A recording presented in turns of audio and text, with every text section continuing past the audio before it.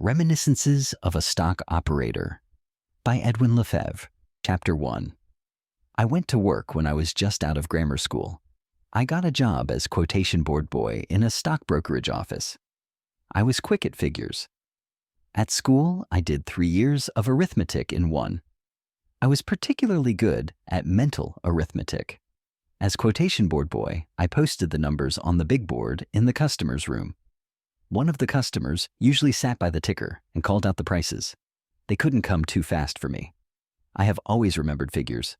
No trouble at all. There were plenty of other employees in that office. Of course, I made friends with the other fellows, but the work I did, if the market was active, kept me too busy from 10 a.m. to 3 p.m. to let me do much talking. I don't care for it anyhow during business hours. But a busy market did not keep me from thinking about the work. Those quotations did not represent prices of stocks to me, so many dollars per share. They were numbers. Of course, they meant something. They were always changing. It was all I had to be interested in the changes. Why did they change? I didn't know. I didn't care. I didn't think about that. I simply saw that they changed. That was all I had to think about 5 hours every day and 2 on Saturdays. That they were always changing. That is how I first came to be interested in the behavior of prices. I had a very good memory for figures. I could remember in detail how the prices had acted on the previous day, just before they went up or down. My fondness for mental arithmetic came in very handy. I noticed that in advances as well as declines, stock prices were apt to show certain habits, so to speak. There was no end of parallel cases, and these made precedents to guide me. I was only 14, but after I had taken hundreds of observations in my mind, I found myself testing their accuracy, comparing the behavior of stocks today with other days. It was not long before I was anticipating movements in prices.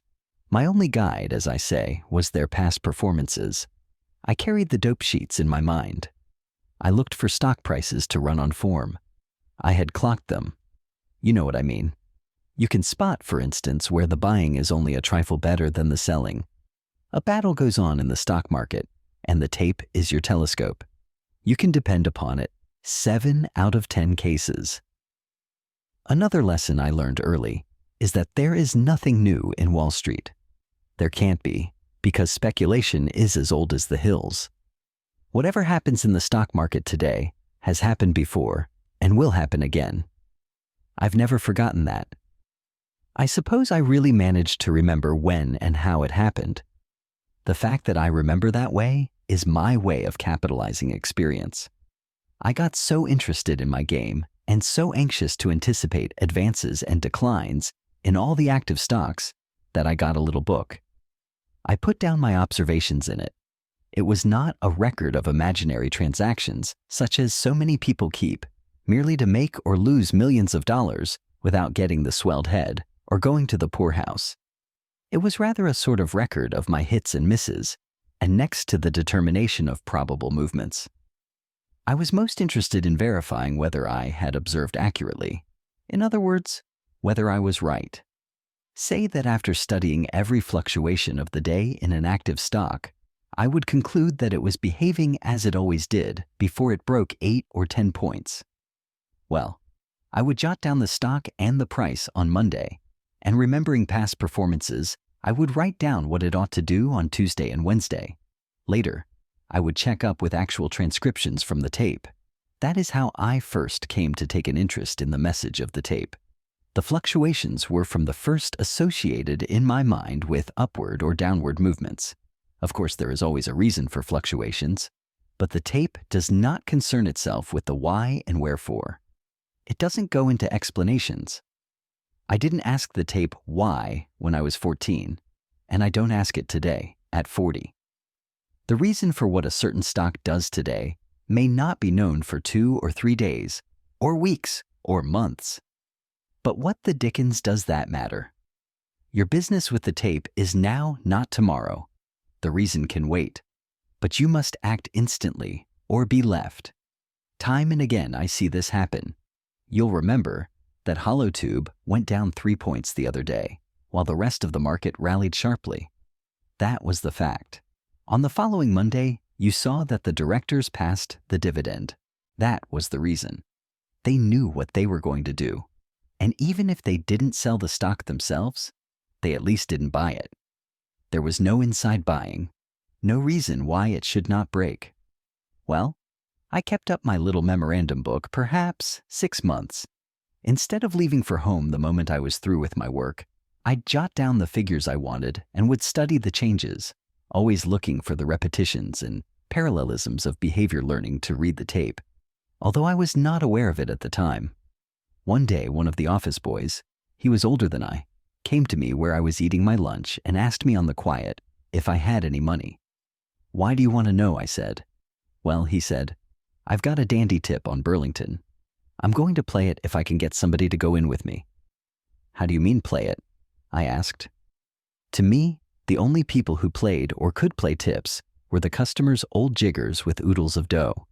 Why, it cost hundreds, even thousands of dollars to get into the game. It was like owning your private carriage and having a coachman who wore a silk hat. "That's what I mean. Play it," he said. "How much you got? How much you need?" "Well, I can trade in 5 shares by putting up $5. How are you going to play it?" "I'm going to buy all the Burlington the bucket shop will let me carry with the money I give him for margin," he said. "It's going up, sure. It's like picking up money. We'll double ours in a jiffy."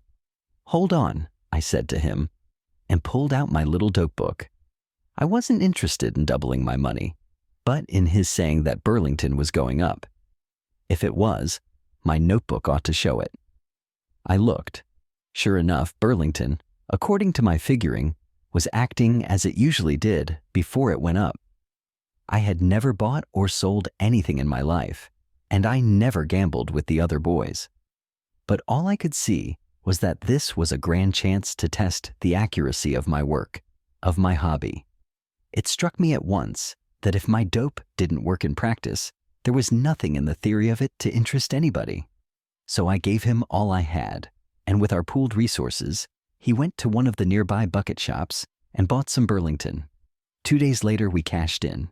I made a profit of $3.12. After that first trade, I got to speculating on my own hook in the bucket shops. I'd go during my lunch hour and buy or sell. It never made any difference to me. I was playing a system and not a favorite stock or backing opinions. All I knew was the arithmetic of it. As a matter of fact, mine was the ideal way to operate in a bucket shop, where all that a trader does is to bet on fluctuations as they are printed by the ticker on the tape. It was not long before I was taking much more money out of the bucket shops than I was pulling down from my job in the brokerage office. So I gave up my position. My folks objected, but they couldn't say much when they saw what I was making. I was only a kid, and office boy wages were not very high. I did mighty well on my own hook. I was 15 when I had my first 1,000 and laid the cash in front of my mother, all made in the bucket shops in a few months, besides what I had taken home. My mother carried on something awful. She wanted me to put it away in the savings bank out of reach of temptation. She said it was more money than she ever heard any boy of 15 had made, starting with nothing. She didn't quite believe it was real money. She used to worry and fret about it. But I didn't think of anything except that I could keep on proving my figuring was right. That's all the fun there is, being right by using your head.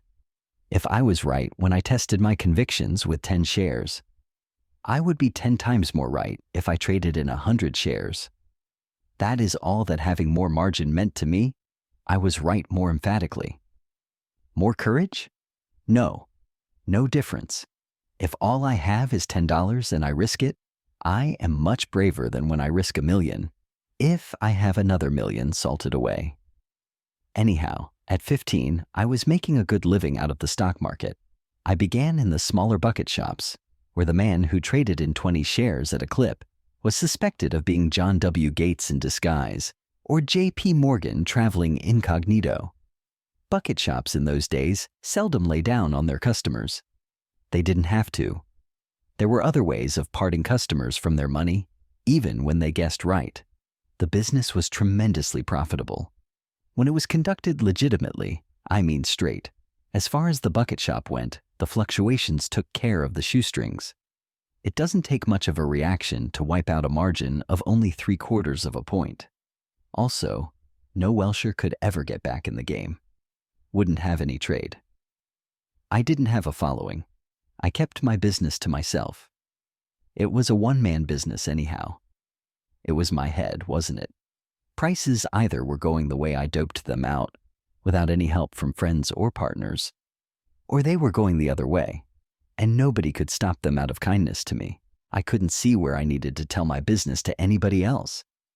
I've got friends, of course, but my business has always been the same, a one-man affair. That is why I have always played a lone hand. As it was, it didn't take long for the bucket shops to get sore on me for beating them. I'd walk in and plank down my margin, but they'd look at it without making a move to grab it. They'd tell me there was nothing doing. That was the time they got to calling me the boy plunger. I had to be changing brokers all the time, going from one bucket shop to another. It got so that I had to give a fictitious name. I'd begin light, only 15 or 20 shares. At times, when they got suspicious, I'd lose on purpose at first and then sting them proper. Of course, after a little while, they'd find me too expensive, and they'd tell me to take myself and my business elsewhere and not interfere with the owner's dividends. Once, when the big concern I'd been trading with for months shut down on me, I made up my mind to take a little more of their money away from them. That bucket shop had branches all over the city, in hotel lobbies and in nearby towns. I went to one of the hotel branches and asked the manager a few questions and finally got to trading. But as soon as I played an active stock, my especial way, he began to get messages from the head office asking who it was that was operating. The manager told me what they asked him, and I told him my name was Edward Robinson of Cambridge. He telephoned the glad news to the big chief. But the other end wanted to know what I looked like. When the manager told me that, I said to him, "Tell him I am a short, fat man with dark hair and a bushy beard." But he described me instead. And then he listened, and his face got red, and he hung up and told me to beat it. "What did they say to you?" I asked him politely. "They said, 'You blankety-blank fool, didn't we tell you to take no business from Larry Livingston? And you deliberately let him trim us out of $700. He didn't say what else they told him. I tried the other branches one after another, but they all got to know me, and my money wasn't any good in any of their offices. I couldn't even go in to look at the quotations without some of the clerks making cracks at me. I tried to get them to let me trade at long intervals by dividing my visits among them all, but that didn't work. Finally, there was only one left to me, and that was the biggest and richest of all the Cosmopolitan Stock Brokerage Company. The Cosmopolitan was rated as A1 and did an enormous business. It had branches in every manufacturing town in New England. They took my trading all right, and I bought and sold stocks and made and lost money for months. But in the end, it happened with them as usual.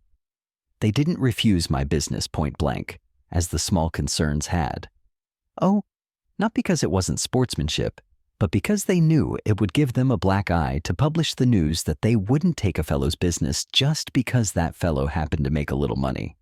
But they did the next worst thing. That is, they made me put up a 3-point margin and compelled me to pay a premium at first of a 0.5 point, then a point, and finally 1.5 points. Some handicap that? How? Easy. Suppose steel was selling at 90 and you bought it. Your ticket read, normally, bought 10 steel at 90 and 1/8. If you put up a point margin, it meant that if it broke 89 1/4, you were wiped out automatically. In a bucket shop, the customer is not importuned for more margin or put to the painful necessity of telling his broker to sell for anything he can get. But when the Cosmopolitan tacked on that premium they were hitting below the belt, it meant that if the price was 90 when I bought, instead of making my ticket, bought steel at 90 and 1/8, it read, bought steel at 91 and 1/8. Why, that stock could advance a point, and a quarter after I bought it, and I'd still be losing money if I closed the trade. And by also insisting that I put up a 3-point margin at the very start, they reduced my trading capacity by 2/3. Still, that was the only bucket shop that would take my business at all, and I had to accept their terms or quit trading. Of course, I had my ups and downs, but was a winner on balance. However, the cosmopolitan people were not satisfied with the awful handicap they had tacked on me, which should have been enough to beat anybody. They tried to double-cross me. They didn't get me. I escaped because of one of my hunches. The Cosmopolitan, as I said, was my last resort. It was the richest bucket shop in New England, and as a rule, they put no limit on a trade. I think I was the heaviest individual trader they had, that is, of the steady, everyday customers. They had a fine office and the largest and completest quotation board I have ever seen anywhere. It ran along the whole length of the big room, and every imaginable thing was quoted. I mean, stocks dealt in on the New York and Boston stock exchanges, cotton, wheat, provisions, metals, everything that was bought and sold in New York, Chicago, Boston, and Liverpool. You know how they traded in bucket shops. You gave your money to a clerk and told him what you wished to buy or sell. He looked at the tape or the quotation board and took the price from there, the last one, of course. He also put down the time on the ticket so that it almost read like a regular broker's report, that is, that they had bought or sold for you so many shares of such a stock at such a price at such a time on such a day, and how much money they received from you. When you wished to close your trade, you went to the clerk, the same or another. It depended on the shop, and you told him. He took the last price, or if the stock had not been active, he waited for the next quotation that came out on the tape. He wrote that price and the time on your ticket, okayed it, gave it back to you, and then you went to the cashier and got whatever cash it called for. Of course, when the market went against you and the price went beyond the limit set by your margin, your trade automatically closed itself, and your ticket became one more scrap of paper. In the humbler bucket shops, where people were allowed to trade in as little as 5 shares, the tickets were little slips, different colors for buying and selling, and at times, as for instance in boiling bull markets, the shops would be hard hit because all the customers were bulls and happened to be right. Then the bucket shop would deduct both buying and selling commissions, and if you bought a stock at 20, the ticket would read 20 1/4. You thus had only 3/4 of a point's run for your money. But the Cosmopolitan was the finest in New England. It had thousands of patrons, and I really think I was the only man they were afraid of. Neither the killing premium nor the 3-point margin they made me put up reduced my trading much. I kept on buying and selling as much as they'd let me. I sometimes had a line of 5,000 shares. Well, on the day the thing happened that I am going to tell you, I was short 3,500 shares of sugar. I had 7 big pink tickets for 500 shares each. The Cosmopolitan used big slips with a blank space on them where they could write down additional margin. Of course, the bucket shops never ask for more margin. The thinner the shoestring, the better for them, for their profit lies in your being wiped. In the smaller shops, if you wanted to margin your trade still further, they'd make out a new ticket, so they could charge you the buying commission and only give you a run of 3/4 of a point on each point's decline, for they figured the selling commission also exactly as if it were a new trade. Well, this day I remember I had up over $10,000 in margins. I was only 20 when I first accumulated $10,000 in cash. And you ought to have heard my mother. You'd have thought that $10,000 in cash was more than anybody carried around except old John D., and she used to tell me to be satisfied and go into some regular business. I had a hard time convincing her that I was not gambling, but making money by figuring. But all she could see was that $10,000 was a lot of money, and all I could see was more margin. I had put out my 3,500 shares of sugar at 105 1/4. There was another fellow in the room, Henry Williams, who was short 2,500 shares. I used to sit by the ticker and call out the quotations for the board boy. The price behaved as I thought it would. It promptly went down a couple of points and paused a little to get its breath before taking another dip. The general market was pretty soft and everything looked promising. Then, all of a sudden, I didn't like the way sugar was doing its hesitating. I began to feel uncomfortable. I thought I ought to get out of the market. Then it sold at 103, that was low for the day, but instead of feeling more confident, I felt more uncertain. I knew something was wrong somewhere, but I couldn't spot it exactly. But if something was coming and I didn't know where from, I couldn't be on my guard against it. That being the case, I'd better be out of the market. You know, I don't do things blindly. I don't like to. I never did. Even as a kid, I had to know why I should do certain things. But this time, I had no definite reason to give to myself. And yet, I was so uncomfortable that I couldn't stand it. I called to a fellow I knew, Dave Wyman, and said to him, "Dave, you take my place here. I want you to do something for me. Wait a little before you call out the next price of sugar, will you?" He said he would, and I got up and gave him my place by the ticker, so he could call out the prices for the boy. I took my 7 sugar tickets out of my pocket and walked over to the counter, to where the clerk was who marked the tickets when you closed your trades.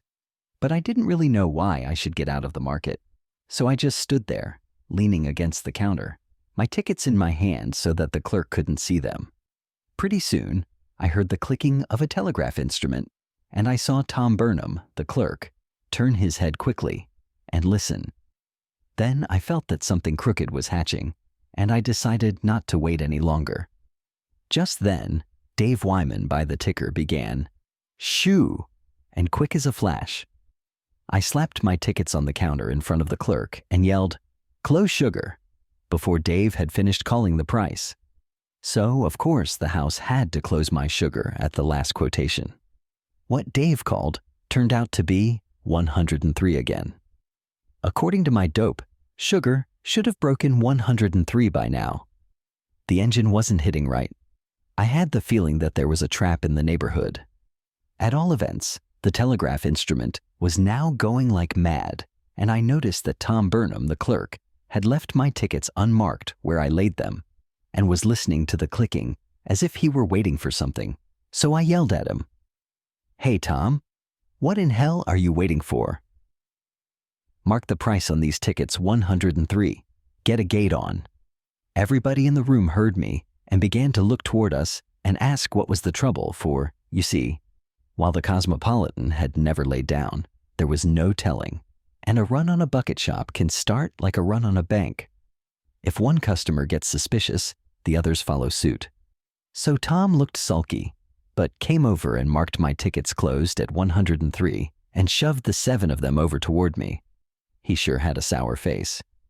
Say, the distance from Tom's place to the cashier's cage wasn't over 8 feet.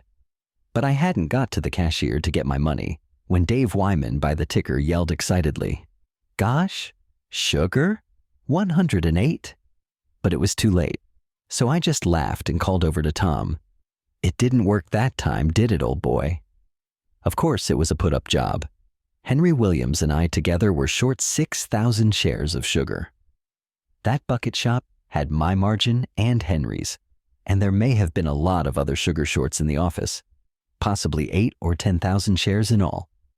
Suppose they had $20,000 in sugar margins. That was enough to pay the shop to thimble-rig the market on the New York Stock Exchange and wipe us out. In the old days, whenever a bucket shop found itself loaded with too many bulls on a certain stock, it was a common practice to get some broker to wash down the price of that particular stock far enough to wipe out all the customers that were long of it. This seldom cost the bucket shop more than a couple of points on a few hundred shares, and they made thousands of dollars. That was what the Cosmopolitan did to get me and Henry Williams and the other sugar shorts. Their brokers in New York ran up the price to 108. Of course it fell right back, but Henry and a lot of others were wiped out. Whenever there was an unexplained sharp drop, which was followed by instant recovery, the newspapers in those days used to call it a bucket shop drive. And the funniest thing was that not later than 10 days after the Cosmopolitan people tried to double-cross me, a New York operator did them out of over $70,000. This man, who was quite a market factor in his day and a member of the New York Stock Exchange, made a great name for himself as a bear during the Bryan Panic of '96. He was forever running up against stock exchange rules that kept him from carrying out some of his plans at the expense of his fellow members. One day, he figured that there would be no complaints from either the exchange or the police authorities if he took from the bucket shops of the land some of their ill-gotten gains. In the instance I speak of, he sent 35 men to act as customers. They went to the main office and to the bigger branches. On a certain day at a fixed hour, the agents all bought as much of a certain stock as the managers would let them. They had instructions to sneak out at a certain profit. Of course, what he did was to distribute bull tips on that stock among his cronies. And then he went into the floor of the stock exchange and bid up the price, helped by the room traders who thought he was a good sport. Being careful to pick out the right stock for that work, there was no trouble in putting up the price 3 or 4 points.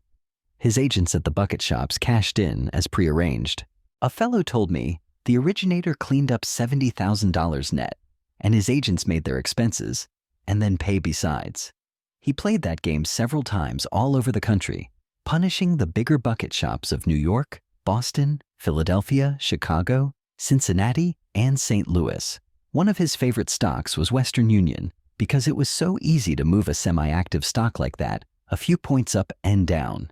His agents bought it at a certain figure, sold at 2 points profit, went short, and took 3 points more.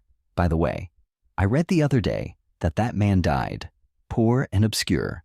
If he had died in 1896, he would have got at least a column on the first page of every New York paper. As it was, he got 2 lines on the 5th. Chapter 2. Between the discovery that the Cosmopolitan Stock Brokerage Company was ready to beat me by foul means if the killing handicap of a 3-point margin and a 1.5 premium didn't do it, and hints that they didn't want my business anyhow, I soon made up my mind to go to New York, where I could trade in the office of some member of the New York Stock Exchange. I didn't want any Boston branch, where the quotations had to be telegraphed. I wanted to be close to the original source. I came to New York at the age of 21, bringing with me all I had, $2,500. I told you I had $10,000 when I was 20, and my margin on that sugar deal was over $10,000. But I didn't always win. My plan of trading was sound enough and won oftener than it lost. If I had stuck to it, I'd have been right, perhaps as often as 7 out of 10 times. In fact, I always made money when I was sure I was right before I began. What beat me was not having brains enough to stick to my own game, that is, to play the market. Only when I was satisfied that precedents favored my play. There is a time for all things, but I didn't know it. And that is precisely what beats so many men in Wall Street who are very far from being in the main sucker class. There is the plain fool who does the wrong thing at all times everywhere. But there is the Wall Street fool who thinks he must trade all the time. No man can always have adequate reasons for buying or selling stocks daily, or sufficient knowledge to make his play an intelligent play. I proved it. Whenever I read the tape by the light of experience, I made money. But when I made a plain fool play, I had to lose. I was no exception, was I? There was the huge quotation board staring me in the face, and the ticker going on, and people trading and watching their tickets turn into cash or into waste paper. Of course, I let the craving for excitement get the better of my judgment. In a bucket shop where your margin is a shoestring, you don't play for long pulls. You are wiped too easily and quickly. The desire for constant action, irrespective of underlying conditions, is responsible for many losses in Wall Street, even among the professionals, who feel that they must take home some money every day, as though they were working for regular wages. I was only a kid, remember? I did not know then what I learned later. What made me 15 years later wait 2 long weeks and see a stock on which I was very bullish go up 30 points before I felt that it was safe to buy it. I was broke and was trying to get back, and I couldn't afford to play recklessly. I had to be right, and so I waited. That was in 1915. It's a long story. I'll tell it later in its proper place. Now, Let's go on from where, after years of practice at beating them, I let the bucket shops take away most of my winnings. And with my eyes wide open, to boot. And it wasn't the only period of my life when I did it either. A stock operator has to fight a lot of expensive enemies within himself. Anyhow, I came to New York with $2,500. There were no bucket shops here that a fellow could trust. The stock exchange and the police between them had succeeded in closing them up pretty tight. Besides, I wanted to find a place where the only limit to my trading would be the size of my stake. I didn't have much of one, but I didn't expect it to stay little forever. The main thing at the start was to find a place where I wouldn't have to worry about getting a square deal. So I went to a New York Stock Exchange house that had a branch at home where I knew some of the clerks. They have long since gone out of business. I wasn't there long, didn't like one of the partners, and then I went to A.R. Fullerton and Company. Somebody must have told them about my early experiences, because it was not long before they all got to calling me the boy trader. I've always looked young. It was a handicap in some ways, but it compelled me to fight for my own because so many tried to take advantage of my youth. The chaps at the bucket shops, seeing what a kid I was, always thought I was a fool for luck, and that was the only reason why I beat them so often. Well, it wasn't 6 months before I was broke. I was a pretty active trader and had a sort of reputation as a winner. I guess my commissions amounted to something. I ran up my account quite a little, but of course, in the end I lost. I played carefully, but I had to lose. I'll tell you the reason. It was my remarkable success in the bucket shops. I could beat the game my way only in a bucket shop, where I was betting on fluctuations. My tape reading had to do with that exclusively. When I bought, the price was there on the quotation board, right in front of me. Even before I bought, I knew exactly the price I'd have to pay for my stock, and I always could sell on the instant. I could scalp successfully because I could move like lightning. I could follow up my luck or cut my loss in a second. Sometimes, for instance, I was certain a stock would move at least a point. Well, I didn't have to hog it. I could put up a point margin and double my money in a jiffy, or I'd take half a point. On 100 or 200 shares a day, that wouldn't be bad at the end of the month. What? The practical trouble with that arrangement, of course, was that even if the bucket shop had the resources to stand a big steady loss, they wouldn't do it. They wouldn't have a customer around the place who had the bad taste to win all the time. At all events, what was a perfect system for trading in bucket shops didn't work in Fullerton's office. There I was actually buying and selling stocks. The price of sugar on the tape might be 105, and I could see a 3-point drop coming. As a matter of fact, at the very moment the ticker was printing 105 on the tape, the real price on the floor of the exchange might be 104 or 103 by the time my order to sell 1,000 shares got to Fullerton's floorman to execute. The price might be still lower. I couldn't tell at what price I had put out my 1,000 shares until I got a report from the clerk, when I surely would have made 3,000 on the same transaction in a bucket shop. I might not make a cent in a stock exchange house. Of course, I have taken an extreme case, but the fact remains that in A.R. Fullerton's office, the tape always talked ancient history to me as far as my system of trading went, and I didn't realize it. And then, too, if my order was fairly big, my own sale would tend further to depress the price. In the bucket shop, I didn't have to figure on the effect of my own trading. I lost in New York because the game was altogether different. It was not that I now was playing it legitimately that made me lose, but that I was playing it ignorantly. I have been told that I am a good reader of the tape, but reading the tape like an expert did not save me. I might have made out a great deal better if I had been on the floor myself, a room trader. In a particular crowd, perhaps I might have adapted my system to the conditions immediately before me. But, of course, if I had got to operating on such a scale as I do now, for instance, the system would have equally failed me on account of the effect of my own trading on prices. In short, I did not know the game of stock speculation. I knew a part of it, a rather important part, which has been very valuable to me at all times. But if with all I had, I still lost, what chance does the green outsider have of winning? Or, rather, of cashing in? It didn't take me long to realize that there was something wrong with my play, but I couldn't spot the exact trouble. There were times when my system worked beautifully, and then, all of a sudden, nothing but one swat after another. I was only 22, remember? Not that I was so stuck on myself that I didn't want to know just where I was at fault, but that at that age, nobody knows much of anything. The people in the office were very nice to me. I couldn't plunge as I wanted to because of their margin requirements, but old A.R. Fullerton and the rest of the firm were so kind to me that after 6 months of active trading, I not only lost all I had brought and all that I had made there, but I even owed the firm a few hundred. There I was, a mere kid who had never before been away from home, flat broke, but I knew there wasn't anything wrong with me, only with my play. I don't know whether I make myself plain, but I never lose my temper over the stock market. I never argue with the tape. Getting sore at the market doesn't get you anywhere. I was so anxious to resume trading that I didn't lose a minute, but went to old man Fullerton and said to him, "Say, A.R., lend me $500.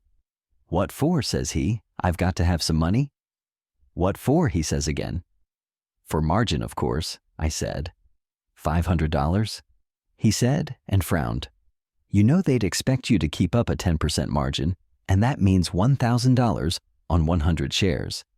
Much better to give you a credit." "No," I said. "I don't want a credit here. I already owe the firm something. What I want is for you to lend me $500 so I can go out and get a roll and come back." "How are you going to do it?" asked old A.R. "I'll go and trade in a bucket shop," I told him. "Trade here," he said. "No," I said.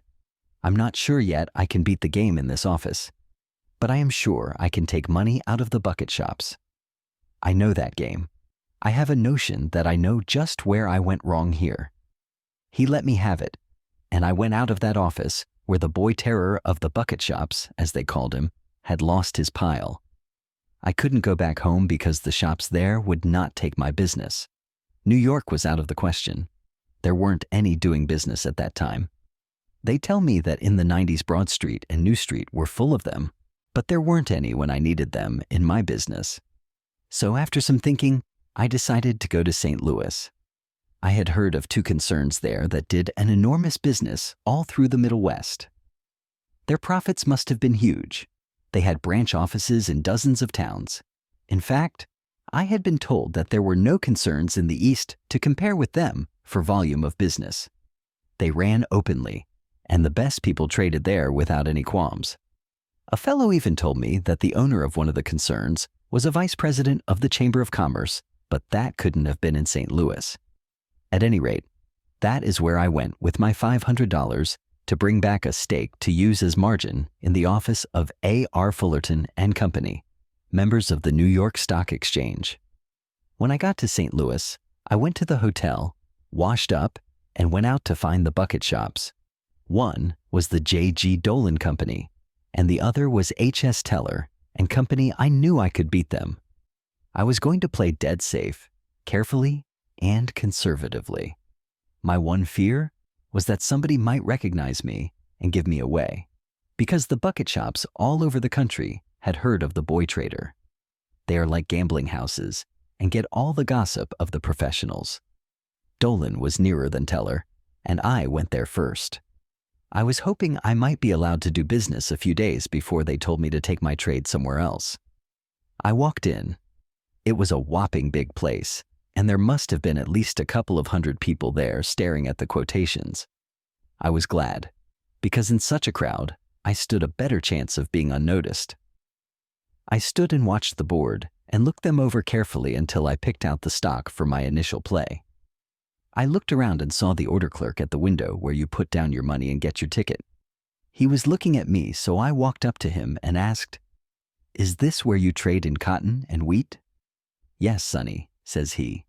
"Can I buy stocks too?" "You can if you have the cash," he said. "Oh, I got that all right." "All right, I said like a boasting boy. You have you? He says with a smile. How much stock can I buy for $100? I asked, peeved like. 100 if you got the 100. I got the 100. Yes, and $200 too. I told him. Oh my, he said. Just you buy me 200 shares, I said sharply. 200 what? He asked, serious now. It was business. I looked at the board again as if to guess wisely and told him 200 Omaha. All right, he said. He took my money, counted it, and wrote out the ticket. What's your name? He asked me, and I answered, Horace Kent. He gave me the ticket, and I went away and sat down among the customers to wait for the roll to grow. I got quick action, and I traded several times that day. On the next day, too. In 2 days, I made $2,800, and I was hoping they'd let me finish the week out. At the rate I was going, that wouldn't be so bad. Then I'd tackle the other shop, and if I had similar luck there, I'd go back to New York with a wad I could do something with. On the morning of the third day, when I went to the window, bashful-like, to buy 500 BRT, the clerk said to me, Say, Mr. Kent, the boss wants to see you. I knew the game was up, but I asked him, what does he want to see me about? I don't know. Where is he? In his private office. Go in that way. And he pointed to a door. I went in. Dolan was sitting at his desk. He swung around and said, Sit down, Livingston. He pointed to a chair. My last hope vanished. I don't know how he discovered who I was, perhaps from the hotel register. What do you want to see me about? I asked him. Listen, kid, I ain't got nothing agin ya, see? Nothing at all, see? No, I don't see, I said. He got up from his swivel chair. He was a whopping big guy. He said to me, Just come over here, Livingston, will ya? And he walked to the door. He opened it, and then he pointed to the customers in the big room. Do you see them? He asked. See what? Them guys. Take a look at 'em, kid. There's 300 of 'em. 300 suckers. They feed me and my family. See? 300 suckers. Then you come in, and in 2 days, you caught more than I get out of the 300 in 2 weeks. That ain't business, kid. Not for me. I ain't got nothing agin ya. You're welcome to what you've got, but you don't get any more. There ain't any here for ya. Why, that's all. I seen you come in day before yesterday, and I didn't like your looks. On the level, I didn't. I spotted you for a ringer. I called in that jackass there. He pointed to the guilty clerk and asked what you'd done. And when he told me, I said to him, I don't like that guy's looks. He's a ringer. And that piece of cheese says, Ringer my eye, boss. His name is Horace Kent, and he's a rah-rah boy playing at being used to long pants. He's all right. Well, I let him have his way. That blankety-blank cost me $2,800. I don't grudge it, my boy, but the safe is locked for ya. Look here, I began. You look here, Livingston, he said. I've heard all about ya. I make my money coppering suckers' bets, and you don't belong here. I aim to be a sport, and you're welcome to what you pride off in us.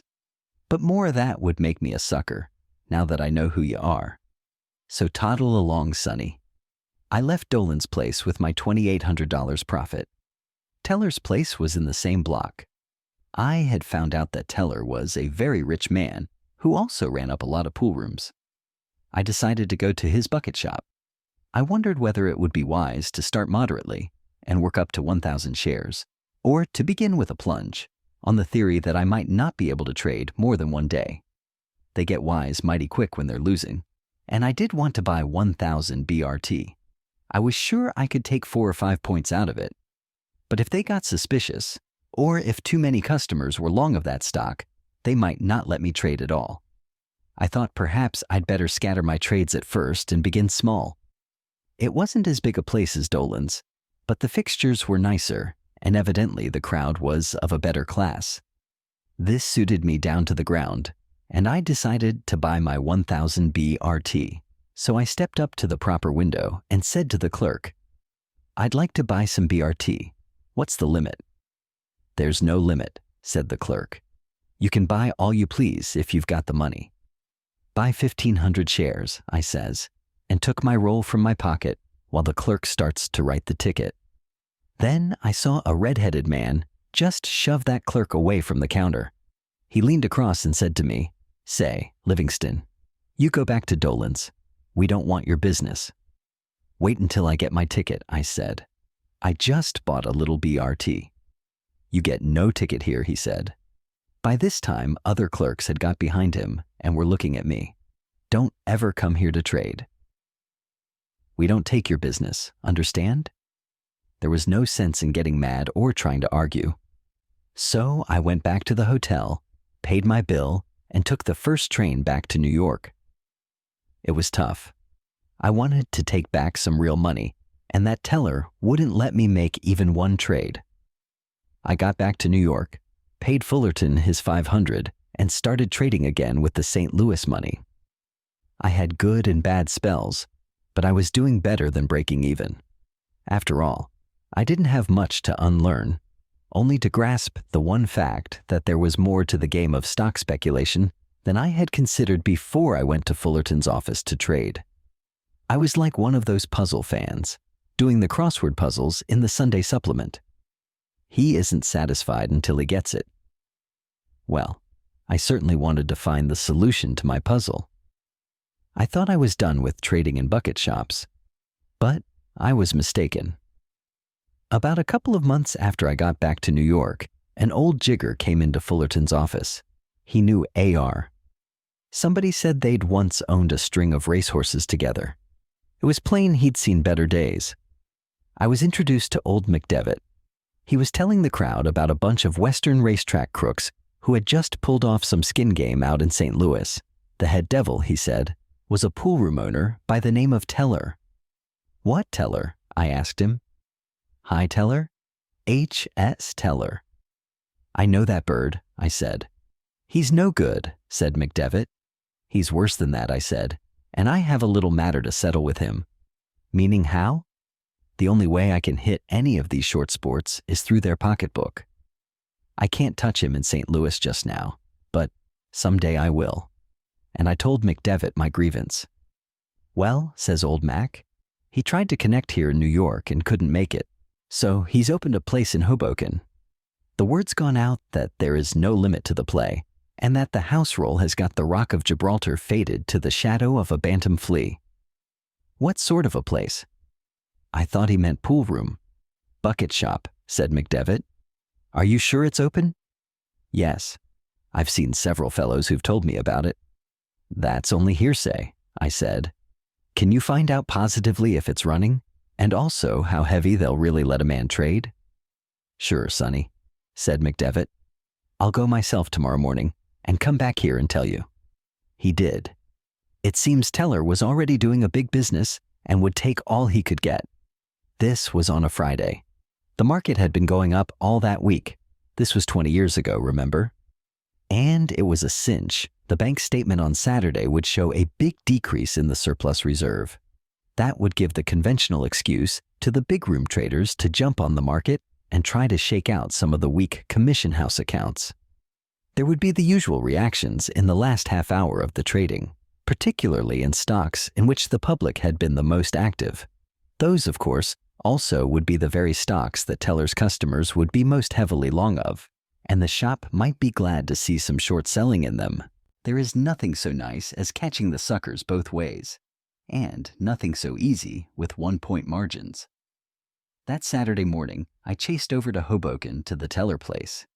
They had fitted up a big customer's room with a dandy quotation board and a full force of clerks and a special policeman in gray. There were about 25 customers.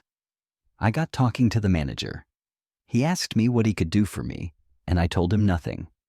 That a fellow could make much more money at the track on account of the odds and the freedom to bet your whole roll and stand to win thousands in minutes instead of piking for chicken feed in stocks and having to wait days perhaps.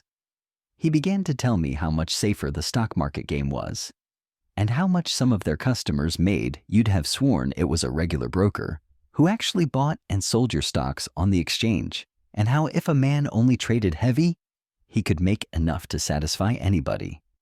He must have thought I was headed for some pool room, and he wanted a whack at my roll before the ponies nibbled it away, for he said I ought to hurry up as the market closed at 12 o'clock on Saturdays. That would leave me free to devote the entire afternoon to other pursuits. I might have a bigger roll to carry to the track with tow if I picked the right stocks. I looked as if I didn't believe him, and he kept on buzzing me. I was watching the clock. At 11:15, I said, "All right," and I began to give him selling orders in various stocks. I put up $2,000 in cash, and he was very glad to get it. He told me he thought I'd make a lot of money and hoped I'd come in often. It happened just as I figured. The traders hammered the stocks in which they figured they would uncover the most stops, and, sure enough, prices slid off. I closed out my trades just before the rally of the last 5 minutes on the usual traders covering. There was $5,100 coming to me. I went to cash in. "I am glad I dropped in," I said to the manager, and gave him my tickets. "Say," he says to me, "I can't give you all of it. I wasn't looking for such a run. I'll have it here for you Monday morning, sure as blazes." "All right, but first I'll take all you have in the house," I said. "You've got to let me pay off the little fellows," he said.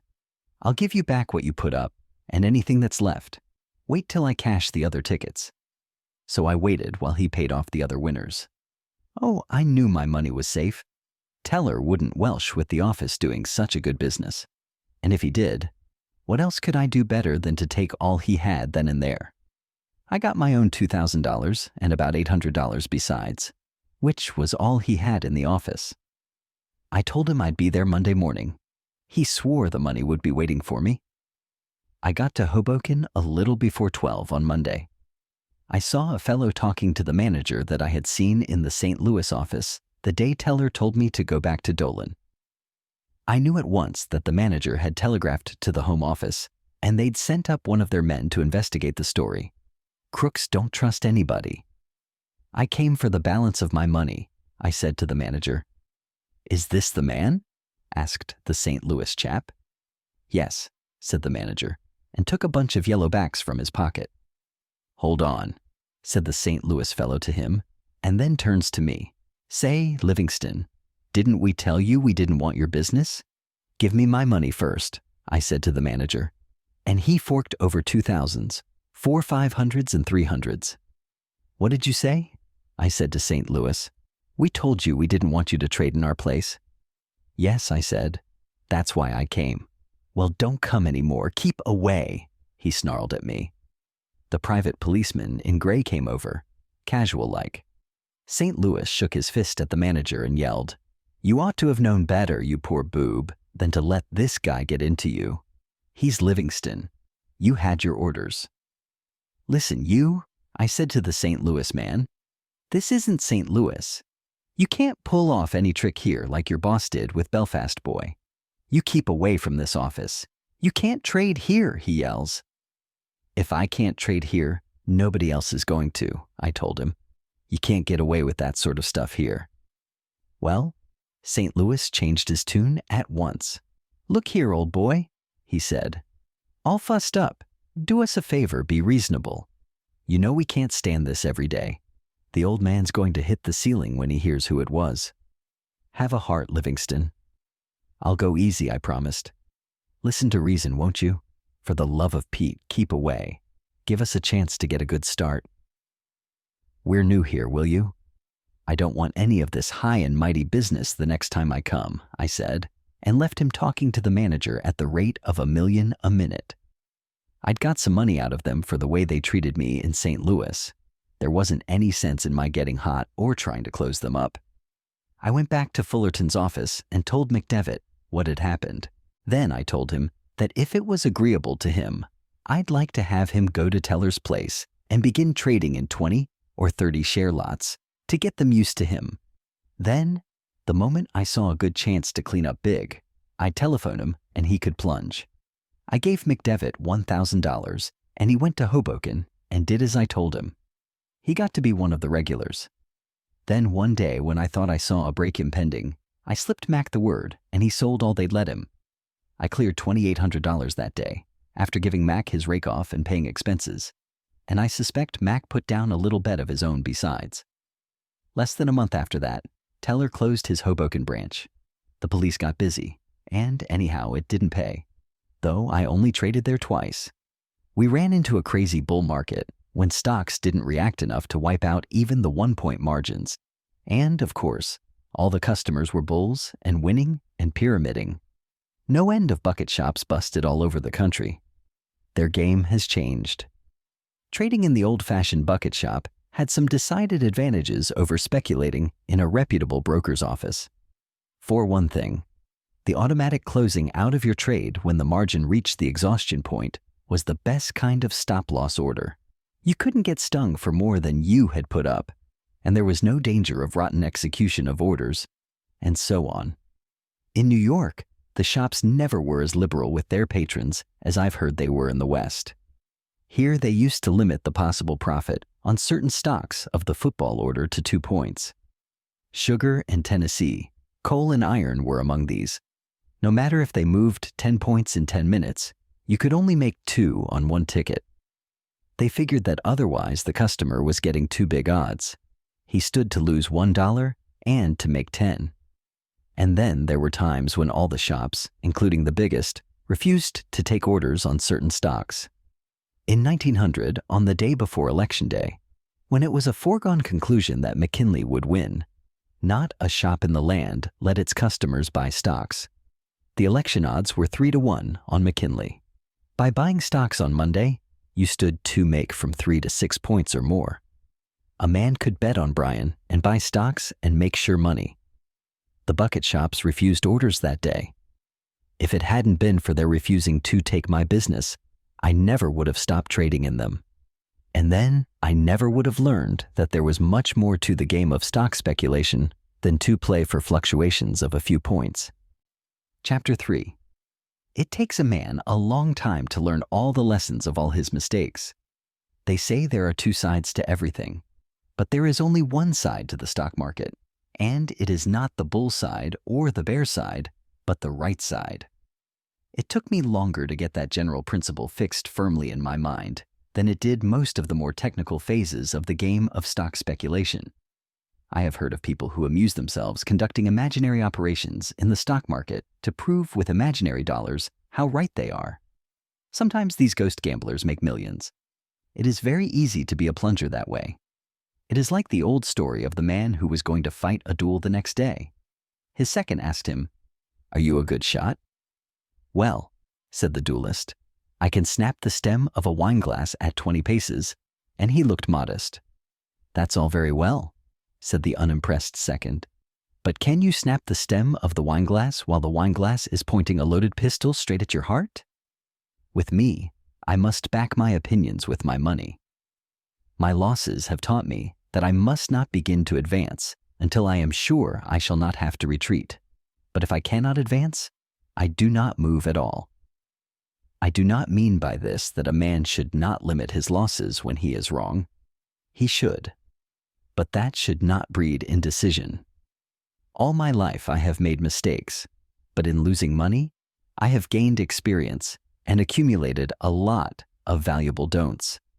I have been flat broke several times, but my loss has never been a total loss.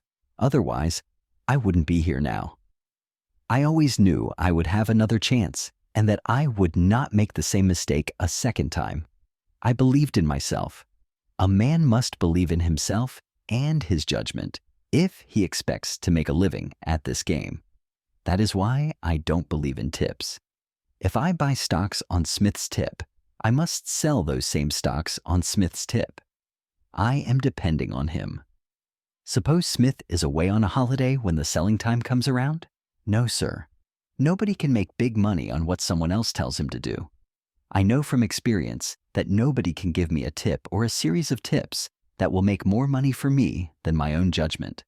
It took me 5 years to learn to play the game intelligently enough to make big money when I was right. I didn't have as many interesting experiences as you might imagine. I mean, The process of learning how to speculate does not seem very dramatic at this distance. I went broke several times, and that is never pleasant. But the way I lost money is the way everybody loses money who loses money in Wall Street.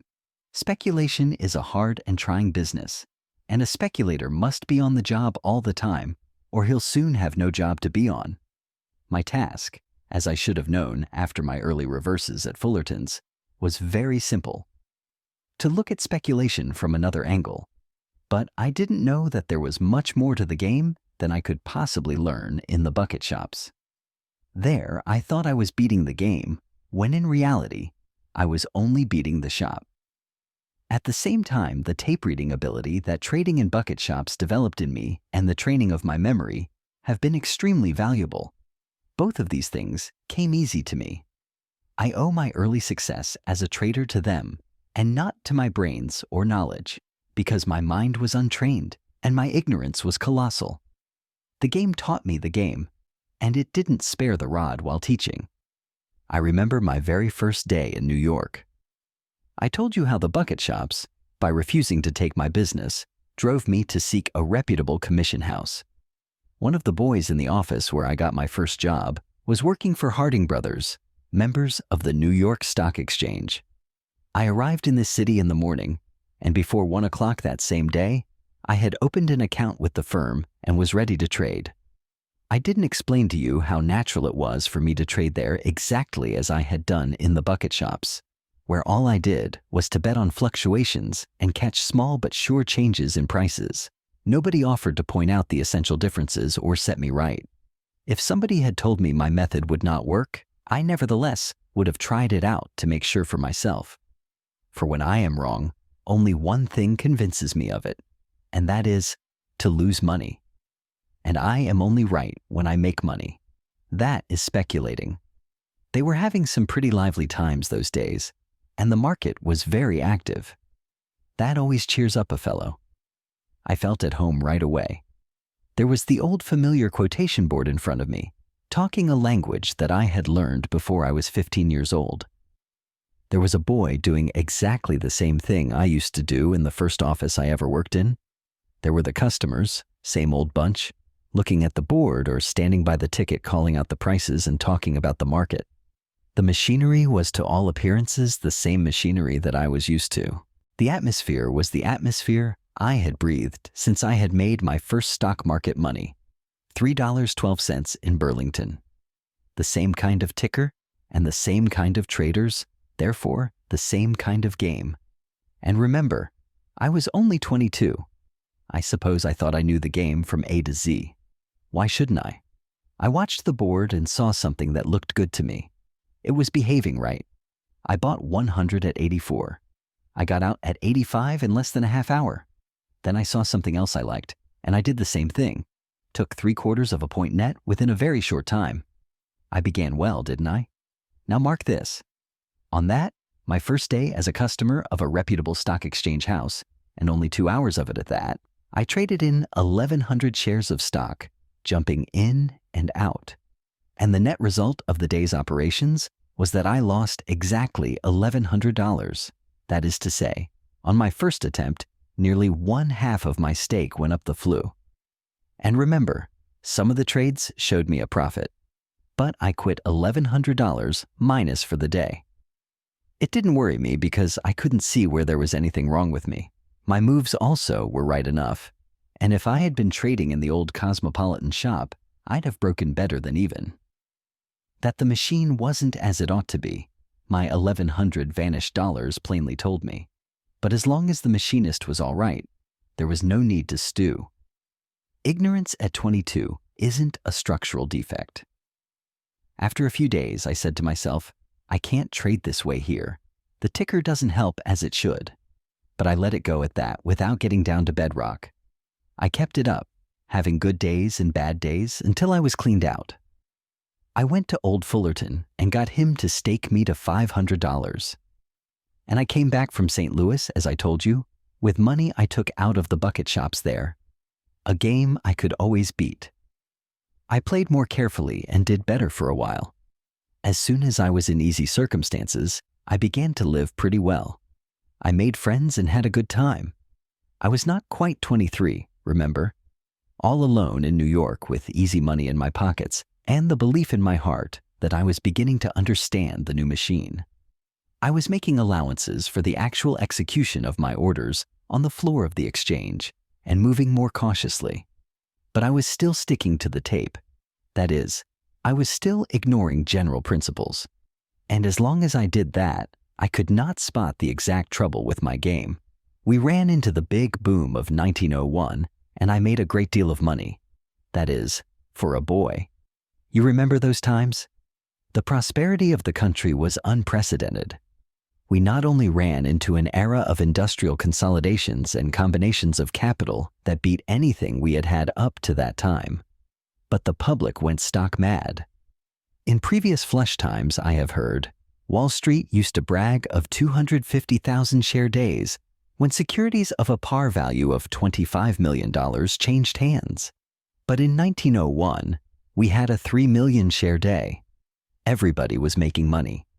The steel crowd came to town, a horde of millionaires with no more regard for money than drunken sailors. The only game that satisfied them was the stock market. We had some of the biggest high rollers the street ever saw. John W. Gates, of Bet You a Million fame, and his friends, like John A. Drake, Loyal Smith, and the rest. The Reed Leeds Moore crowd, who sold part of their steel holdings and with the proceeds bought in the open market the actual majority of the stack of the Great Rock Island system, and Schwab and Frick and Phipps and the Pittsburgh Coterie, to say nothing of scores of men who were lost in the shuffle but would have been called great plungers at any other time. A fellow could buy and sell all the stock there was. Keene made a market for the U.S. Steel shares. A broker sold 100,000 shares in a few minutes. A wonderful time. And there were some wonderful winnings. And no taxes to pay on stock sales. And no day of reckoning in sight. Of course, after a while, I heard a lot of calamity howling, and the old stagers said everybody, except themselves, had gone crazy. But everybody except themselves was making money. I knew, of course, there must be a limit to the advances and an end to the crazy buying of AOT, any old thing, and I got bearish. But every time I sold, I lost money. And if it hadn't been that I ran darn quick, I'd have lost a heap more. I looked for a break, but I was playing safe, making money when I bought and chipping it out when I sold short, so that I wasn't profiting by the boom as much as you'd think when you consider how heavily I used to trade, even as a boy. There was one stock that I wasn't short of, and that was Northern Pacific. My tape reading came in handy. I thought most stocks had been bought to a standstill, but Little Nipper behaved as if it were going still higher. We know now that both the common and the preferred were being steadily absorbed by the Kuhn-Loeb-Harriman combination. Well, I was long 1,000 shares of Northern Pacific Common and held it against the advice of everybody in the office. When it got to about 110, I had 30 points profit, and I grabbed it. It made my balance at my broker's nearly $50,000, the greatest amount of money I had been able to accumulate up to that time. It wasn't so bad for a chap who had lost every cent trading in that selfsame office a few months before. If you remember, the Harriman crowd notified Morgan and Hill of their intention to be represented in the Burlington Great Northern Pacific combination. And then, the Morgan people at first instructed Keene to buy 50,000 shares of NP to keep the control in their possession. I have heard that Keene told Robert Bacon to make the order 150,000 shares, and the bankers did. At all events, Keene sent one of his brokers, Eddie Norton, into the NP crowd, and he bought 100,000 shares of the stock. This was followed by another order, I think, of 50,000 shares additional, and the famous corner followed. After the market closed on May 8, 1901, the whole world knew that a battle of financial giants was on. No two such combinations of capital had ever opposed each other in this country. Harriman against Morgan, an irresistible force meeting an immovable object. There I was on the morning of May 9th with nearly $50,000 in cash and no stocks. As I told you, I had been very bearish for some days, and here was my chance at last. I knew what would happen: an awful break, and then some wonderful bargains. There would be a quick recovery and big profits for those who had picked up the bargains. It didn't take Sherlock Holmes to figure this out. We were going to have an opportunity to catch them coming and going, not only for big money, but for sure money. Everything happened as I had foreseen. I was dead right, and I lost every cent I had. I was wiped out by something that was unusual. If the unusual never happened, there would be no difference in people, and then there wouldn't be any fun in life. The game would become merely a matter of addition and subtraction. It would make of us a race of bookkeepers with plodding minds. It's the guessing that develops a man's brain power. Just consider what you have to do to guess right. The market fairly boiled, as I had expected. The transactions were enormous, and the fluctuations unprecedented in extent. I put in a lot of selling orders at the market. When I saw the opening prices, I had a fit. The breaks were so awful. My brokers were on the job. They were as competent and conscientious as any, but by the time they executed my orders, the stocks had broken 20 points more.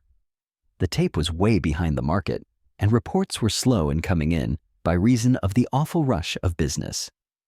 When I found out that the stocks I had ordered sold when the tape said the price was, say, 100, and they got mine off at 80, making a total decline of 30 or 40 points from the previous night's close, it seemed to me that I was putting out shorts at a level that made the stocks I sold the very bargains I had planned to buy. The market was not going to drop right through to China, so I decided instantly to cover my shorts and go long. My brokers bought, not at the level that had made me turn, but at the prices prevailing in the stock exchange when their floor man got my orders. They paid an average of 15 points more than I had figured on. A loss of 35 points in one day was more than anybody could stand. The ticker beat me by lagging so far behind the market. I was accustomed to regarding the tape as the best little friend I had, because I bet according to what it told me, but this time the tape double-crossed me. The divergence between the printed and the actual prices undid me. It was the sublimation of my previous unsuccess, the self-same thing that had beaten me before. It seems so obvious now that tape reading is not enough, irrespective of the broker's execution, that I wonder why I didn't then see both my trouble and the remedy for it. I did worse than not see it. I kept on trading, in and out, regardless of the execution. You see, I never could trade with a limit. I must take my chances with the market. That is what I am trying to beat. The market, not the particular price. When I think I should sell, I sell. When I think stocks will go up, I buy. My adherence to that general principle of speculation saved me. To have traded at limited prices simply would have been my old bucket shop method, inefficiently adapted for use in a reputable commission broker's office. I would never have learned to know what stock speculation is, but would have kept on betting on what a limited experience told me was a sure thing. Whenever I did try to limit the prices in order to minimize the disadvantages of trading at the market when the ticker lagged, I simply found that the market got away from me. This happened so often that I stopped trying. I can't tell you how it came to take me so many years to learn that instead of placing piking bets on what the next few quotations were going to be, my game was to anticipate what was going to happen in a big way. After my May 9th mishap, I plugged along, using a modified but still defective method. If I hadn't made money some of the time, I might have acquired market wisdom quicker, but I was making enough to enable me to live well. I liked friends and a good time. I was living down the Jersey coast that summer, like hundreds of prosperous Wall Street men. My winnings were not quite enough to offset both my losses and my living expenses. I didn't keep on trading the way I did through stubbornness. I simply wasn't able to state my own problem to myself, and, of course, it was utterly hopeless to try to solve it. I harp on this topic so much to show what I had to go through before I got to where I could really make money. My old shotgun and BB shot could not do the work of a high-power repeating rifle against big game. Early that fall, I not only was cleaned out again, But I was so sick of the game I could no longer beat that I decided to leave New York and try something else, some other place. I had been trading since my 14th year. I had made my first $1,000 when I was a kid of 15, and my first $10,000 before I was 21. I had made and lost a $10,000 stake more than once. In New York, I had made thousands and lost them. I got up to $50,000, and 2 days later that went. I had no other business and knew no other game. After several years, I was back where I began. No, worse, for I had acquired habits and a style of living that required money, though that part didn't bother me as much as being wrong so consistently. Chapter 4. Well, I went home. But the moment I was back, I knew that I had but one mission in life, and that was to get a stake and go back to Wall Street. That was the only place in the country where I could trade heavily. Someday, when my game was all right, I'd need such a place. When a man is right, he wants to get all that is coming to him for being right. I didn't have much hope, but, of course, I tried to get into the bucket shops again. There were fewer of them, and some of them were run by strangers. Those who remembered me wouldn't give me a chance to show them whether I had gone back as a trader or not. I told them the truth, that I had lost in New York whatever I had made at home, that I didn't know as much as I used to think I did, and that there was no reason why it should not now be good business for them to let me trade with them. But they wouldn't, and the new places were unreliable. Their owners thought 20 shares was as much as a gentleman ought to buy if he had any reason to suspect he was going to guess right. I needed the money, and the bigger shops were taking in plenty of it from their regular customers. I got a friend of mine to go into a certain office and trade. I just sauntered in to look them over.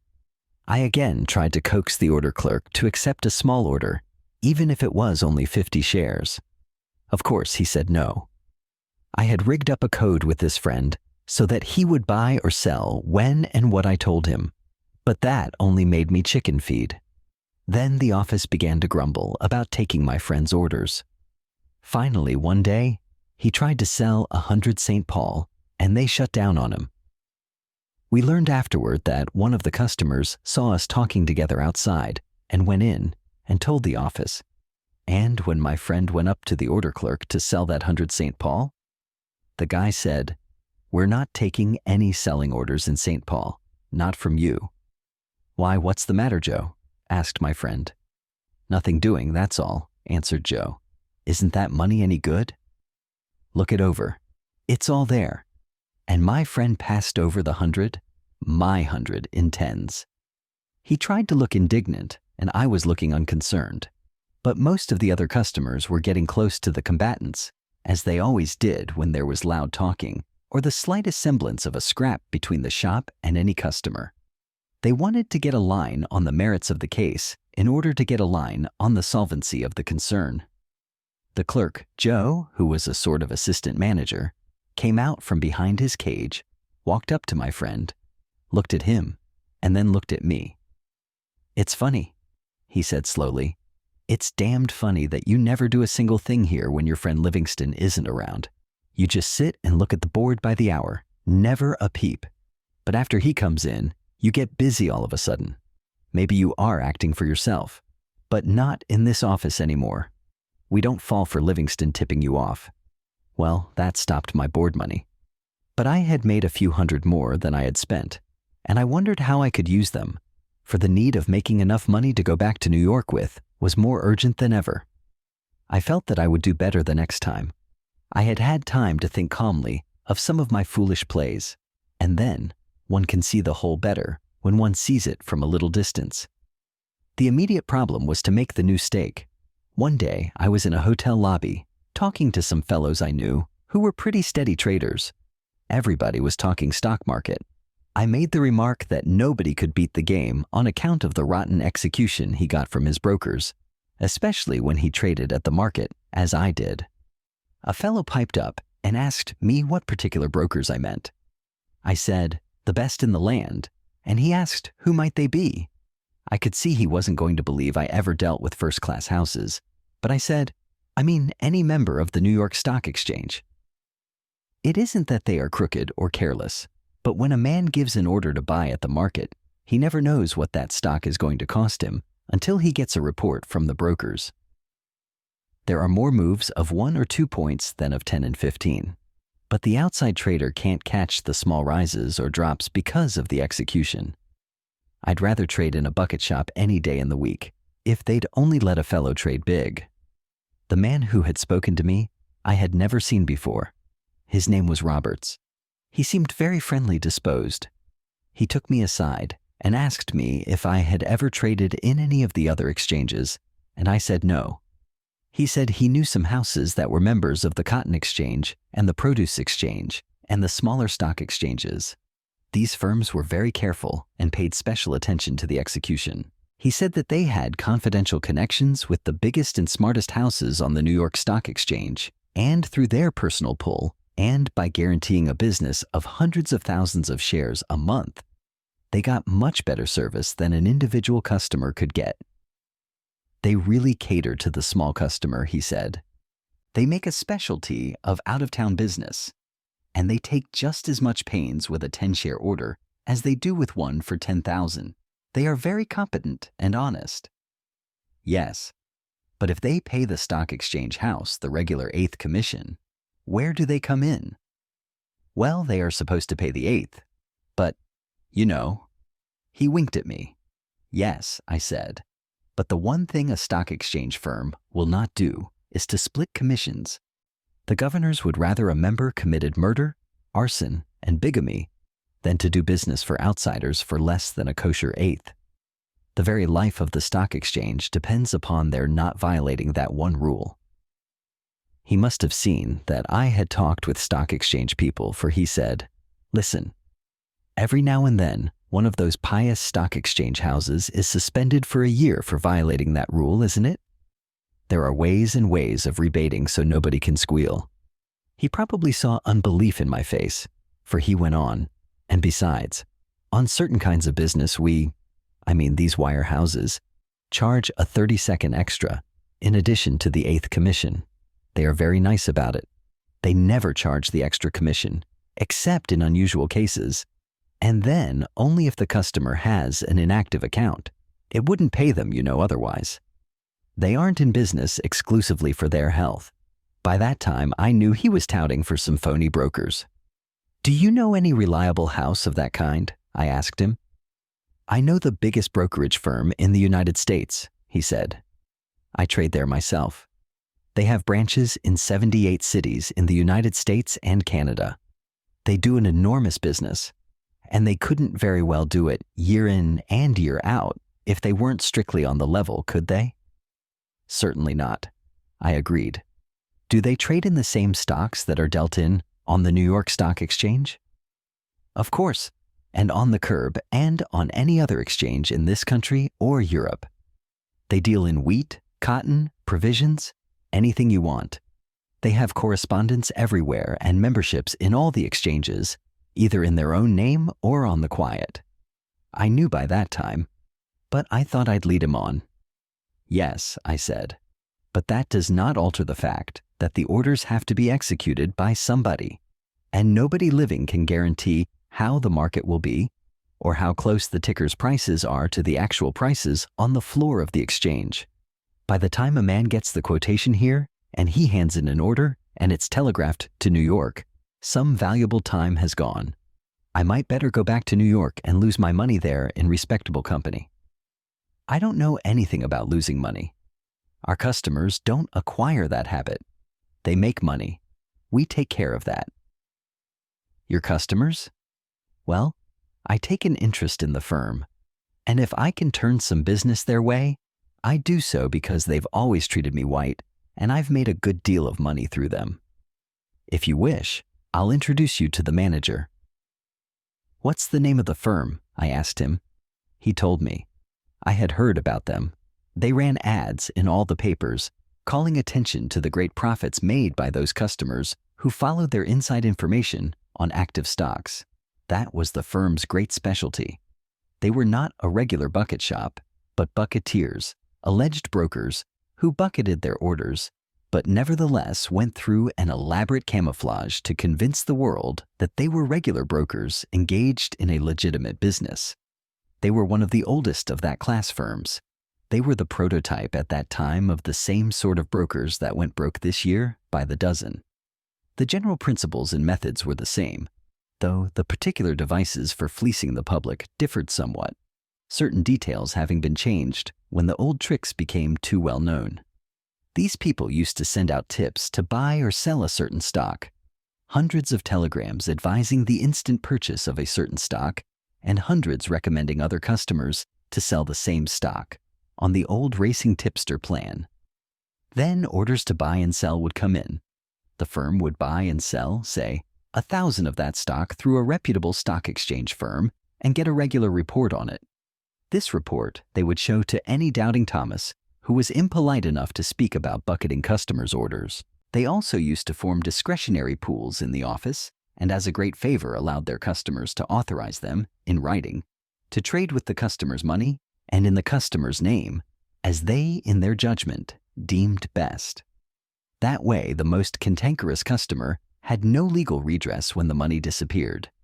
They'd bull a stock on paper and put the customers in, and then they'd execute one of the old-fashioned bucket shop drives and wipe out hundreds of shoestring margins. They did not spare anyone, women, school teachers, and old men being their best bet. "I'm sore on all brokers," I told the tout. "I'll have to think this over," and I left him so he wouldn't talk any more to me.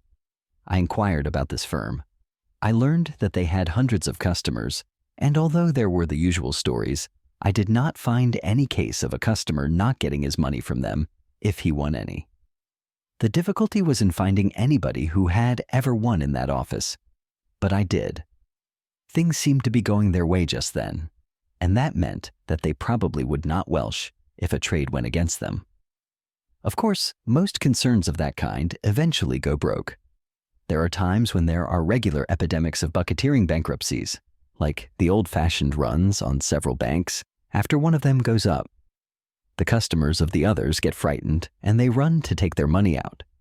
But there are plenty of retired bucket shopkeepers in this country. Well, I heard nothing alarming about the tout's firm except that they were on the make, first, last, and all the time, and that they were not always truthful. Their specialty was trimming suckers who wanted to get rich quick, but they always asked their customers' permission in writing to take their rolls away from them. One chap I met did tell me a story about seeing 600 telegrams go out one day advising customers to get aboard a certain stock, and 600 telegrams to other customers strongly urging them to sell that same stock at once. "Yes, I know the trick," I said to the chap who was telling me. "Yes," he said, but the next day they sent telegrams to the same people advising them to close out their interest in everything and buy or sell another stock. I asked the senior partner who was in the office, "Why do you do that?" "The first part I understand. Some of your customers are bound to make money on paper for a while, even if they and the others eventually lose. But by sending out telegrams like this, you simply kill them all." "What's the big idea?" "Well," he said, "the customers are bound to lose their money anyhow, no matter what they buy, or how, or where, or when. When they lose their money, I lose the customers. Well, I might as well get as much of their money as I can, and then look for a new crop." Well, I admit frankly that I wasn't concerned with the business ethics of the firm. I told you I felt sore on the teller concern and how it tickled me to get even with them. But I didn't have any such feeling about this firm. They might be crooks, or they might not be as black as they were painted. I did not propose to let them do any trading for me, or follow their tips, or believe their lies. My one concern was with getting together a stake and returning to New York to trade in fair amounts in an office where you did not have to be afraid the police would raid the joint, as they did the bucket shops, or see the postal authorities swoop down and tie up your money so that you'd be lucky to get 8 cents on the dollar a year and a half later. Anyhow, I made up my mind that I would see what trading advantages of this firm offered over what you might call the legitimate brokers. I didn't have much money to put up as margin, and firms that bucketed orders were naturally much more liberal in that respect, so that a few $100s went much further in their offices. I went down to their place and had a talk with the manager himself. When he found out that I was an old trader and had formerly had accounts in New York with stock exchange houses, and that I had lost all I took with me, he stopped promising to make $1 million a minute for me if I let them invest my savings. He figured that I was a permanent sucker, the ticker hound kind that always plays and always loses, a steady income, provider for brokers, whether they were the kind that bucket your orders or modestly content themselves with the commissions. I just told the manager that what I was looking for was decent execution, because I always traded at the market, and I didn't want to get reports that showed a difference of a half or a whole point from the ticker price. He assured me on his word of honor that they would do whatever I thought was right.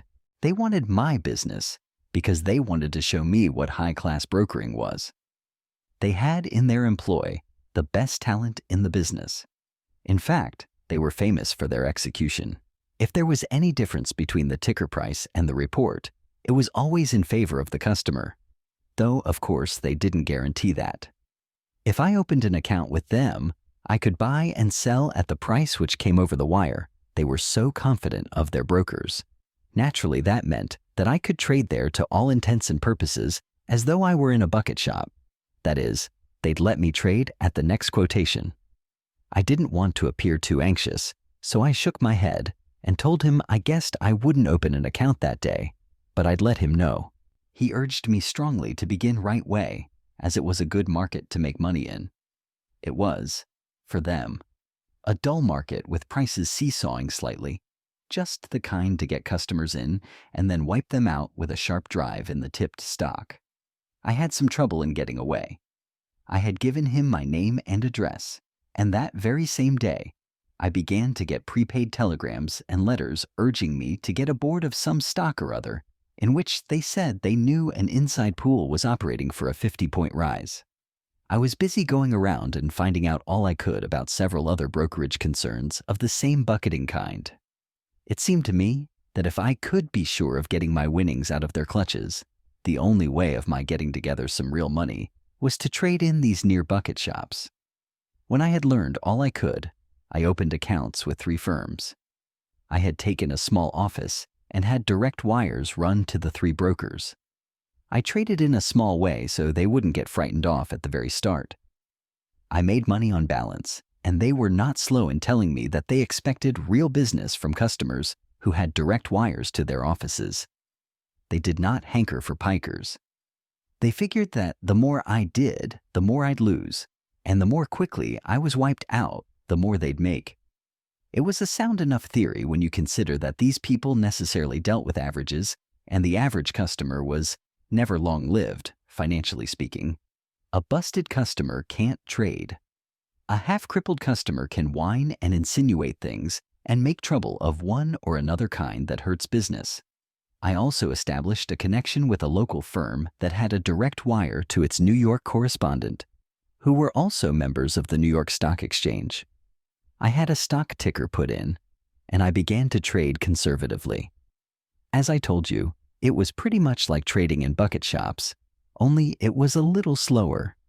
It was a game that I could beat, and I did. I never got it down to such a fine point that I could win 10 times out of 10, but I won on balance, taking it week in and week out. I was again living pretty well, but always saving something, to increase the stake that I was to take back to Wall Street. I got a couple of wires into 2 more of these bucketing brokerage houses, making 5 in all. And, of course, my good firm. There were times when my plans went wrong, and my stocks did not run true to form, but they did the opposite of what they should have done if they had kept up their regard for precedent. But they did not hit me very hard. They couldn't, with my shoestring margins. My relations with my brokers were friendly enough. Their accounts and records did not always agree with mine, and the differences uniformly happened to be against me. Curious coincidence? Not. But I fought for my own, and usually had my way in the end. They always had the hope of getting away from me what I had taken from them. They regarded my winnings as temporary loans, I think. They really were not sporty, being in the business to make money by hook or by crook, instead of being content with the house percentage. Since suckers always lose money when they gamble in stocks, they never really speculate. You'd think these fellows would run what you might call a legitimate, illegitimate business. But they didn't. Copper your customers and grow rich is an old and true adage, but they did not seem ever to have heard of it, and didn't stop at plain bucketing. Several times they tried to double-cross me with the old tricks. They caught me a couple of times because I wasn't looking. They always did that when I had taken no more than my usual line. I accused them of being short sports, or worse, but they denied it, and it ended by my going back to trading as usual. The beauty of doing business with a crook is that he always forgives you for catching him, so long as you don't stop doing business with him. It's all right as far as he is concerned. He is willing to meet you more than halfway. Magnanimous souls. Well, I made up my mind that I couldn't afford to have the normal rate of increase of my stake impaired by crooks' tricks, so I decided to teach them a lesson. I picked out some stock that, after having been a speculative favorite, had become inactive, waterlogged.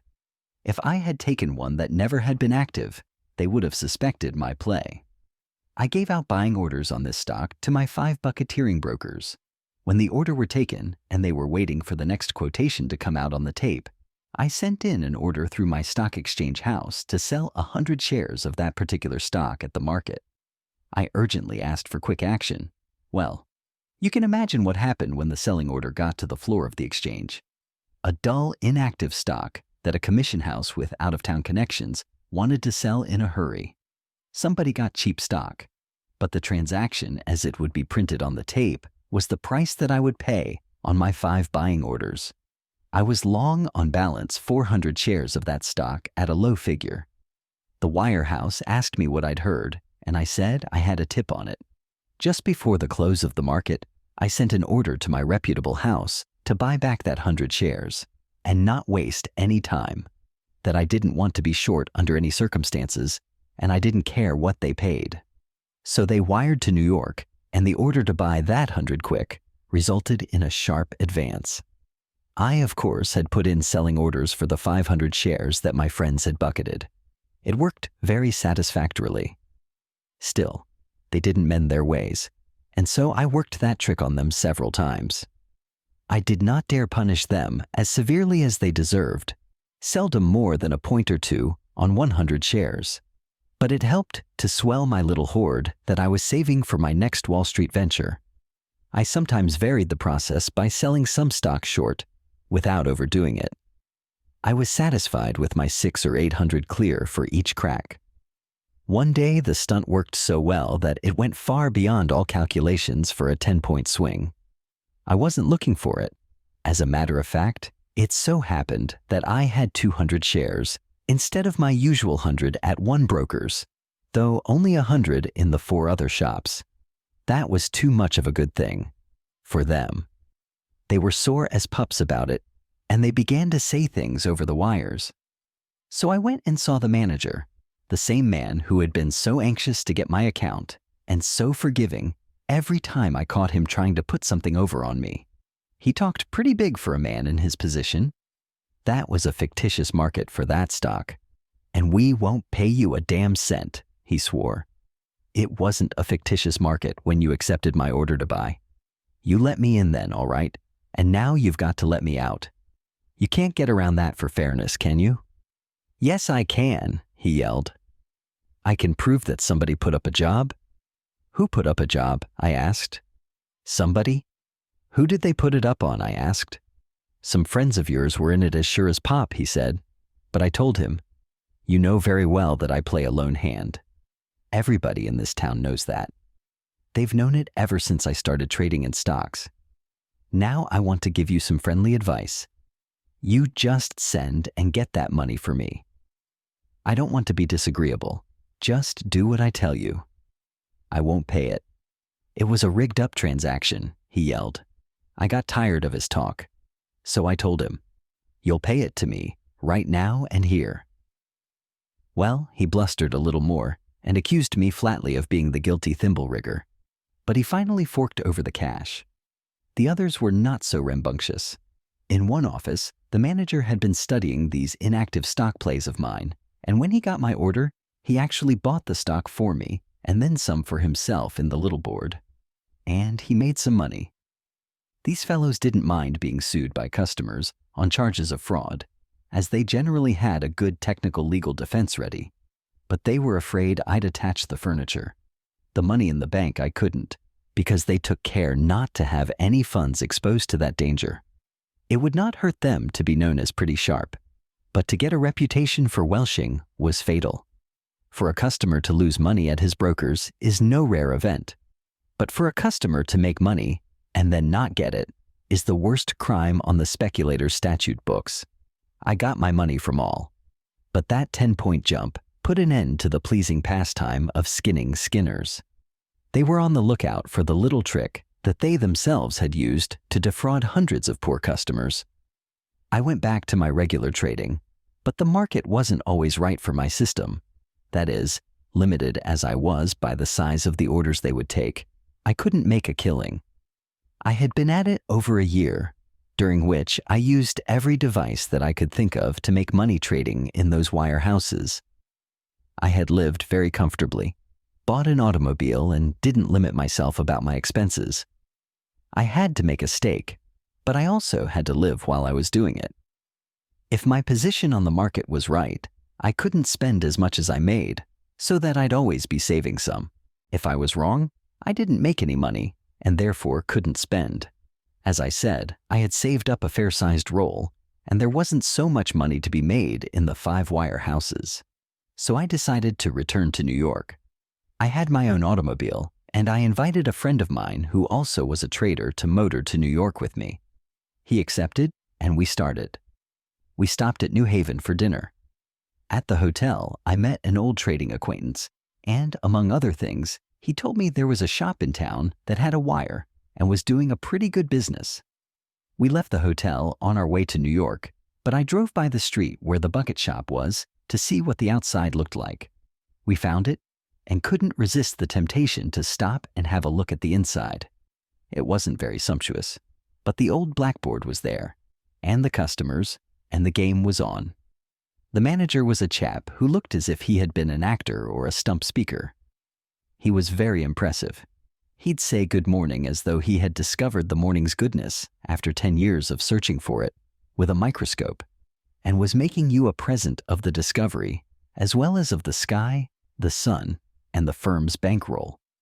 He saw us come up in the sporty-looking automobile, and as both of us were young and careless, I don't suppose I looked 20, he naturally concluded we were a couple of Yale boys. I didn't tell him we weren't. He didn't give me a chance, but began delivering a speech. He was very glad to see us. Would we have a comfortable seat? The market, we would find, was philanthropically inclined that morning. In fact, clamoring to increase the supply of collegiate pocket money, of which no intelligent undergraduate ever had a sufficiency since the dawn of historic time. But here and now, by the beneficence of the ticker, a small initial investment would return thousands. More pocket money than anybody could spend was what the stock market yearned to yield. Well, I thought it would be a pity not to do as the nice man of the bucket shop was so anxious to have us do. So I told him I would do as he wished, because I had heard that lots of people made lots of money in the stock market. I began to trade, very conservatively, but increasing the line as I won. My friend followed me. We stayed overnight in New Haven, and the next morning found us at the hospitable shop at 5 minutes to 10. The orator was glad to see us, thinking his turn would come that day, but I cleaned up within a few dollars of $1,500. The next morning when we dropped in on the great orator and handed him an order to sell 500 sugar, he hesitated, but finally accepted it, in silence. The stock broke over a point, and I closed out and gave him the ticket. There was exactly $500 coming to me in profits and my $500 margin. He took 20 50s from the safe, counted them 3 times very slowly, then he counted them again in front of me. It looked as if his fingers were sweating mucilage, the way the notes seemed to stick to him. But finally, he handed the money to me. He folded his arms, bit his lower lip, kept it bit, and stared at the top of a window behind me. I told him I'd like to sell 200 steel, but he never stirred. He didn't hear me. I repeated my wish, only I made it 300 shares. He turned his head. I waited for the speech, but all he did was to look at me. Then he smacked his lips and swallowed, as if he was going to start an attack on 50 years of political misrule by the unspeakable grafters of the opposition. Finally, he waved his hand toward the yellowbacks in my hand and said, "Take away that bauble." "Take away what?" I said. I hadn't quite understood what he was driving at. "Where are you going, student?" He spoke very impressively. "New York," I told him. "That's right," he said, nodding about 20 times. "That is exactly right. You are going away from here, all right, because now I know two things. 2. Student. I know what you are not, and I know what you are. Yes, yes, yes, is that so?" I said very politely. "Yes, you too." He paused, and then he stopped being in Congress and snarled, "You two are the biggest sharks in the United States of America. Students?" "Yeah." "You must be freshmen." "Yeah." We left him talking to himself. He probably didn't mind the money so much. No professional gambler does. It's all in the game, and the luck's bound to turn. It was his being fooled in us that hurt his pride. That is how I came back to Wall Street for a third attempt. I had been studying, of course, trying to locate the exact trouble with my system that had been responsible for my defeats in A.R. Fullerton & Co. office. I was 20 when I made my first 10,000, and I lost that. But I knew how and why, because I traded out of season all the time, because when I couldn't play according to my system, which was based on study and experience, I went in and gambled. I hoped to win, instead of knowing that I ought to win on form. When I was about 22, I ran up my stake to $50,000. I lost it on May 9th, but I knew exactly why and how. It was the laggard tape and the unprecedented violence of the movements that awful day. But I didn't know why I had lost after my return from St. Louis or after the May 9th panic. I had theories, that is, remedies for some of the faults that I thought I found in my play. But I needed actual practice. There is nothing like losing all you have in the world for teaching you what not to do. And when you know what not to do in order not to lose money, you begin to learn what to do in order to win. Did you get that? You begin to learn. Chapter 5. The average ticker hound, or as they used to call him, tapeworm, goes wrong, I suspect, as much from overspecialization as from anything else. It means a highly expensive inelasticity. After all, the game of speculation isn't all mathematics or set rules, however rigid the main laws may be. Even in my tape reading, something enters that is more than mere arithmetic. There is what I call the behavior of a stock, actions that enable you to judge whether or not it is going to proceed in accordance with the precedents that your observation has noted. If a stock doesn't act right, don't touch it, because being unable to tell precisely what is wrong, you cannot tell which way it is going. No diagnosis, no prognosis, no prognosis, no profit. It is a very old thing, this of noting the behavior of a stock and studying its past performances. When I first came to New York, there was a broker's office where a Frenchman used to talk about his chart. At first, I thought he was a sort of pet freak kept by the firm because they were good-natured. Then I learned that he was a persuasive and most impressive talker. He said that the only thing that didn't lie because it simply couldn't was mathematics. By means of his curves, he could forecast market movements. Also, he could analyze them and tell, for instance, why Keene did the right thing in his famous Atchison preferred bull manipulation, and later why he went wrong in his Southern Pacific pool. At various times, one or another of the professional traders tried the Frenchman system, and then went back to their old unscientific methods of making a living. Their hit-or-miss system was cheaper, they said. I heard that the Frenchman said Keene admitted that the chart was 100% right, but claimed that the method was too slow for practical use in an active market. Then there was one office where a chart of the daily movement of prices was kept. It showed at a glance just what each stock had done for months. By comparing individual curves with the general market curve and keeping in mind certain rules, the customers could tell whether the stock on which they got an unscientific tip to buy was fairly entitled to a rise. They used the chart as a sort of complimentary tipster. Today, there are scores of commission houses where you find trading charts. They come ready-made from the offices of statistical experts and include not only stocks, but commodities. I should say that a chart helps those who can read it, or rather, who can assimilate what they read. The average chart reader, however, is apt to become obsessed with the notion that the dips and peaks and primary and secondary movements are all there is to stock speculation. If he pushes his confidence to its logical limit, he is bound to go broke. There is an extremely able man, a former partner of a well-known stock exchange house, who is really a trained mathematician. He is a graduate of a famous technical school. He devised charts based upon a very careful and minute study of the behavior of prices in many markets: stocks, bonds, grain, cotton, money, and so on. He went back years and years and traced the correlations and seasonal movements. Oh, everything. He used his charts in his stock trading for years. What he really did was to take advantage of some highly intelligent averaging. They tell me he won regularly, until the World War knocked all precedents into a cocked hat. I heard that he and his large following lost millions before they desisted. But not even a world war can keep the stock market from being a bull market when conditions are bullish, or a bear market when conditions are bearish. And all a man needs to know to make money is to appraise conditions. I didn't mean to get off the track like that, but I can't help it when I think of my first few years in Wall Street. I know now what I did not know then, and I think of the mistakes of my ignorance, because those are the very mistakes that the average stock speculator makes year in and year out.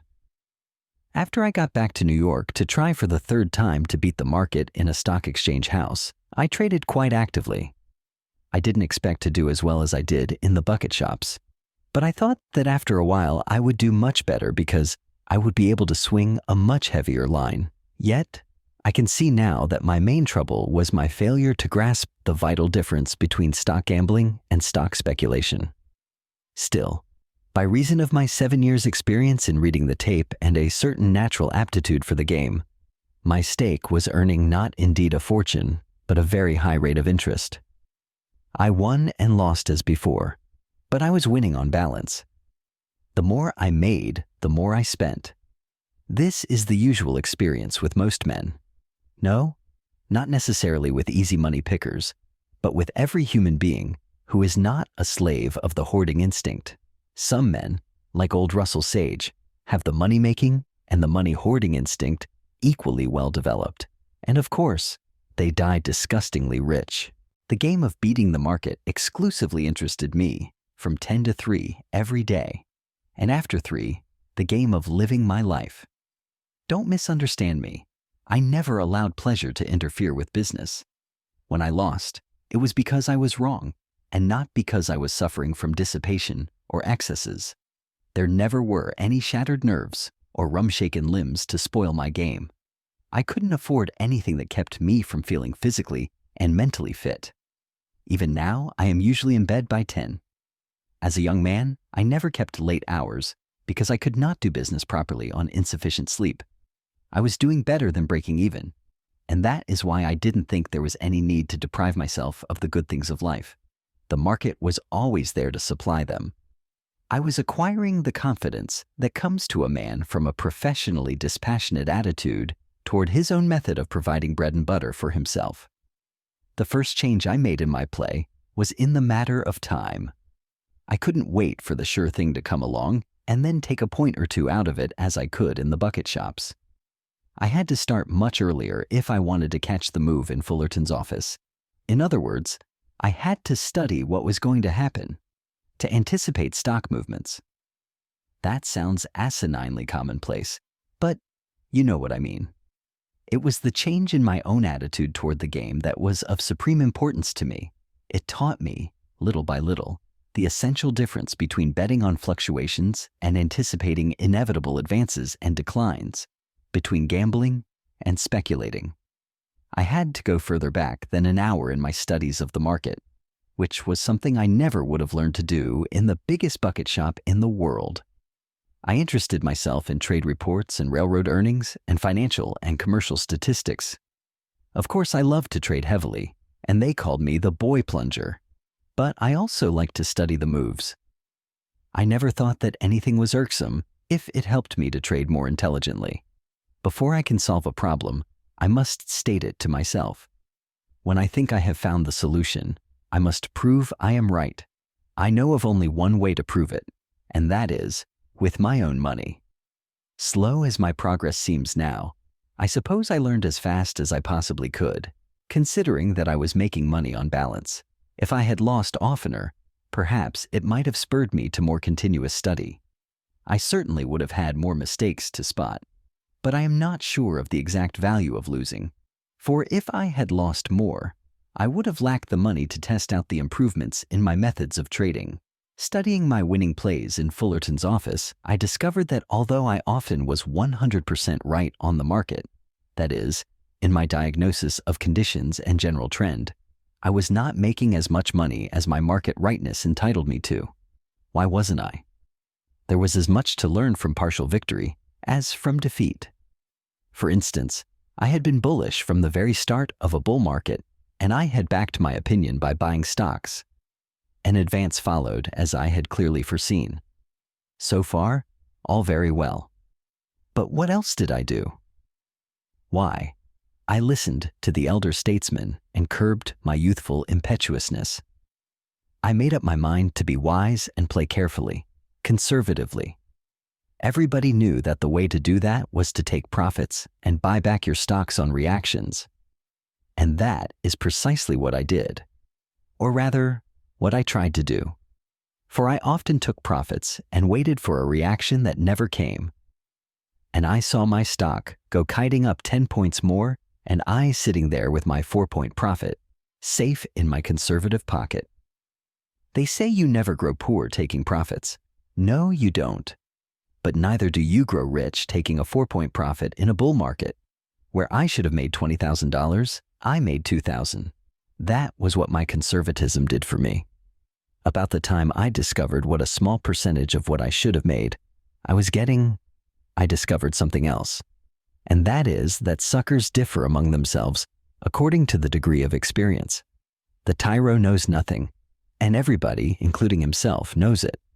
But the next, or second grade, thinks he knows a great deal and makes others feel that way too. He is the experienced sucker who has studied, not the market itself, but a few remarks about the market made by a still higher grade of suckers. The second grade sucker knows how to keep from losing his money in some of the ways that get the raw beginner. It is this semi-sucker rather than the 100% article who is the real all-the-year-round support of the commission houses. He lasts about 3.5 years on an average, as compared with a single season of from 3 to 30 weeks, which is the usual Wall Street life of a first offender. It is naturally the semi-sucker who is always quoting the famous trading aphorisms and the various rules of the game. He knows all the don'ts that ever fell from the oracular lips of the old stagers, excepting the principal one, which is, don't be a sucker. This semi-sucker is the type that thinks he has cut his wisdom teeth because he loves to buy on declines. He waits for them. He measures his bargains by the number of points it has sold off from the top. In big bull markets, the plain unadulterated sucker, utterly ignorant of rules and precedents, buys blindly because he hopes blindly. He makes most of the money until one of the healthy reactions takes it away from him at one fell swoop. But the careful Mike sucker does what I did when I thought I was playing the game intelligently, according to the intelligence of others. I knew I needed to change my bucket shop methods, and I thought I was solving my problem with any change, particularly one that assayed high gold values according to the experienced traders among the customers. Most, let us call them customers, are alike.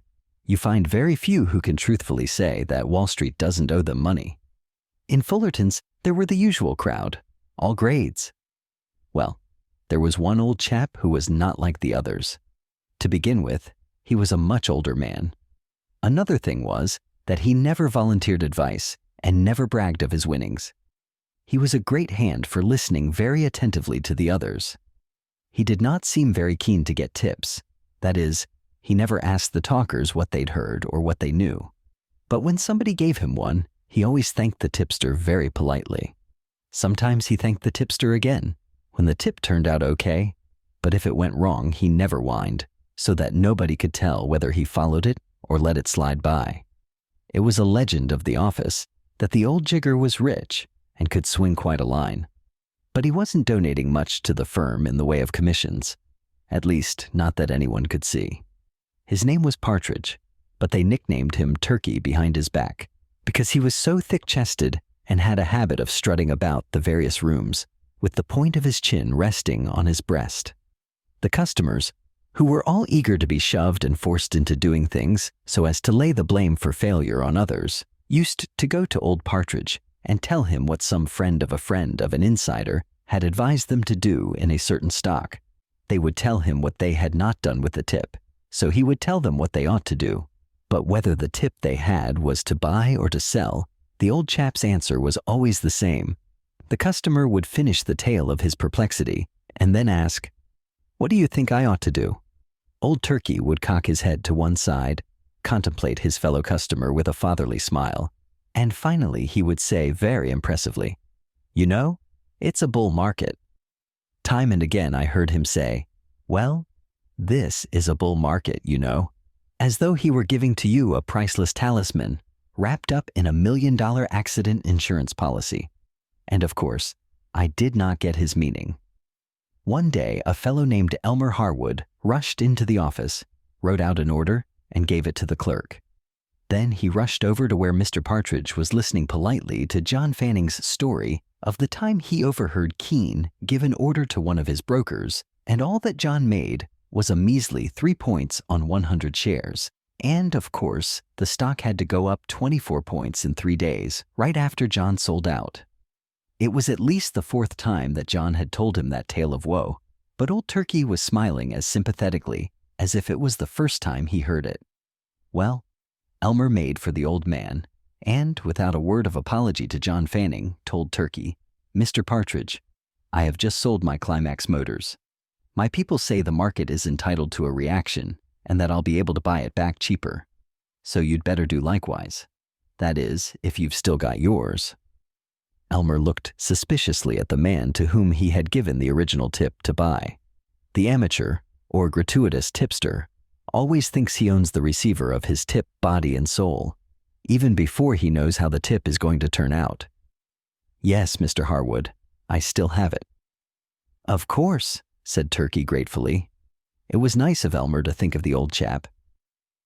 "Well, now is the time to take your profit and get in again on the next dip," said Elmer, as if he had just made out the deposit slip for the old man.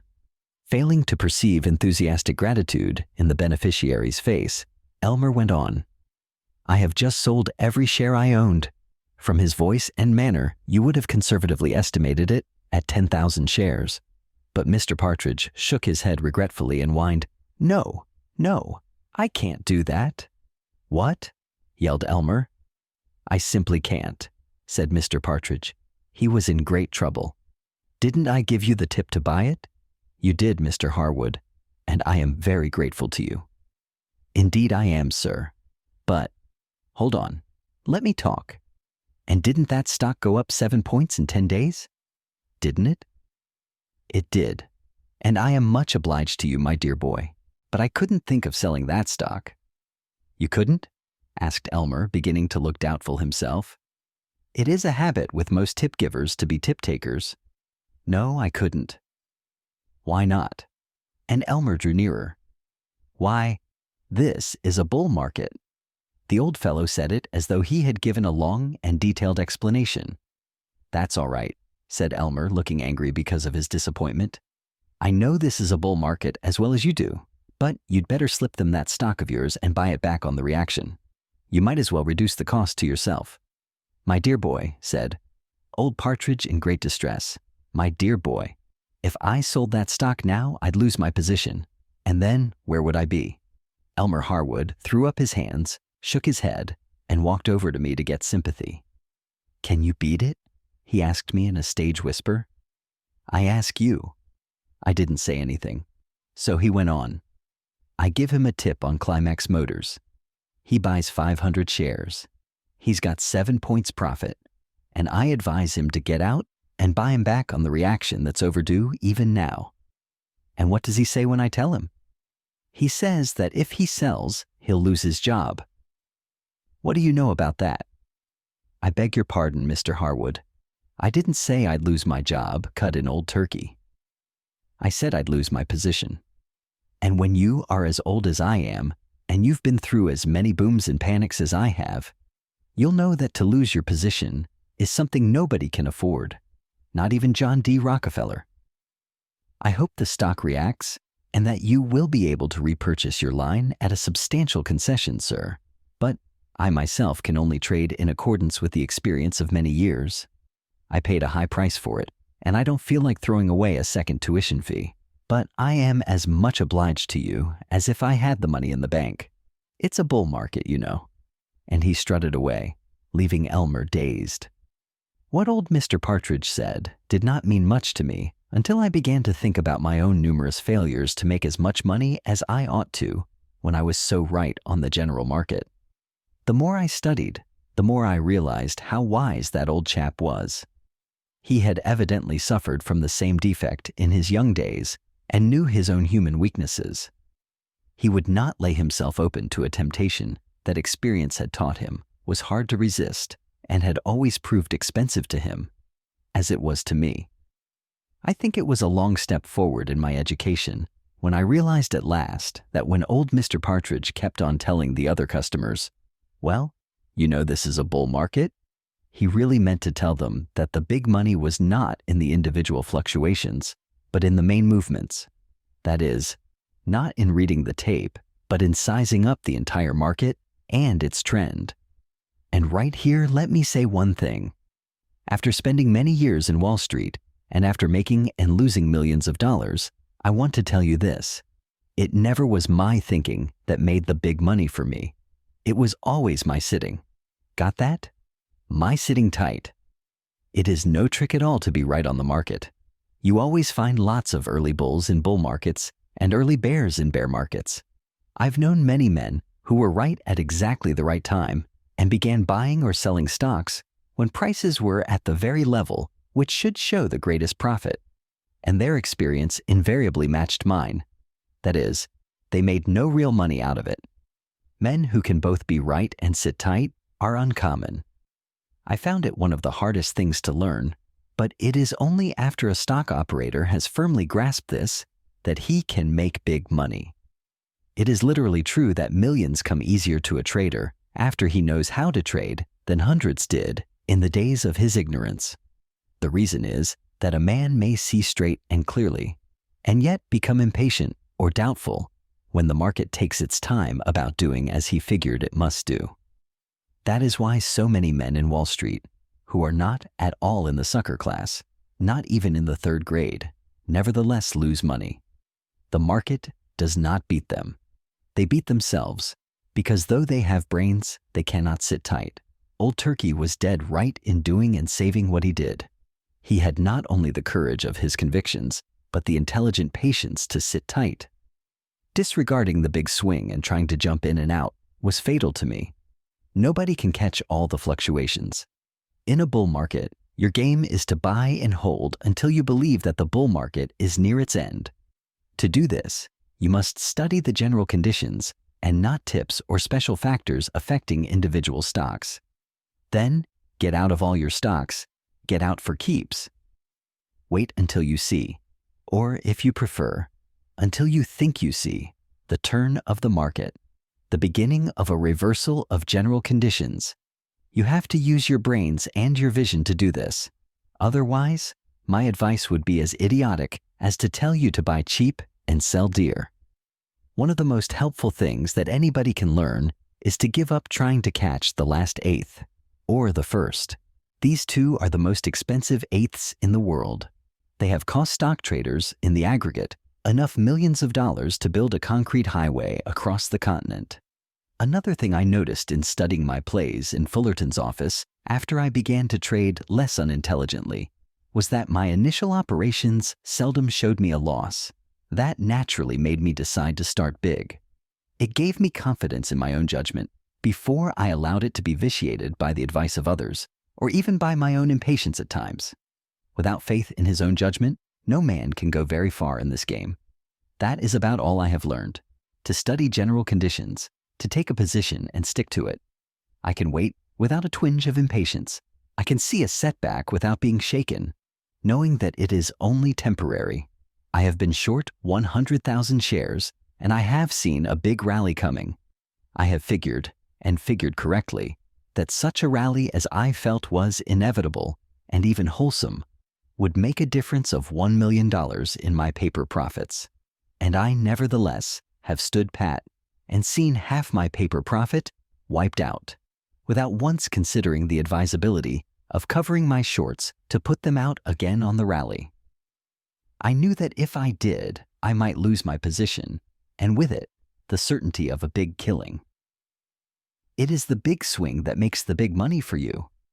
If I learned all this so slowly, it was because I learned by my mistakes, and some time always elapses between making a mistake and realizing it, and more time between realizing it and exactly determining it. But at the same time, I was faring pretty comfortably and was very young, so that I made up in other ways. Most of my winnings were still made in part through my tape reading, because the kind of markets we were having lent themselves fairly well to my method. I was not losing either as often or as irritatingly as in the beginning of my New York experiences. It wasn't anything to be proud of when you think that I had been broke 3 times in less than 2 years. And as I told you, being broke is a very efficient educational agency. I was not increasing my stake very fast because I lived up to the handle all the time. I did not deprive myself of many of the things that a fellow of my age and tastes would want. I had my own automobile, and I could not see any sense in skimping on living when I was taking it out of the market. The ticker only stopped Sundays and holidays, which was as it should be. Every time I found the reason for a loss or the why and how of another mistake, I added a brand new don't to my schedule of assets. And the nicest way to capitalize my increasing assets was by not cutting down on my living expenses. Of course, I had some amusing experiences and some that were not so amusing, but if I told them all in detail, I'd never finish. As a matter of fact, the only incidents that I remember without special effort are those that taught me something of definite value to me in my trading, something that added to my store of knowledge of the game and of myself. Chapter 6. In the spring of 1906, I was in Atlantic City for a short vacation. I was out of stocks and was thinking only of having a change of air and a nice rest. By the way, I had gone back to my first brokers, Harding Brothers, and my account had got to be pretty active. I could swing 3,000 or 4,000 shares. That wasn't much more than I had done in the old Cosmopolitan shop when I was barely 20 years of age. But there was some difference between my 1-point margin in the bucket shop and the margin required by brokers who actually bought or sold stocks for my account on the New York Stock Exchange. You may remember the story I told you about that time when I was short 3,500 sugar in the Cosmopolitan, and I had a hunch something was wrong and I'd better close the trade? Well, I have often had that curious feeling. As a rule, I yield to it, but at times I have poo-pooed the idea and have told myself that it was simply asinine to follow any of these sudden blind impulses to reverse my position. I have ascribed my hunch to a state of nerves resulting from too many cigars or insufficient sleep or a torpid liver or something of that kind, when I have argued myself into disregarding my impulse and have stood pat. I have always had cause to regret it. A dozen instances occur to me when I did not sell as per hunch, and the next day I'd go downtown and the market would be strong, or perhaps even advance, and I'd tell myself how silly it would have been to obey the blind impulse to sell. But on the following day, there would be a pretty bad drop. Something had broken loose somewhere, and I'd have made money by not being so wise and logical. The reason, plainly, was not physiological, but psychological. I want to tell you only about one of them because of what it did for me. It happened when I was having that little vacation in Atlantic City in the spring of 1906. I had a friend with me who also was a customer of Harding Brothers. I had no interest in the market one way or another and was enjoying my rest. I can always give up trading to play, unless, of course, it is an exceptionally active market in which my commitments are rather heavy. It was a bull market, as I remember it. The outlook was favorable for general business, and the stock market had slowed down, but the tone was firm, and all indications pointed to higher prices. One morning after we had breakfasted and had finished reading all the New York morning papers and had got tired of watching the seagulls picking up clams and flying up with them 20 feet in the air and dropping them on the hard, wet sand to open them for their breakfast, my friend and I started up the boardwalk. That was the most exciting thing we did in the daytime. It was not noon yet, and we walked up slowly to kill time and breathe the salt air. Harding Brothers had a branch office on the boardwalk, and we used to drop in every morning and see how they'd opened. It was more force of habit than anything else, for I wasn't doing anything. The market, we found, was strong and active. My friend, who was quite bullish, was carrying a moderate line purchased several points lower. He began to tell me what an obviously wise thing it was to hold stocks for much higher prices. I wasn't paying enough attention to him to take the trouble to agree with him. I was looking over the quotation board, noting the changes. They were mostly advances, until I came to Union Pacific. I got a feeling that I ought to sell it. I can't tell you more. I just felt like selling it. I asked myself why I should feel like that, and I couldn't find any reason whatever for going short of UP. I stared at the last price on the board until I couldn't see any figures or any board or anything else for that matter. All I knew was that I wanted to sell Union Pacific, and I couldn't find out why I wanted to. I must have looked queer, for my friend, who was standing alongside of me, suddenly nudged me and asked, "Hey, what's the matter?" "I don't know," I answered. "Going to sleep?" he said. "No," I said. "I am not going to sleep. What I am going to do is to sell that stock." I had always made money following my hunches. I walked over to a table where there were some blank order pads. My friend followed me. I wrote out an order to sell 1,000 Union Pacific at the market and handed it to the manager. He was smiling when I wrote it and when he took it. But when he read the order, he stopped smiling and looked at me. "Is this right?" he asked me. But I just looked at him, and he rushed it over to the operator. "What are you doing?" asked my friend. "I'm selling it," I told him. "Selling what?" he yelled at me. If he was a bull, how could I be a bear? Something was wrong. 1,000 UP, I said. "Why?" he asked me in great excitement. I shook my head, meaning I had no reason. But he must have thought I'd got a tip, because he took me by the arm and led me outside into the hall, where we could be out of sight and hearing of the other customers and rubbering chair warmers. "What did you hear?" he asked me. He was quite excited.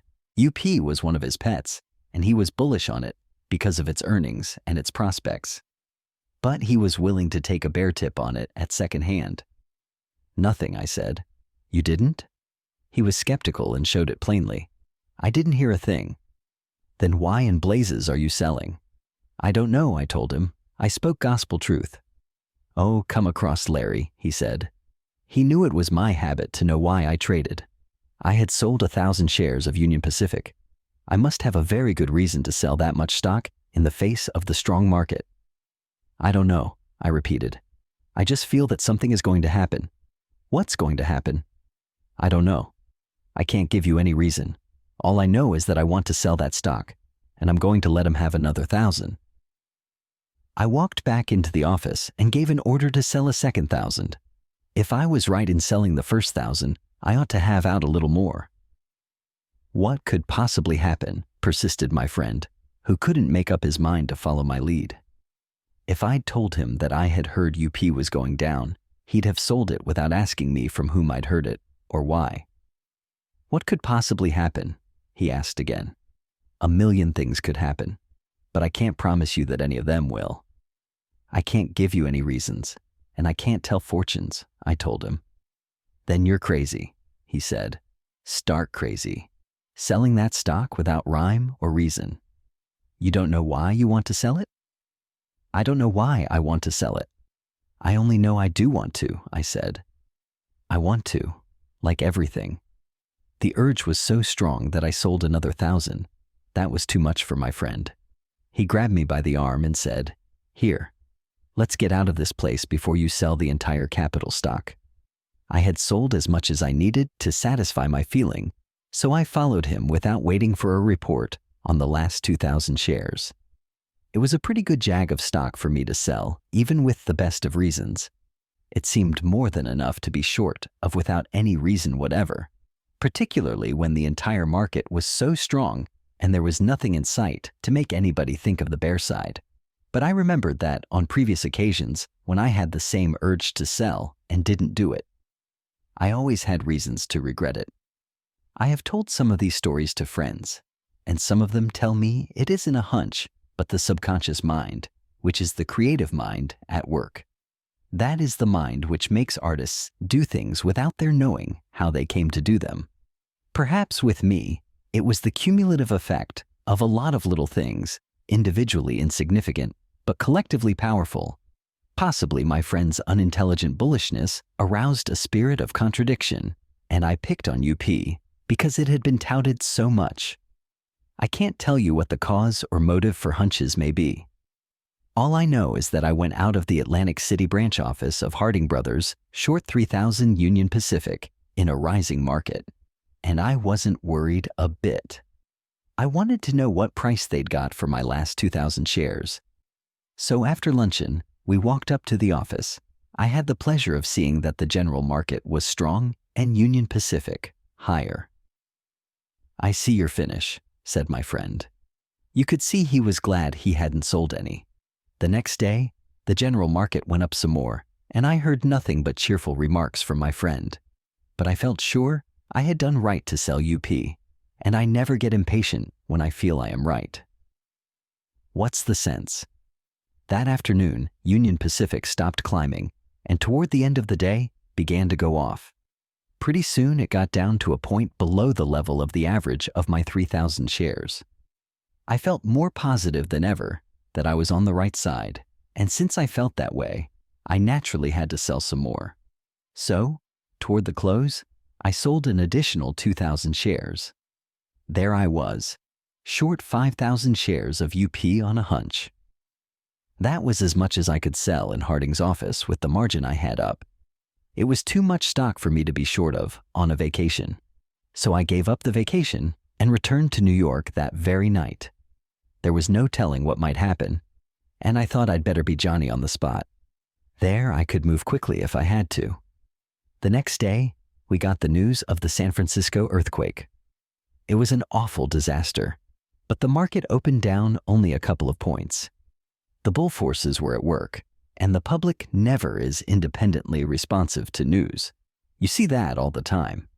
If there is a solid bull foundation, for instance, whether or not what the papers call bull manipulation is going on the same time, certain news items fail to have the effect they would have if the street was bearish. It is all in the state of sentiment at the time.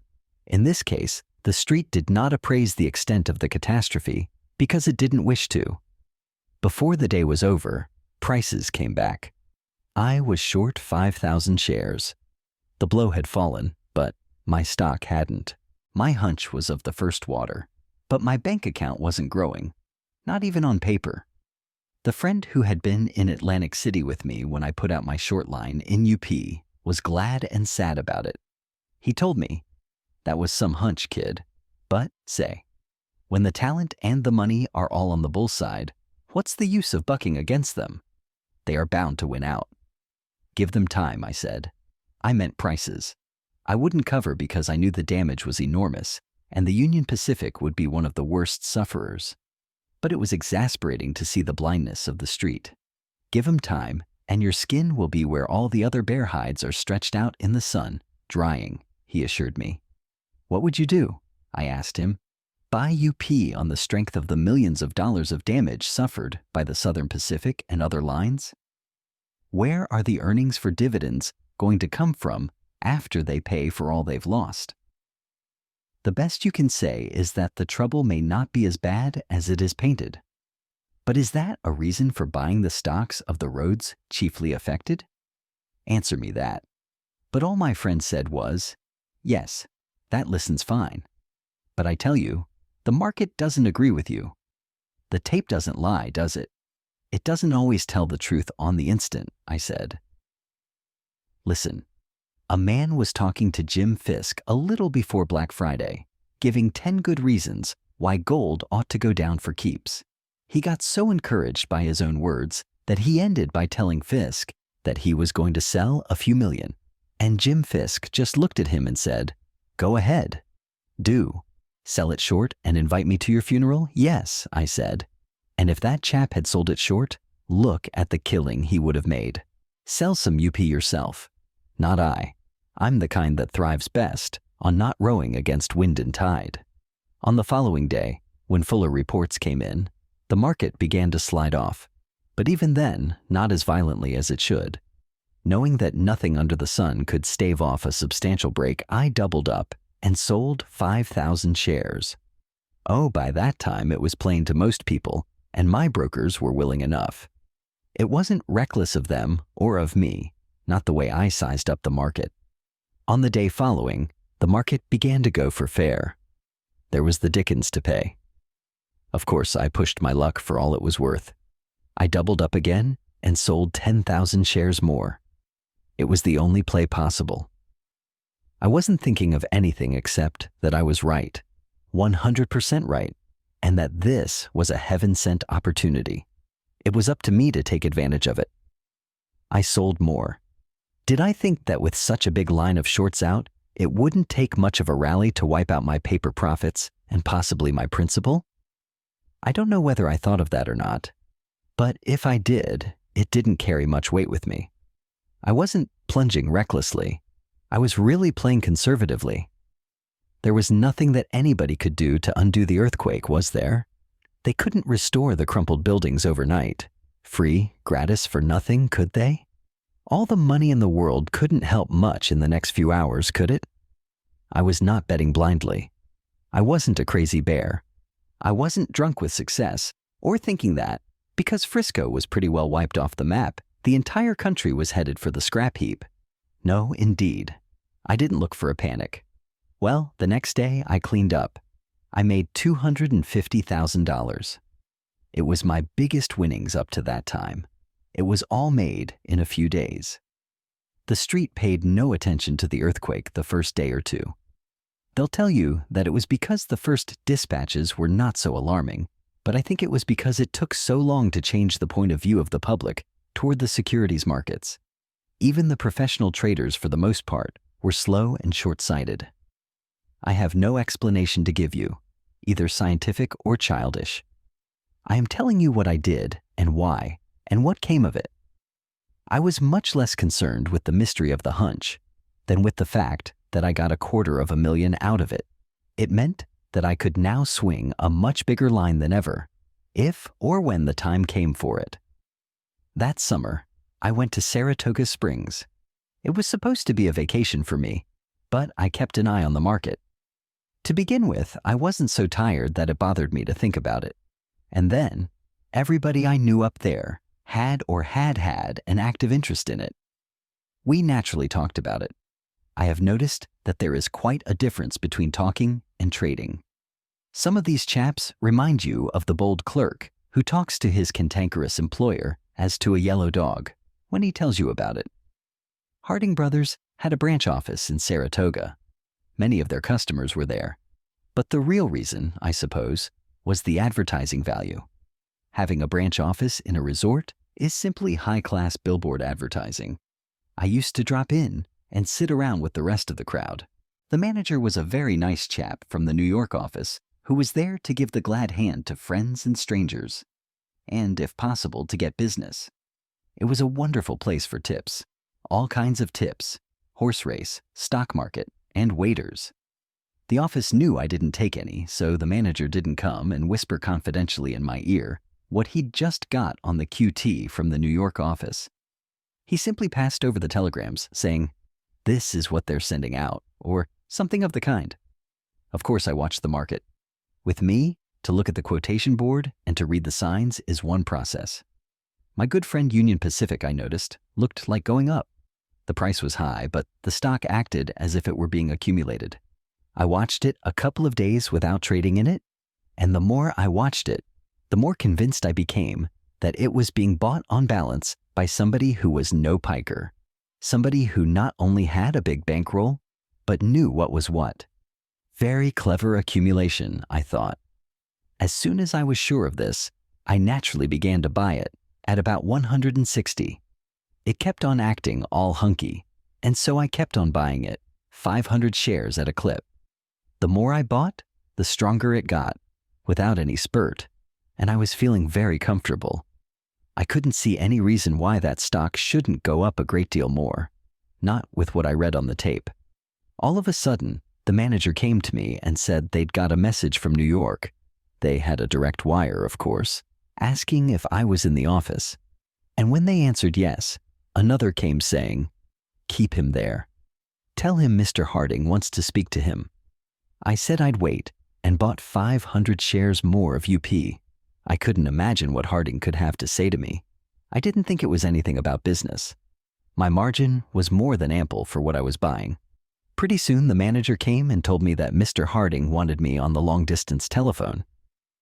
"Hello, Ed," I said. But he said, "What the devil's the matter with you? Are you crazy?" "Are you?" I said. "What are you doing?" he asked. "What do you mean?" "Buying all that stock. Why? Isn't my margin all right?" "It isn't a case of margin, but of being a plain sucker." "I don't get you. Why are you buying all that Union Pacific?" "It's going up," I said. "Going up, hell. Don't you know that the insiders are feeding it out to you? You're just about the easiest markup there. You'd have more fun losing it on the ponies." "Don't let them kid you." "Nobody is kidding me," I told him. "I haven't talked to a soul about it." But he came back at me. "You can't expect a miracle to save you every time you plunge into that stock. Get out while you've still got a chance," he said. "It's a crime to be long of that stock at this level, when these highbinders are shoveling it out by the ton." "The tape says they're buying it," I insisted. "Larry, I got heart disease when your orders began to come in. For the love of Mike, don't be a sucker. Get out, right away. It's liable to bust wide open any minute. I've done my duty. Goodbye." And he hung up. Ed Harding was a very clever chap, unusually well-informed and a real friend, disinterested and kind-hearted. And what was even more, I knew he was in position to hear things. All I had to go by, in my purchases of UP, was my years of studying the behavior of stocks and my perception of certain symptoms, which experience had taught me usually accompanied a substantial rise. I don't know what happened to me, but I suppose I must have concluded that my tape reading told me the stock was being absorbed, simply because very clever manipulation by the insiders made the tape tell a story that wasn't true. Possibly I was impressed by the pains Ed Harding took to stop me from making what he was so sure would be a colossal mistake on my part. Neither his brains nor his motives were to be questioned. Whatever it was that made me decide to follow his advice, I cannot tell you, but follow it I did. I sold out all my Union Pacific. Of course, if it was unwise to be long of it, it was equally unwise not to be short of it. So after I got rid of my long stock, I sold 4,000 shares short. I put out most of it, around 162. The next day, the directors of the Union Pacific Company declared a 10% dividend on the stock. At first, nobody in Wall Street believed it.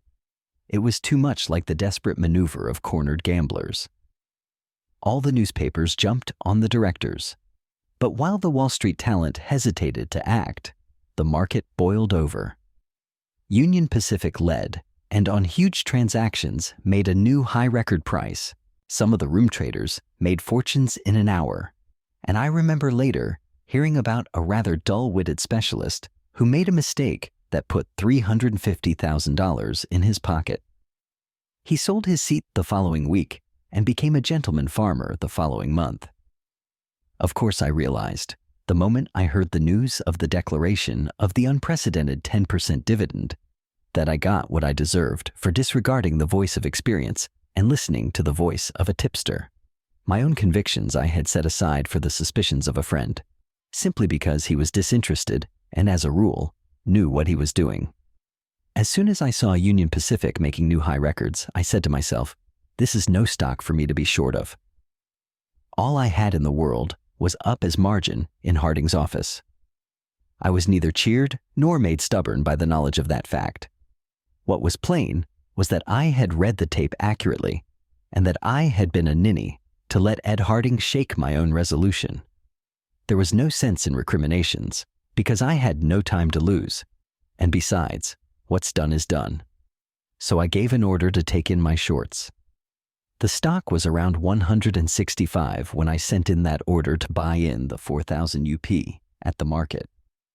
I had a 3-point loss on it at that figure. Well, my brokers paid 172 and 174 for some of it before they were through. I found when I got my reports that Ed Harding's kindly intentioned interference cost me $40,000. A low price for a man to pay for not having the courage of his own convictions. It was a cheap lesson.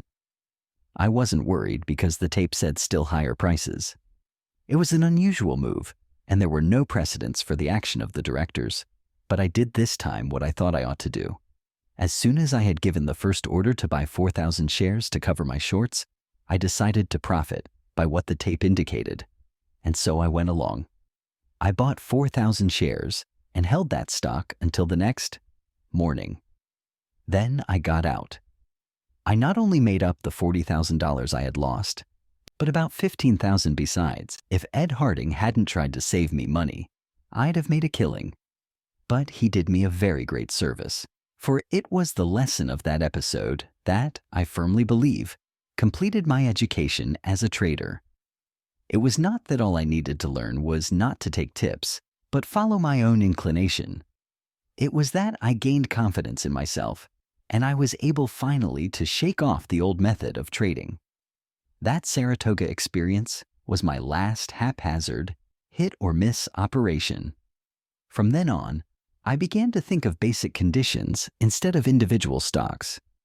I promoted myself to a higher grade in the hard school of speculation. It was a long and difficult step to take. Chapter 7. I never hesitate to tell a man that I am bullish or bearish, but I do not tell people to buy or sell any particular stock. In a bear market, all stocks go down, and in a bull market, they go up. I don't mean, of course, that in a bear market caused by a war, ammunition shares do not go up. I speak in a general sense, but the average man doesn't wish to be told that it is a bull or a bear market. What he desires is to be told specifically which particular stock to buy or sell. He wants to get something for nothing. He does not wish to work. He doesn't even wish to have to think. It is too much bother to have to count the money that he picks up from the ground. Well, I wasn't that lazy, but I found it easier to think of individual stocks than of the general market, and therefore of individual fluctuations rather than of general movements. I had to change, and I did. People don't seem to grasp easily the fundamentals of stock trading. I have often said that to buy on a rising market is the most comfortable way of buying stocks. Now, the point is not so much to buy as cheap as possible or go short at top prices, but to buy or sell at the right time. When I am bearish and I sell a stock, each sale must be at a lower level than the previous sale. When I am buying, the reverse is true. I must buy on rising scale. I don't buy long stock on a scale down. I buy on a scale up. Let us suppose, for example, that I am buying some stock. I'll buy 2,000 shares at 110. If the stock goes up to 111 after I buy it, I am, at least temporarily, right in my operation because it is a point higher. It shows me a profit. Well, because I am right, I go in and buy another 2,000 shares. If the market is still rising, I buy a third lot of 2,000 shares. Say the price goes up to 114. I think it is enough for the time being. I now have a trading basis to work from. I am long 6,000 shares at an average of 111 3/4, and the stock is selling at 114. I won't buy any more just then. I wait and see. I figure that at some stage of the rise, there is going to be a reaction. I want to see how the market takes care of itself after that reaction. It will probably react to where I got my third lot. Say that after going higher, it falls back to 112 1/4, and then rallies. Well, just as it goes back to 113 3/4, I shoot an order to buy 4,000, at the market, of course. Well, if I get that 4,000 at 113 3/4, I know something is wrong, and I'll give a testing order. That is, I'll sell 1,000 shares to see how the market takes it. But suppose that of the order to buy the 4,000 shares that I put in when the price was 113 3/4, I get 2,000 at 114 and 500 at 114.5, and the rest on the way up, so that for the last 500, I pay 115.5. Then I know I am right. It is the way I get the 4,000 shares that tells me whether I am right in buying that particular stock at that particular time, for of course, I am working on the assumption that I have checked up general conditions pretty well, and they are bullish. I never want to buy stocks too cheap or too easily. I remember a story I heard about Deacon S.V. White when he was one of the big operators of the street. He was a very fine old man, clever as they make them, and brave. He did some wonderful things in his day from all I've heard. It was in the old days when sugar was one of the most continuous purveyors of fireworks in the market. H.O. Havemeyer, president of the company, was in the heyday of his power. I gather from talks with the old-timers that H.O. and his following had all the resources of cash and cleverness necessary to put through successfully any deal in their own stock. They tell me that Havemeyer trimmed more small professional traders in that stock than any other insider in any other stock. As a rule, the floor traders are more likely to thwart the insider's game than help it. One day, a man who knew Deacon White rushed into the office all excited and said, "Deacon, you told me if I ever got any good information to come to you at once with it, and if you used it, you'd carry me for a few hundred shares." He paused for breath and for confirmation. The deacon looked at him in that meditative way he had and said, "I don't know whether I ever told you exactly that or not, but I am willing to pay for information that I can use. Well, I've got it for you." "Now that's nice," said the deacon, so mildly that the man with the info swelled up and said, "Yes, sir, deacon." Then he came closer so nobody else would hear and said, "H.O. Havemeyer is buying sugar." "Is he?" asked the deacon quite calmly. It peeved the informant, who said impressively, "Yes, sir." "Buying all he can get, deacon." "My friend, are you sure?" asked old S.V. Deacon. "I know it for a positive fact. The old inside gang are buying all they can lay their hands on. It's got something to do with the tariff, and there's going to be a killing in the common. It will cross the preferred. And that means a sure 30 points for a starter. Do you really think so?" And the old man looked at him over the top of the old-fashioned, silver-rimmed spectacles that he had put on to look at the tape. "Do I think so?" "No, I don't think so. I know so." "Absolutely. Why, deacon, when H.O. Havemeyer and his friends buy sugar, as they're doing now, they're never satisfied with anything less than 40 points net. I shouldn't be surprised to see the market get away from them any minute and shoot up before they got their full lines. There ain't as much of it kicking around the brokers' offices as there was a month ago." "He's buying sugar, eh?" repeated the deacon absently. "Buying it? Why, He's scooping it in as fast as he can without putting up the price on himself, so, said the deacon. That was all. But it was enough to nettle the tipster, and he said, yes, sirree, and I call that very good information. Why, it's absolutely straight. Is it? Yes, and it ought to be worth a whole lot. Are you going to use it? Oh yes, I'm going to use it. When? Asked the information bringer suspiciously. Right away. And the deacon called, Frank. It was the first name of his shrewdest broker, who was then in the adjoining room. Yes, sir, said Frank. I wish you'd go over to the board and sell 10,000 sugar. Sell? Yelled the tipster. There was such suffering in his voice that Frank, who had started out at a run, halted in his tracks. Why, yes, said the deacon mildly. But I told you H.O. Havemeyer was buying it. I know you did, my friend, said the deacon calmly, and turning to the broker, make haste, Frank. The broker rushed out to execute the order, and the tipster turned red. I came in here, he said furiously, with the best information I ever had. I brought it to you because I thought you were my friend and square. I expected you to act on it.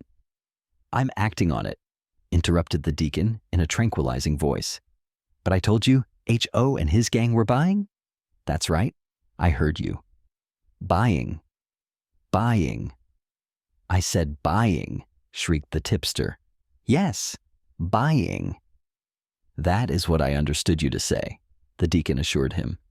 He was standing by the ticker, looking at the tape. But you are selling it. Yes, 10,000 shares. And selling it, of course. He stopped talking to concentrate. The deacon nodded. On the tape, and the tipster approached to see what the deacon saw, for the old man was very foxy. While he was looking over the deacon's shoulder, a clerk came in with a slip, obviously the report from Frank. The deacon barely glanced at it. He had seen on the tape how his order had been executed. It made him say to the clerk, tell him to sell another 10,000 sugar. Deacon, I swear to you that they really are buying the stock. Did Mr. Havemeyer tell you? Asked the deacon quietly. Of course not. He never tells anybody anything. He would not bat an eyelid to help his best friend make a nickel. But I know this is true. Do not allow yourself to become excited, my friend. And the deacon held up a hand. He was looking at the tape.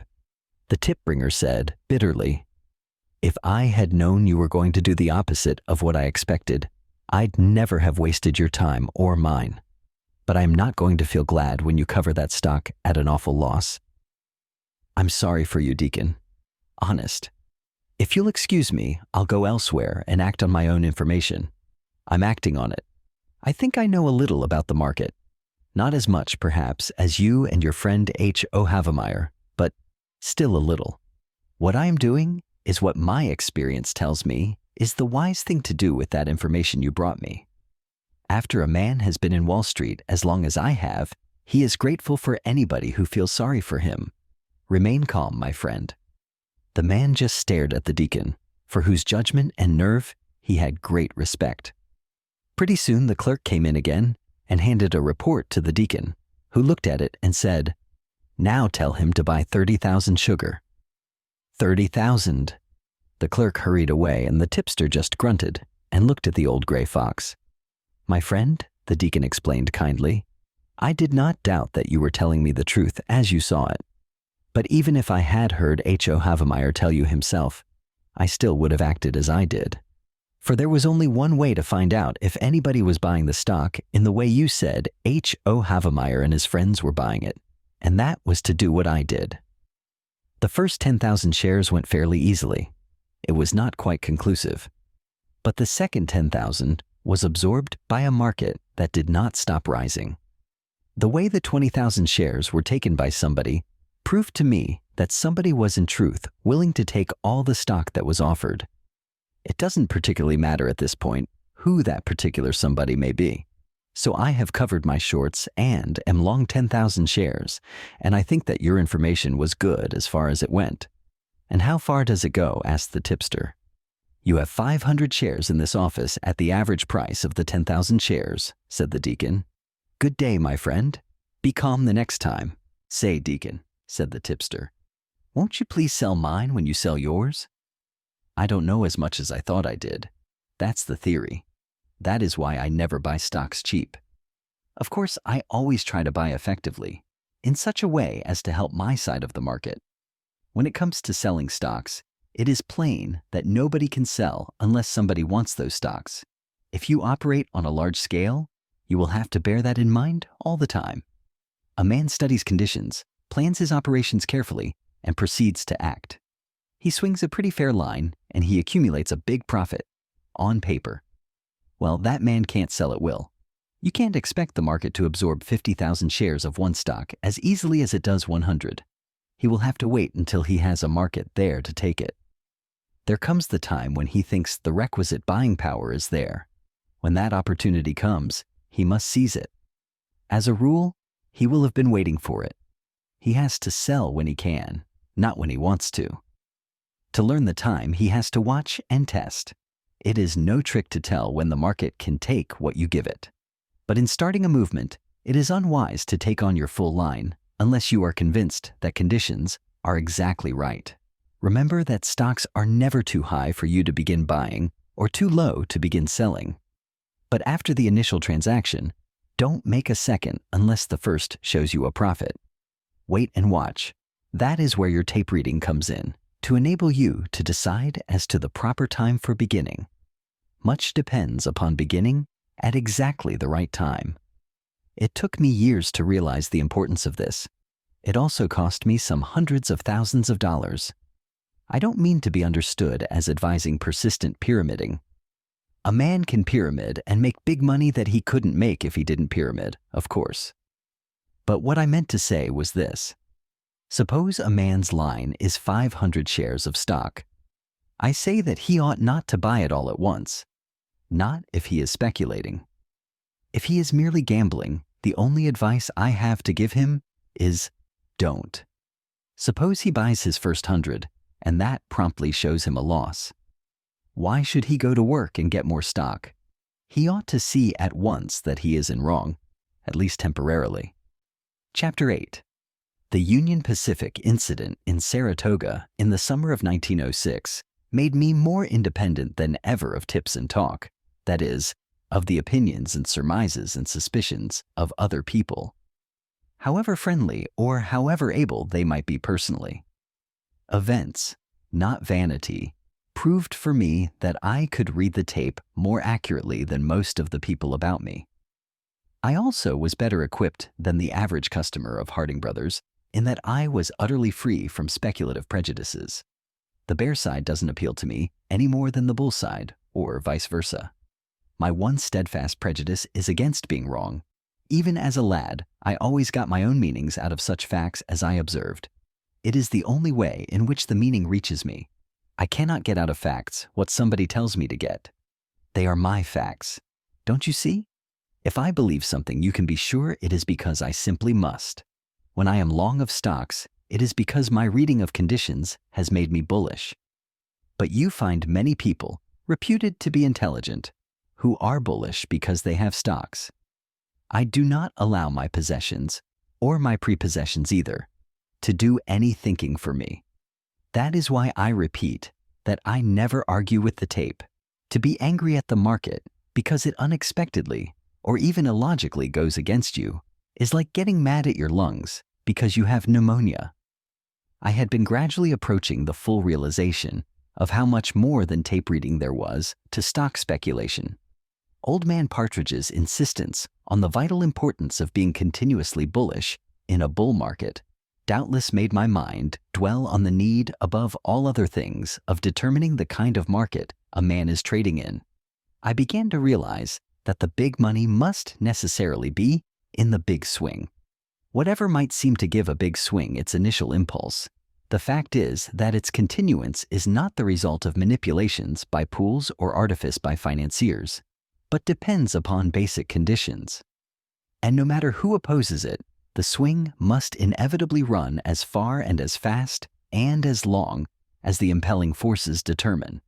After Saratoga, I began to see more clearly, perhaps I should say more maturely, that since the entire list moves in accordance with the main current, There was not so much need as I had imagined to study individual plays or the behavior of this or the other stock. Also, by thinking of the swing, a man was not limited in his trading. He could buy or sell the entire list. In certain stocks, a short line is dangerous after a man sells more than a certain percentage of the capital stock, the amount depending on how, where, and by whom the stock is held. But he could sell 1 million shares of the general list, if he had the price, without the danger of being squeezed. A great deal of money used to be made periodically by insiders in the old days out of the shorts and their carefully fostered fears of corners and squeezes. Obviously, the thing to do was to be bullish in a bull market and bearish in a bear market. Sounds silly, doesn't it? But I had to grasp that general principle firmly before I saw that to put it into practice really meant to anticipate probabilities. It took me a long time to learn to trade on those lines, but in justice to myself, I must remind you that up to then, I had never had a big enough stake to speculate that way. A big swing will mean big money if your line is big, and to be able to swing a big line, you need a big balance at your brokers. I always had, or felt that I had, to make my daily bread out of the stock market. It interfered with my efforts to increase the stake available for the more profitable but slower, and therefore more immediately expensive method of trading on swings. But not only did my confidence in myself grow stronger, but my brokers ceased to think of me as a sporadically lucky boy plunger. They had made a great deal out of me in commissions, but now I was in a fair way to become their star customer, and as such, to have a value beyond the actual volume of my trading. A customer who makes money is an asset to any broker's office. The moment I ceased to be satisfied with merely studying the tape, I ceased to concern myself exclusively with the daily fluctuations in specific stocks. And when that happened, I simply had to study the game from a different angle. I worked back from the quotation to first principles, from price fluctuations to basic conditions. Of course, I had been reading the Daily Dope regularly for a long time. All traders do. But much of it was gossip. Some of it deliberately false, and the rest merely the personal opinion of the writers. The reputable weekly reviews, when they touched upon underlying conditions, were not entirely satisfactory to me. The point of view of the financial editors was not mine as a rule. It was not a vital matter for them to marshal their facts and draw their conclusions from them, but it was for me. Also, there was a vast difference in our appraisal of the element of time. The analysis of the week that had passed was less important to me than the forecast of the weeks that were to come. For years, I had been the victim of an unfortunate combination of inexperience, youth, and insufficient capital. But now I felt the elation of a discoverer. My new attitude toward the game explained my repeated failures to make big money in New York. But now, with adequate resources, experience, and confidence, I was in such a hurry to try the new key that I did not notice that there was another lock on the door, a time lock. It was a perfectly natural oversight. I had to pay the usual tuition, a good whack per each step forward. I studied the situation in 1906, and I thought that the money outlook was particularly serious. Much actual wealth the world over had been destroyed. Everybody must sooner or later feel the pinch, and therefore, nobody would be in position to help anybody.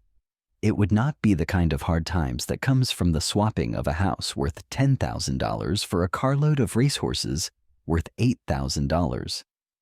It was the complete destruction of the house by fire and of most of the horses by a railroad wreck.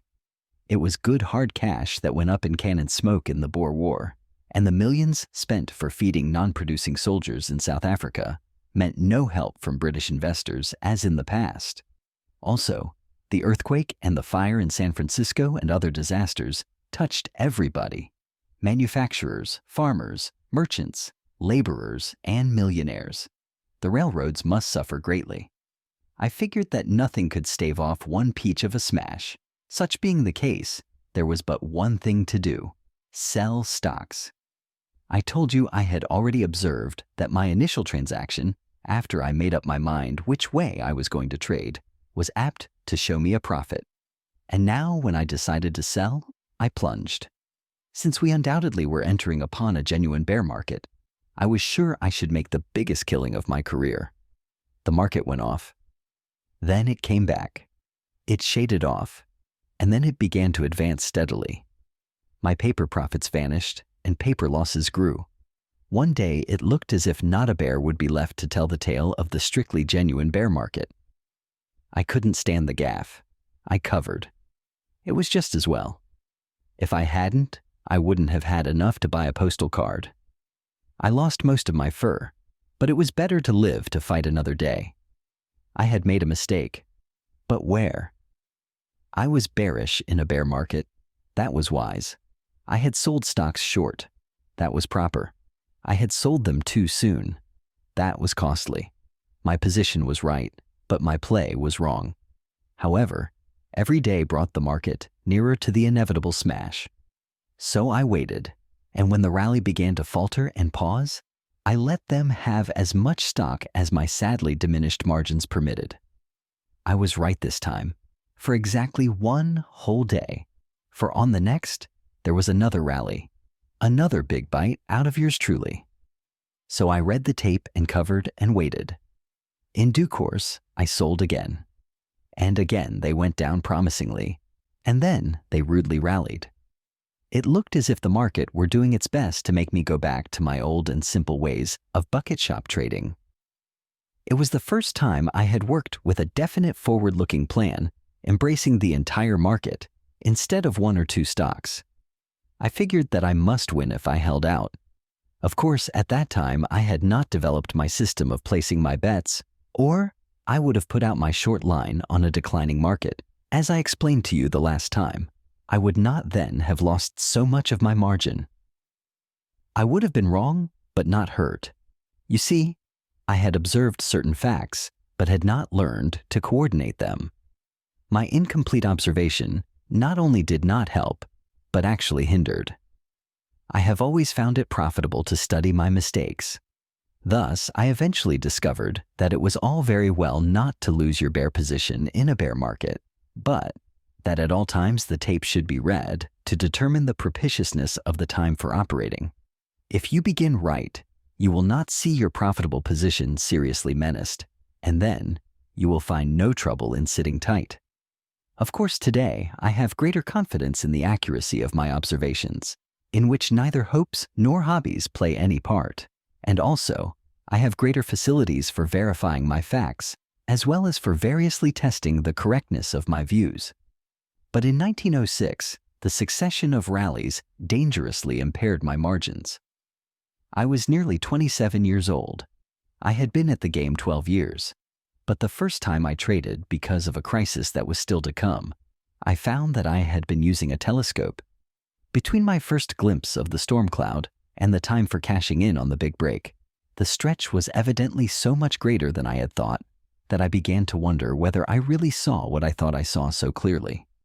We had had many warnings and sensational ascensions in call money rates. Still, some of the great financiers talked hopefully, at least to newspaper reporters, and the ensuing rallies in the stock market gave the lie to the calamity howlers. Was I fundamentally wrong in being bearish, or merely temporarily wrong in having begun to sell short too soon? I decided that I began too soon, but that I really couldn't help it. Then the market began to sell off. That was my opportunity. I sold all I could, and then stocks rallied again to quite a level. It cleaned me out. There I was, right and busted. I tell you, it was remarkable. What happened was this. I looked ahead and saw a big pile of dollars. Out of it stuck a sign. It had "Help Yourself" on it in huge letters. Beside it stood a cart with Lauriston Livermore Trucking Corporation painted on its side. I had a brand new shovel in my hand. There was not another soul in sight, so I had no competition in the gold shoveling, which is one beauty of seeing the dollar heap ahead of others. The people who might have seen it if they had stopped to look were just then looking at baseball games instead, or motoring, or buying houses to be paid for with the very dollars that I saw. That was the first time that I had seen big money ahead, and I naturally started toward it on the run. Before I could reach the dollar pile, my wind went back on me, and I fell to the ground. The pile of dollars was still there, but I had lost the shovel, and the wagon was gone. So much for sprinting too soon. I was too eager to prove to myself that I had seen real dollars and not a mirage. I saw, and knew that I saw. Thinking about the reward for my excellent sight kept me from considering the distance to the dollar heap. I should have walked and not sprinted. That is what happened. I didn't wait to determine whether or not the time was right for plunging on the bear side. On the one occasion when I should have invoked the aid of my tape reading, I didn't do it. That is how I came to learn that even when one is properly bearish, at the very beginning of a bear market, it is well not to begin selling in bulk until there is no danger of the engine backfiring. I had traded in a good many thousands of shares at Harding's office in all those years, and moreover the firm had confidence in me, and our relations were of the pleasantest. I think they felt that I was bound to be right again very shortly, and they knew that with my habit of pushing my luck, all I needed was a start, and I'd more than recover what I had lost. They had made a great deal of money out of my trading, and they would make more. So there was no trouble about my being able to trade there again, as long as my credit stood high. The succession of spankings I had received made me less aggressively cocksure. Perhaps I should say less careless, for of course, I knew I was just so much nearer to the smash. All I could do was wait watchfully, as I should have done before plunging. It wasn't a case of locking the stable after the horse was stolen. I simply had to be sure the next time I tried. If a man didn't make mistakes, he'd own the world in a month. But if he didn't profit by his mistakes, he wouldn't own a blessed thing. Well, sir, one fine morning I came downtown feeling cocksure once more. There wasn't any doubt this time. I had read an advertisement in the financial pages of all the newspapers that was the high sign I hadn't had the sense to wait for before plunging. It was the announcement of a new issue of stock by the Northern Pacific and Great Northern Roads. The payments were to be made on the installment plan for the convenience of the stockholders. This consideration was something new in Wall Street. It struck me as more than ominous. For years, the unfailing bull item on Great Northern Preferred had been the announcement that another melon was to be cut, said melon consisting of the right of the lucky stockholders to subscribe at par to a new issue of Great Northern stock. These rights were valuable, since the market price was always way above par, but now the money market was such that the most powerful banking houses in the country were none. Too sure the stockholders would be able to pay cash for the bargain, and Great Northern Preferred was selling at about 330. As soon as I got to the office, I told Ed Harding, "The time to sell is right now." This is when I should have begun. Just look at that ad, will you? He had seen it. I pointed out what the banker's confession amounted to in my opinion, but he couldn't quite see the big break right on top of us. He thought it better to wait before putting out a very big short line by reason of the market's habit of having big rallies. If I waited, prices might be lower, but the operation would be safer. "Ed," I said to him, "the longer the delay in starting, the sharper the break will be when it does start." That ad is a signed confession on the part of the bankers. What they fear is what I hope. This is a sign for us to get aboard the bear wagon. It is all we needed. If I had $10 million, I'd stake every cent of it this minute. I had to do some more talking and arguing. He wasn't content with the only inferences a sane man could draw from that amazing advertisement. It was enough for me, but not for most of the people in the office. I sold a little. Too little.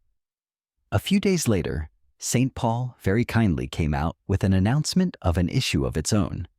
Either stocks or notes, I forget which. But that doesn't matter.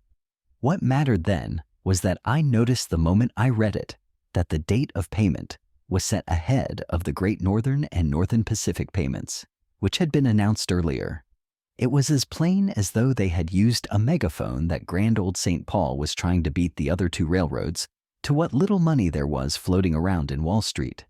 The St. Paul's bankers quite obviously feared that there wasn't enough for all three, and they were not saying, "After you, my dear Alphonse." If money already was that scarce, and you bet the bankers knew, what would it be later? The railroads needed it desperately. It wasn't there. What was the answer?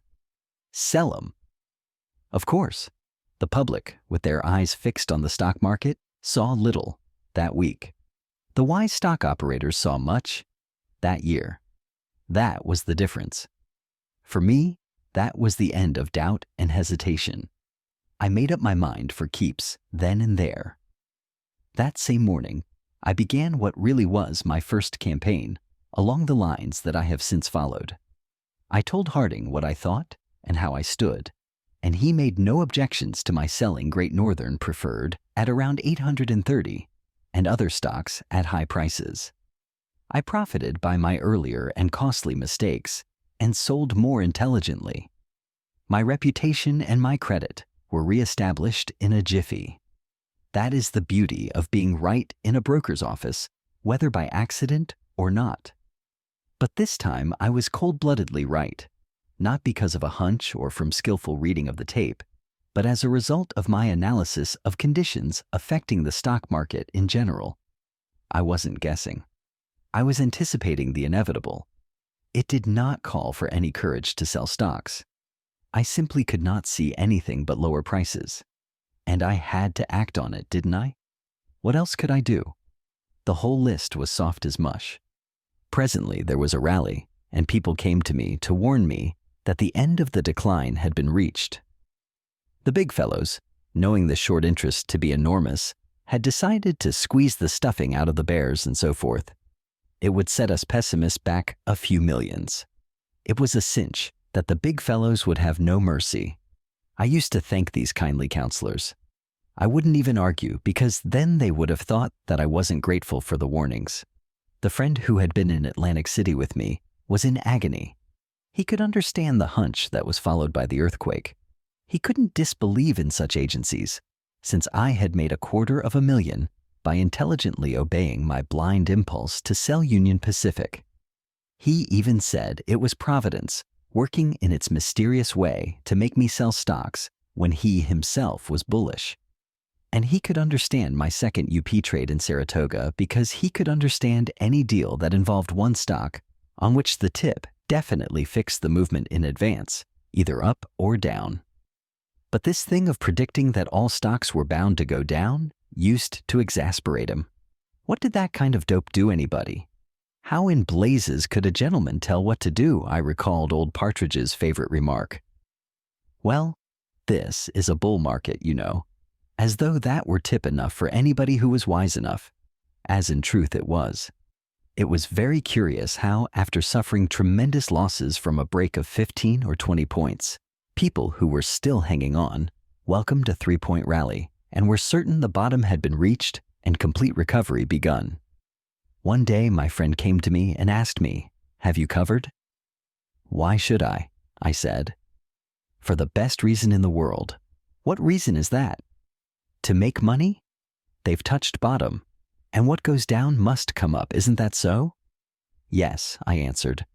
"First they sink to the bottom, then they come up, but not right away. They've got to be good and dead a couple of days. It isn't time for these corpses to rise to the surface. They are not quite dead yet." An old-timer heard me. He was one of those chaps that are always reminded of something.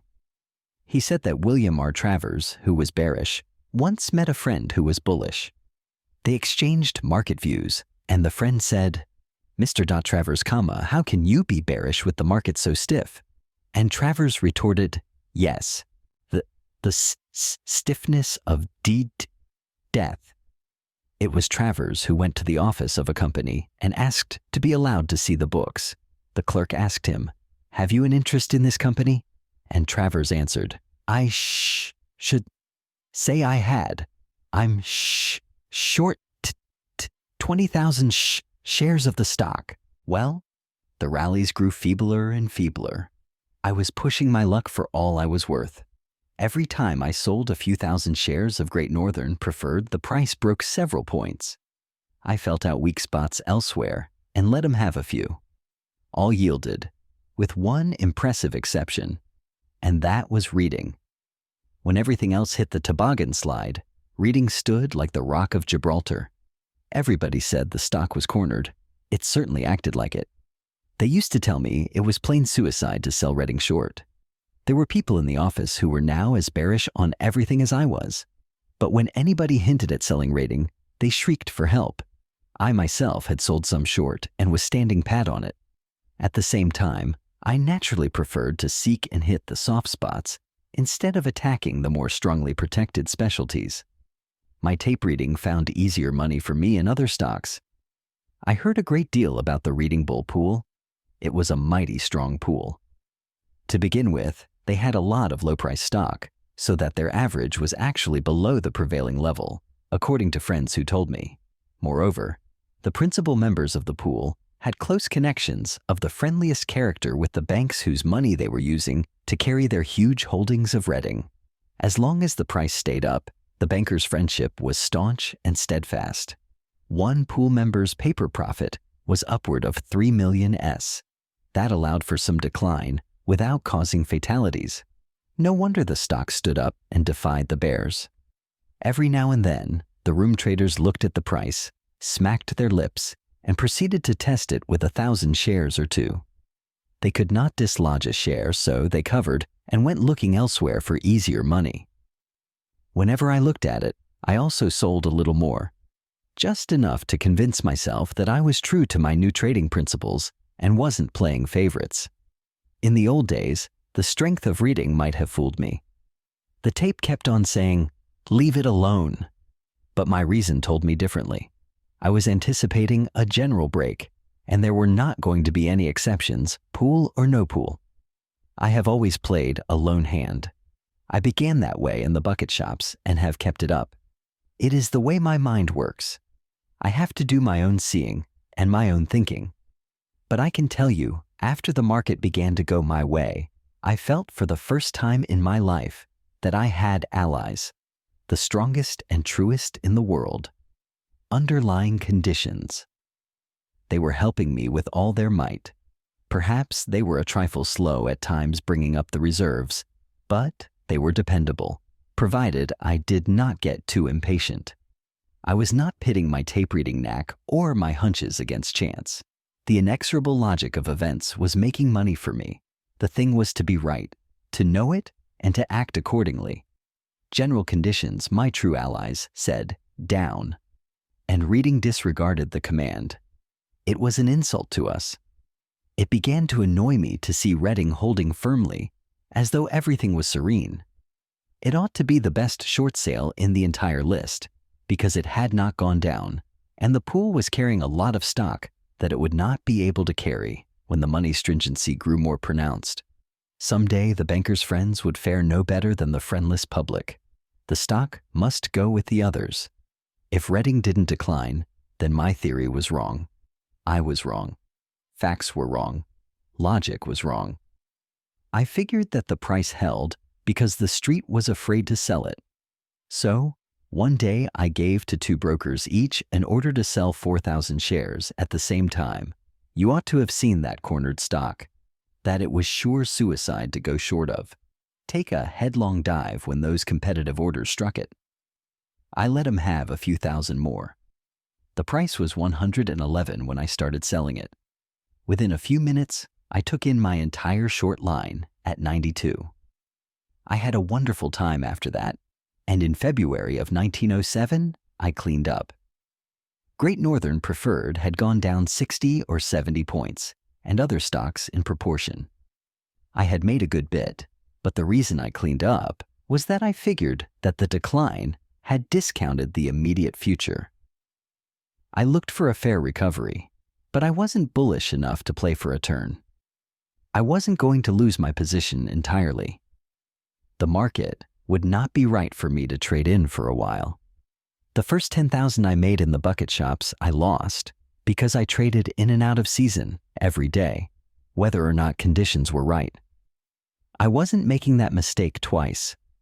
Also, don't forget that I had gone broke a little while before, because I had seen this break too soon and started selling before it was time. Now, when I had a big profit, I wanted to cash in so that I could feel I had been right. The rallies had broken me before. I wasn't going to let the next rally wipe me out. Instead of sitting tight, I went to Florida. I love fishing and I needed a rest.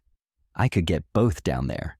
And besides, there are direct wires between Wall Street and Palm Beach. Chapter 9. I cruised off the coast of Florida. The fishing was good. I was out of stocks. My mind was easy. I was having a fine time. One day off Palm Beach, some friends came alongside in a motorboat. One of them brought a newspaper with him. I hadn't looked at one in some days and had not felt any desire to see one. I was not interested in any news it might print. But I glanced over the one my friend brought to the yacht, and I saw that the market had had a big rally, 10 points and more. I told my friends that I would go ashore with them. Moderate rallies from time to time were reasonable, but the bear market was not over. And here was Wall Street or the fool public or desperate bull interests disregarding monetary conditions and marking up prices beyond reason or letting somebody else do it. It was too much for me. I simply had to take a look at the market. I didn't know what I might or might not do, but I knew that my pressing need was the sight of the quotation board. My brokers, Harding Brothers, had a branch office in Palm Beach. When I walked in, I found there a lot of chaps I knew. Most of them were talking bullish.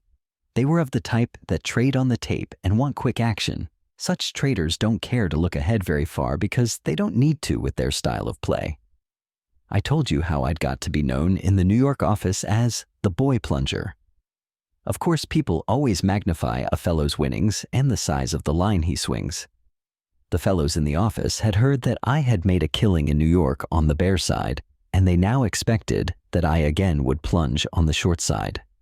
They themselves thought the rally would go to a good deal further, but they rather considered it my duty to fight it.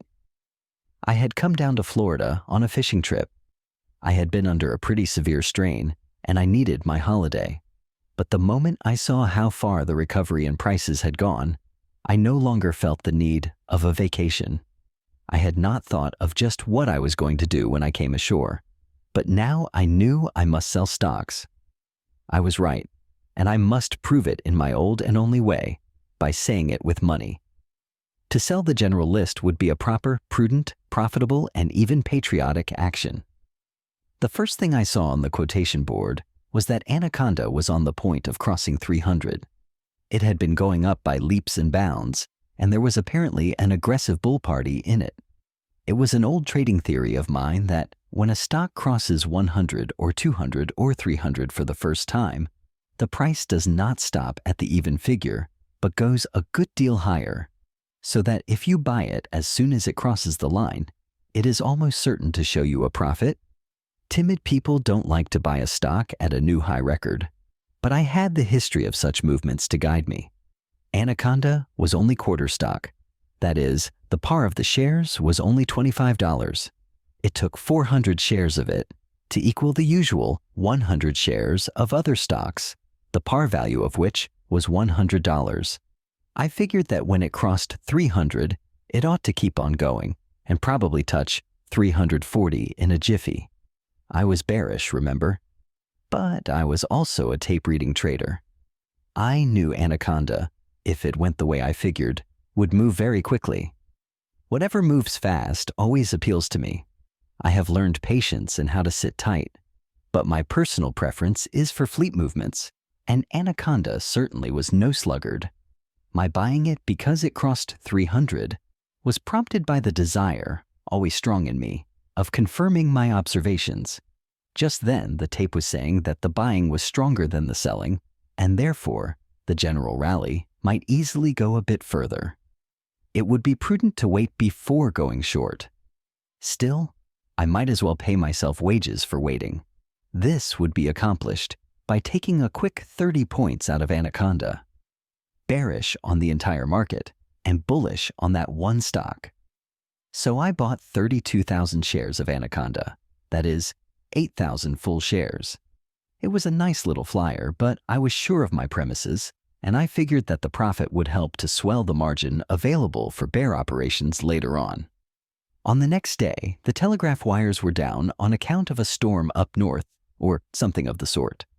I was in Harding's office waiting for news. The crowd was chewing the rag and wondering all sorts of things, as stock traders will when they can't trade. Then we got a quotation, the only one that day. Anaconda, 292. There was a chap with me, a broker I had met in New York. He knew I was long 8,000 full shares, and I suspect that he had some of his own, for when we got that one quotation, he certainly had a fit. He couldn't tell whether the stock at that very moment had gone off another 10 points or not. The way Anaconda had gone up, it wouldn't have been anything unusual for it to break 20 points. But I said to him, "Don't you worry, John. It will be all right tomorrow." That was really the way I felt. But he looked at me and shook his head. He knew better. He was that kind.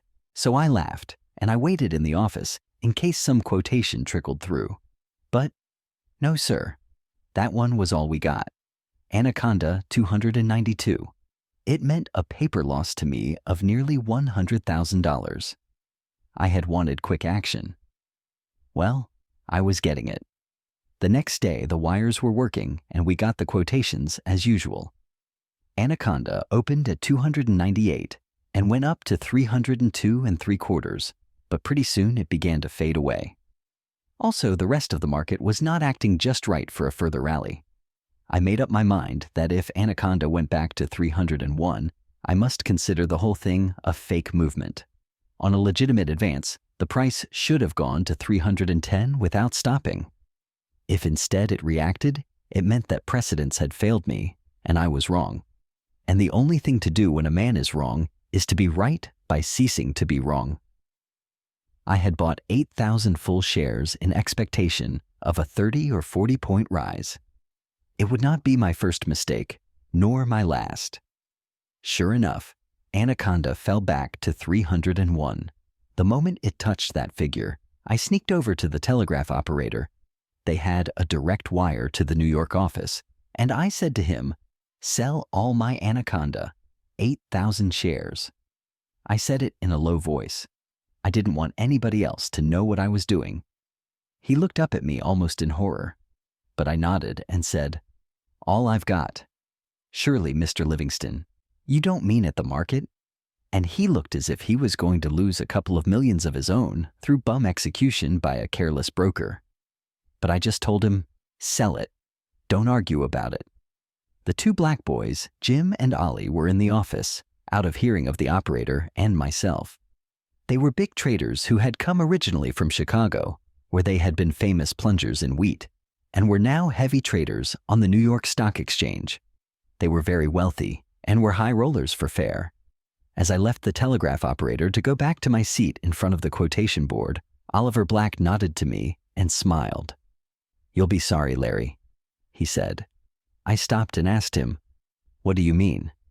"Tomorrow you'll be buying it back." "Buying what back?" I said. I hadn't told a soul except the telegraph operator.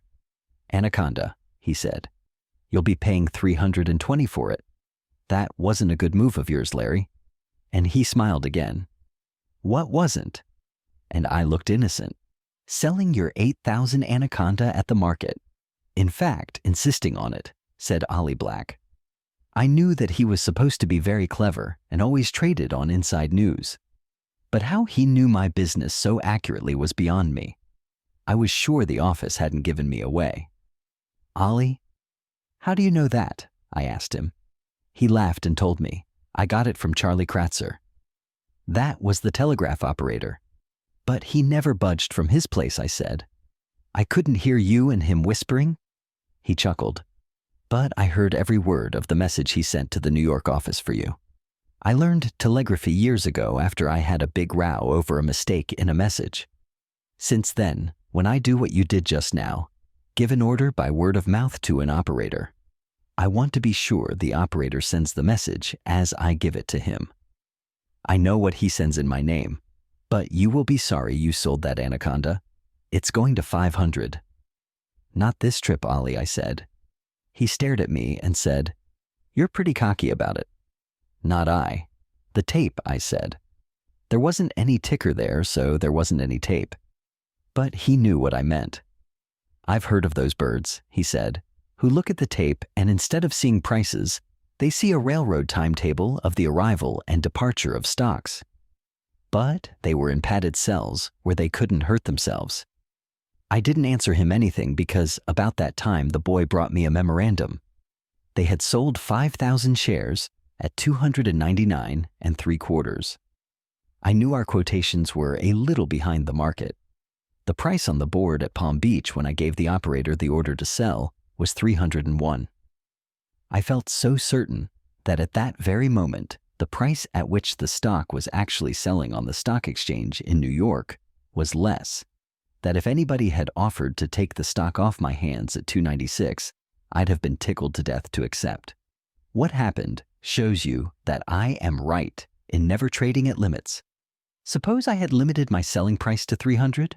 I'd never have got it off. No, sir. When you want to get out, get out. Now my stock cost me about 300. They got off 500 shares, full shares of course, at 299 3/4. The next 1,000 they sold at 299 5/8.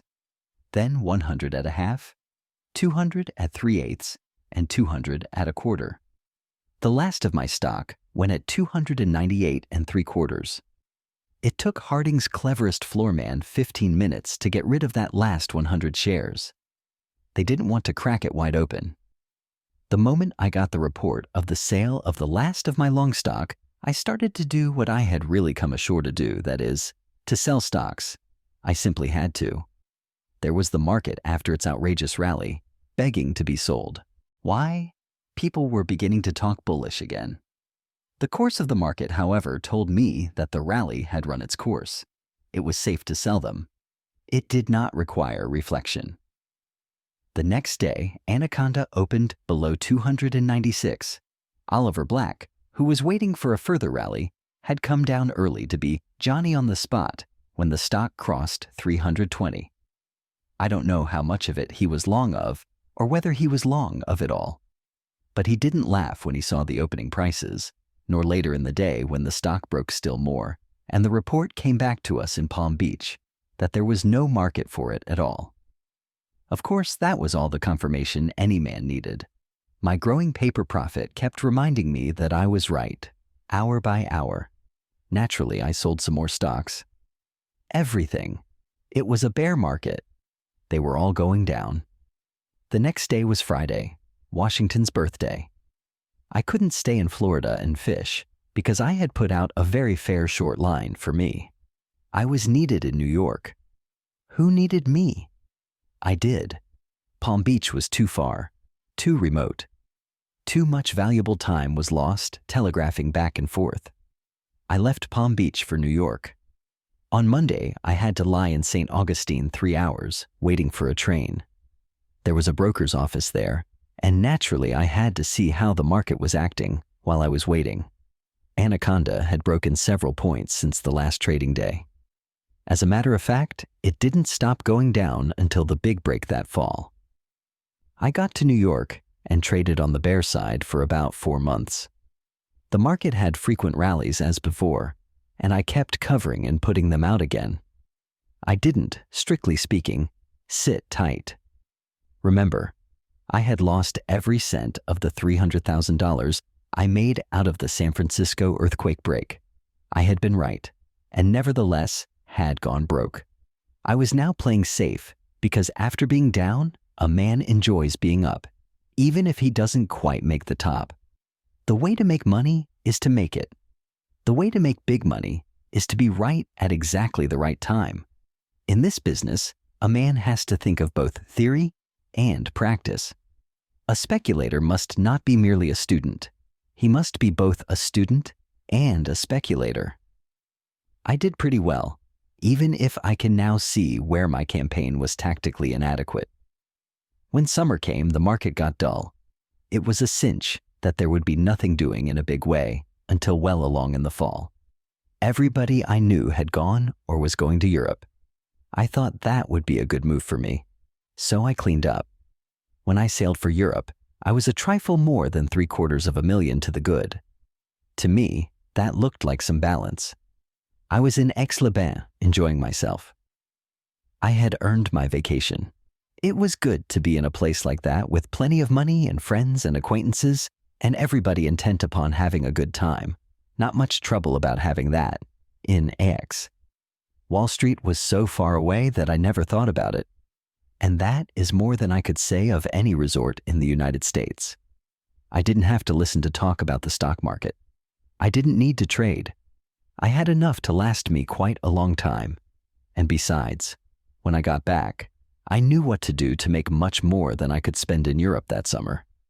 One day, I saw in the Paris Herald a dispatch from New York that smelters had declared an extra dividend.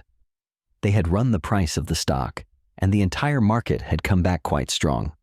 Of course, that changed everything for me and X. The news simply meant that the bull cliques were still fighting desperately against conditions, against common sense and against common honesty, for they knew what was coming and were resorting to such schemes to put up the market in order to unload stocks before the storm struck them. It is possible they really did not believe the danger was as serious or as close at hand as I thought. The big men of the street are as prone to be wishful thinkers as the politicians or the plain suckers. I myself can't work that way. In a speculator, such an attitude is fatal. Perhaps a manufacturer of securities or a promoter of new enterprises can afford to indulge in hope jags. At all events, I knew that all bull manipulation was foredoomed to failure in that bear market. The instant I read the dispatch, I knew there was only one thing to do to be comfortable, and that was to sell smelters short. Why? The insiders as much as begged me on their knees to do it, when they increased the dividend rate on the verge of a money panic. It was as infuriating as the old dares of your boyhood. They dared me to sell that particular stock short. I cabled some selling orders in Smelter and advised my friends in New York to go short of it. When I got my report from the brokers, I saw the price they got was 6 points below the quotations I had seen in the Paris Herald. It shows you what the situation was. My plans had been to return to Paris at the end of the month and about 3 weeks later sail for New York. But as soon as I received the cabled reports from my brokers, I went back to Paris. The same day I arrived, I called at the steamship offices and found there was a fast boat leaving for New York the next day. I took it. There I was, back in New York, almost a month ahead of my original plans, because it was the most comfortable place to be short of the market in. I had well over $500,000 in cash available for margins. My return was not due to my being bearish, but to my being logical.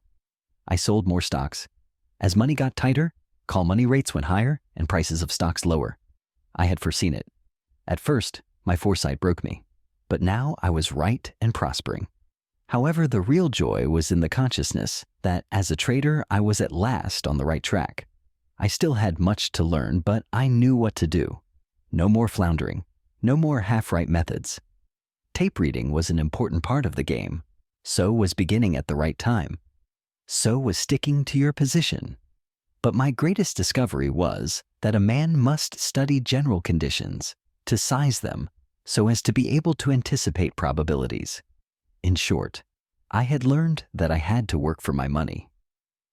I was no longer betting blindly or concerned with mastering the technique of the game, but with earning my successes by hard study and clear thinking. I also found out that nobody was immune from the danger of making sucker plays. And for a sucker play, a man gets sucker pay. For the paymaster is on the job and never loses the pay envelope that is coming to you. Our office made a great deal of money. My own operations were so successful that they began to be talked about and, of course, were greatly exaggerated. I was credited with starting the breaks in various stocks. People I didn't know by name used to come and congratulate me. They all thought the most wonderful thing was the money I had made. They did not say a word about the time when I first talked bearish to them, and they thought I was a crazy bear with a stock market loser's vindictive grouch. That I had foreseen the money troubles was nothing. That my broker's bookkeeper had used a third of a drop of ink on the credit side of the ledger. Under my name was a marvelous achievement to them. Friends used to tell me that in various offices, the boy plunger in Harding Brothers' office was quoted as making all sorts of threats against the bull cliques that had tried to mark up prices of various stocks long after it was plain that the market was bound to seek a much lower level. To this day, they talk of my raids. From the latter part of September on, the money market was megaphoning warnings to the entire world. But a belief in miracles kept people from selling what remained of their speculative holdings. Why a broker told me a story the first week of October that made me feel almost ashamed of my moderation. You remember that money loans used to be made on the floor of the exchange around the money post. Those brokers who had received notice from their banks to pay call loans knew, in a general way, how much money they would have to borrow afresh. And of course, the banks knew their position so far as loanable funds were concerned, and those which had money to loan would send it to the exchange. This bank money was handled by a few brokers whose principal business was time loans. At about noon, the renewal rate for the day was posted. Usually this represented a fair average of the loans made up to that time. Business was, as a rule, transacted openly by bids and offers, so that everyone knew what was going on. Between noon and about 2 o'clock, there was ordinarily not much business done in money, but after delivery time, namely 2:15 p.m., brokers would know exactly what their cash position for the day would be, and they were able either to go to the money post and lend the balances that they had over or to borrow what they required. This business also was done openly. Well, sometime early in October, the broker I was telling you about came to me and told me that brokers were getting so they didn't go to the money post when they had money to loan. The reason was that members of a couple of well-known commission houses were on watch there, ready to snap up any offerings of money. Of course, no lender who offered money publicly could refuse to lend to these firms. They were solvent, and the collateral was good enough. But the trouble was that once these firms borrowed money on call, there was no prospect of the lender getting that money back. They simply said they couldn't pay it back, and the lender would willy-nilly have to renew the loan. So any stock exchange house that had money to loan to its fellows used to send its men about the floor instead of to the post, and they would whisper to good friends, "Want 100?" Meaning, "Do you wish to borrow $100,000? The money brokers who acted for the banks presently adopted the same plan, and it was a dismal sight to watch the money post. Think of it. Why, he also told me that it was a matter of stock exchange etiquette in those October days for the borrower to make his own rate of interest. You see, it fluctuated between 100 and 150% per annum. I suppose by letting the borrower fix the rate, the lender in some strange way didn't feel so much like a usurer. But you bet he got as much as the rest. The lender naturally did not dream of not paying a high rate. He played fair and paid whatever the others did. What he needed was the money, and was glad to get it. Things got worse and worse. Finally, there came the awful day of reckoning for the bulls and the optimists and the wishful thinkers and those vast hordes that, dreading the pain of a small loss at the beginning, were now about to suffer total amputation without anesthetics. A day I shall never forget. October 24th, 1907. Reports from the money crowd early indicated that borrowers would have to pay whatever the lenders saw fit to ask. There wouldn't be enough to go around.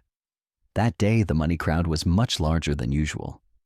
When delivery time came that afternoon, there must have been 100 brokers around the money post, each hoping to borrow the money that his firm urgently needed.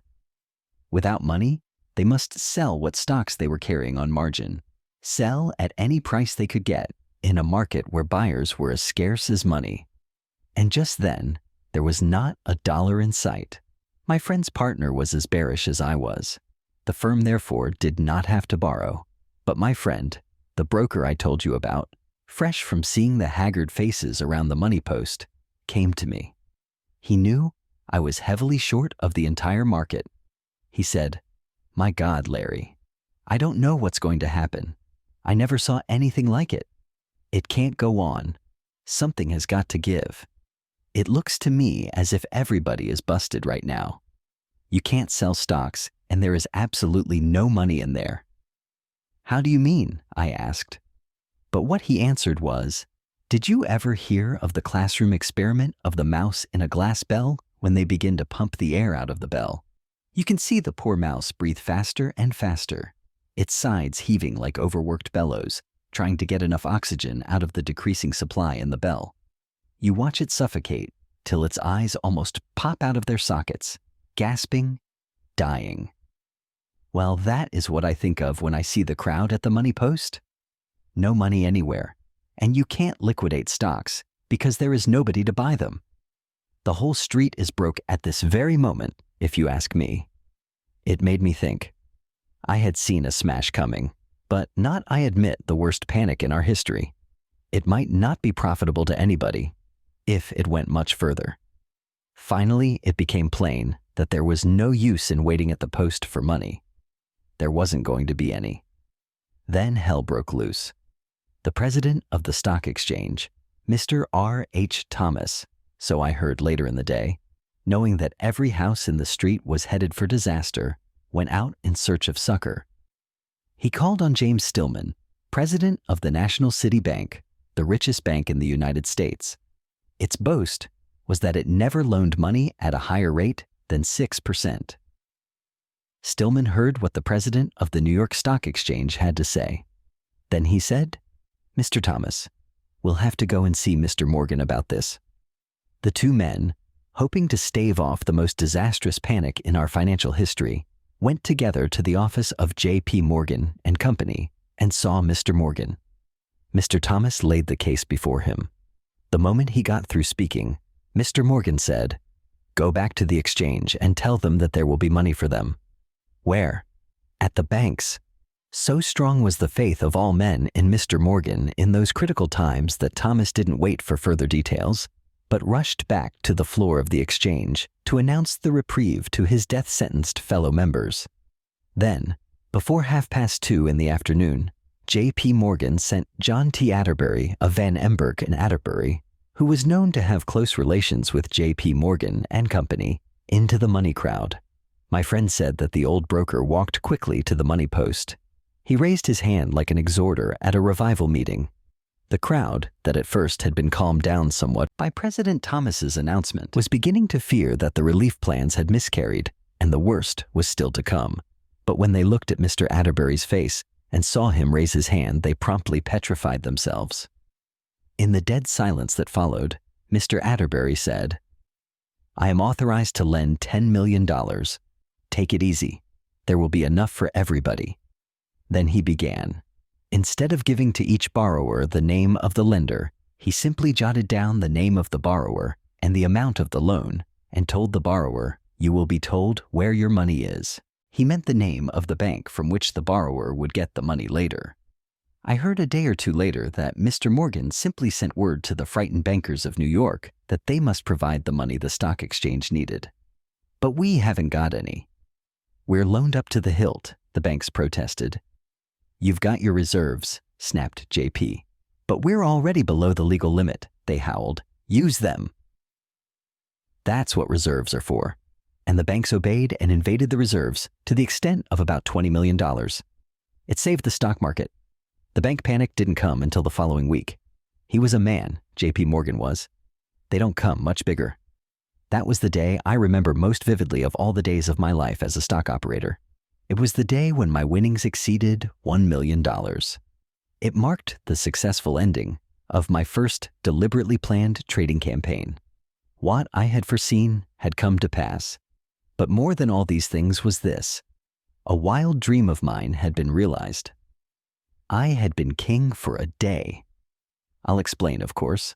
After I had been in New York a couple of years, I used to cudgel my brains trying to determine the exact reason why I couldn't beat in a stock exchange house in New York, the game that I had beaten as a kid of 15 in a bucket shop in Boston. I knew that someday I would find out what was wrong, and I would stop being wrong. I would then have not alone the will to be right, but the knowledge to ensure my being right. And that would mean power. Please do not misunderstand me. It was not a deliberate dream of grandeur or a futile desire born of overweening vanity. It was rather a sort of feeling that the same old stock market that so baffled me in Fullerton's office and in Harding's would one day eat out of my hand. I just felt that such a day would come. And it did. October 24th, 1907. The reason why I say it is this. That morning, a broker who had done a lot of business for my brokers and knew that I had been plunging on the bear side rode down in the company of one of the partners of the foremost banking house in the street. My friend told the banker how heavily I had been trading, for I certainly pushed my luck to the limit. What is the use of being right, unless you get all the good possible out of it? Perhaps the broker exaggerated to make his story sound important. Perhaps I had more of a following than I knew. Perhaps the banker knew far better than I how critical the situation was. At all events, my friend said to me, he listened with great interest to what I told him you said the market was going to do when the real selling began, after another push or two. When I got through, he said he might have something for me to do later in the day. When the commission houses found out there was not a cent to be had at any price, I knew the time had come. I sent brokers into the various crowds. Why, at one time, there wasn't a single bid for Union Pacific, not at any price. Think of it. And in other stocks, the same thing. No money to hold stocks and nobody to buy them. I had enormous paper profits, and the certainty that all that I had to do to smash prices still more was to send in orders to sell 10,000 shares, each of Union Pacific, and of a half-dozen other good dividend-paying stocks, and what would follow would be simply hell. It seemed to me that the panic that would be precipitated would be of such an intensity and character that the Board of Governors would deem it advisable to close the exchange, as was done in August 1914, when the World War broke out. It would mean greatly increased profits on paper. It might also mean an inability to convert those profits into actual cash. But there were other things to consider, and one was that a further break would retard the recovery that I was beginning to figure on, the compensating improvement after all that bloodletting. Such a panic would do much harm to the country generally. I made up my mind that since it was unwise and unpleasant to continue actively bearish, it was illogical for me to stay short, so I turned and began to buy. It wasn't long after my brokers began to buy in for me, and by the way I got bottom prices, that the banker sent for my friend. "I have sent for you," he said, "because I want you to go instantly to your friend Livingston and say to him that we hope he will not sell any more stocks today. The market can't stand much more pressure. As it is, it will be an immensely difficult task to avert a devastating panic. Appeal to your friend's patriotism. This is a case where a man has to work for the benefit of all. Let me know at once what he says." My friend came right over and told me. He was very tactful. I suppose he thought that having planned to smash the market, I would consider his request as equivalent to throwing away the chance to make about $10 million. He knew I was sore on some of the big guns for the way they had acted trying to land the public with a lot of stock, when they knew as well as I did what was coming.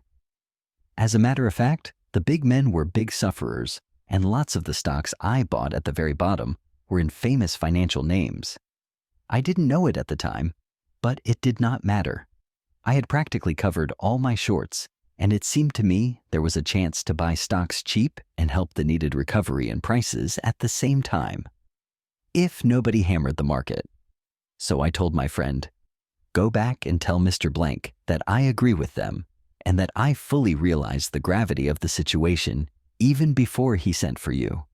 I not only will not sell any more stocks today, but I am going in and buy as much as I can carry," and I kept my word. I bought 100,000 shares that day for the long account. I did not sell another stock short for 9 months. That is why I said to friends that my dream had come true and that I had been king for a moment. The stock market at one time that day certainly was at the mercy of anybody who wanted to hammer it. I do not suffer from delusions of grandeur. In fact, you know how I feel about being accused of raiding the market and about the way my operations are exaggerated by the gossip of the street. I came out of it in fine shape. The newspapers said that Larry Livingston, the boy plunger, had made several millions. Well, I was worth over 1 million after the close of business that day. But my biggest winnings were not in dollars but in the intangibles. I had been right. I had looked ahead and followed a clear-cut plan. I had learned what a man must do in order to make big money. I was permanently out of the gambler class. I had at last learned to trade intelligently in a big way. It was a day of days for me. Chapter 10. The recognition of our own mistakes should not benefit us any more than the study of our successes. But there is a natural tendency in all men to avoid punishment. When you associate certain mistakes with a licking, you do not hanker for a second dose, and, of course, all stock market mistakes wound you in two tender spots, your pocketbook and your vanity. But I will tell you something curious. A stock speculator sometimes makes mistakes and knows that he is making them. And after he makes them, he will ask himself why he made them. And after thinking over it cold-bloodedly a long time after the pain of punishment is over, he may learn how he came to make them, and when, and at what particular point of his trade, but not why. And then he simply calls himself names and lets it go at that. Of course, if a man is both wise and lucky, he will not make the same mistake twice, but he will make any one of the 10,000 brothers or cousins of the original. The mistake family is so large that there is always one of them around when you want to see what you can do in the fool play line. To tell you about the first of my million-dollar mistakes, I shall have to go back to this time when I first became a millionaire, right after the big break of October 1907. As far as my trading went, having $1 million merely meant more reserves. Money does not give a trader more comfort, because rich or poor, he can make mistakes, and it is never comfortable to be wrong. And when a millionaire is right, his money is merely one of his several servants. Losing money is the least of my troubles. A loss never bothers me after I take it. I forget it overnight. But being wrong, not taking the loss, that is what does the damage to the pocketbook and to the soul.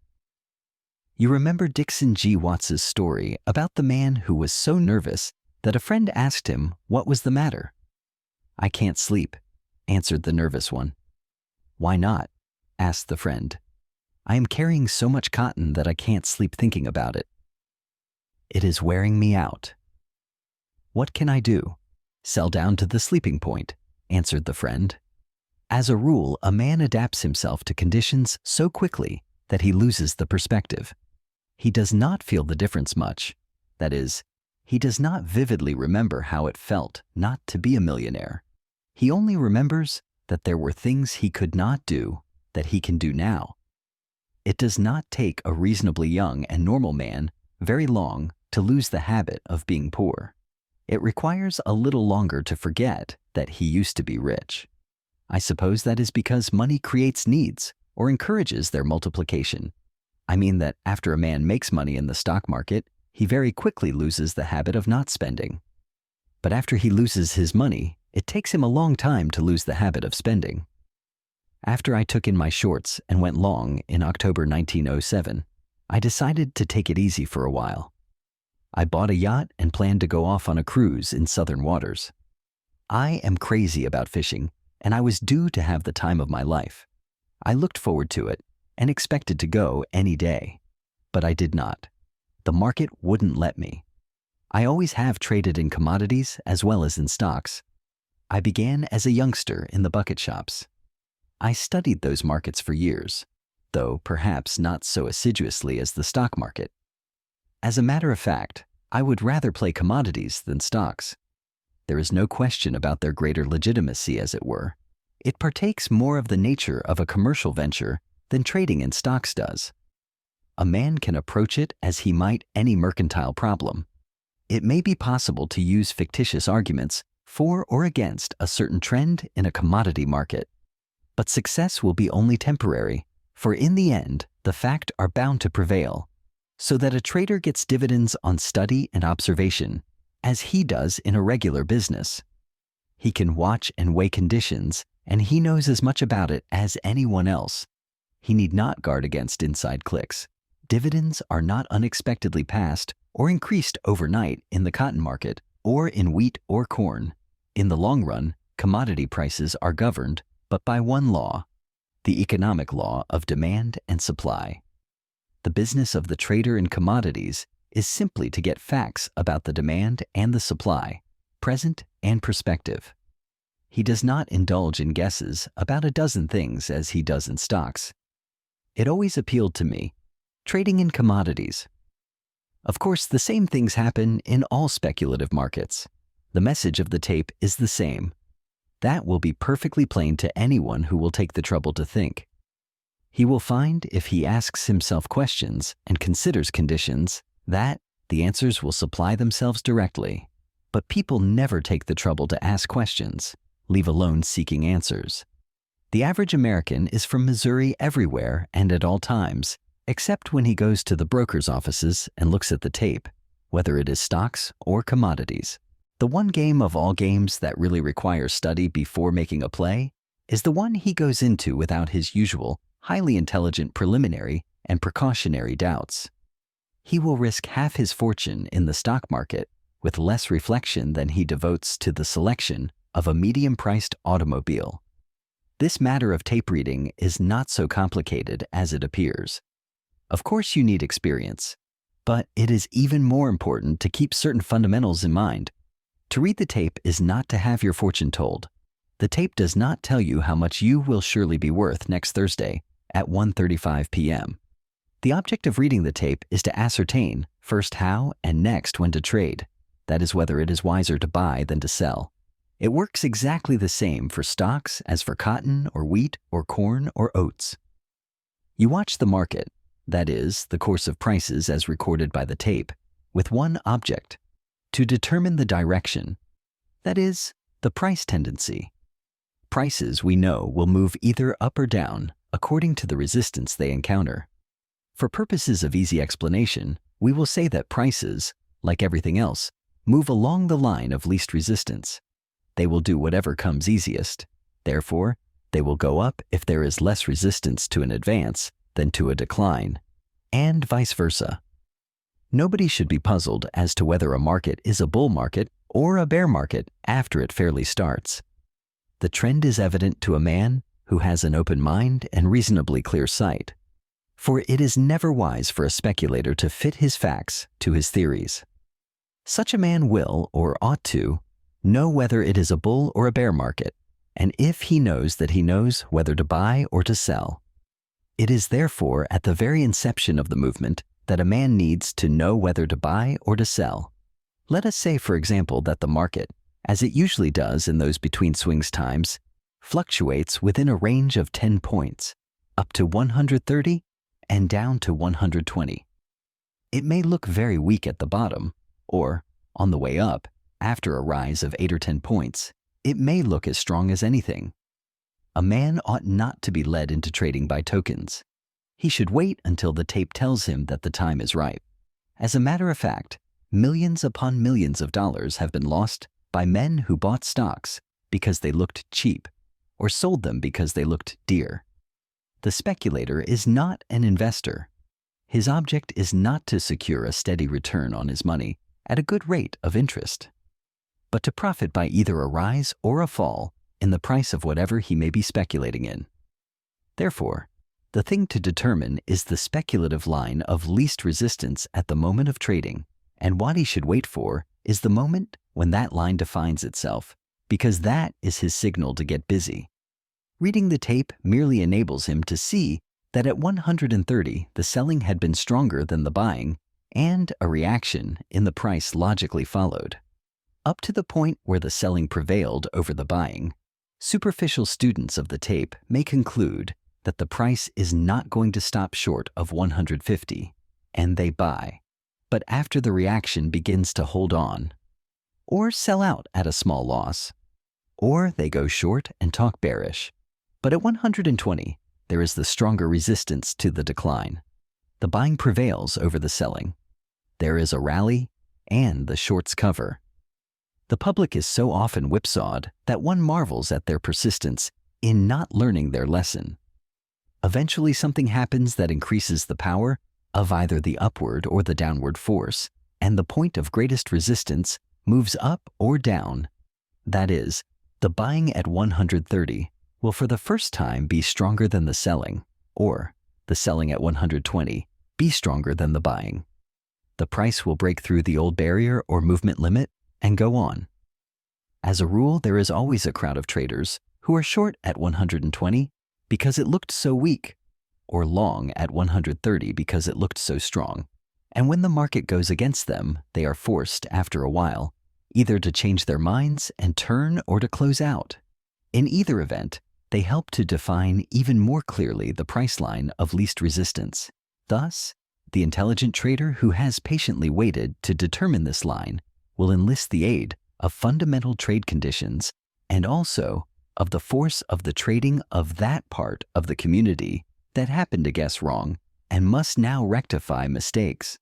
Such corrections tend to push prices along the line of least resistance. And right here I will say that, though I do not give it as a mathematical certainty or as an axiom of speculation, my experience has been that accidents, that is, the unexpected or unforeseen, have always helped me in my market position whenever the latter has been based upon my determination of the line of least resistance. Do you remember that Union Pacific episode at Saratoga that I told you about? Well, I was long because I found out that the line of least resistance was upward. I should have stayed long instead of letting my broker tell me that insiders were selling stocks. It didn't make any difference what was going on in the directors' minds. That was something I couldn't possibly know. But I could and did know that the tape said, going up, and then came the unexpected raising of the dividend rate and the 30-point rise in the stock. At 164 prices looked mighty high. But as I told you before, stocks are never too high to buy or too low to sell. The price, per se, has nothing to do with establishing my line of least resistance. You will find in actual practice that if you trade, as I have indicated, any important piece of news given out between the closing of one market and the opening of another is usually in harmony with the line of least resistance. The trend has been established before the news is published, and in bull markets, bear items are ignored and bull news exaggerated, and vice versa. Before the war broke out, the market was in a very weak condition. There came the proclamation of Germany's submarine policy. I was short 150,000 shares of stock, not because I knew the news was coming, but because I was going along the line of least resistance. What happened came out of a clear sky, as far as my play was concerned. Of course, I took advantage of the situation, and I covered my shorts that day. It sounds very easy to say that all you have to do is to watch the tape, establish your resistance points, and be ready to trade along the line of least resistance as soon as you have determined it. But in actual practice, a man has to guard against many things, and most of all, against himself. That is, against human nature. That is the reason why I say that the man who is right always has two forces working in his favor: basic conditions and the men who are wrong. In a bull market, bear factors are ignored. That is human nature. And yet human beings profess astonishment at it. People will tell you that the wheat crop has gone to pot because there has been bad weather in one or two sections, and some farmers have been ruined. When the entire crop is gathered, and all the farmers in all the wheat-growing sections begin to take their wheat to the elevators, the bulls are surprised at the smallness of the damage. They discover that they merely have helped the bears. When a man makes his play in a commodity market, he must not permit himself set opinions. He must have an open mind and flexibility. It is not wise to disregard the message of the tape, no matter what your opinion of crop conditions or of the probable demand may be. I recall how I missed a big play just by trying to anticipate the starting signal. I felt so sure of conditions that I thought it was not necessary to wait for the line of least resistance to define itself. I even thought I might help it arrive, because it looked as if it merely needed a little assistance. I was very bullish on cotton. It was hanging around 12 cents, running up and down within a moderate range. It was in one of those in-between places, and I could see it. I knew I really ought to wait, but I got to thinking that if I gave it a little push, it would go beyond the upper resistance point. I bought 50,000 bales. Sure enough, it moved up. And sure enough, as soon as I stopped buying it, stopped going up. Then it began to settle back to where it was when I began buying it. I got out and it stopped going down. I thought I was now much nearer the starting signal, and presently I thought I'd start it myself again. I did. The same thing happened. I bid it up, only to see it go down when I stopped. I did this 4 or 5 times until I finally quit in disgust. It cost me about $200,000. I was done with it. It wasn't very long after that when it began to go up and never stopped till it got to a price that would have meant a killing for me, if I hadn't been in such a great hurry to start.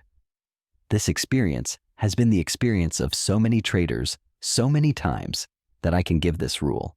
In a narrow market, when prices are not getting anywhere to speak of but move within a narrow range, there is no sense in trying to anticipate what the next big movement is going to be, up or down.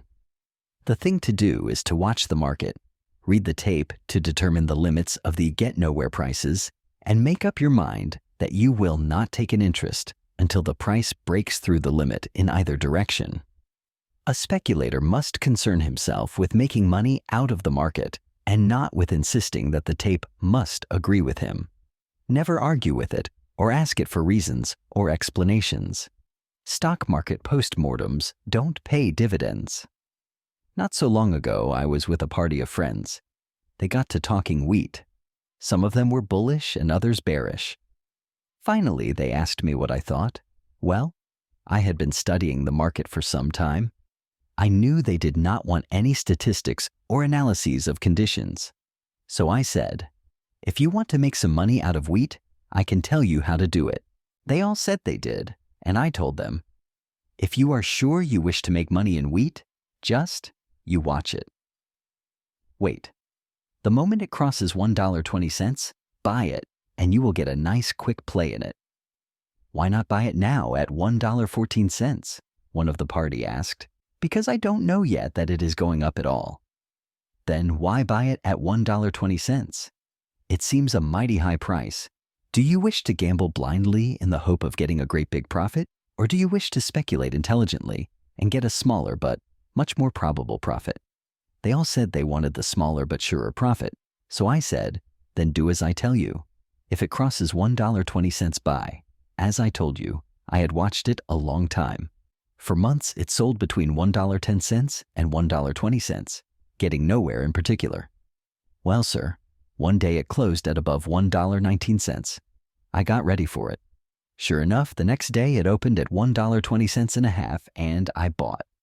It went to $1.21, to $1.22, to $1.23, to $1.25, and I went with it. Now, I couldn't have told you at the time just what was going on. I didn't get any explanations about its behavior during the course of the limited fluctuations. I couldn't tell whether the breaking through the limit would be up through $1.20 or down through $1.10, though I suspected it would be up because there was not enough wheat in the world for a big break in prices. As a matter of fact, it seems Europe had been buying quietly, and a lot of traders had gone short of it at around $1.19.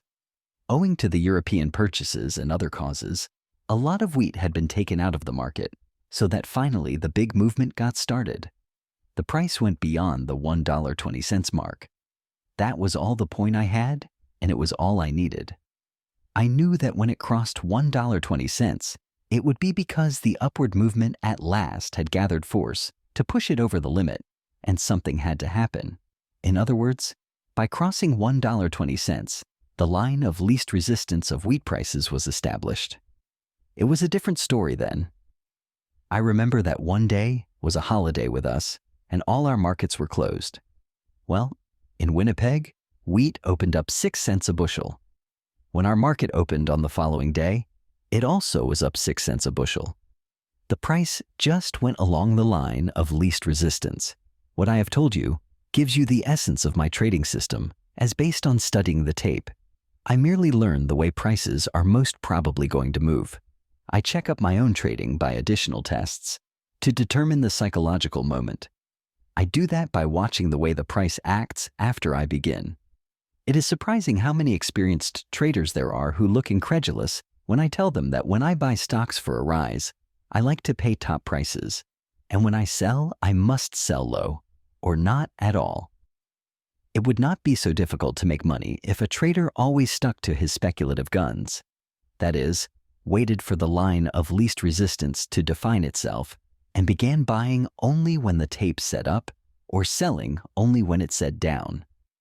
He should accumulate his line on the way up. Let him buy 1/5 of his full line. If that does not show him a profit, he must not increase his holdings because he has obviously begun wrong. He is wrong temporarily, and there is no profit in being wrong at any time. The same tape that said up did not necessarily lie merely because it is now saying not yet. In cotton, I was very successful in my trading for a long time. I had my theory about it, and I absolutely lived up to it. Suppose I had decided that my line would be 40 to 50,000 bales. Well, I would study the tape as I told you, watching for an opportunity either to buy or to sell. Suppose the line of least resistance indicated a bull movement. Well, I would buy 10,000 bales. After I got through buying that, if the market went up 10 points over my initial purchase price, I would take on another 10,000 bales. Same thing. Then, if I could get 20 points profit, or $1 a bale, I would buy 20,000 more. That would give me my line, my basis for my trading. But if after buying the first 10 or 20,000 bales, it showed me a loss, out I'd go. I was wrong. It might be I was only temporarily wrong. But as I have said before, it doesn't pay to start wrong in anything. What I accomplished by sticking to my system was that I always had a line of cotton in every real movement. In the course of accumulating my full line, I might chip out $50,000 or $60,000 in these feeling out plays of mine. This looks like a very expensive testing, but it wasn't. After the real movement started, how long would it take me to make up the $50,000 I had dropped in order to make sure that I began to load up at exactly the right time? No time at all. It always pays a man to be right at the right time. As I think I also said before, this describes what I may call my system for placing my bets. It is simple arithmetic to prove that it is a wise thing to have the big bet down only when you win, and when you lose to lose only a small exploratory bet, as it were.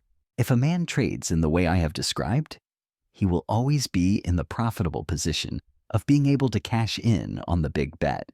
Professional traders have always had some system or other based upon their experience and governed either by their attitude toward speculation or by their desires. I remember I met an old gentleman in Palm Beach whose name I did not catch or did not at once identify. I knew he had been in the street for years, way back in Civil War times, and somebody told me that he was a very wise old codger who had gone through so many booms and panics that he was always saying there was nothing new under the sun, and least of all in the stock market. The old fellow asked me a lot of questions. When I got through telling him about my usual practice in trading, he nodded and said, "Yes. Yes, you're right. The way you're built, the way your mind runs, makes your system a good system for you. It comes easy for you to practice what you preach, because the money you bet is the least of your cares." I recollect Pat Hearn. Ever hear of him? Well, he was a very well-known sporting man, and he had an account with us. Clever chap and nervy. He made money in stocks, and that made people ask him for advice. He would never give any. If they asked him point blank for his opinion about the wisdom of their commitments, he used a favorite racetrack maxim of his: "You can't tell till you bet." He traded in our office. He would buy 100 shares of some active stock, and when, or if, it went up 1%, he would buy another 100. On another point's advance, another 100 shares, and so on. He used to say he wasn't playing the game to make money for others, and therefore he would put in a stop-loss order 1 point below the price of his last purchase. When the price kept going up, he simply moved up his stop with it. On a 1% reaction, he was stopped out. He declared he did not see any sense in losing more than 1 point, whether it came out of his original margin or out of his paper profits. You know, a professional gambler is not looking for long shots, but for sure money. Of course, long shots are fine when they come in. In the stock market, Pat wasn't after tips or playing to catch 20 points a week advances, but sure money in sufficient quantity to provide him with a good living. Of all the thousands of outsiders that I have run across in Wall Street, Pat Hearn was the only one who saw in stock speculation merely a game of chance like faro or roulette. But, nevertheless, had the sense to stick to a relatively sound betting method. After Hearn's death, one of our customers who had always traded with Pat and used his system made over $100,000 in Lackawanna. Then he switched over to some other stock, and because he had made a big stake, he thought he need not stick to Pat's way. When a reaction came, instead of cutting short his losses, he let them run, as though they were profits. Of course, every cent went. When he finally quit, he owed us several $1,000s. He hung around for 2 or 3 years. He kept the fever long after the cash had gone. But we did not object as long as he behaved himself. I remember that he used to admit freely that he had been 10,000 kinds of an ass not to stick to Pat Hearn's style of play. Well, one day, he came to me greatly excited and asked me to let him sell some stock short in our office. He was a nice enough chap who had been a good customer in his day, and I told him I personally would guarantee his account for 100 shares. He sold short 100 shares of Lakeshore. That was the time Bill Travers hammered the market, in 1875. My friend Roberts put out that Lakeshore at exactly the right time and kept selling it on the way down as he had been wont to do in the old successful days before he forsook Pat Hearn's whispers system and instead listened to Hope's, "Well, sir." In 4 days of successful pyramiding, Robert's account showed him a profit of $15,000, observing that he had not put in a stop-loss order. I spoke to him about it, and he told me that the break hadn't fairly begun, and he wasn't going to be shaken out by any one-point reaction. This was in August. Before the middle of September, he borrowed $10 from me for a baby carriage, his 4th. He did not stick to his own proved system. That's the trouble with most of them, and the old fellow shook his head at me. And he was right. I sometimes think that speculation must be an unnatural sort of business, because I find that the average speculator has arrayed against him his own nature. The weaknesses that all men are prone to are fatal to success in speculation. Usually those very weaknesses that make him likable to his fellows, or that he himself particularly guards against in those other ventures of his, where they are not nearly so dangerous as when he is trading in stocks or commodities. The speculator's chief enemies are always boring from within. It is inseparable from human nature to hope and to fear. In speculation, when the market goes against you, you hope that every day will be the last day, and you lose more than you should had you not listened to hope, to the same ally that is so potent a success bringer to empire builders and pioneers, big and little. And when the market goes your way, you become fearful that the next day will take away your profit, and you get out too soon. Fear keeps you from making as much money as you ought to. The successful trader has to fight these two deep-seated instincts. He has to reverse what you might call his natural impulses. Instead of hoping, he must fear. Instead of fearing, he must hope. He must fear that his loss may develop into a much bigger loss, and hope that his profit may become a big profit. It is absolutely wrong to gamble in stocks the way the average man does. I have been in the speculative game ever since I was 14. It is all I have ever done. I think I know what I am talking about. And the conclusion that I have reached after nearly 30 years of constant trading, both on a shoestring and with millions of dollars back of me, is this. A man may beat a stock or a group at a certain time, but no man living can beat the stock market. A man may make money out of individual deals in cotton or grain, but no man can beat the cotton market or the grain market. It's like the track. A man may beat a horse race, but he cannot beat horse racing. If I knew how to make these statements stronger or more emphatic, I certainly would. It does not make any difference what anybody says to the contrary. I know I am right in saying these are incontrovertible statements. Chapter 11. And now I'll get back to October 1907. I bought a yacht and made all preparations to leave New York for a cruise in southern waters. I am really daffy about fishing.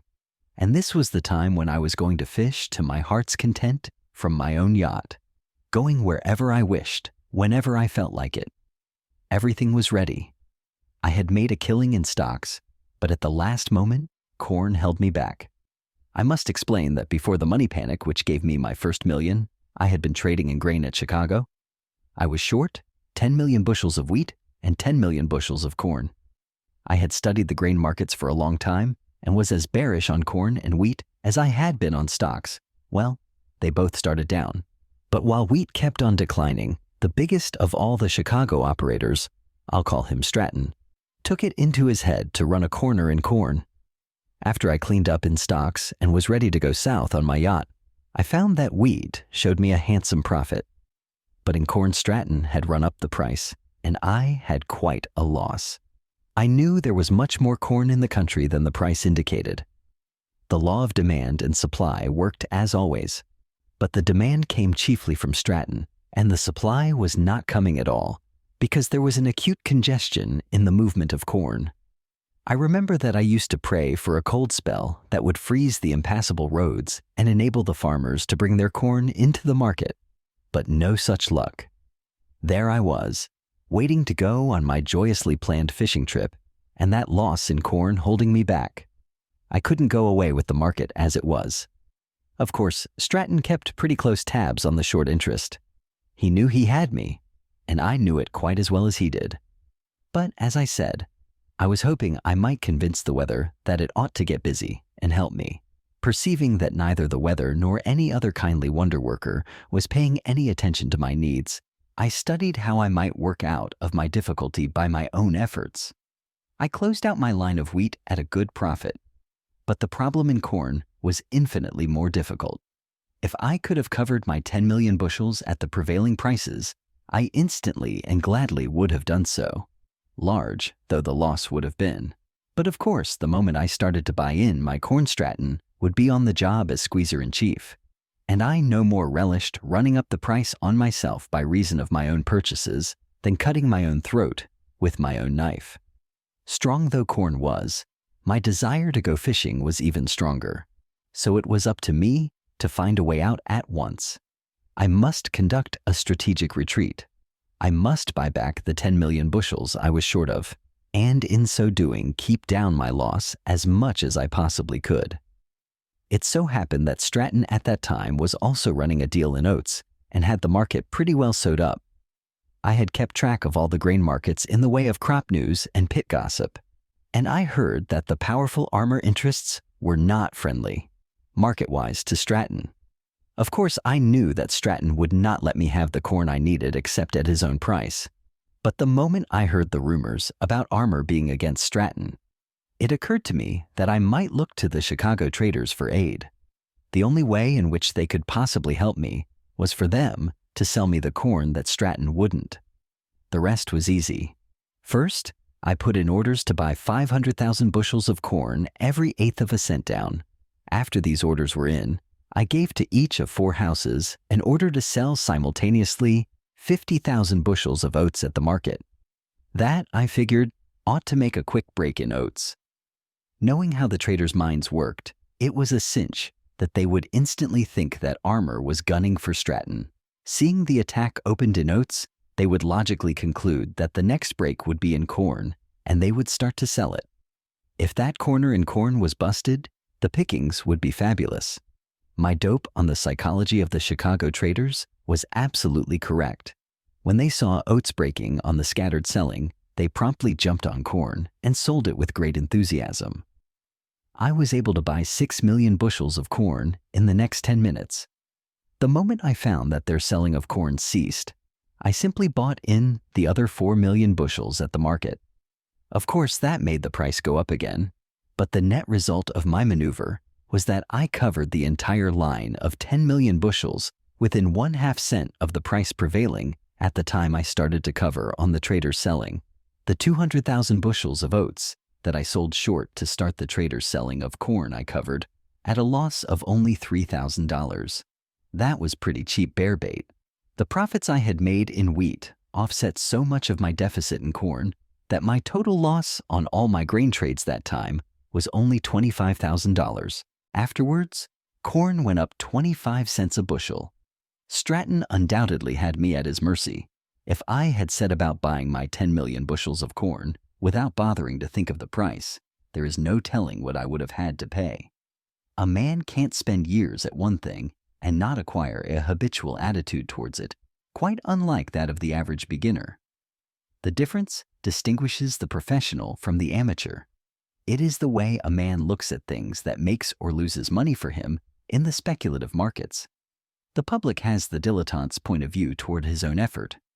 The ego obtrudes itself unduly, and the thinking, therefore, is not deep or exhaustive. The professional concerns himself with doing the right thing rather than with making money, knowing that the profit takes care of itself if the other things are attended to.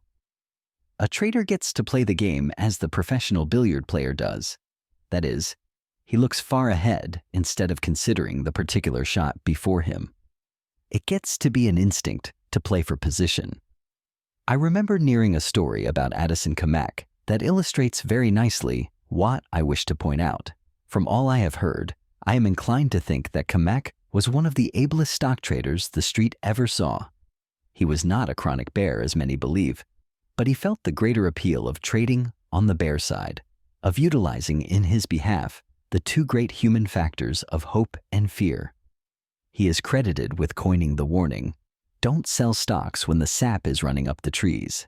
And the old-timers tell me that his biggest winnings were made on the bull side, so that it is plain he did not play prejudices, but conditions. At all events, he was a consummate trader. It seems that once, this was way back at the tag end of a bull market, Kamek was bearish, and J. Arthur Joseph, the financial writer and raconteur, knew it. The market, however, was not only strong but still rising, in response to prodding by the bull leaders and optimistic reports by the newspapers. Knowing what use a trader like Kamek could make of bearish information, Joseph rushed to Kamek's office one day with glad tidings. "Mr. Kamek, I have a very good friend who is a transfer clerk in the St. Paul office, and he has just told me something which I think you ought to know." "What is it?" asked Kamek listlessly. "You've turned, haven't you?" "You are bearish now?" asked Joseph to make sure. If Kamek wasn't interested, he wasn't going to waste precious ammunition. "Yes." "What's the wonderful information?" "I went around to the St. Paul office today, as I do in my news-gathering rounds 2 or 3 times a week, and my friend there said to me, 'The old man is selling stock.' He meant William Rockefeller." "Is he really, Jimmy?" I said to him, and he answered, "Yes. He is selling 1,500 shares every 3/8 of a point up. I've been transferring the stock for 2 or 3 days now. I didn't lose any time, but came right over to tell you." Kamek was not easily excited, and, moreover, was so accustomed to having all manner of people rush madly into his office with all manner of news, gossip, rumors, tips, and lies that he had grown distrustful of them all. He merely said now, "Are you sure you heard right, Joseph?" "Am I sure?" "Certainly I am sure." "Do you think I am deaf?" said Joseph. "Are you sure of your man?" "Absolutely," declared Joseph. "I've known him for years. He has never lied to me. He wouldn't. No object. I know he is absolutely reliable, and I'd stake my life on what he tells me. I know him as well as I know anybody in this world, a great deal better than you seem to know me, after all these years. Sure of him, eh?" And Kamek again looked at Joseph. Then he said, "Well, you ought to know." He called his broker, W.B. Wheeler. Joseph expected to hear him give an order to sell at least 50,000 shares of St. Paul. William Rockefeller was disposing of his holdings in St. Paul, taking advantage of the strength of the market. Whether it was investment stock or speculative holdings was irrelevant.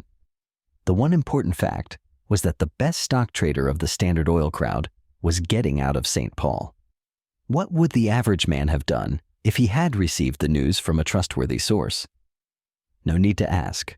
But Kamek, The ablest bear operator of his day, who was bearish on the market just then, said to his broker, "Billy, go over to the board and buy 1,500 St. Paul every 3/8 up." The stock was then in the 90 ETHs. "Don't you mean sell?" interjected Joseph hastily. He was no novice in Wall Street, but he was thinking of the market from the point of view of the newspaper man and, incidentally, of the general public. The price certainly ought to go down on the news of inside selling, and there was no better inside selling than Mr. William Rockefeller's, the Standard Oil getting out and Kamek buying. It couldn't be. "No," said Kamek, "I mean buy. Don't you believe me?" "Yes." "Don't you believe my information?" "Yes." "Aren't you bearish?" "Yes." "Well then, that's why I'm buying." Listen to me now. You keep in touch with that reliable friend of yours, and the moment the scaled selling stops, let me know. Instantly. Do you understand? "Yes," said Joseph, and went away, not quite sure he could fathom Kamek's motives in buying William Rockefeller's stock. It was the knowledge that Kamek was bearish on the entire market that made his maneuver so difficult to explain. However, Joseph saw his friend the transfer clerk and told him he wanted to be tipped off when the old man got through selling.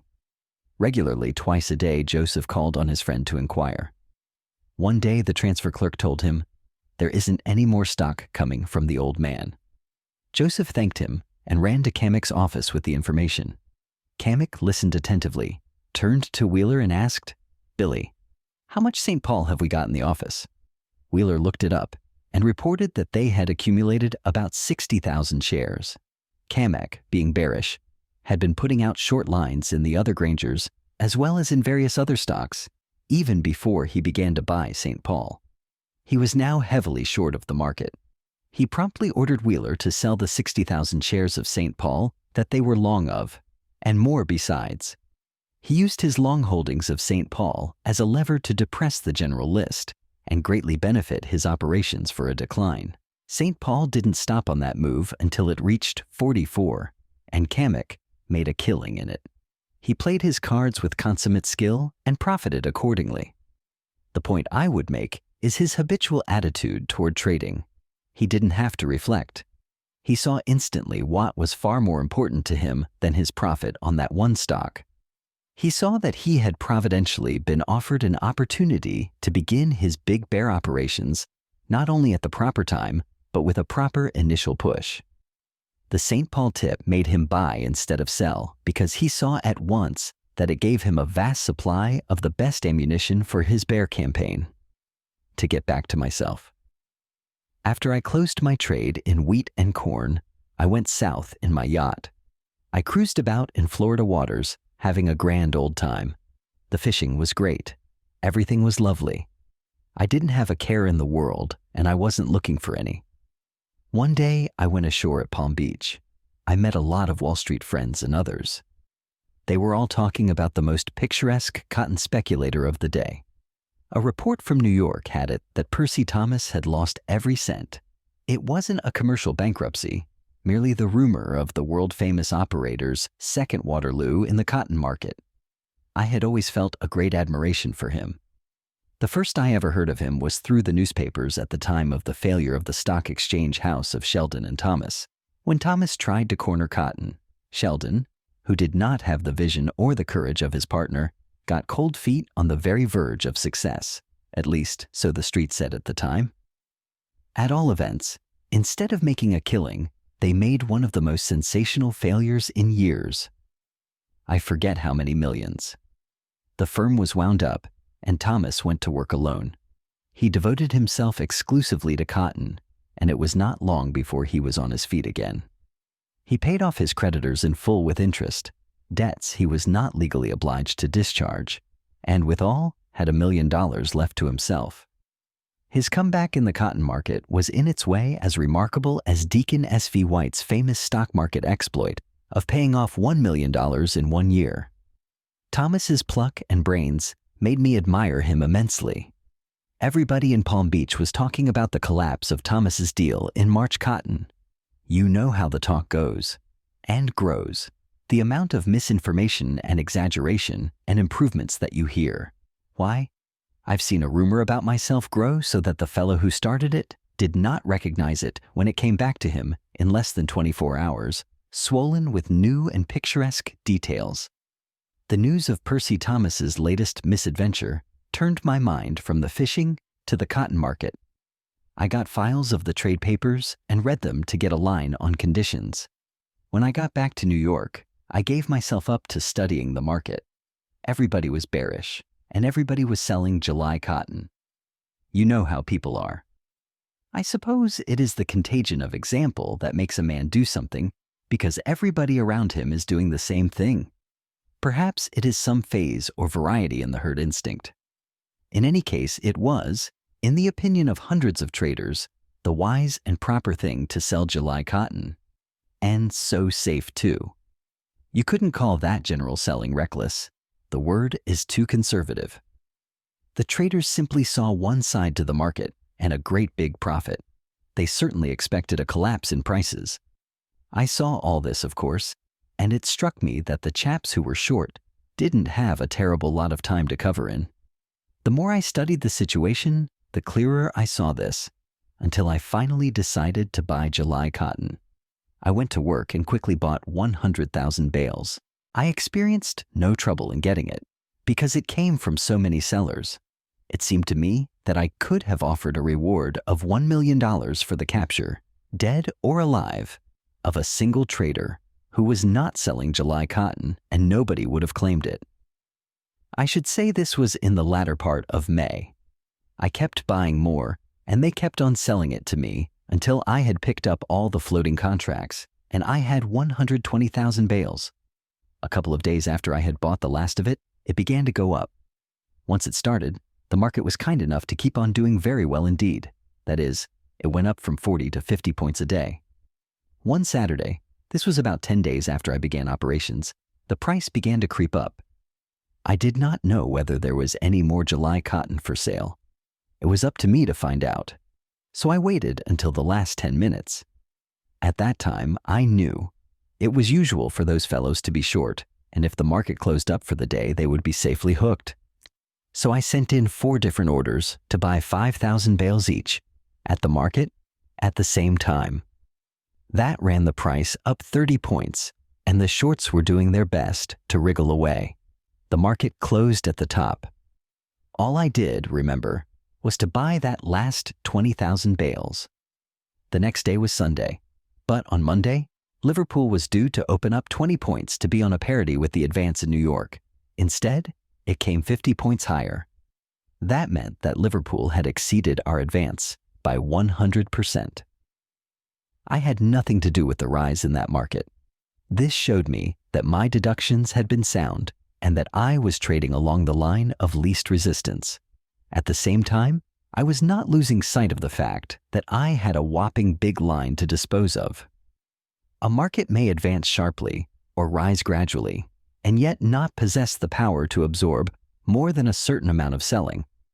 Of course, the Liverpool cables made our own market wild. But I noticed the higher it went, the scarcer July cotton seemed to be.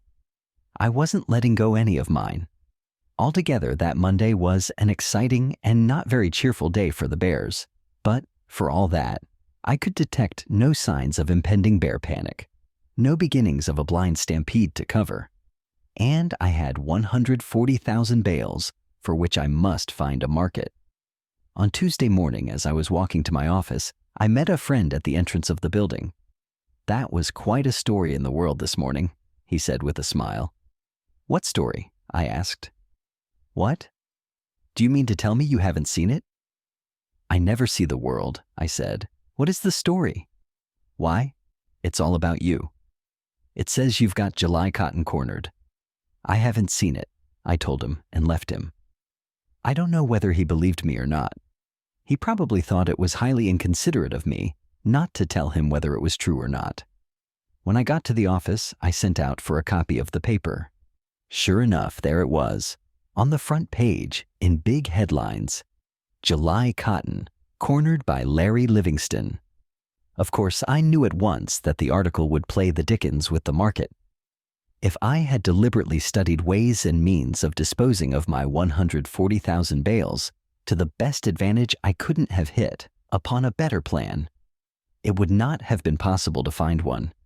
That article at that very moment was being read all over the country, either in the World or in other papers quoting it. It had been cabled to Europe. That was plain from the Liverpool prices. That market was simply wild. No wonder with such news. Of course, I knew what New York would do and what I ought to do. The market here opened at 10 o'clock. At 10 minutes after 10, I did not own any cotton. I let them have every one of my 140,000 bales. For most of my line, I received what proved to be the top prices of the day. The traders made the market for me. All I really did was to see a heaven-sent opportunity to get rid of my cotton. I grasped it because I couldn't help it. What else could I do?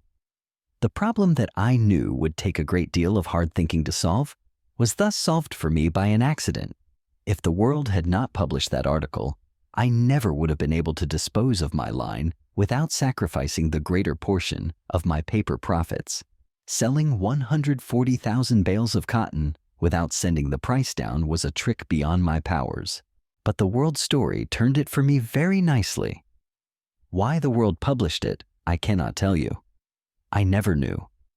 I suppose the writer was tipped off by some friend in the cotton market, and he thought he was printing a scoop. I didn't see him or anybody from the World.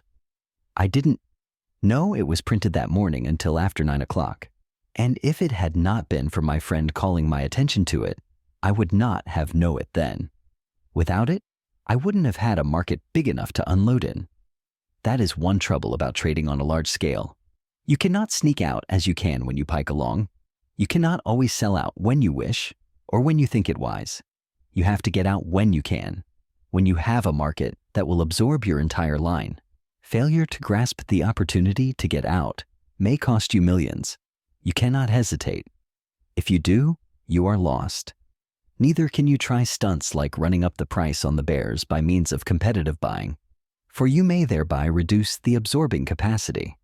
And I want to tell you that perceiving your opportunity is not as easy as it sounds. A man must be on the lookout so alertly that when his chance sticks in its head at his door, he must grab it. Of course, not everybody knew about my fortunate accident. In Wall Street, and for that matter everywhere else, any accident that makes big money for a man is regarded with suspicion. When the accident is unprofitable, it is never considered an accident, but the logical outcome of your hoggishness or of the swelled head. But when there is a profit, they call it loot, and talk about how well unscrupulousness fares, and how ill conservatism and decency. It was not only the evil-minded shorts smarting under punishment brought about by their own recklessness who accused me of having deliberately planned the coup. Other people thought the same thing. One of the biggest men in cotton in the entire world met me a day or two later and said, "That was certainly the slickest deal you ever put over, Livingston." I was wondering how much you were going to lose when you came to market that line of yours. You knew this market was not big enough to take more than 50 or 60,000 bales without selling off, and how you were going to work off the rest and not lose all your paper profits was beginning to interest me. I didn't think of your scheme. It certainly was slick. I had nothing to do with it, I assured him as earnestly as I could. But all he did was to repeat, "Mighty slick, my boy. Mighty slick. Don't be so modest." It was after that deal that some of the papers referred to me as the Cotton King. But, as I said, I really was not entitled to that crown. It is not necessary to tell you that there is not enough money in the United States to buy the columns of the New York World, or enough personal pull to secure the publication of a story like that. It gave me an utterly unearned reputation that time. But I have not told this story to moralize on the crowns that are sometimes pressed down upon the brows of undeserving traders, or to emphasize the need of seizing the opportunity, no matter where or how it comes. My object merely was to account for the vast amount of newspaper notoriety that came to me as a result of my deal in July cotton. If it hadn't been for the newspapers, I never would have met that remarkable man, Percy Thomas. Chapter 12. nor tone. After I closed my July cotton deal more successfully than I had expected, I received by mail a request for an interview. The letter was signed by Percy Thomas. Of course, I immediately answered that I'd be glad to see him at my office at any time he cared to call. The next day he came. I had long admired him. His name was a household word wherever men took an interest in growing or buying or selling cotton. In Europe, as well as all over this country, people quoted Percy Thomas's opinions to me. I remember once at a Swiss resort talking to a Cairo banker who was interested in cotton growing in Egypt in association with the late Sir Ernest Cassell. When he heard I was from New York, he immediately asked me about Percy Thomas, whose market reports he received and read with unfailing regularity. Thomas, I always thought, went about his business scientifically. He was a true speculator, a thinker with the vision of a dreamer and the courage of a fighting man, an unusually well-informed man who knew both the theory and the practice of trading in cotton. He loved to hear and to express ideas and theories and abstractions, and at the same time there was mighty little about the practical side of the cotton market or the psychology of cotton traders that he did not know, for he had been trading for years and had made and lost vast sums. After the failure of his old stock exchange firm of Sheldon and Thomas, he went it alone. Inside of 2 years, he came back, almost spectacularly. I remember reading in The Sun that the first thing he did when he got back on his feet financially was to pay off his old creditors in full, and the next was to hire an expert to study and determine for him how he had best invest $1 million. This expert examined the properties and analyzed the reports of several companies, and then recommended the purchase of Delaware and Hudson stock. Well, after having failed for millions and having come back with more millions, Thomas was cleaned out as the result of his deal in March cotton. There wasn't much time wasted after he came to see me. He proposed that we form a working alliance. Whatever information he got, he would immediately turn over to me before passing it on to the public. My part would be to do the actual trading, for which he said I had a special genius, and he hadn't. That did not appeal to me for a number of reasons. I told him frankly that I did not think I could run in double harness and wasn't keen about trying to learn. But he insisted that it would be an ideal combination until I said flatly that I did not want to have anything to do with influencing other people to trade. If I fool myself, I told him, I alone suffer, and I pay the bill at once. There are no drawn-out payments or unexpected annoyances. I play a lone hand by choice, and also because it is the wisest and cheapest way to trade.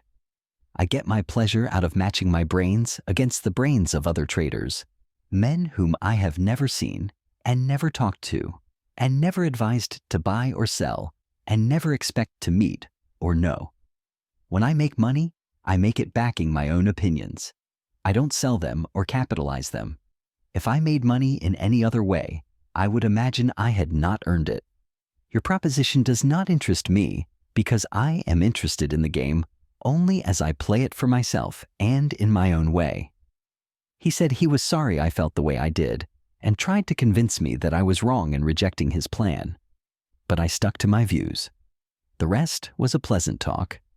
I told him I knew he would come back and that I would consider it a privilege if he would allow me to be of financial assistance to him, but he said he could not accept any loans from me. Then he asked me about my July deal, and I told him all about it, how I had gone into it, and how much cotton I bought, and the price and other details. We chatted a little more, and then he went away. When I said to you some time ago that a speculator has a host of enemies, many of whom successfully bore from within, I had in mind my many mistakes. I have learned that a man may possess an original mind and a lifelong habit of independent thinking, and withal be vulnerable to attacks by a persuasive personality. I am fairly immune from the commoner speculative ailments, such as greed and fear and hope. But being an ordinary man, I find I can err with great ease.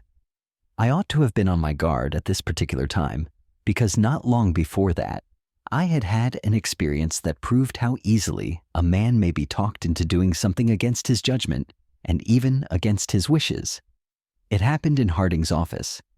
I had a sort of private office, a room that they let me occupy by myself, and nobody was supposed to get to me during market hours without my consent.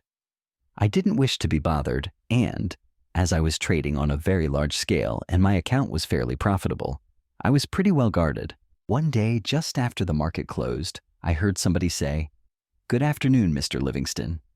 I turned and saw an utter stranger, a chap of about 35. I could not understand how he'd got in, but there he was. I concluded his business with me had passed him, but I didn't say anything. I just looked at him, and pretty soon he said, "I came to see you about that Walter Scott," and he was off. He was a book agent. Now, he was not particularly pleasing of manner or skillful of speech. Neither was he especially attractive to look at. But he certainly had personality. He talked, and I thought I listened. But I do not know what he said. I don't think I ever knew, not even at the time. When he finished his monologue, he handed me first his fountain pen and then a blank form, which I signed. It was a contract to take a set of Scott's works for $500. The moment I signed, I came to. But he had the contract safe in his pocket. I did not want the books. I had no place for them. They weren't of any use whatever to me. I had nobody to give them to. Yet, I had agreed to buy them for $500. I am so accustomed to losing money that I never think first of that phase of my mistakes. It is always the play itself, the reason why. In the first place, I wish to know my own limitations and habits of thought. Another reason is that I do not wish to make the same mistake a second time. A man can excuse his mistakes only by capitalizing them to his subsequent profit. Well, having made a $500 mistake, but not yet having localized the trouble, I just looked at the fellow to size him up as a first step. I'll be hanged if he didn't actually smile at me, an understanding little smile. He seemed to read my thoughts. I somehow knew that I did not have to explain anything to him. He knew it without my telling him. So I skipped the explanations and the preliminaries and asked him, "How much commission will you get on that $500 order?" He promptly shook his head and said, "I can't do it." "Sorry?" "How much do you get?" I persisted. "A third." "But I can't do it," he said. "A third of $500 is $160.66. I'll give you $200 cash if you give me back that signed contract." And to prove it, I took the money out of my pocket. "I told you I couldn't do it," he said. "Do all of your customers make the same offer to you?" I asked. "No," he answered. "Then why were you so sure that I was going to make it?" "It is what your type of sport would do. You are a one-seat class loser, and that makes you a one-seat class businessman. I am much obliged to you, but I can't do it. Now tell me why you do not wish to make more than your commission." "It isn't that exactly," he said. "I am not working just for the commission." "What are you working for then?" "For the commission and the record," he answered. "What record?" "Mine." "What are you driving at?" "Do you work for money alone?" he asked me. "Yes," I said. "No." And he shook his head. "No, you don't. You wouldn't get enough fun out of it. You certainly do not work merely to add a few more dollars to your bank account, and you are not in Wall Street because you like easy money. You get your fun some other way." Well, same here. I did not argue, but asked him, "And how do you get your fun?" "Well," he confessed, "we've all got a weak spot." "And what's yours?" "Vanity," he said. "Well," I told him, "you've succeeded in getting me to sign on. Now I want to sign off, and I am paying you $200 for 10 minutes work. Isn't that enough for your pride?" "No," he answered. "You see, all the rest of the bunch have been working Wall Street for months and failed to make expenses. They said it was the fault of the goods and the territory. So the office sent for me to prove that the fault was with their salesmanship and not with the books or the place. They were working on a 25% commission. I was in Cleveland, where I sold 82 sets in 2 weeks. I am here to sell a certain number of sets, not only to people who did not buy from the other agents, but to people they couldn't even get to see. That's why they give me 33 1/3%. I can't quite figure out how you sold me that set. Why? He said consolingly. I sold J.P. Morgan a set. No, you didn't, I said. He wasn't angry. He simply said, honest, I did. A set of Walter Scott to J.P. Morgan, who not only has some fine editions, but probably the original manuscripts of some of the novels as well. Well, here's his John Hancock. And he promptly flashed on me a contract signed by J.P. Morgan himself. It might not have been Mr. Morgan's signature, but it did not occur to me to doubt it at the time. Didn't he have mine in his pocket? All I felt was curiosity, so I asked him, how did you get past the librarian?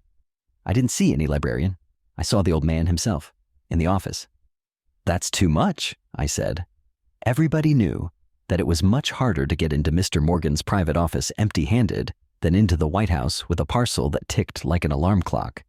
But he declared, I did. But how did you get into his office? How did I get into yours? He retorted. I don't know. You tell me, I said.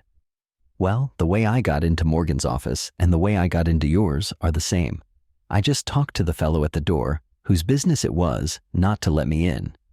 And the way I got Morgan to sign was the same way I got you to sign.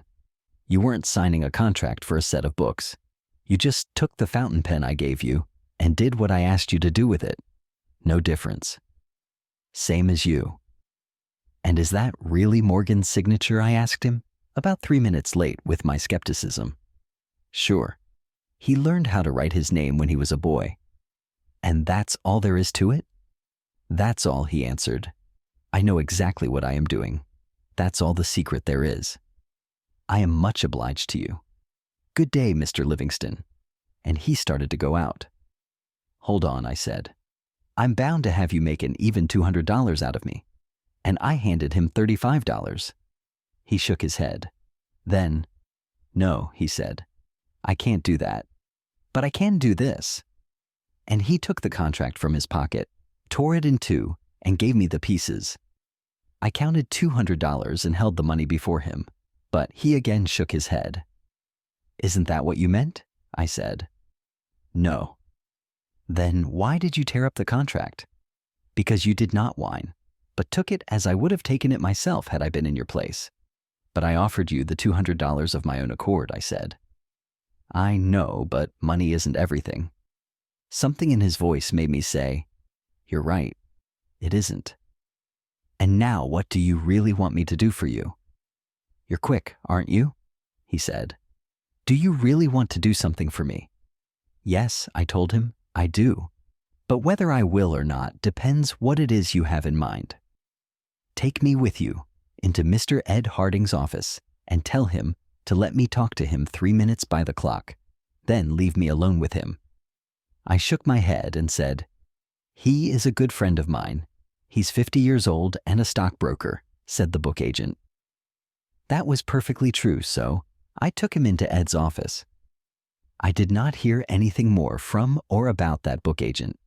But one evening, some weeks later when I was going uptown, I ran across him in a 6th Avenue L train. He raised his hat very politely, and I nodded back.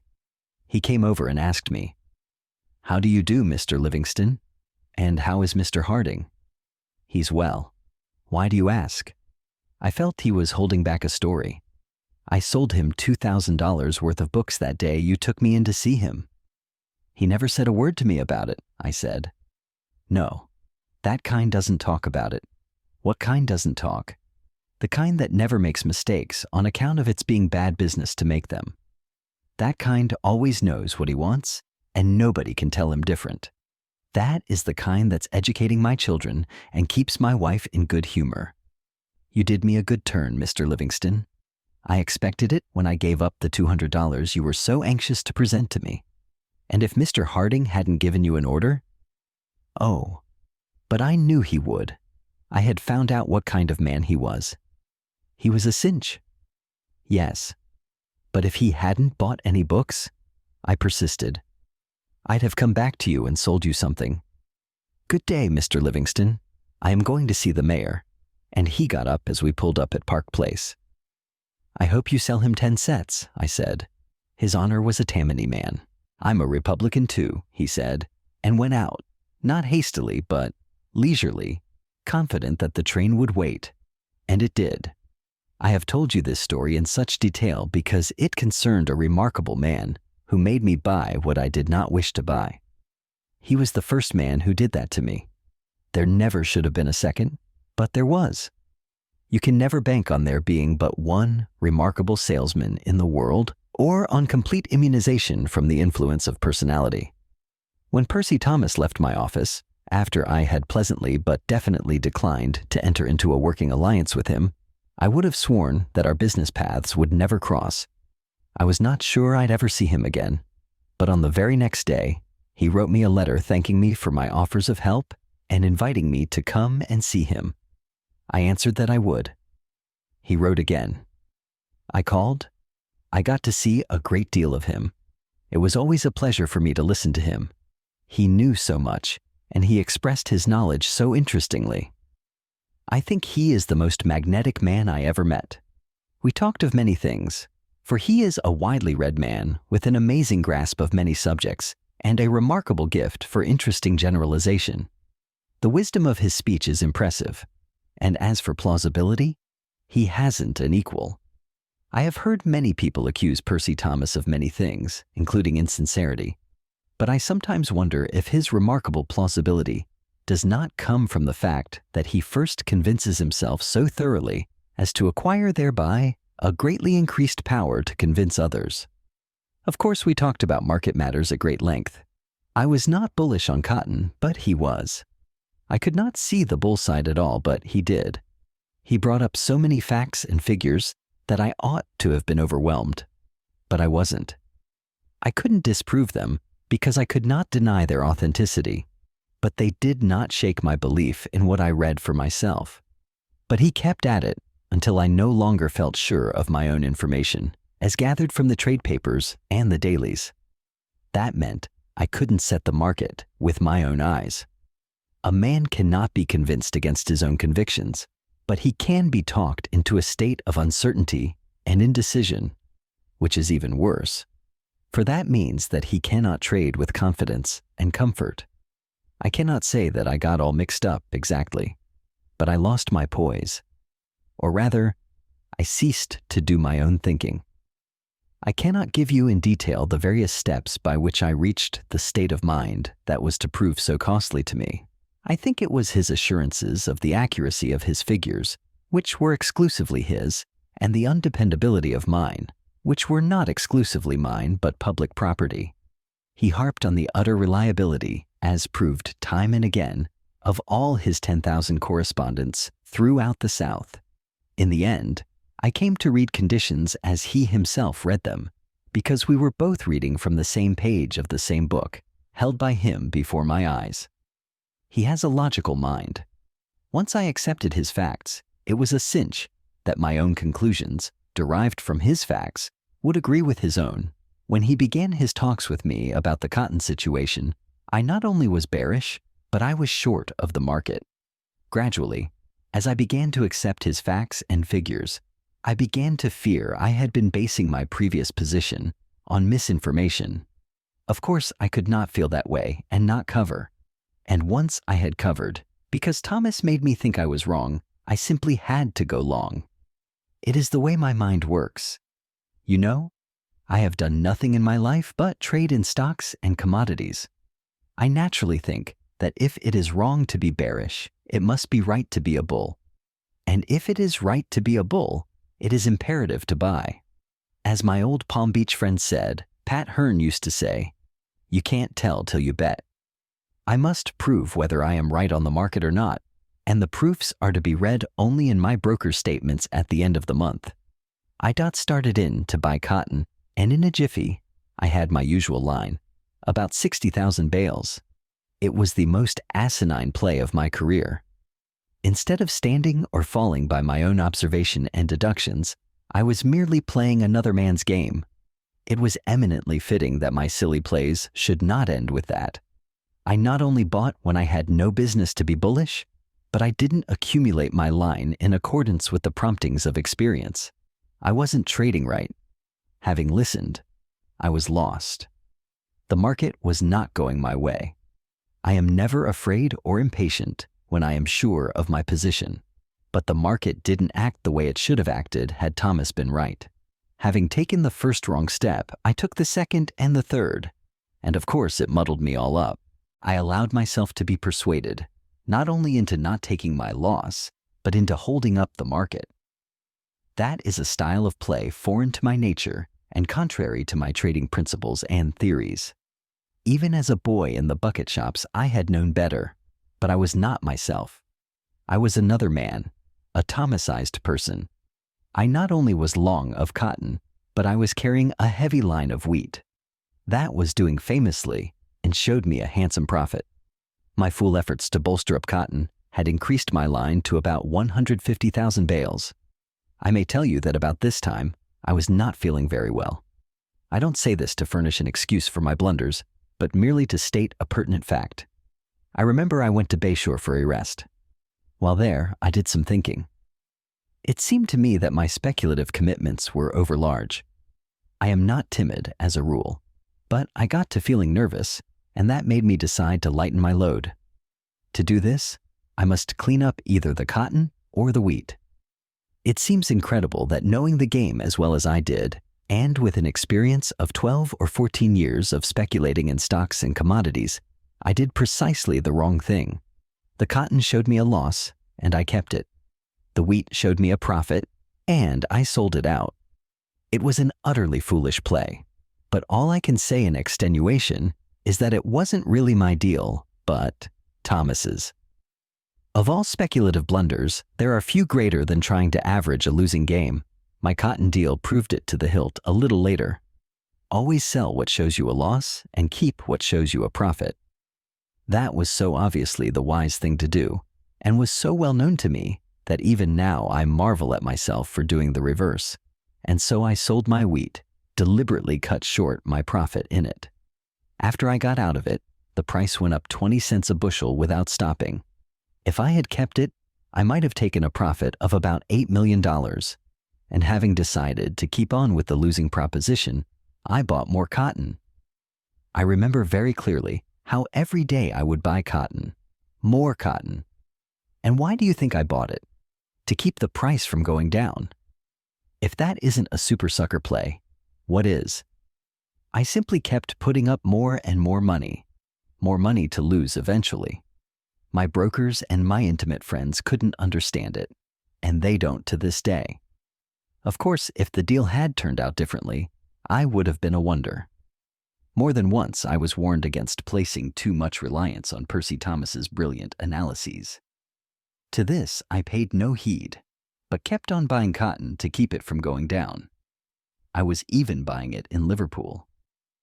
I accumulated 440,000 bales before I realized what I was doing.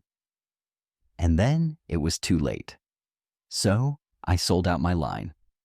I lost nearly all that I had made out of all my other deals in stocks and commodities. I was not completely cleaned out, but I had left fewer hundreds of thousands than I had millions before I met my brilliant friend Percy Thomas. For me, of all men to violate all the laws that experience had taught me to observe in order to prosper was more than asinine. To learn that a man can make foolish plays for no reason whatever was a valuable lesson. It cost me millions to learn that another dangerous enemy to a trader is his susceptibility to the urgings of a magnetic personality when plausibly expressed by a brilliant mind. It has always seemed to me, however, that I might have learned my lesson quite as well if the cost had been only 1 million. But fate does not always let you fix the tuition fee. She delivers the educational wallop and presents her own bill, knowing you have to pay it, no matter what the amount may be. Having learned what folly I was capable of, I closed that particular incident. Percy Thomas went out of my life. There I was, with more than 9/10 of my stake, as Jim Fisk used to say, gone where the woodbine twineth, up the spout. I had been a millionaire rather less than a year. My millions I had made by using brains, helped by luck. I had lost them by reversing the process. I sold my 2 yachts and was decidedly less extravagant in my manner of living. But that one blow wasn't enough. Luck was against me.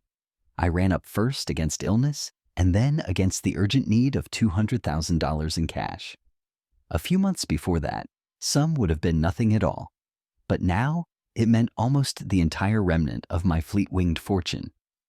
I had to supply the money, and the question was, where would I get it? I didn't want to take it out of the balance I kept at my broker's, because if I did, I wouldn't have much of a margin left for my own trading. And I needed trading facilities more than ever if I was to win back my millions quickly. There was only one alternative that I could see, and that was to take it out of the stock market. Just think of it. If you know much about the average customer of the average commission house, you will agree with me that the hope of making the stock market pay your bill is one of the most prolific sources of loss in Wall Street. You will chip out all you have if you adhere to your determination. Why? In Harding's office one winter, a little bunch of high flyers spent $30,000 or $40,000 for an overcoat, and not one of them lived to wear it.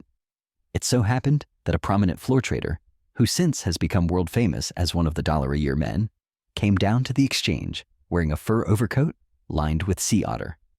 In those days, before furs went up sky high, that coat was valued at only $10,000. Well, one of the chaps in Harding's office, Bob Keown, decided to get a coat lined with Russian sable. He priced one uptown. The cost was about the same, $10,000. That's the devil of a lot of money, objected one of the fellows. Oh, fair, fair, admitted Bob Keown amiably. About a week's wages, unless you guys promise to present it to me as a slight but sincere token of the esteem in which you hold the nicest man in the office. Do I hear the presentation speech? No? Very well. I shall let the stock market buy it for me. Why do you want a sable coat? Asked Ed Harding. It would look particularly well on a man of my inches, replied Bob, drawing himself up. And how did you say you were going to pay for it? Asked Jim Murphy, who was the star tip chaser of the office. By a judicious investment of a temporary character, James. That's how, answered Bob, who knew that Murphy merely wanted a tip. Sure enough, Jimmy asked, what stock are you going to buy? Wrong as usual, friend. This is no time to buy anything.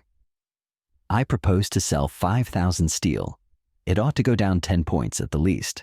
I'll just take 2.5 points net. That is conservative, isn't it? What do you hear about it? Asked Murphy eagerly. He was a tall, thin man with black hair and a hungry look, due to his never going out to lunch for fear of missing something on the tape. I hear that coat's the most becoming I ever planned to get. He turned to Harding and said, Ed, sell 5,000 U.S. steel common at the market. Today, darling. He was a plunger, Bob was, and liked to indulge in humorous talk. It was his way of letting the world know that he had an iron nerve.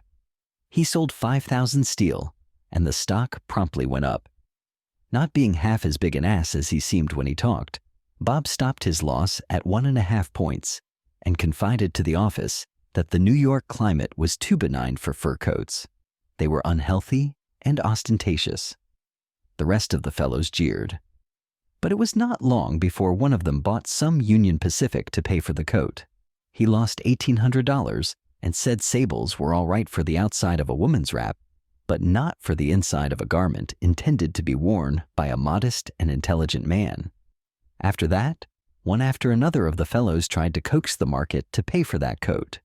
One day, I said I would buy it to keep the office from going broke.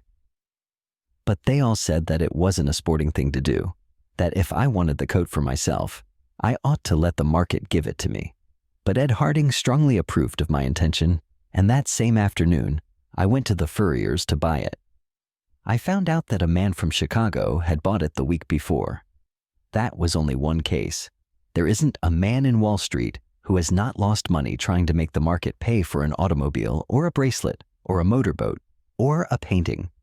I could build a huge hospital with the birthday presents that the tight-fisted stock market has refused to pay for. In fact, of all hoodoos in Wall Street, I think the resolve to induce the stock market to act as a fairy godmother is the busiest and most persistent. Like all well-authenticated hoodoos, this has its reason for being. What does a man do when he sets out to make the stock market pay for a sudden need? Why? He merely hopes. He gambles. He therefore runs much greater risks than he would if he were speculating intelligently, in accordance with opinions or beliefs logically arrived at after a dispassionate study of underlying conditions. To begin with, he is after an immediate profit. He cannot afford to wait. The market must be nice to him at once, if at all. He flatters himself that he is not asking more than to place an even money bet, because he is prepared to run quick. Say, stop his loss at 2 points when all he hopes to make is 2 points. He hugs the fallacy that he is merely taking a 50 chance. Why? I've known men to lose thousands of dollars on such trades, particularly on purchases made at the height of a bull market, just before a moderate reaction. It certainly is no way to trade. Well, that crowning folly of my career as a stock operator was the last straw. It beat me. I lost what little my cotton deal had left me. It did even more harm, for I kept on trading and losing. I persisted in thinking that the stock market must perforce make money for me in the end. But the only end in sight was the end of my resources. I went into debt, not only to my principal brokers, but to other houses that accepted business from me without my putting up an adequate margin. I not only got in debt, but I stayed in debt from then on. Chapter 13. There I was, once more broke, which was bad, and dead wrong in my trading, which was a sight worse. I was sick, nervous, upset, and unable to reason calmly. That is, I was in the frame of mind in which no speculator should be when he is trading. Everything went wrong with me. Indeed, I began to think that I could not recover my departed sense of proportion. Having grown accustomed to swinging a big line, say, more than 100,000 shares of stock, I feared I would not show good judgment trading in a small way. It scarcely seemed worthwhile being right when all you carried was 100 shares of stock. After the habit of taking a big profit on a big line, I wasn't sure I would know when to take my profit on a small line. I can't describe to you how weaponless I felt. Broke again, and incapable of assuming the offensive vigorously. In debt and wrong. After all those long years of successes, tempered by mistakes that really served to pave the way for greater successes, I was now worse off than when I began in the bucket shops. I had learned a great deal about the game of stock speculation, but I had not learned quite so much about the play of human weaknesses. There is no mind so machine-like that you can depend upon it to function with equal efficiency at all times. I now learned that I could not trust myself to remain equally unaffected by men and misfortunes at all times. Money losses have never worried me in the slightest, but other troubles could and did. I studied my disaster in detail, and of course found no difficulty in seeing just where I had been silly. I spotted the exact time and place. A man must know himself thoroughly if he is going to make a good job out of trading in the speculative markets. To know what I was capable of in the line of folly was a long educational step. I sometimes think that no price is too high for a speculator to pay to learn that which will keep him from getting the swelled head. A great many smashes by brilliant men can be traced directly to the swelled head, an expensive disease everywhere to everybody, but particularly in Wall Street to a speculator. I was not happy in New York, feeling the way I did. I didn't want to trade, because I wasn't in good trading trim. I decided to go away and seek a stake elsewhere. The change of scene could help me to find myself again, I thought. So once more I left New York, beaten by the game of speculation. I was worse than broke, since I owed over $100,000 spread among various brokers. I went to Chicago and there found a stake. It was not a very substantial stake, but that merely meant that I would need a little more time to win back my fortune. A house that I once had done business with had faith in my ability as a trader, and they were willing to prove it by allowing me to trade in their office in a small way. I began very conservatively. I don't know how I might have fared had I stayed there, but one of the most remarkable experiences in my career cut short my stay in Chicago. It is an almost incredible story. One day, I got a telegram from Lucius Tucker. I had known him when he was the office manager of a stock exchange firm that I had at times given some business to, but I had lost track of him. The telegram read, "Come to New York at once. L. Tucker." I knew that he knew from mutual friends how I was fixed, and therefore it was certain he had something up his sleeve. At the same time, I had no money to throw away on an unnecessary trip to New York. So instead of doing what he asked me to do, I got him on the long distance. "I got your telegram," I said. "What does it mean?" "It means that a big banker in New York wants to see you," he answered. "Who is it?" I asked. I couldn't imagine who it could be. "I'll tell you when you come to New York. No use otherwise." "You say he wants to see me?" "He does." "What about?" "He'll tell you in person if you give him a chance," said Lucius. "Can't you write me?" "No." "Then tell me more plainly," I said. "I don't want to." "Look here, Lucius," I said. "Just tell me this much. Is this a fool trip?" "Certainly not. It will be to your advantage to come." "Can't you give me an inkling?" "No," he said. "It wouldn't be fair to him. And besides, I don't know just how much he wants to do for you. But take my advice. Come and come quick. Are you sure it is I that he wishes to see? Nobody else but you will do. Better come, I tell you. Telegraph me what train you take and I'll meet you at the station." "Very well," I said, and hung up. I didn't like quite so much mystery, but I knew that Lucius was friendly and that he must have a good reason for talking the way he did. I wasn't faring so sumptuously in Chicago that it would break my heart to leave it. At the rate I was trading, it would be a long time before I could get together enough money to operate on the old scale.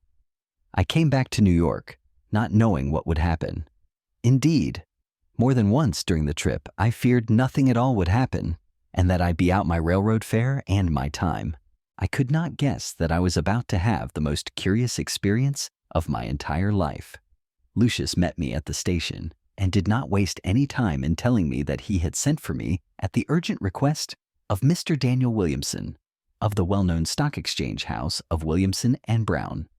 Mr. Williamson told Lucius to tell me that he had a business proposition to make to me that he was sure I would accept, since it would be very profitable for me. Lucius swore he didn't know what the proposition was. The character of the firm was a guarantee that nothing improper would be demanded of me.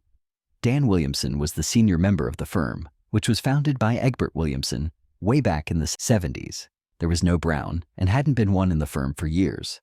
The house had been very prominent in Dan's father's time, and Dan had inherited a considerable fortune and didn't go after much outside business. They had one customer who was worth 100 average customers, and that was Alvin Marquand, Williamson's brother-in-law, who, in addition to being a director in a dozen banks and trust companies, was the president of the Great Chesapeake and Atlantic Railroad System. He was the most picturesque personality in the railroad world after James J. Hill, and was the spokesman and dominant member of the powerful banking coterie known as the Fort Dawson Gang. He was worth from $50 million to $500 million, the estimate depending upon the state of the speaker's liver. When he died, they found out that he was worth $250 million, all made in Wall Street. So, you see, he was some customer. Lucius told me he had just accepted a position with Williamson and Brown, one that was made for him. He was supposed to be a sort of circulating general business getter. The firm was after a general commission business, and Lucius had induced Mr. Williamson to open a couple of branch offices, one in one of the big hotels uptown and the other in Chicago. I rather gathered that I was going to be offered a position in the latter place, possibly as office manager, which was something I would not accept. I didn't jump on Lucius because I thought I'd better wait until the offer was made before I refused it. Lucius took me into Mr. Williamson's private office, introduced me to his chief, and left the room in a hurry, as though he wished to avoid being called as witness in a case in which he knew both parties. I prepared to listen, and then to say no. Mr. Williamson was very pleasant. He was a thorough gentleman, with polished manners and a kindly smile. I could see that he made friends easily and kept them. Why not? He was healthy and therefore good-humored. He had slathers of money, and therefore could not be suspected of sordid motives. These things, together with his education and social training, made it easy for him to be not only polite, but friendly, and not only friendly, but helpful. I said nothing. I had nothing to say, and besides, I always let the other man have his say in full before I do any talking. Somebody told me that the late James Stillman, president of the National City Bank, who, by the way, was an intimate friend of Williamson's, made it his practice to listen in silence, with an impassive face, to anybody who brought a proposition to him. After the man got through, Mr. Stillman continued to look at him, as though the man had not finished. So the man, feeling urged to say something more, did so.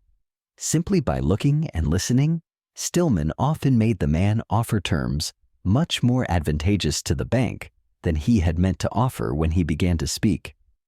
I don't keep silent just to induce people to offer a better bargain, but because I like to know all the facts of the case. By letting a man have his say in full, you are able to decide at once. It is a great time saver. It averts debates and prolonged discussions that get nowhere. Nearly every business proposition that is brought to me can be settled, as far as my participation in it is concerned, by my saying yes or no, but I cannot say yes or no right off, unless I have the complete proposition before me. Dan Williamson did the talking, and I did the listening. He told me he had heard a great deal about my operations in the stock market, and how he regretted that I had gone outside of my bailiwick and come a cropper in cotton. Still, it was to my bad luck that he owed the pleasure of that interview with me. He thought my forte was the stock market, that I was born for it, and that I should not stray from it. And that is the reason, Mr. Livingston, he concluded pleasantly, why we wish to do business with you. Do business how? I asked him. Be your brokers, he said. My firm would like to do your stock business. I'd like to give it to you, I said, but I can't. Why not? He asked. I haven't any money, I answered. That part is all right, he said with a friendly smile. I'll furnish it. He took out a pocket checkbook, wrote out a check for $25,000 to my order and gave it to me. What's this for? I asked. For you to deposit in your own bank. You will draw your own checks. I want you to do your trading in our office. I don't care whether you win or lose. If that money goes, I will give you another personal check, so you don't have to be so very careful with this one. See? I knew that the firm was too rich and prosperous to need anybody's business, much less to give a fellow the money to put up as margin. And then he was so nice about it. Instead of giving me a credit with the house, he gave me the actual cash, so that he alone knew where it came from, the only string being that if I traded, I should do so through his firm. And then the promise that there would be more if that went. Still, there must be a reason. What's the idea? I asked him. The idea is simply that we want to have a customer in this office who is known as a big active trader. Everybody knows that you swing a big line on the short side, which is what I particularly like about you.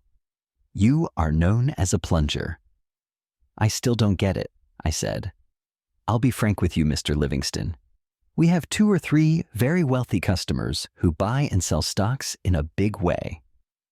I don't want the street to suspect them of selling long stock every time we sell 10 or 20,000 shares of any stock. If the street knows that you are trading in our office, it will not know whether it is your short selling or the other customer's long stock that is coming on the market. I understood at once. He wanted to cover up his brother-in-law's operations with my reputation as a plunger. It so happened that I had made my biggest killing on the bear side a year and a half before, and, of course, the street gossips and the stupid rumor mongers had acquired the habit of blaming me for every decline in prices. To this day, when the market is very weak, they say I am raiding it. I didn't have to reflect. I saw at a glance that Dan Williamson was offering me a chance to come back and come back quickly. I took the check, banked it, opened an account with his firm, and began trading. It was a good active market, broad enough for a man not to have to stick to one or two specialties. I had begun to fear, as I told you, that I had lost the knack of hitting it right. But it seems I hadn't. In 3 weeks' time, I had made a profit of $112,000 out of the $25,000 that Dan Williamson lent me. I went to him and said, "I've come to pay you back that $25,000. "No, no," he said, and waved me away exactly as if I had offered him a castor oil cocktail. "No, no, my boy. Wait until your account amounts to something. Don't think about it yet. You've only got chicken feed there." There is where I made the mistake that I have regretted more than any other I ever made in my Wall Street career. It was responsible for long and dreary years of suffering. I should have insisted on his taking the money. I was on my way to a bigger fortune than I had lost and walking pretty fast. For 3 weeks, my average profit was 150% per week. From then on, my trading would be on a steadily increasing scale. But instead of freeing myself from all obligation, I let him have his way and did not compel him to accept the $25,000. Of course, since he didn't draw out the $25,000 he had advanced me, I felt I could not very well draw out my profit. I was very grateful to him, but I am so constituted that I don't like to owe money or favors. I can pay the money back with money, but the favors and kindnesses I must pay back in kind. And you are apt to find these moral obligations mighty high-priced at times. Moreover, there is no statute of limitations. I left the money undisturbed and resumed my trading. I was getting on very nicely. I was recovering my poise, and I was sure it would not be very long before I should get back into my 1907 stride. Once I did that, all I'd ask for would be for the market to hold out a little while, and I'd more than make up my losses. But making or not making the money was not bothering me much. What made me happy was that I was losing the habit of being wrong, of not being myself. It had played havoc with me for months, but I had learned my lesson. Just about that time, I turned bear, and I began to sell short several railroad stocks. Among them was Chesapeake and Atlantic. I think I put out a short line in it, about 8,000 shares. One morning when I got downtown, Dan Williamson called me into his private office before the market opened and said to me, "Larry, don't do anything in Chesapeake and Atlantic just now. That was a bad play of yours, selling 8,000 short. I covered it for you this morning in London and went long. I was sure Chesapeake and Atlantic was going down. The tape told it to me quite plainly, and besides, I was bearish on the whole market. Not violently or insanely bearish, but enough to feel comfortable with a moderate short line out." I said to Williamson, "What did you do that for?" "I am bearish on the whole market, and they are all going lower." But he just shook his head and said, "I did it because I happened to know something about Chesapeake and Atlantic that you couldn't know. My advice to you is not to sell that stock short until I tell you it is safe to do so." What could I do? That wasn't an asinine tip. It was advice that came from the brother-in-law of the chairman of the board of directors. Dan was not only Alvin Marquand's closest friend, but he had been kind and generous to me. He had shown his faith in me and confidence in my word. I couldn't do less than to thank him. And so my feelings again won over my judgment, and I gave in. To subordinate my judgment to his desires was the undoing of me. Gratitude is something a decent man can't help feeling, but it is for a fellow to keep it from completely tying him up. The first thing I knew, I not only had lost all my profit, but I owed the firm $150,000 besides. I felt pretty badly about it, but Dan told me not to worry. "I'll get you out of this hole," he promised. "I know I will, but I can only do it if you let me. You will have to stop doing business on your own hook. I can't be working for you and then have you completely undo all my work in your behalf. Just lay off the market and give me a chance to make some money for you. Won't you, Larry? Again, I ask you, What could I do? I thought of his kindliness, and I could not do anything that might be construed as lacking in appreciation. I had grown to like him. He was very pleasant and friendly. I remember that all I got from him was encouragement. He kept on assuring me that everything would come out okay. One day, perhaps 6 months later, he came to me with a pleased smile and gave me some credit slips. "I told you I would pull you out of that hole," he said, "and I have." And then I discovered that not only had he wiped out the debt entirely, but I had a small credit balance besides. I think I could have run that up without much trouble, for the market was right. But he said to me, "I have bought you 10,000 shares of Southern Atlantic."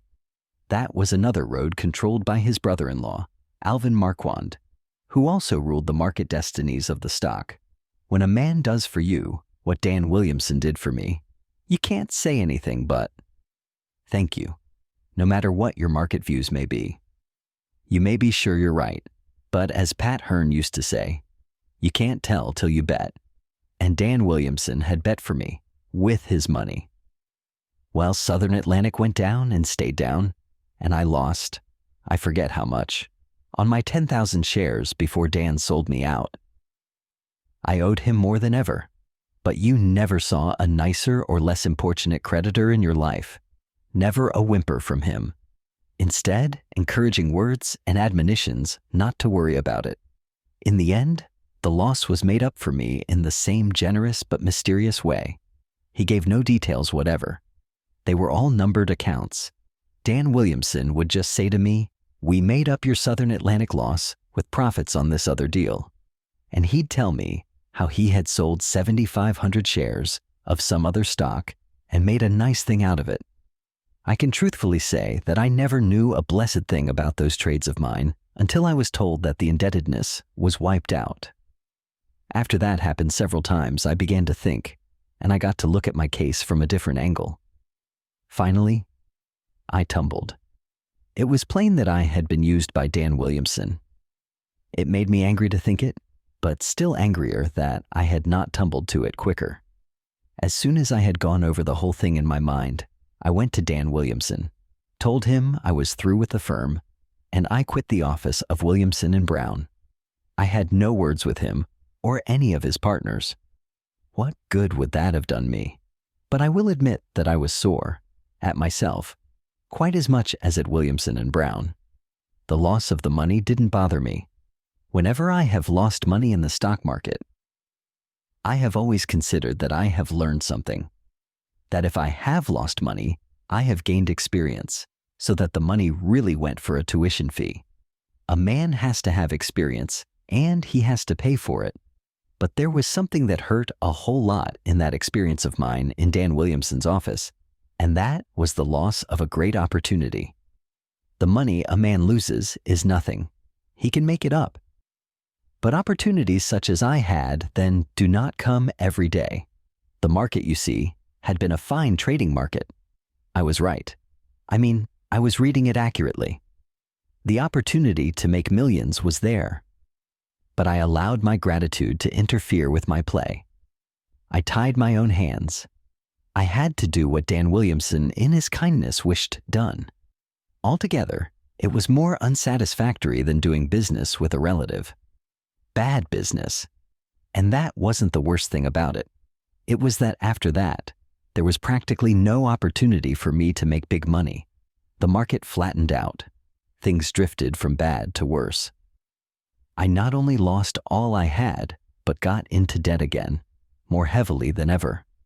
Those were long, lean years, 1911, 1912, 1913, and 1914. There was no money to be made. The opportunity simply wasn't there, and so I was worse off than ever. It isn't uncomfortable to lose when the loss is not accompanied by a poignant vision of what might have been. That was precisely what I could not keep my mind from dwelling on, and of course, it unsettled me further. I learned that the weaknesses to which a speculator is prone are almost numberless. It was proper for me as a man to act the way I did in Dan Williamson's office, but it was improper and unwise for me as a speculator to allow myself to be influenced by any consideration to act against my own judgment. noblesse oblige, but not in the stock market, because the tape is not chivalrous and moreover does not reward loyalty. I realized that I couldn't have acted differently.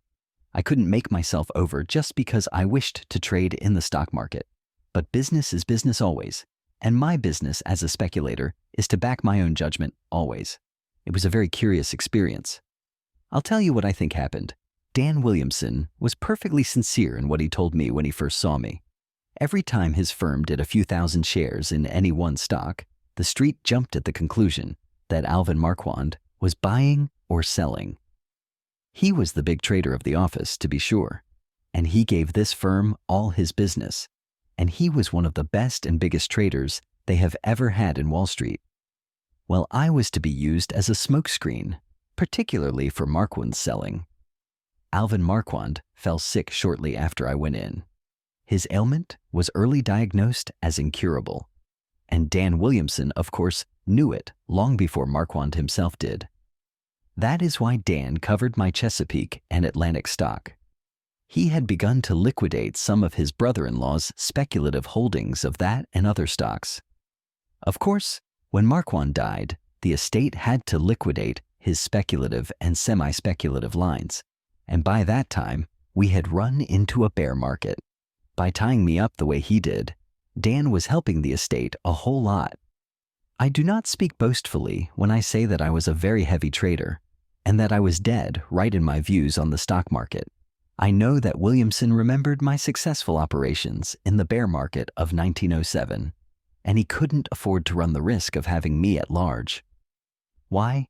If I had kept on the way I was going, I'd have made so much money that by the time he was trying to liquidate part of Alvin Marquand's estate, I would have been trading in hundreds of thousands of shares. As an active bear, I would have done damage running into the millions of dollars to the Marquand heirs, for Alvin left only a little over a couple of $100 million. It was much cheaper for them to let me get into debt and then to pay off the debt than to have me in some other office operating actively on the bear side. That is precisely what I would have been doing, but for my feeling that I must not be outdone in decency by Dan Williamson. I have always considered this the most interesting and most unfortunate of all my experiences as a stock operator. As a lesson, it cost me a disproportionately high price. It put off the time of my recovery several years. I was young enough to wait with patience for the strayed millions to come back, but 5 years is a long time for a man to be poor. Young or old, it is not to be relished. I could do without the yachts a great deal easier than I could without a market to come back on. The greatest opportunity of a lifetime was holding before my very nose the purse I had lost. I could not put out my hand and reach for it. A very shrewd boy, that Dan Williamson, as slick as they make them, far-sighted, ingenious, daring. He is a thinker, has imagination, detects the vulnerable spot in any man, and can plan cold-bloodedly to hit it. He did his own sizing up and soon doped out just what to do to me in order to reduce me to complete inoffensiveness in the market. He did not actually do me out of any money. On the contrary, he was to all appearances extremely nice about it. He loved his sister, Mrs. Marquand, and he did his duty toward her as he saw it. Chapter 14. It has always rankled in my mind that after I left Williamson and Brown's office, the cream was off the market. We ran smack into a long moneyless period. 4 mighty, lean years. There was not a penny to be made. As Billy Henriquez once said, it was the kind of market in which not even a skunk could make a cent.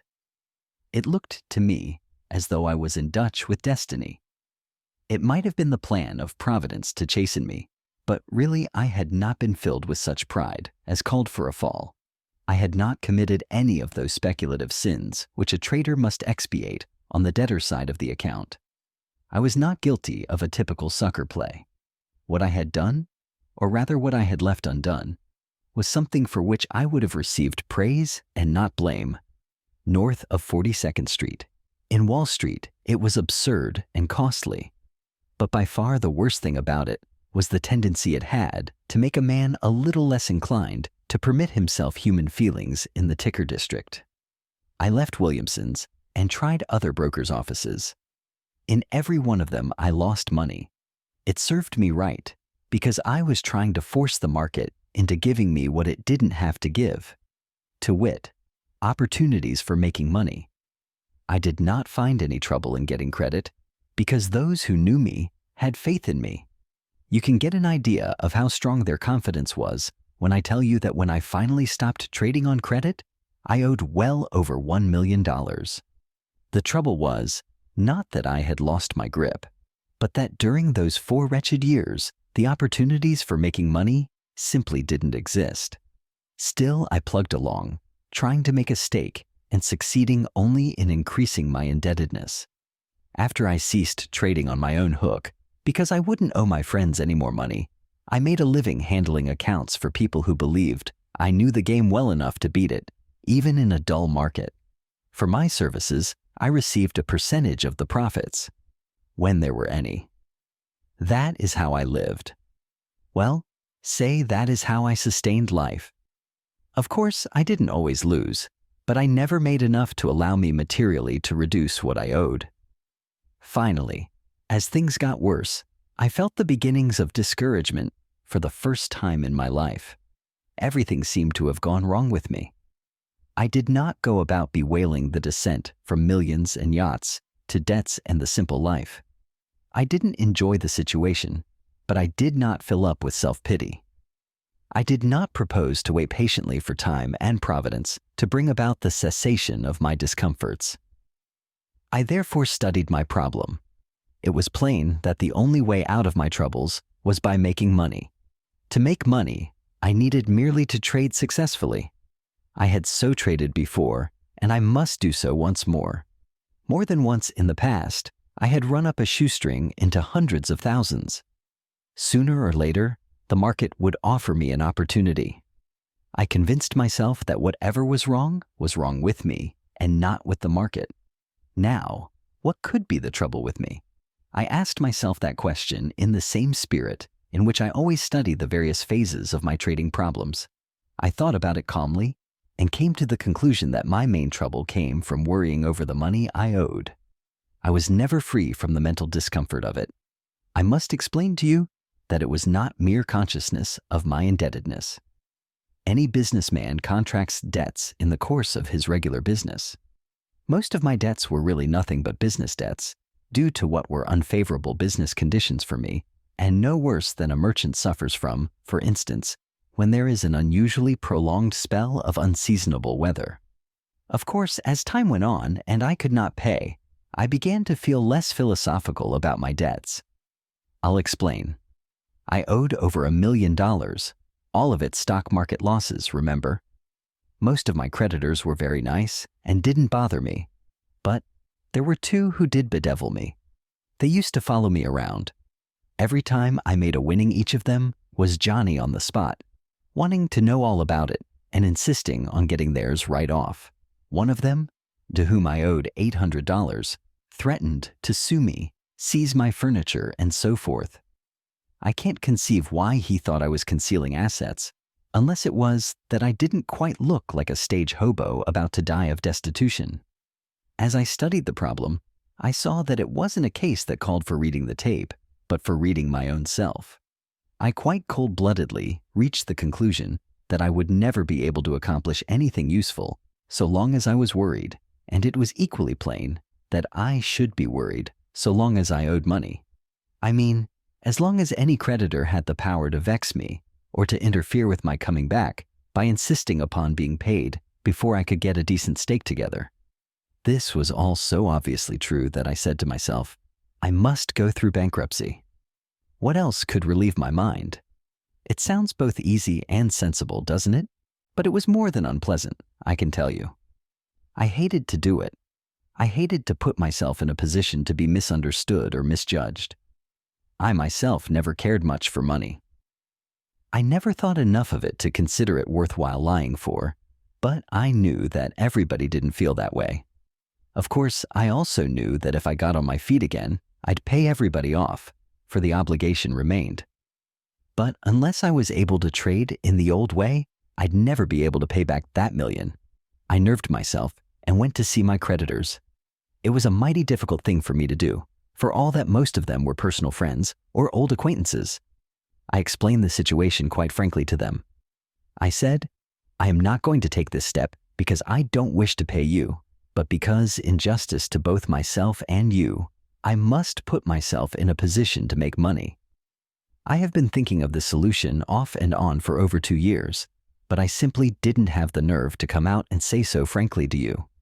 It would have been infinitely better for all of us if I had. It all simmers down to this. I positively cannot be my old self while I'm harassed or upset by these debts. I have decided to do now what I should have done a year ago. I have no other reason than the one I have just given you. What the first man said was to all intents and purposes what all of them said. He spoke for his firm. Livingston, he said, we understand. We realize your position perfectly. I'll tell you what we'll do. We'll just give you a release. Have your lawyer prepare any kind of paper you wish, and we'll sign it. That was in substance what all my big creditors said. That is one side of Wall Street for you. It wasn't merely careless good nature or sportsmanship. It was also a mighty intelligent decision, for it was clearly good business. I appreciated both the goodwill and the business gumption. These creditors gave me a release on debts amounting to over $1 million, but there were the 2 minor creditors who wouldn't sign off. One of them was the $800 man I told you about. I also owed $60,000 to a brokerage firm which had gone into bankruptcy, and the receivers, who didn't know me from Adam, were on my neck early and late. Even if they had been disposed to follow the example set by my largest creditors, I don't suppose the court would have let them sign off. At all events, my schedule of bankruptcy amounted to only about $100,000. Though, as I said, I owed well over $1 million. It was extremely disagreeable to see the story in the newspapers. I had always paid my debts in full, and this new experience was most mortifying to me. I knew I'd pay off everybody someday if I lived, but everybody who read the article wouldn't know it. I was ashamed to go out after I saw the report in the newspapers. But it all wore off presently, and I cannot tell you how intense was my feeling of relief to know that I wasn't going to be harried anymore by people who didn't understand how a man must give his entire mind to his business if he wishes to succeed in stock speculation. My mind, now being free to take up trading with some prospect of success, unvexed by debts, the next step was to get another stake. The stock exchange had been closed from July 31st to the middle of December 1914, and Wall Street was in the dumps. There hadn't been any business whatever in a long time. I owed all my friends. I couldn't very well ask them to help me again, just because they had been so pleasant and friendly to me, when I knew that nobody was in a position to do much for anybody. It was a mighty difficult task, getting a decent stake, for with the closing of the stock exchange, there was nothing that I could ask any broker to do for me.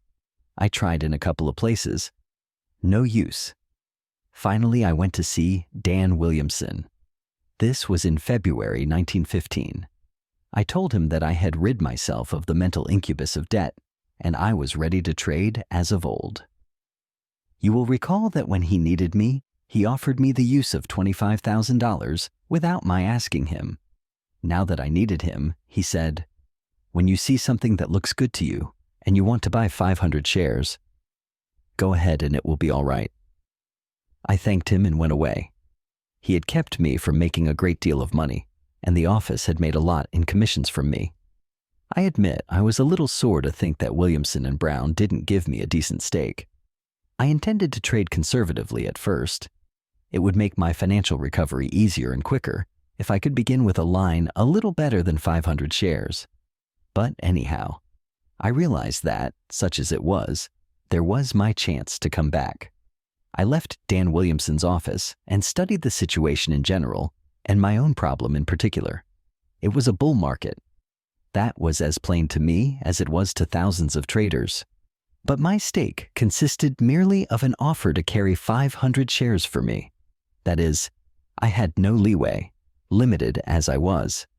I couldn't afford even a slight setback at the beginning. I must build up my stake with my very first play. That initial purchase of mine of 500 shares must be profitable. I had to make real money. I knew unless I had sufficient trading capital, I would not be able to use good judgment. Without adequate margins, it would be impossible to take the cold-blooded, dispassionate attitude toward the game that comes from the ability to afford a few minor losses, such as I often incurred in testing the market before putting down the big bet. I think now that I found myself then at the most critical period of my career as a speculator. If I failed this time, there was no telling where or when, if ever, I might get another stake for another try. It was very clear that I simply must wait for the exact psychological moment. I didn't go near Williamson and Brown's. I purposely kept away from them for 6 long weeks of steady tape reading. I was afraid that if I went to the office knowing that I could buy 500 shares, I might be tempted into trading at the wrong time or in the wrong stock.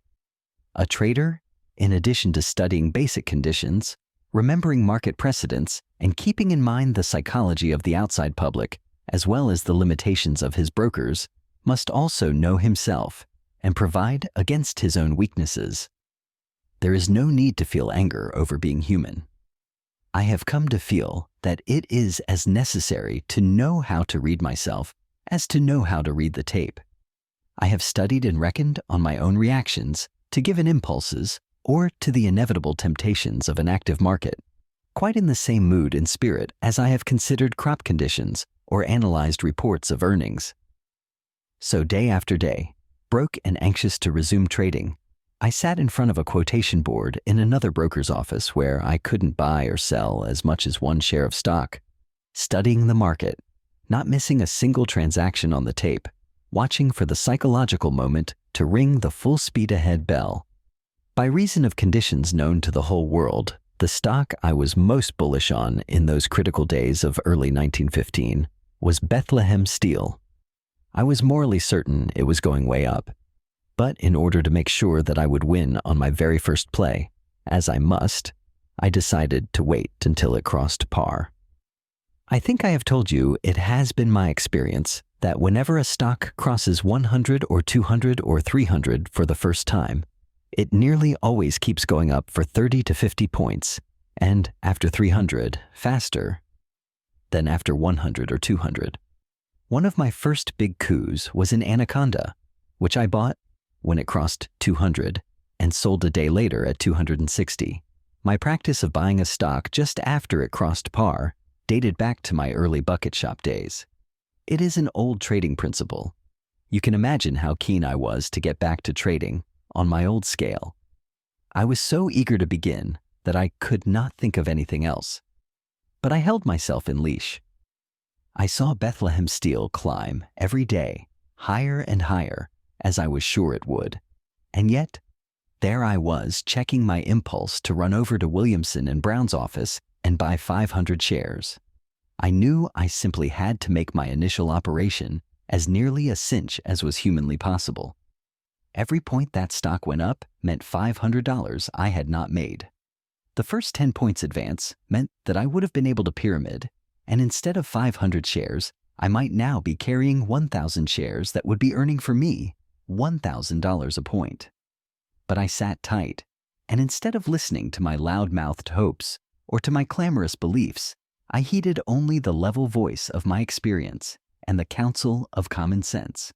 Once I got a decent stake together, I could afford to take chances. But without a stake, taking chances, even slight chances, was a luxury utterly beyond my reach. 6 weeks of patience, but in the end, a victory for common sense over greed and hope. I really began to waver and sweat blood when the stock got up to 90. Think of what I had not made by not buying when I was so bullish.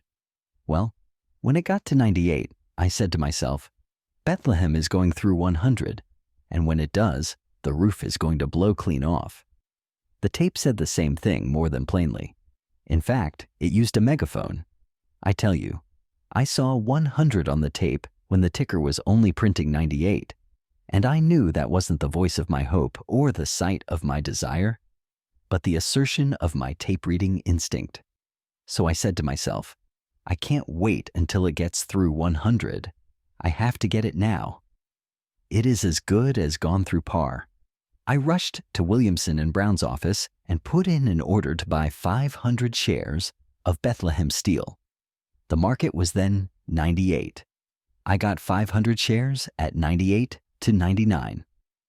After that, she shot right up and closed that night, I think, at 114 or 115. I bought 500 shares more. The next day, Bethlehem Steel was 145 and I had my stake. But I earned it.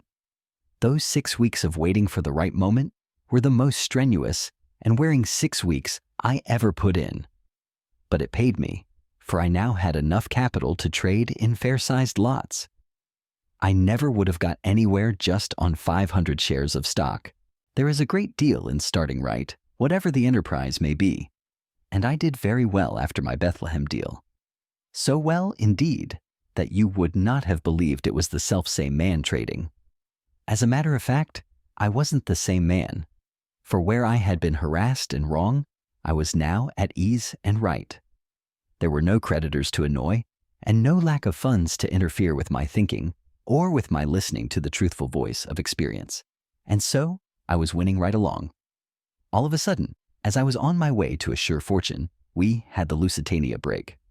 Every once in a while, a man gets a crack like that in the solar plexus, probably that he may be reminded of the sad fact that no human being can be so uniformly right on the market as to be beyond the reach of unprofitable accidents. I have heard people say that no professional speculator need have been hit very hard by the news of the torpedoing of the Lusitania, and they go on to tell how they had it long before the street did. I was not clever enough to escape by means of advance information, and all I can tell you is that on account of what I lost through the Lusitania break and 1 or 2 other reverses that I wasn't wise enough to foresee, I found myself at the end of 1915 with a balance at my brokers of about $140,000. That was all I actually made, though I was consistently right on the market throughout the greater part of the year. I did much better during the following year. I was very lucky. I was rampantly bullish in a wild bull market. Things were certainly coming my way, so that there wasn't anything to do but to make money. It made me remember a saying of the late H. Rogers of the Standard Oil Company, to the effect that there were times when a man could no more help making money than he could help getting wet if he went out in a rainstorm without an umbrella. It was the most clearly defined bull market we ever had. It was plain to everybody that the Allied purchases of all kinds of supplies here made the United States the most prosperous nation in the world. We had all the things that no one else had for sale, and we were fast getting all the cash in the world. I mean that the wide world's gold was pouring into this country in torrents.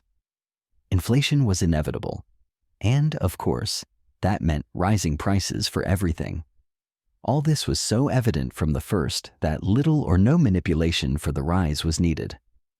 That was the reason why the preliminary work was so much less than in other bull markets. And not only was the war bride boom more naturally developed than all others, but it proved unprecedentedly profitable for the general public. That is, the stock market winnings during 1915 were more widely distributed than in any other boom in the history of Wall Street. That the public did not turn all their paper profits into good hard cash, or that they did not long keep what profits they actually took, was merely history repeating itself. Nowhere does history indulge in repetitions so often or so uniformly as in Wall Street. When you read contemporary accounts of booms or panics, the one thing that strikes you most forcibly is how little either stock speculation or stock speculators today differ from yesterday. The game does not change, and neither does human nature.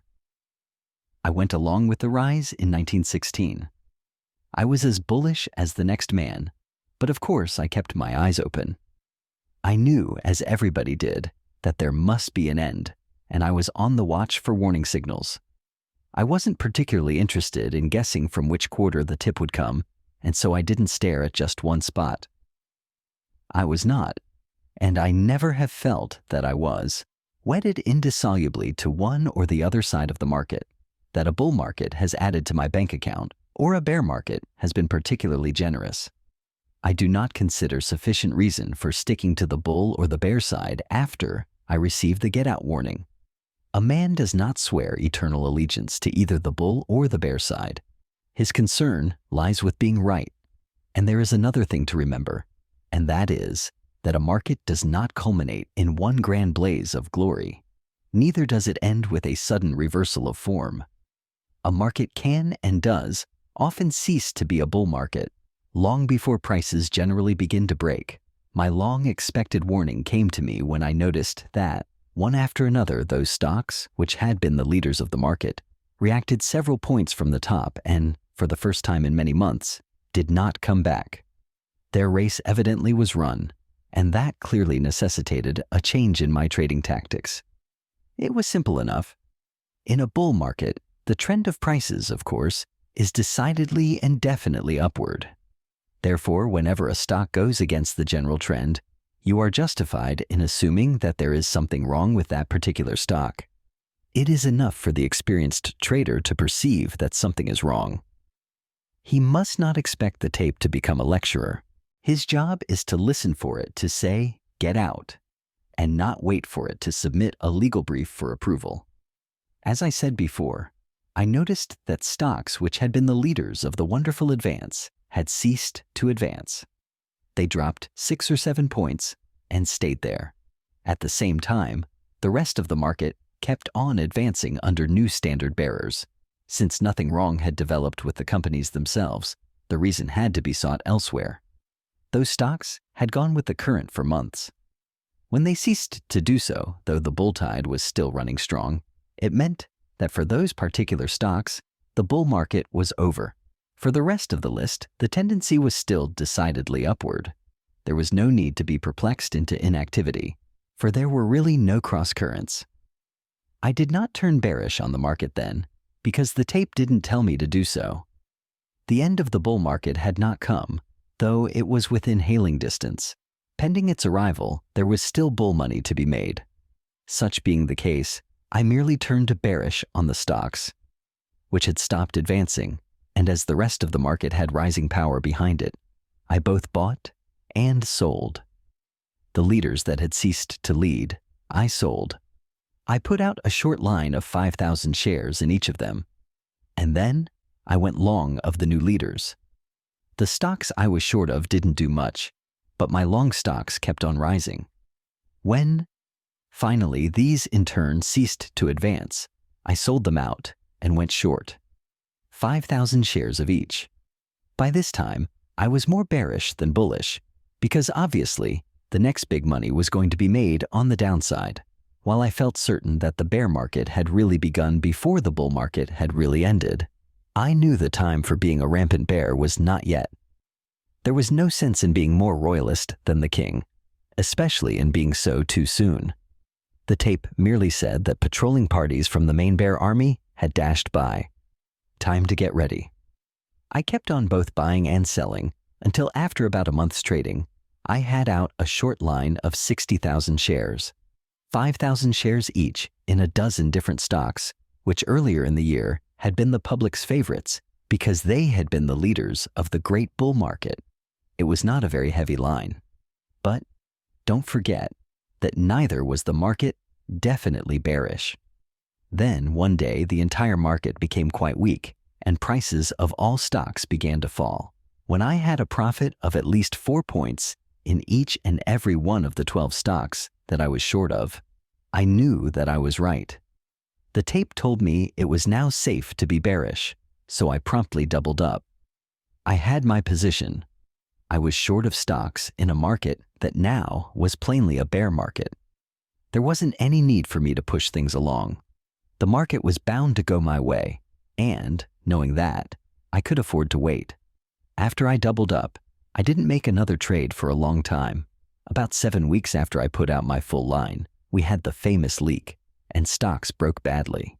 It was said that somebody had advance news from Washington that President Wilson was going to issue a message that would bring back the dove of peace to Europe in a hurry. Of course, the war bride boom was started and kept up by the World War, and peace was a bear item. When one of the cleverest traders on the floor was accused of profiting by advance information, he simply said he had sold stocks not on any news, but because he considered that the bull market was overripe. I myself had doubled my line of shorts 7 weeks before. On the news, the market broke badly, and I naturally covered. It was the only play possible.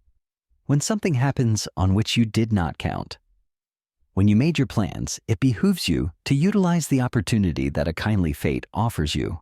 For one thing, on a bad break like that, you have a big market, one that you can turn around in, and that is the time to turn your paper profits into real money. Even in a bear market, a man cannot always cover 120,000 shares of stock without putting up the price on himself. He must wait for the market that will allow him to buy that much at no damage to his profit as it stands him on paper. I should like to point out that I was not counting on that particular break at that particular time for that particular reason, but, as I have told you before, my experience of 30 years as a trader is that such accidents are usually along the line of least resistance on which I base my position in the market. Another thing to bear in mind is this: never try to sell at the top. It isn't wise. Sell after a reaction if there is no rally. I cleared about $3 million in 1916 by being bullish as long as the bull market lasted, and then by being bearish when the bear market started. As I said before, a man does not have to marry one side of the market till death do them part. That winter I went south to Palm Beach, as I usually do for a vacation, because I am very fond of saltwater fishing. I was short of stocks and wheat, and both lines showed me a handsome profit. There wasn't anything to annoy me, and I was having a good time. Of course, unless I go to Europe, I cannot really be out of touch with the stock or commodities markets. For instance, in the Adirondacks, I have a direct wire from my broker's office to my house. In Palm Beach, I used to go to my broker's branch office regularly. I noticed that cotton, in which I had no interest, was strong and rising. About that time, this was in 1917, I heard a great deal about the efforts that President Wilson was making to bring about peace. The reports came from Washington, both in the shape of press dispatches and private advice to friends in Palm Beach. That is the reason why one day I got the notion that the course of the various markets reflected confidence in Mr. Wilson's success. With peace supposedly close at hand, stocks and wheat ought to go down and cotton up.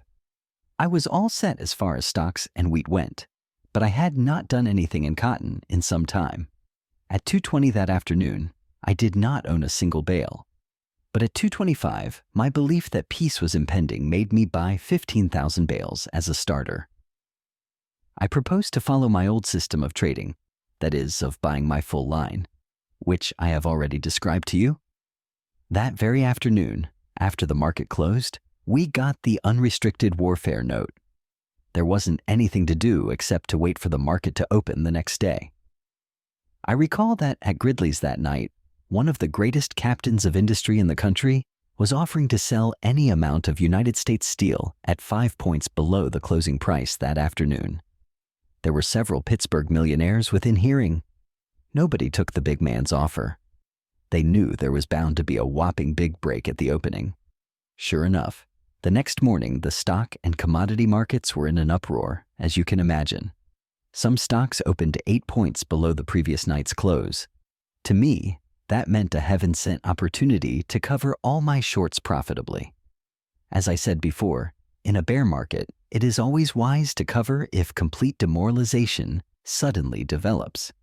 That is the only way, if you swing a good-sized line, of turning a big paper profit into real money, both quickly and without regrettable reductions.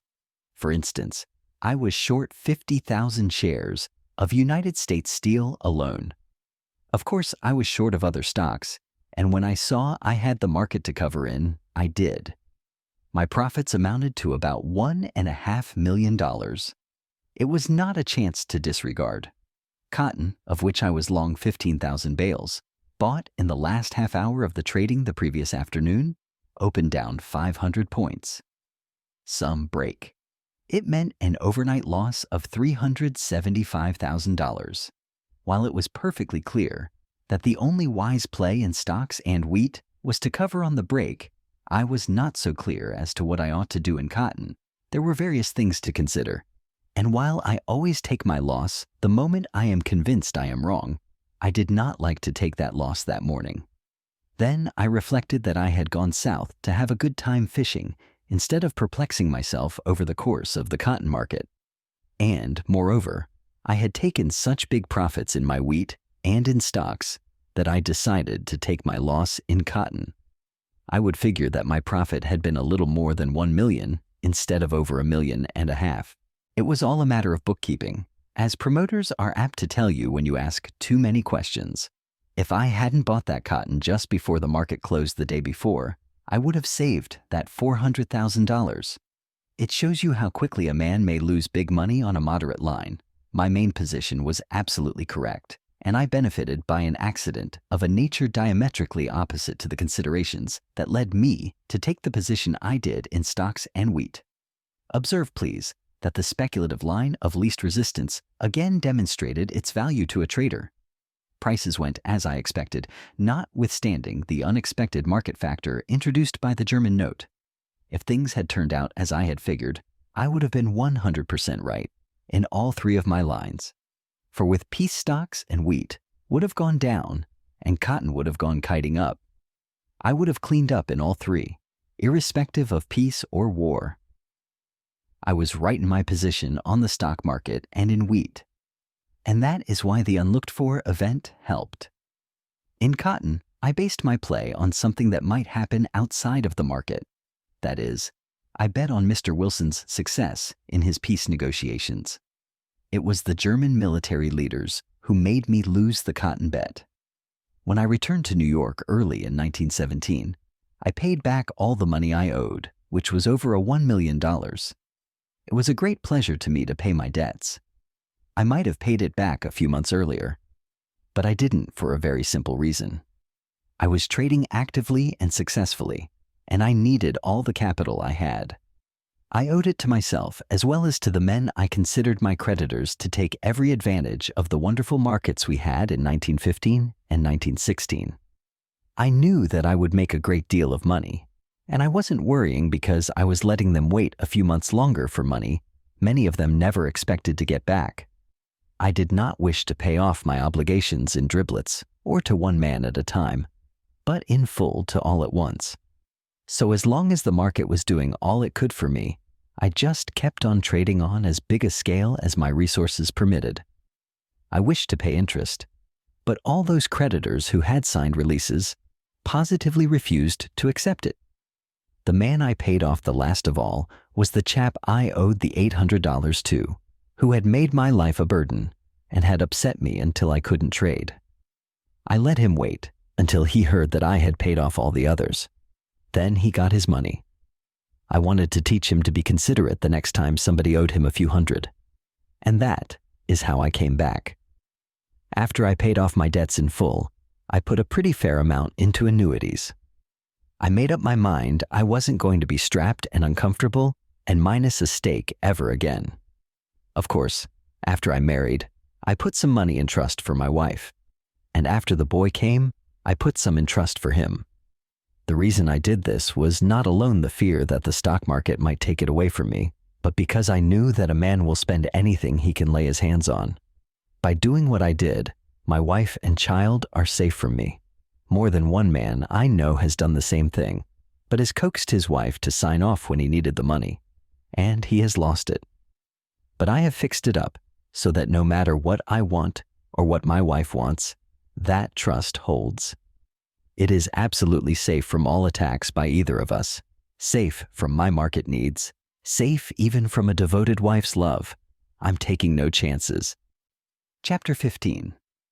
Among the hazards of speculation, the happening of the unexpected, I might even say of the unexpectable, ranks high. There are certain chances that the most prudent man is justified in taking, chances that he must take if he wishes to be more than a mercantile mollusk. Normal business hazards are no worse than the risks a man runs when he goes out of his house into the street or sets out on a railroad journey. When I lose money by reason of some development which nobody could foresee, I think no more vindictively of it than I do of an inconveniently timed storm. Life itself, from the cradle to the grave, is a gamble, and what happens to me, because I do not possess the gift of second sight, I can bear undisturbed. But there have been times in my career as a speculator when I have both been right and played square, and nevertheless, I have been cheated out of my earnings by the sordid unfairness of unsportsmanlike opponents. Against misdeeds by crooks, cowards, and crowds a quick-thinking or far-sighted businessman can protect himself. I have never gone up against downright dishonesty, except in a bucket shop or two, because even there honesty was the best policy. The big money was in being square and not in welshing.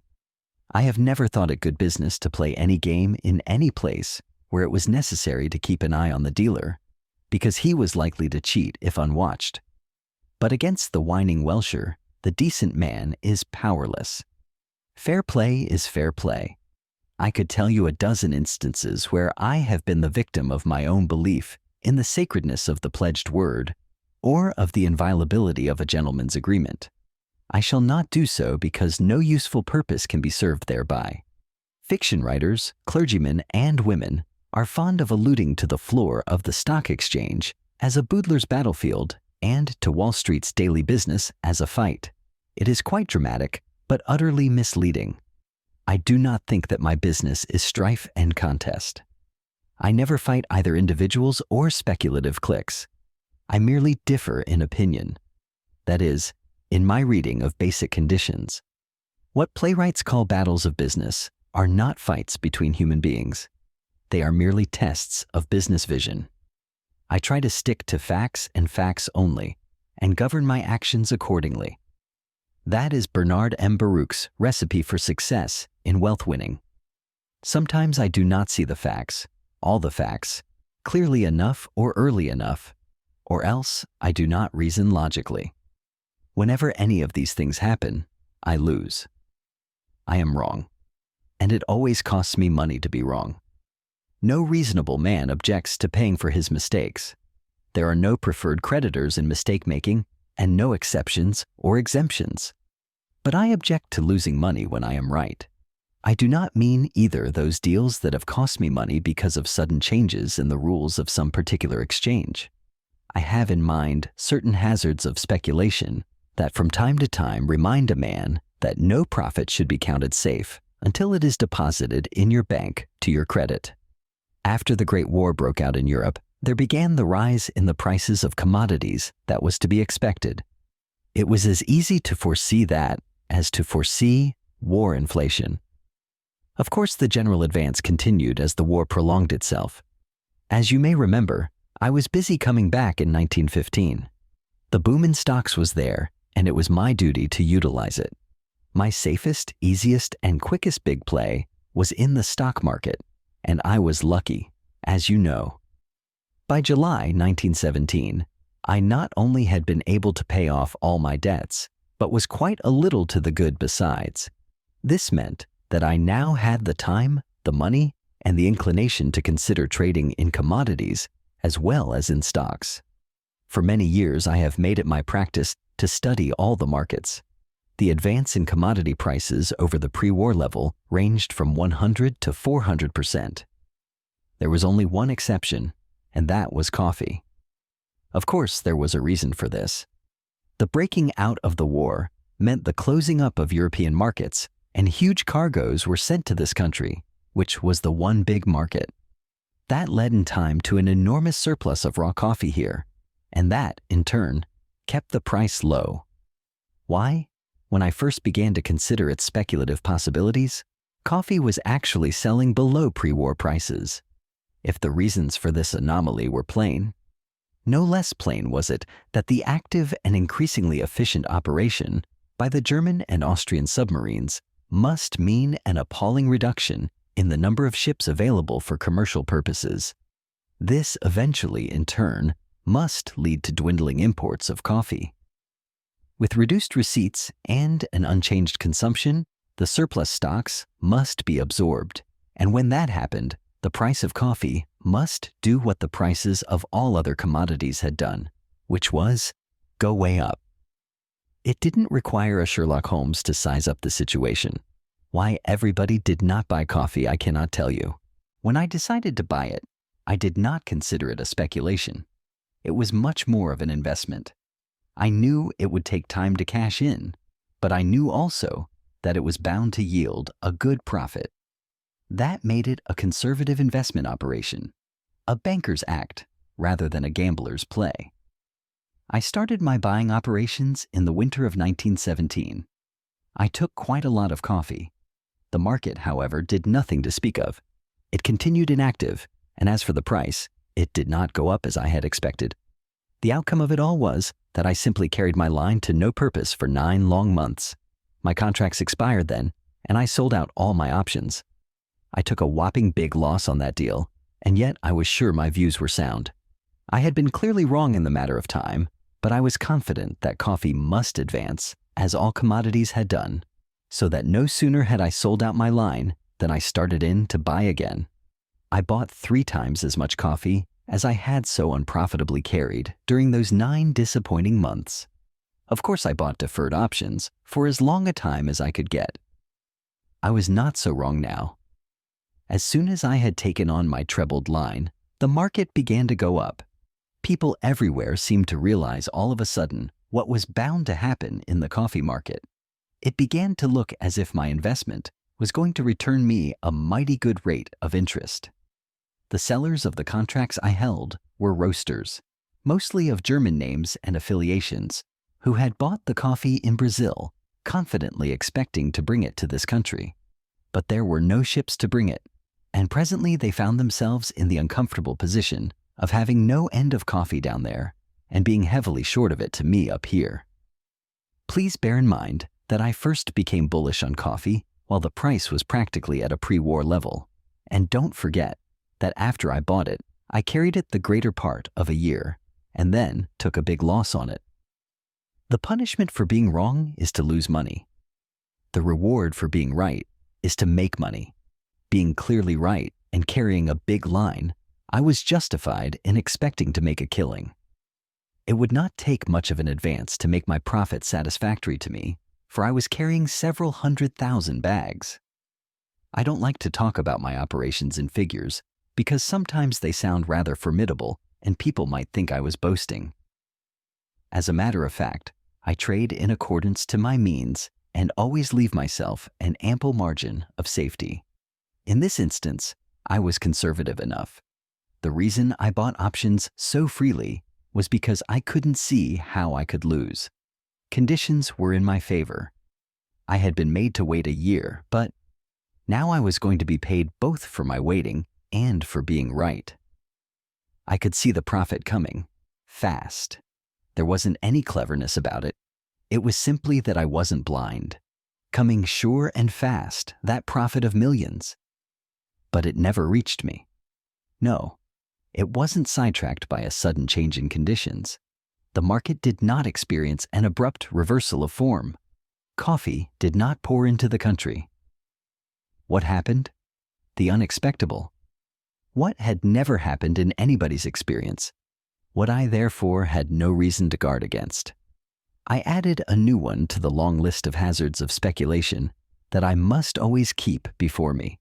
It was simply that the fellows who had sold me the coffee, the shorts, knew what was in store for them, and in their efforts to squirm out of the position into which they had sold themselves, devised a new way of welshing Washington for help and got it.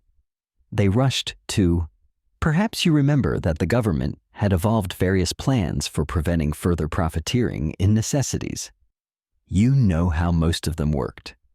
Well, the philanthropic coffee shorts appeared before the price-fixing committee of the War Industries Board, I think that was the official designation, and made a patriotic appeal to that body to protect the American breakfaster. They asserted that a professional speculator, one Lauriston Livermore, had cornered, or was about to corner, coffee. If his speculative plans were not brought to naught, he would take advantage of the conditions created by the war, and the American people would be forced to pay exorbitant prices for their daily coffee.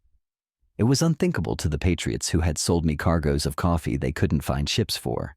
That 100 millions of Americans, more or less, should pay tribute to conscienceless speculators. They represented the coffee trade, not the coffee gamblers, and they were willing to help the government curb profiteering, actual or prospective. Now, I have a horror of whiners, and I do not mean to intimate that the price-fixing committee was not doing its honest best to curb profiteering and wastefulness. But that need not stop me from expressing the opinion that the committee could not have gone very deeply into the particular problem of the coffee market. They fixed on a maximum price for raw coffee and also fixed a time limit for closing out all existing contracts. This decision meant, of course, that the coffee exchange would have to go out of business. There was only one thing for me to do, and I did it, and that was to sell out my contracts. Those profits of millions that I had deemed as certain to come my way as any I ever made failed completely to materialize.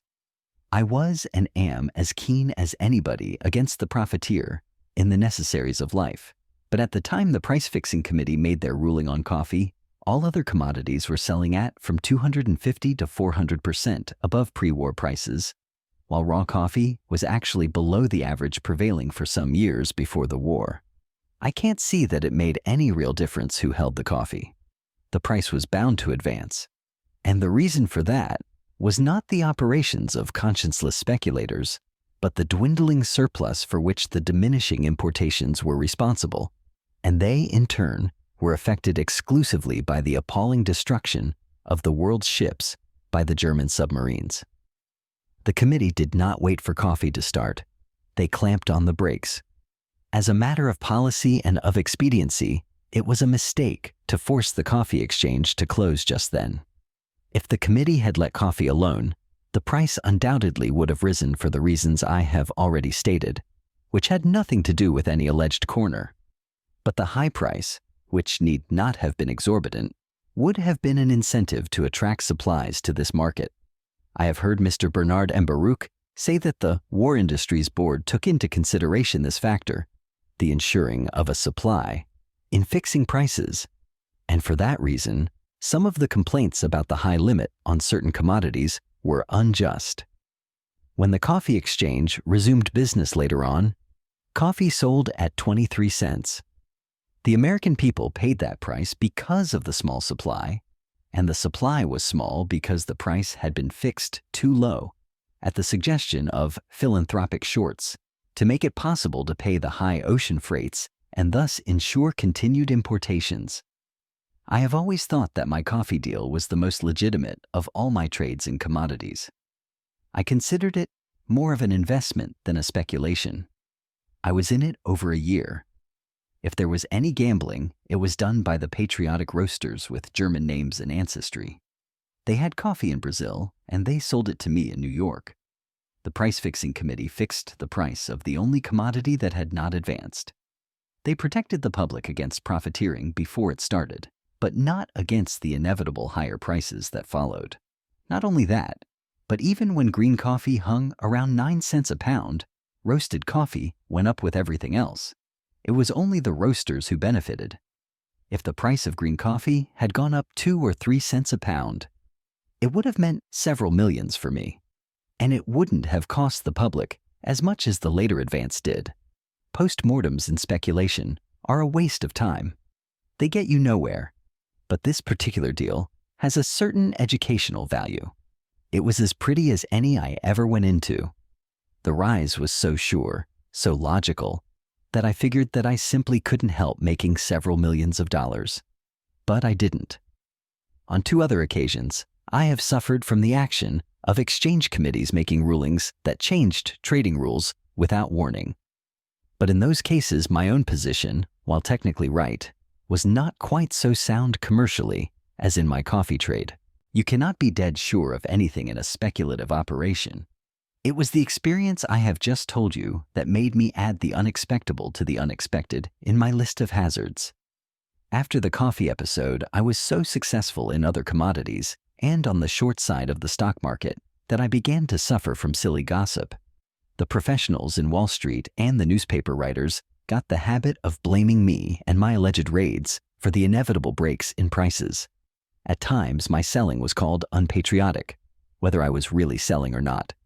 The reason for exaggerating the magnitude and the effect of my operations, I suppose, was the need to satisfy the public's insatiable demand for reasons for each and every price movement. As I have said 1,000 times, no manipulation can put stocks down and keep them down. There is nothing mysterious about this. The reason is plain to everybody who will take the trouble to think about it half a minute. Suppose an operator rated a stock, that is, put the price down to a level below its real value. What would inevitably happen? Why? The rater would at once be up against the best kind of inside buying. The people who know what a stock is worth will always buy it when it is selling at bargain prices. If the insiders are not able to buy, it will be because general conditions are against their free command of their own resources, and such conditions are not bull conditions. When people speak about raids, the inference is that the raids are unjustified, almost criminal. But selling a stock down to a price much below what it is worth is mighty dangerous business. It is well to bear in mind that a rated stock that fails to rally is not getting much inside buying, and where there is a raid, that is, unjustified short selling, there is usually apt to be inside buying. And when there is that, the price does not stay down. I should say that in 99 cases out of 100, so-called raids are really legitimate declines, accelerated at times, but not primarily caused by the operations of a professional trader. However big a line he may be able to swing. The theory that most of the sudden declines, or particular sharp breaks, are the results of some plunger's operations probably was invented as an easy way of supplying reasons to those speculators who, being nothing but blind gamblers, will believe anything that is told them rather than do a little thinking. The raid excuse for losses that unfortunate speculators so often receive from brokers and financial gossipers is really an inverted tip. The difference lies in this. A bear tip is distinct, positive advice to sell short, but the inverted tip, that is, the explanation that does not explain, serves merely to keep you from wisely selling short. The natural tendency when a stock breaks badly is to sell it. There is a reason, an unknown reason, but a good reason. Therefore, get out. But it is not wise to get out when the break is the result of a raid by an operator, because the moment he stops, the price must rebound. Inverted tips. Chapter 16. Tips. How people want tips. They crave not only to get them, but to give them. There is greed involved and vanity. It is very amusing at times to watch really intelligent people fish for them. And the tip giver need not hesitate about the quality. For the tip seeker is not really after good tips, but after any tip. If it makes good, fine. If it doesn't, better luck with the next. I am thinking of the average customer of the average commission house. There is a type of promoter or manipulator that believes in tips first, last, and all the time. A good flow of tips is considered by him as a sort of sublimated publicity work, the best merchandising dope in the world. For, since tip seekers and tip takers are invariably tip passers, tip broadcasting becomes a sort of endless chain advertising.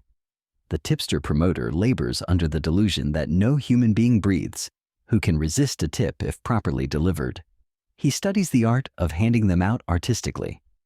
I get tips by the hundreds every day from all sorts of people. I'll tell you a story about Borneo tin. You remember when the stock was brought out? It was at the height of the boom.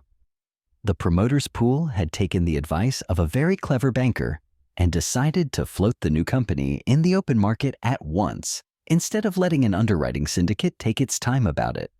It was good advice. The only mistake the members of the pool made came from inexperience. They did not know what the stock market was capable of doing during a crazy boom, and at the same time they were not intelligently liberal. They were agreed on the need of marking up the price in order to market the stock, but they started the trading at a figure at which the traders and the speculative pioneers could not buy it without misgivings. By rights, the promoters ought to have got stuck with it, but in the wild bull market, their hoggishness turned out to be rank conservatism. The public was buying anything that was adequately tipped. Investments were not wanted. The demand was for easy money, for the sure gambling profit. Gold was pouring into this country through the huge purchases of war material.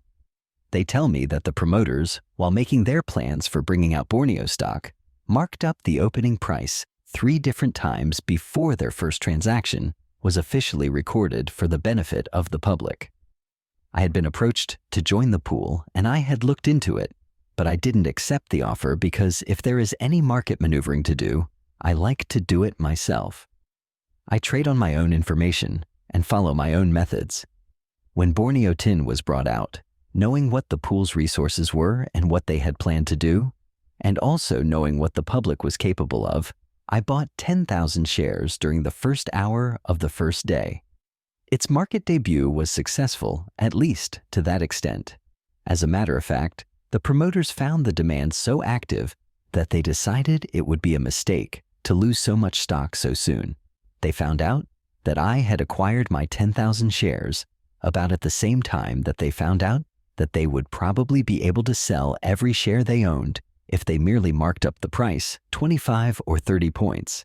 They therefore concluded that the profit on my 10,000 shares would take too big a chunk out of the millions they felt were already as good as banked. So they actually ceased their bull operations and tried to shake me out. But I simply sat tight. They gave me up as a bad job because they didn't want the market to get away from them.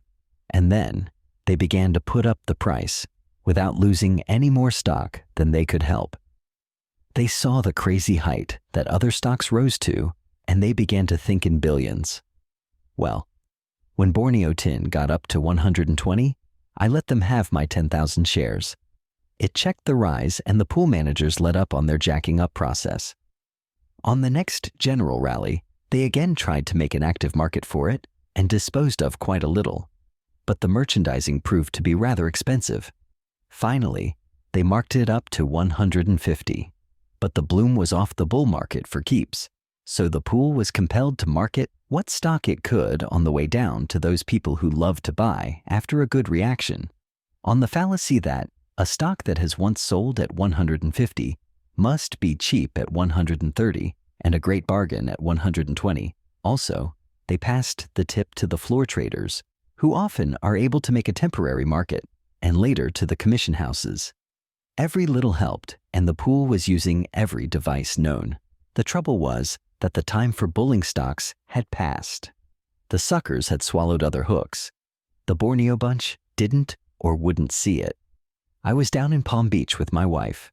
One day I made a little money at Gridley's, and when I got home, I gave Mrs. Livingston a $500 bill out of it. It was a curious coincidence, but that same night, she met at a dinner the president of the Borneo Tin Company, a Mr. Weisenstein, who had become the manager of the stock pool. We didn't learn until sometime afterward that this Weisenstein deliberately maneuvered so that he sat next to Mrs. Livingston at dinner.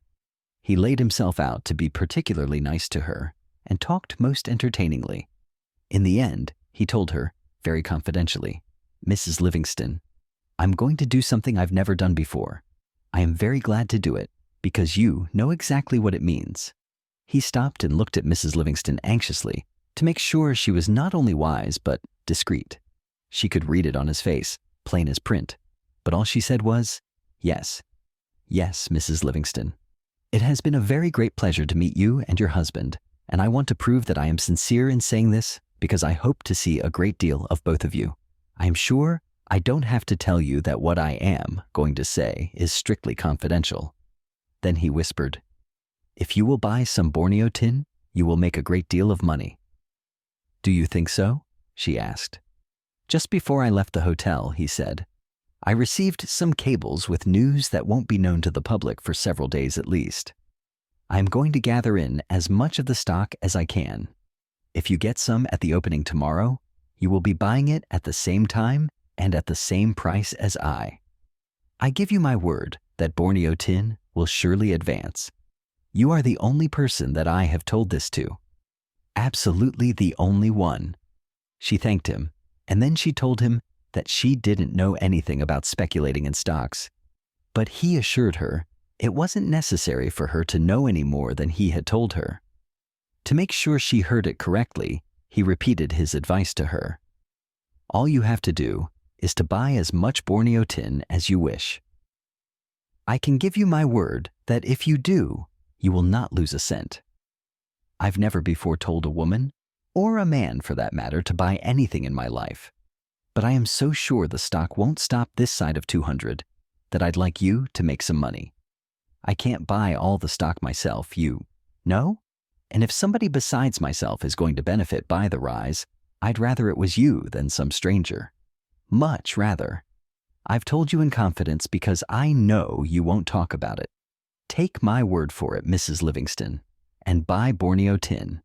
He was very earnest about it and succeeded in so impressing her that she began to think she had found an excellent use for the $500 I had given her that afternoon. That money hadn't cost me anything and was outside of her allowance. In other words, it was easy money to lose if the luck went against her. But he had said she would surely win. It would be nice to make money on her own hook, and tell me all about it afterwards.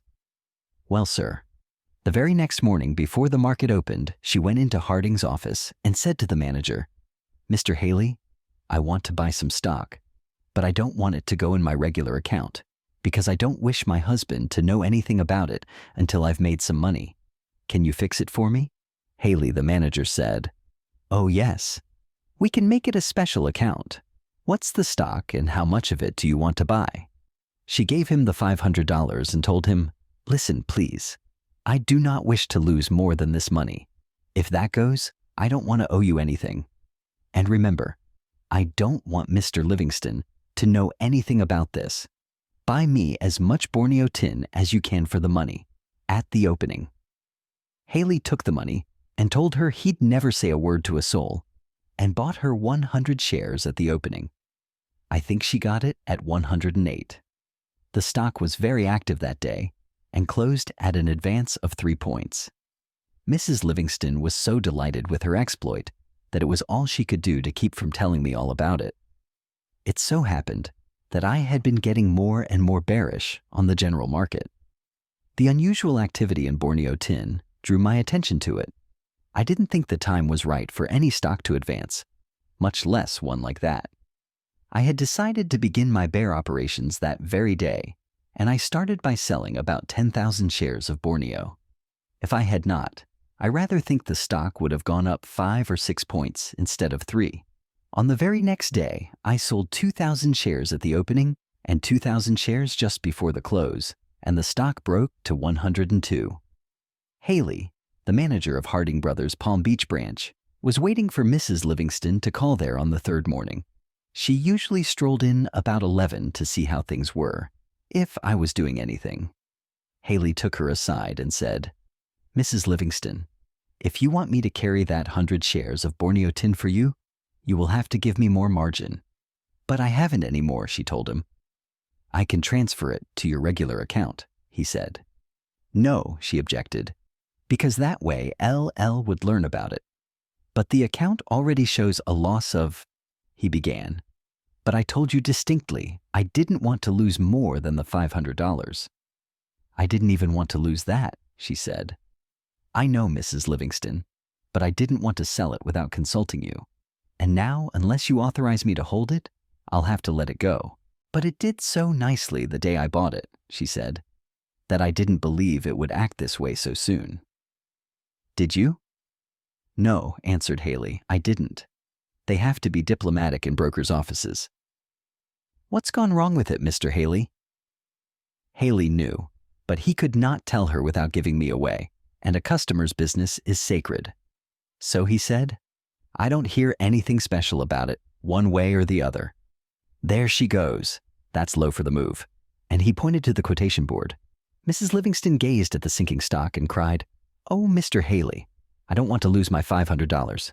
What shall I do? I don't know, Mrs. Livingston, but if I were you, I'd ask Mr. Livingston. Oh, no. He doesn't want me to speculate on my own hook. He told me so. He'll buy or sell stock for me if I ask him, but I've never before done trading that he did not know all about. I wouldn't dare tell him. That's all right, said Haley soothingly. He is a wonderful trader, and he'll know just what to do." Seeing her shake her head violently, he added devilishly, "Or else you put up 1,000 or two to take care of your Borneo." The alternative decided her then and there.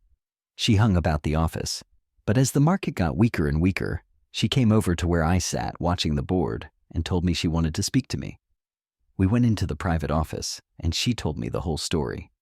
So I just said to her, "You foolish little girl, you keep your hands off this deal." She promised that she would, and so I gave her back her $500, and she went away happy. The stock was par by that time. I saw what had happened. Weisenstein was an astute person. He figured that Mrs. Livingston would tell me what he had told her, and I'd study the stock. He knew that activity always attracted me, and I was known to swing a pretty fair line. I suppose he thought I'd buy 10 or 20,000 shares. It was one of the most cleverly planned and artistically propelled tips I've ever heard of. But it went wrong. It had to. In the first place, the lady had that very day received an unearned $500 and was therefore in a much more venturesome mood than usual. She wished to make some money all by herself, and womanlike dramatized the temptation so attractively that it was irresistible. She knew how I felt about stock speculation as practiced by outsiders, and she didn't dare mention the matter to me. Weisenstein didn't size up her psychology right. He also was utterly wrong in his guess about the kind of trader I was. I never take tips, and I was bearish on the entire market. The tactics that he thought would prove effective in inducing me to buy Borneo, that is, the activity and the 3-point rise, were precisely what made me pick Borneo as a starter when I decided to sell the entire market. After I heard Mrs. Livingston's story, I was keener than ever to sell Borneo. Every morning at the opening and every afternoon just before closing, I let him have some stock regularly, until I saw a chance to take in my shorts at a handsome profit. It has always seemed to me the height of damn foolishness to trade on tips. I suppose I'm not built the way a tip taker is. I sometimes think that tip takers are like drunkards. There are some who can't resist the craving and always look forward to those jags which they consider indispensable to their happiness. It is so easy to open your ears and let the tip in. To be told precisely what to do to be happy in such a manner that you can easily obey is the next nicest thing to being happy, which is a mighty long first step toward the fulfillment of your heart's desire. It is not so much greed made blind by eagerness, as it is hope bandaged by the unwillingness to do any thinking. And it is not only among the outside public that you find inveterate tip takers. The professional trader on the floor of the New York Stock Exchange is quite as bad. I am definitely aware that no end of them cherish mistaken notions of me because I never give anybody tips. If I told the average man, "Sell yourself 5,000 steel," he would do it on the spot. But if I tell him I am quite bearish on the entire market and give him my reasons in detail, he finds trouble in listening, and after I'm done talking, he will glare at me for wasting his time expressing my views on general conditions, instead of giving him a direct and specific tip, like a real philanthropist, of the type that is so abundant in Wall Street. The sort who loves to put millions into the pockets of friends, acquaintances, and utter strangers alike. The belief in miracles that all men cherish is born of immoderate indulgence in hope. There are people who go on hope sprees periodically, and we all know the chronic hope drunkard that is held up before us as an exemplary optimist. Tip takers are all they really are.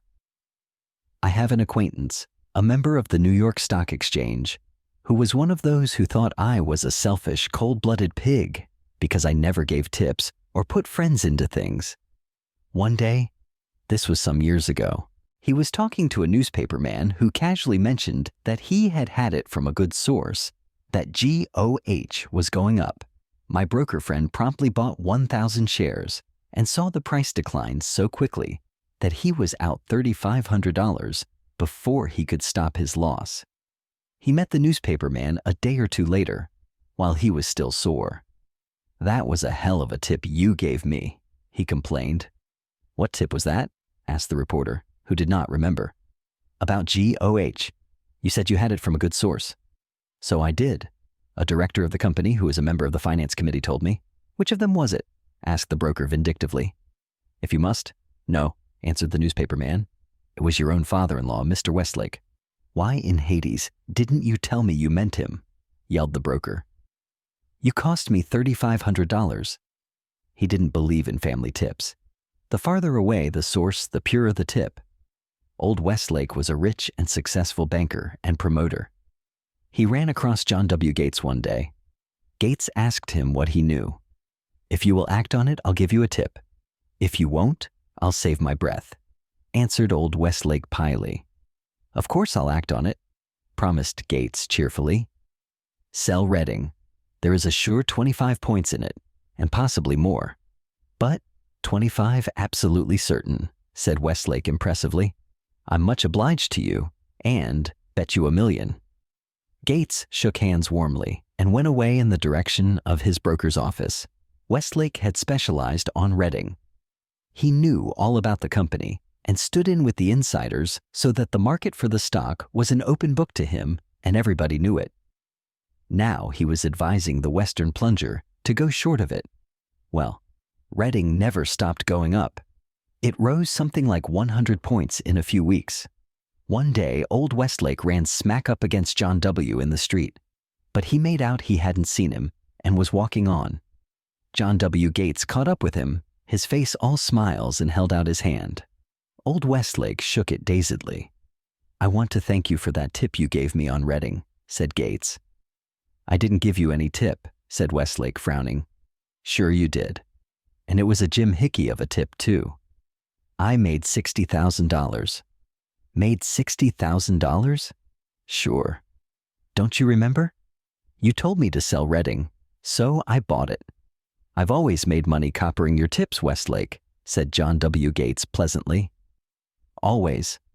Old Westlake looked at the bluff Westerner and presently remarked admiringly, Gates, what a rich man I'd be if I had your brains. The other day I met Mr. W.A. Rogers, the famous cartoonist, whose Wall Street drawings brokers so greatly admire. His daily cartoons in the New York Herald for years gave pleasure to thousands. Well, he told me a story. It was just before we went to war with Spain. He was spending an evening with a broker friend. When he left, he picked up his derby hat from the rack. At least he thought it was his hat, for it was the same shape and fitted him perfectly. The street at that time was thinking and talking of nothing but war with Spain. Was there to be one or not? If it was to be war, the market would go down, not so much on our own selling as on pressure from European holders of our securities.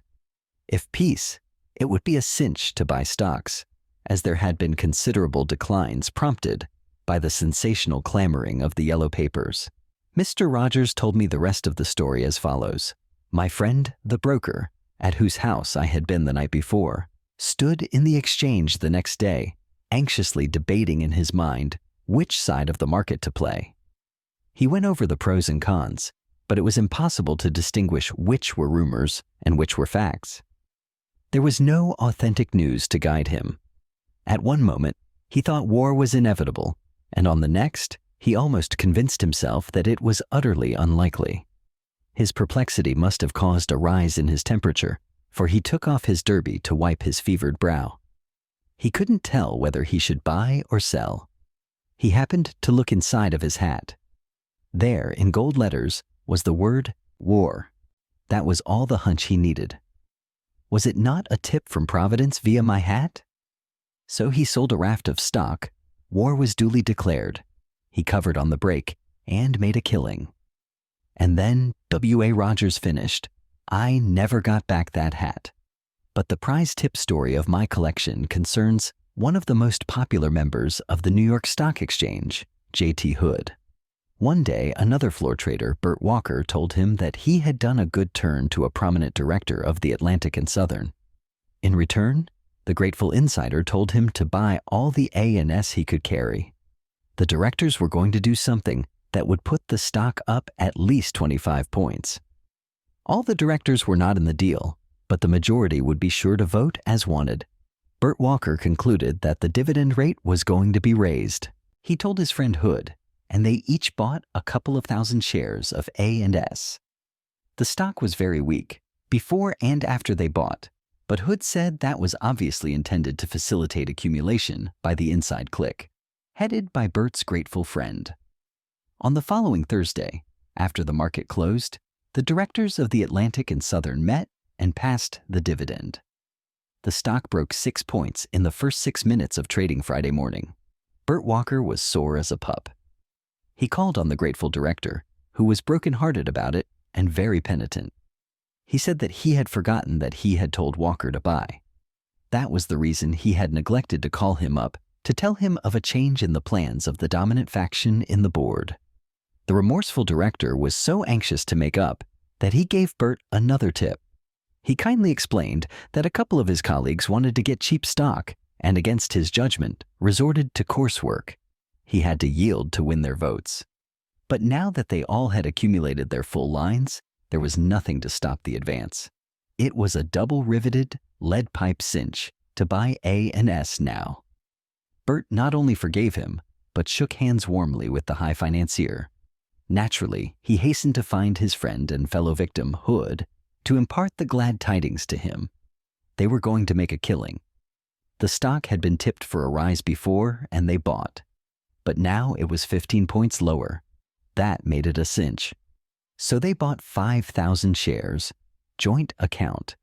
As if they had rung a bell to start it, the stock broke badly on what quite obviously was inside selling. 2 specialists cheerfully confirmed the suspicion. Hood sold out their 5,000 shares. When he got through, Bert Walker said to him, "If that blankety-blank blanker hadn't gone to Florida day before yesterday, I'd lick the stuffing out of him." "Yes, I would. But you come with me." "Where to?" asked Hood. "To the telegraph office. I want to send that skunk a telegram that he'll never forget." "Come on," Hood went on. Bert led the way to the telegraph office. There, carried away by his feelings, they had taken quite a loss on the 5,000 shares. He composed a masterpiece of vituperation. He read it to Hood and finished, "That will come pretty near to showing him what I think of him." He was about to slide it toward the waiting clerk when Hood said, "Hold on, Bert. What's the matter?" "I wouldn't send it," advised Hood earnestly. "Why not?" snapped Bert. "It will make him sore as the dickens." "That's what we want, isn't it?" said Bert, looking at Hood in surprise. But Hood shook his head disapprovingly and said in all seriousness, "We'll never get another tip from him if you send that telegram." A professional trader actually said that. Now, what's the use of talking about sucker tip takers? Men do not take tips because they are bally asses, but because they like those hope cocktails I spoke of. Old Baron Rothschild's recipe for wealth winning applies with greater force than ever to speculation. Somebody asked him if making money in the bourse was not a very difficult matter, and he replied that, on the contrary, he thought it was very easy. "That is because you are so rich," objected the interviewer. "Not at all. I have found an easy way, and I stick to it. I simply cannot help making money. I will tell you my secret if you wish. It is this: I never buy at the bottom, and I always sell too soon. Investors are a different breed of cats. Most of them go in strong for inventories and statistics of earnings and all sorts of mathematical data, as though that meant facts and certainties. The human factor is minimized as a rule. Very few people like to buy into a one-man business, but the wisest investor I ever knew was a man who began by being a Pennsylvania Dutchman and followed it up by coming to Wall Street and seeing a great deal of Russell Sage. He was a great investigator, an indefatigable Missourian. He believed in asking his own questions and in doing his seeing with his own eyes. He had no use for another man's spectacles. This was years ago. It seems he held quite a little Atchison.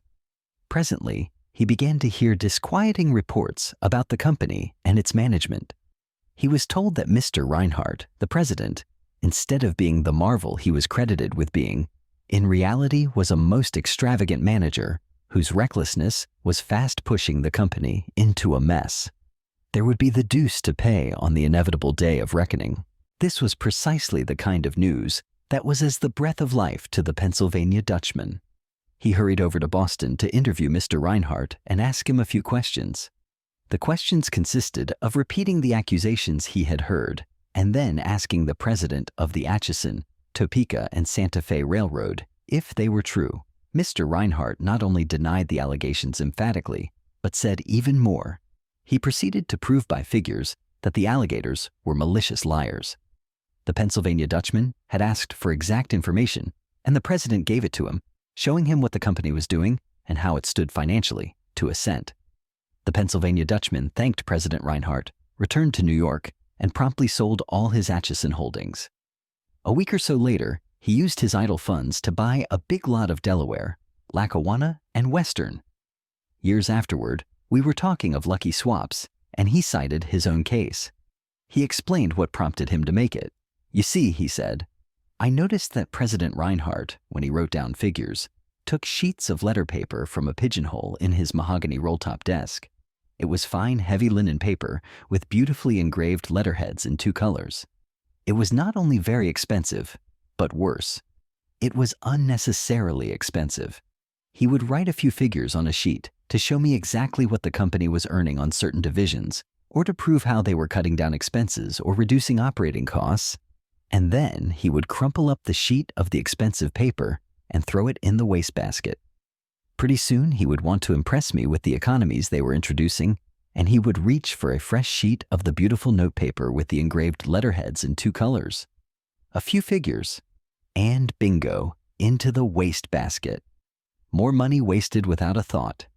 It struck me that if the president was that kind of a man, he would scarcely be likely to insist upon having or rewarding economical assistance. I therefore decided to believe the people who had told me the management was extravagant instead of accepting the president's version, and I sold what Atchison stock I held. It so happened that I had occasion to go to the offices of the Delaware, Lackawanna, and Western a few days later. Old Sam Sloan was the president. His office was the nearest to the entrance, and his door was wide open. It was always open. Nobody could walk into the general offices of the DL&W in those days and not see the president of the company seated at his desk. Any man could walk in and do business with him right off, if he had any business to do. The financial reporters used to tell me that they never had to beat around the bush with old Sam Sloan, but would ask their questions and get a straight yes or no from him, no matter what the stock market exigencies of the other directors might be. When I walked in, I saw the old man was busy. I thought at first that he was opening his mail, but after I got inside close to the desk, I saw what he was doing. I learned afterwards that it was his daily custom to do it. After the mail was sorted and open, instead of throwing away the empty envelopes, he had them gathered up and taken to his office. In his leisure moments, he would rip the envelope all around. That gave him 2 bits of paper, each with 1 clean blank side.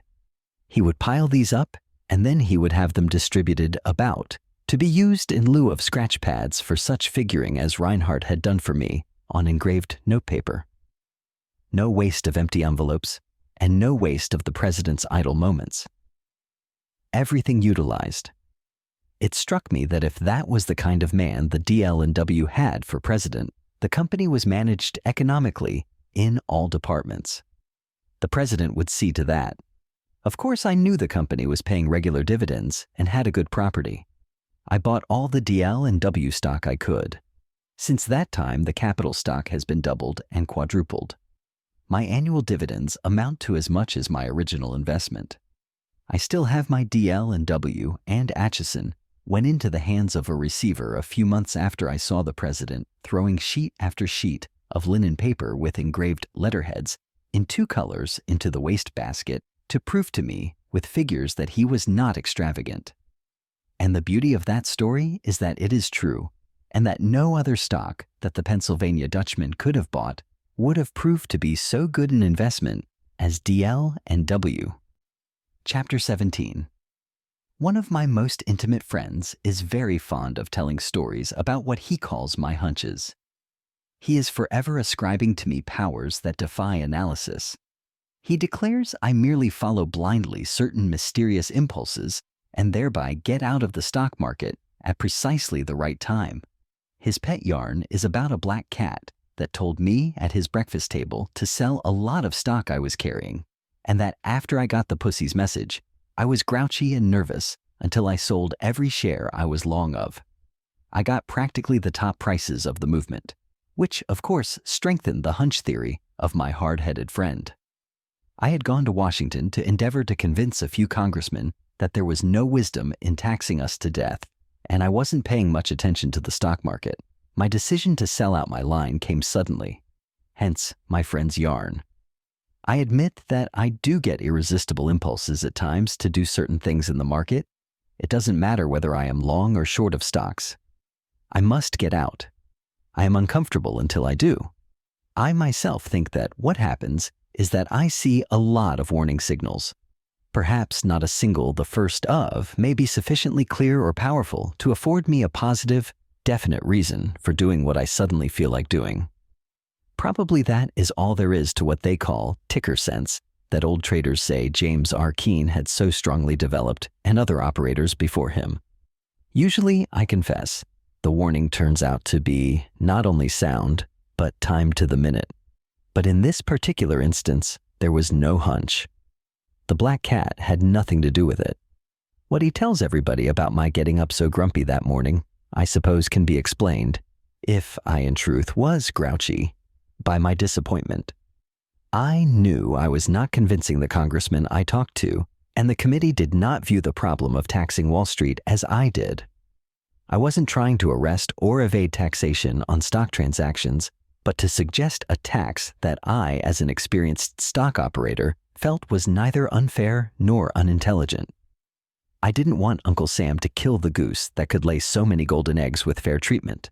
Possibly my lack of success not only irritated me, but made me pessimistic over the future of an unfairly taxed business. But I'll tell you exactly what happened. At the beginning of the bull market, I thought well of the outlook in both the steel trade and the copper market, and I therefore felt bullish on stocks of both groups. So I started to accumulate some of them. I began by buying 5,000 shares of Utah Copper and stopped because it didn't act right. That is, it did not behave as it should have behaved to make me feel I was wise in buying it. I think the price was around 114.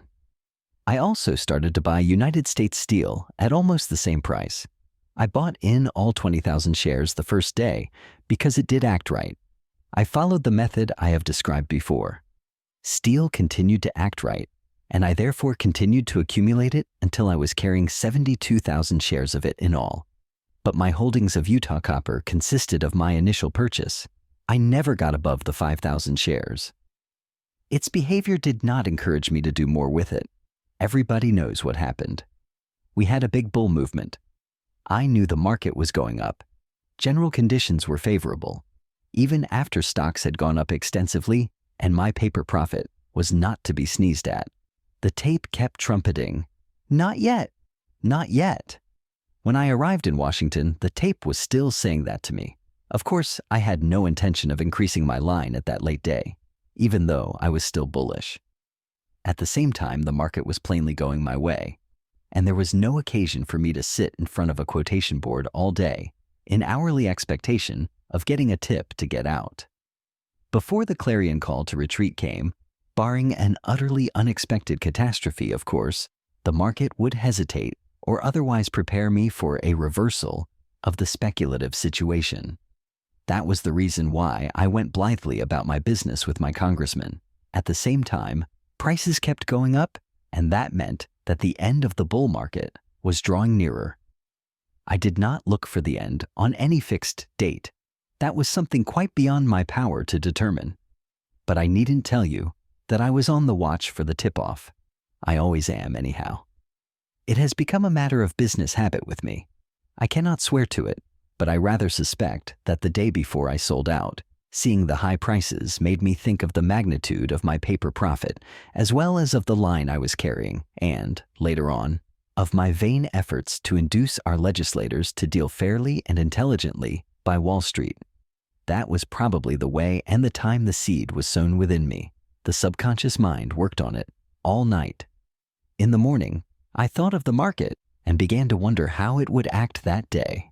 When I went down to the office, I saw not so much that prices were still higher and that I had a satisfying profit, but that there was a great big market with a tremendous power of absorption. I could sell any amount of stock in that market, and, of course, when a man is carrying his full line of stocks, he must be on the watch for an opportunity to change his paper profit into actual cash. He should try to lose as little of the profit as possible in the swapping. Experience has taught me that a man can always find an opportunity to make his profits real, and that this opportunity usually comes at the end of the move. That isn't tape reading or a hunch. Of course, when I found that morning a market in which I could sell out all my stocks without any trouble, I did so. When you are selling out, it is no wiser or braver to sell 50 shares than 50,000. But 50 shares you can sell in the dullest market without breaking the price, and 50,000 shares of a single stock is a different proposition. I had 72,000 shares of U.S. Steel. This may not seem a colossal line, but you can't always sell that much without losing some of that profit that looks so nice on paper when you figure it out. And that hurts as much to lose as if you actually had it safe in the bank. I had a total profit of about $1.5 million, and I grabbed it while the grabbing was good. But that wasn't the principal reason for thinking that I did the right thing in selling out when I did. The market proved it for me, and that was indeed a source of satisfaction for me. It was this way. I succeeded in selling my entire line of 72,000 shares of U.S. Steel at a price which averaged me just 1 point from the top of the day and of the movement. It proved that I was right to the minute. But when, on the very same hour of the very same day, I came to sell my 5,000 shares of Utah Copper, the price broke 5 points. Please recall that I began buying both stocks at the same time, and that I acted wisely in increasing my line of U.S. Steel from 20,000 shares to 72,000, and equally wisely in not increasing my line of Utah from the original 5,000 shares. The reason why I didn't sell out my Utah Copper before was that I was bullish on the copper trade, and it was a bull market in stocks, and I didn't think that Utah would hurt me much, even if I didn't make a killing in it. But as for hunches, there weren't any. The training of a stock trader is like a medical education. The physician has to spend long years learning anatomy, physiology, materia medica, and collateral subjects by the dozen. He learns the theory and then proceeds to devote his life to the practice. He observes and classifies all sorts of pathological phenomena. He learns to diagnose. If his diagnosis is correct, and that depends upon the accuracy of his observation, he ought to do pretty well in his prognosis, always keeping in mind, of course, that human fallibility and the utterly unforeseen will keep him from scoring 100% of bullseyes. And then, as he gains in experience, he learns not only to do the right thing, but to do it instantly, so that many people will think he does it instinctively. It really isn't automatism. It is that he has diagnosed the case according to his observations of such cases during a period of many years, and, naturally, after he has diagnosed it, he can only treat it in the way that experience has taught him is the proper treatment. You can transmit knowledge, that is, your particular collection of card-indexed facts, but not your experience. A man may know what to do and lose money if he doesn't do it quickly enough. Observation, experience, memory, and mathematics. These are what the successful trader must depend on. He must not only observe accurately, but remember at all times what he has observed. He cannot bet on the unreasonable or on the unexpected, however strong his personal convictions may be about man's unreasonableness, or however certain he may feel that the unexpected happens very frequently. He must bet always on probabilities, that is, try to anticipate them. Years of practice at the game, of constant study, of always remembering, enable the trader to act on the instant when the unexpected happens, as well as when the expected comes to pass. A man can have great mathematical ability and an unusual power of accurate observation, and yet fail in speculation. unless he also possesses the experience and the memory.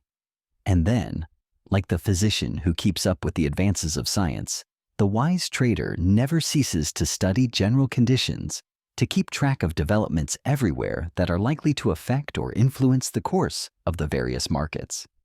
After years at the game, it becomes a habit to keep posted. He acts almost automatically. He requires the invaluable professional attitude, and that enables him to beat the game. At times. This difference between the professional and the amateur or occasional trader cannot be overemphasized. I find, for instance, that memory and mathematics help me very much. Wall Street makes its money on a mathematical basis. It makes its money by dealing with facts and figures.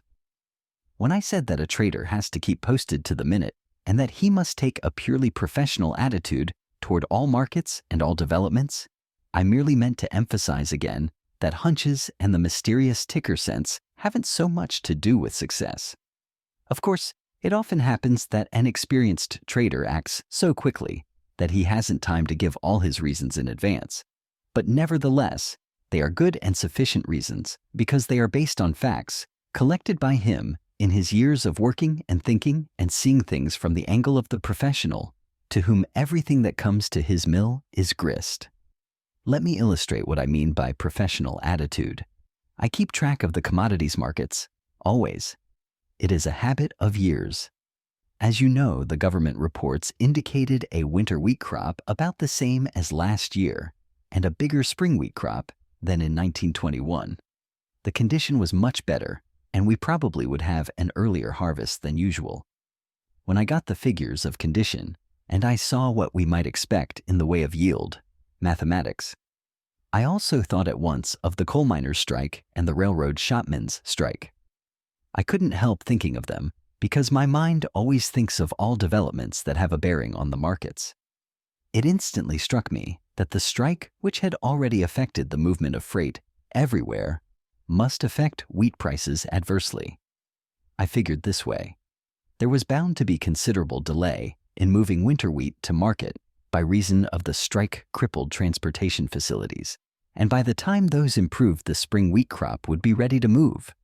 That meant that when the railroads were able to move wheat in quantity, they would be bringing in both crops together, the delayed winter and the early spring wheat, and that would mean a vast quantity of wheat pouring into the market at one fell swoop.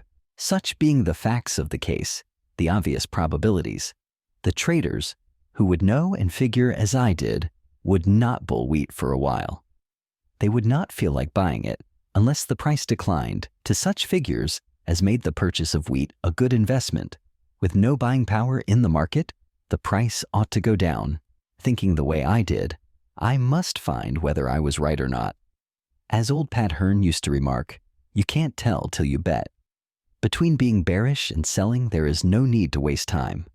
Experience has taught me that the way a market behaves is an excellent guide for an operator to follow. It is like taking a patient's temperature and pulse, or noting the color of the eyeballs and the coating of the tongue.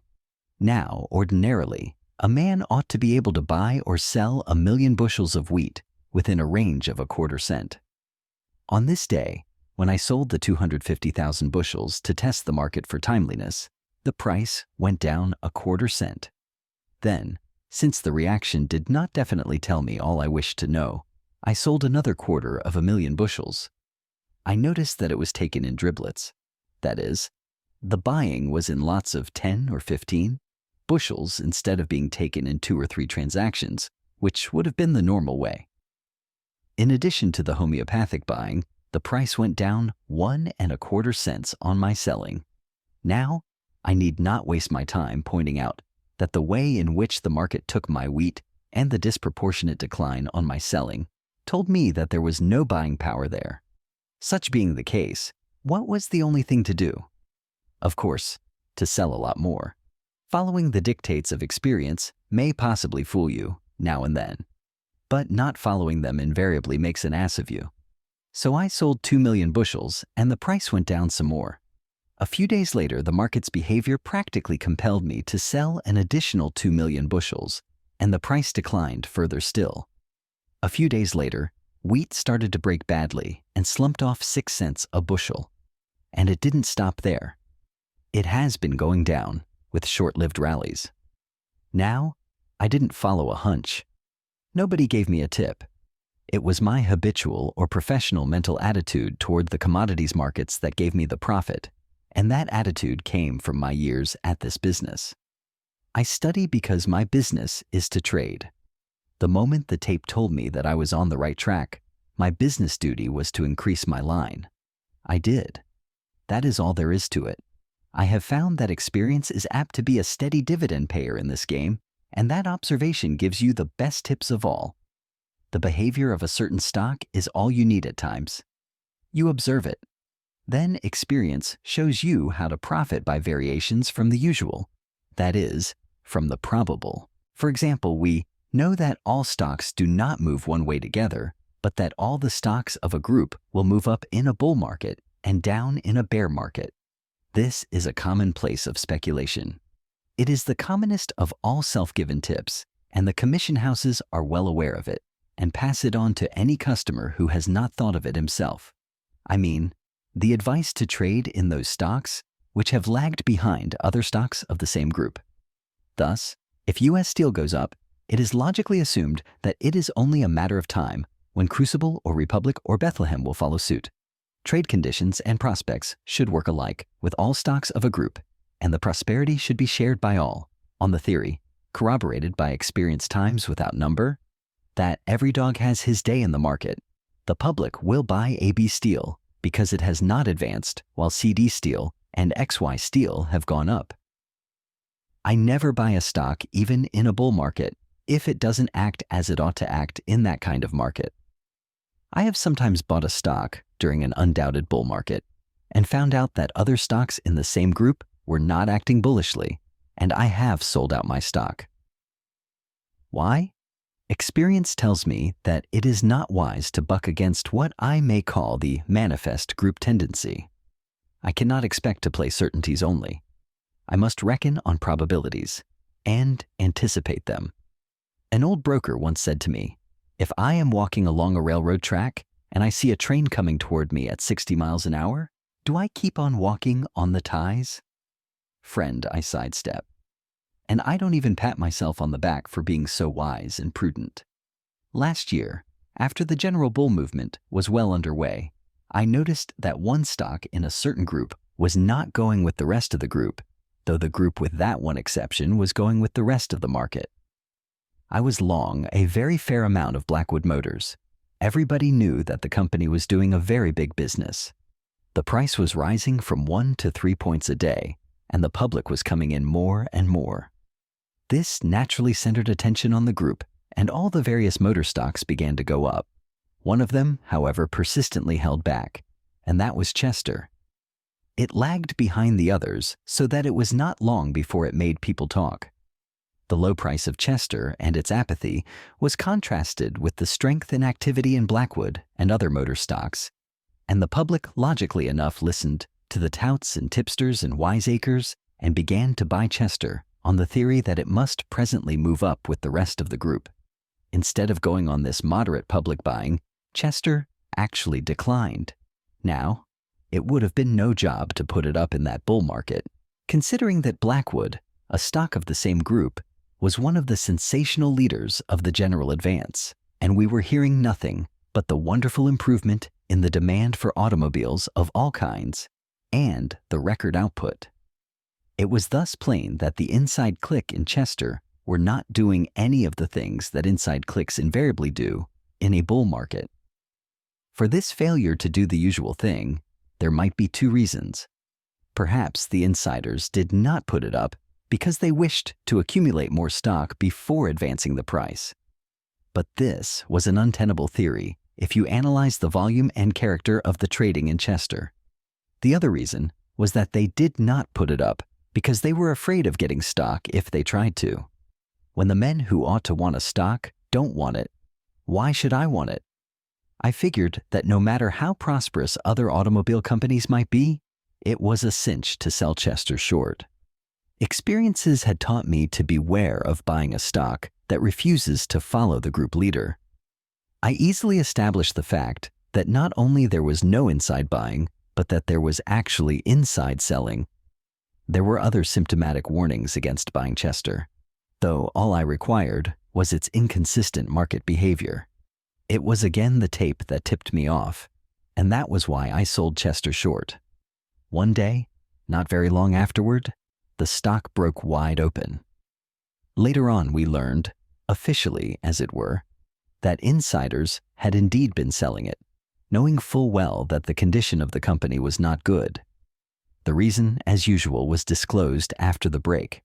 But the warning came before the break. I don't look out for the breaks. I look out for the warnings. I didn't know what was the trouble with Chester. Neither did I follow a hunch. I merely knew that something must be wrong. Only the other day, we had what the newspapers called a sensational movement in Guyana gold. After selling on the curb at 50 or close to it, it was listed on the stock exchange. It started there at around 35, began to go down, and finally broke 20. Now, I'd never have called that break sensational because it was fully to be expected. If you had asked, you could have learned the history of the company. No end of people knew it. It was told to me as follows. A syndicate was formed, consisting of a half-dozen extremely well-known capitalists and a prominent banking house. One of the members was the head of the Belle Isle Exploration Company, which advanced Guyana over $10 million cash and received in return bonds and 250,000 shares out of a total of 1 million shares of the Guyana Gold Mining Company. The stock went on a dividend basis, and it was mighty well advertised. The Belle Isle people thought it well to cash in, and they gave a call on their 250,000 shares to the bankers, who arranged to try to market that stock and some of their own holdings as well. They thought of entrusting the market manipulation to a professional whose fee was to be 1/3 of the profits from the sale of the 250,000 shares above 36. I understand that the agreement was drawn up and ready to be signed, but at the last moment, the bankers decided to undertake the marketing themselves and save the fee. So they organized an inside pool. The bankers had a call on the Belle Isle holdings of 250,000 at 36. They put this in at 41. That is, insiders paid their own banking colleagues a 5-point profit to start with. I don't know whether they knew it or not. It is perfectly plain that to the bankers, the operation had every semblance of a cinch. We had run into a bull market, and the stocks of the group to which Guyana Gold belonged were among the market leaders. The company was making big profits and paying regular dividends. This, together with the high character of the sponsors, made the public regard Guyana almost as an investment stock. I was told that about 400,000 shares were sold to the public all the way up to 47. The gold group was very strong, but presently Guyana began to sag. It declined 10 points. That was all right if the pool was marketing stock, but pretty soon the street began to hear that things were not altogether satisfactory, and the property was not bearing out the high expectations of the promoters. Then, of course, the reason for the decline became plain. But before the reason was known, I had the warning and had taken steps to test the market for Guyana. The stock was acting pretty much as Chester Motors did. I sold Guyana. The price went down. I sold more. The price went still lower. The stock was repeating the performance of Chester and of a dozen other stocks whose clinical history I remembered. The tape plainly told me that there was something wrong, something that kept insiders from buying it. Insiders who knew exactly why they should not buy their own stock in a bull market. On the other hand, outsiders who did not know were now buying because having sold at 45 and higher, the stock looked cheap at 85 and lower. The dividend was still being paid. The stock was a bargain. Then the news came. It reached me, as important market news often does, before it reached the public, but the confirmation of the reports of striking barren rock instead of rich ore merely gave me the reason for the earlier inside selling. I myself didn't sell on the news. I had sold long before on the stock's behavior. My concern with it was not philosophical. I am a trader and therefore looked for one sign. Inside buying. There wasn't any. I didn't have to know why the insiders did not think enough of their own stock to buy it on the decline. It was enough that their market plans plainly did not include further manipulation for the rise. That made it a cinch to sell the stock short. The public had bought almost 500,000 shares, and the only change in ownership possible was from one set of ignorant outsiders who would sell in the hope of stopping losses to another set of ignorant outsiders who might buy in the hope of making money. I am not telling you this to moralize on the public's losses through their buying of Guyana, or on my profit through my selling of it, but to emphasize how important the study of group behaviorism is and how its lessons are disregarded by inadequately equipped traders, big and little. And it is not only in the stock market that the tape warns you. It blows the whistle quite as loudly in commodities. I had an interesting experience in cotton. I was bearish on stocks and put out a moderate short line. At the same time, I sold cotton short, 50,000 bales. My stock deal proved profitable, and I neglected my cotton. The first thing I knew, I had a loss of $250,000 on my 50,000 bales. As I said, my stock deal was so interesting, and I was doing so well in it that I did not wish to take my mind off it. Whenever I thought of cotton, I just said to myself, I'll wait for a reaction and cover. The price would react a little, but before I could decide to take my loss and cover, the price would rally again and go higher than ever. So I'd decide again to wait a little, and I'd go back to my stock deal and confine my attention to that. Finally, I closed out my stocks at a very handsome profit and went away to Hot Springs for a rest and a holiday. That really was the first time that I had my mind free to deal with the problem of my losing deal in cotton. The trade had gone against me. There were times when it almost looked as if I might win out. I noticed that whenever anybody sold heavily, there was a good reaction, but almost instantly the price would rally and make a new high for the move. Finally, by the time I had been in Hot Springs a few days, I was $1 million to the bad and no let-up in the rising tendency. I thought over all I had done and had not done, and I said to myself, I must be wrong. With me to feel that I am wrong and to decide to get out are practically one process. So I covered at a loss of about $1 million. The next morning, I was playing golf and not thinking of anything else. I had made my play in cotton. I had been wrong. I had paid for being wrong, and the receipted bill was in my pocket. I had no more concern with the cotton market than I have at this moment. When I went back to the hotel for luncheon, I stopped at the broker's office and took a look at the quotations. I saw that cotton had gone off 50 points. That wasn't anything. But I also noticed that it had not rallied as it had been in the habit of doing for weeks, as soon as the pressure of the particular selling that had depressed it eased up. This had indicated that the line of least resistance was upward, and it had cost me $1 million to shut my eyes to it. Now, however, the reason that had made me cover at a big loss was no longer a good reason, since there had not been the usual prompt and vigorous rally. So I sold 10,000 bales and waited. Pretty soon the market went off 50 points. I waited a little while longer. There was no rally. I had got pretty hungry by now, so I went into the dining room and ordered my luncheon. Before the waiter could serve it, I jumped up, went to the broker's office. I saw that there had been no rally, and so I sold 10,000 bales more. I waited a little and had the pleasure of seeing the price decline 40 points more. That showed me I was trading correctly. So I returned to the dining room, ate my luncheon, and went back to the broker's. There was no rally in cotton that day. That very night, I left Hot Springs. It was all very well to play golf, but I had been wrong in cotton in selling when I did, and in covering when I did. So I simply had to get back on the job and be where I could trade in comfort.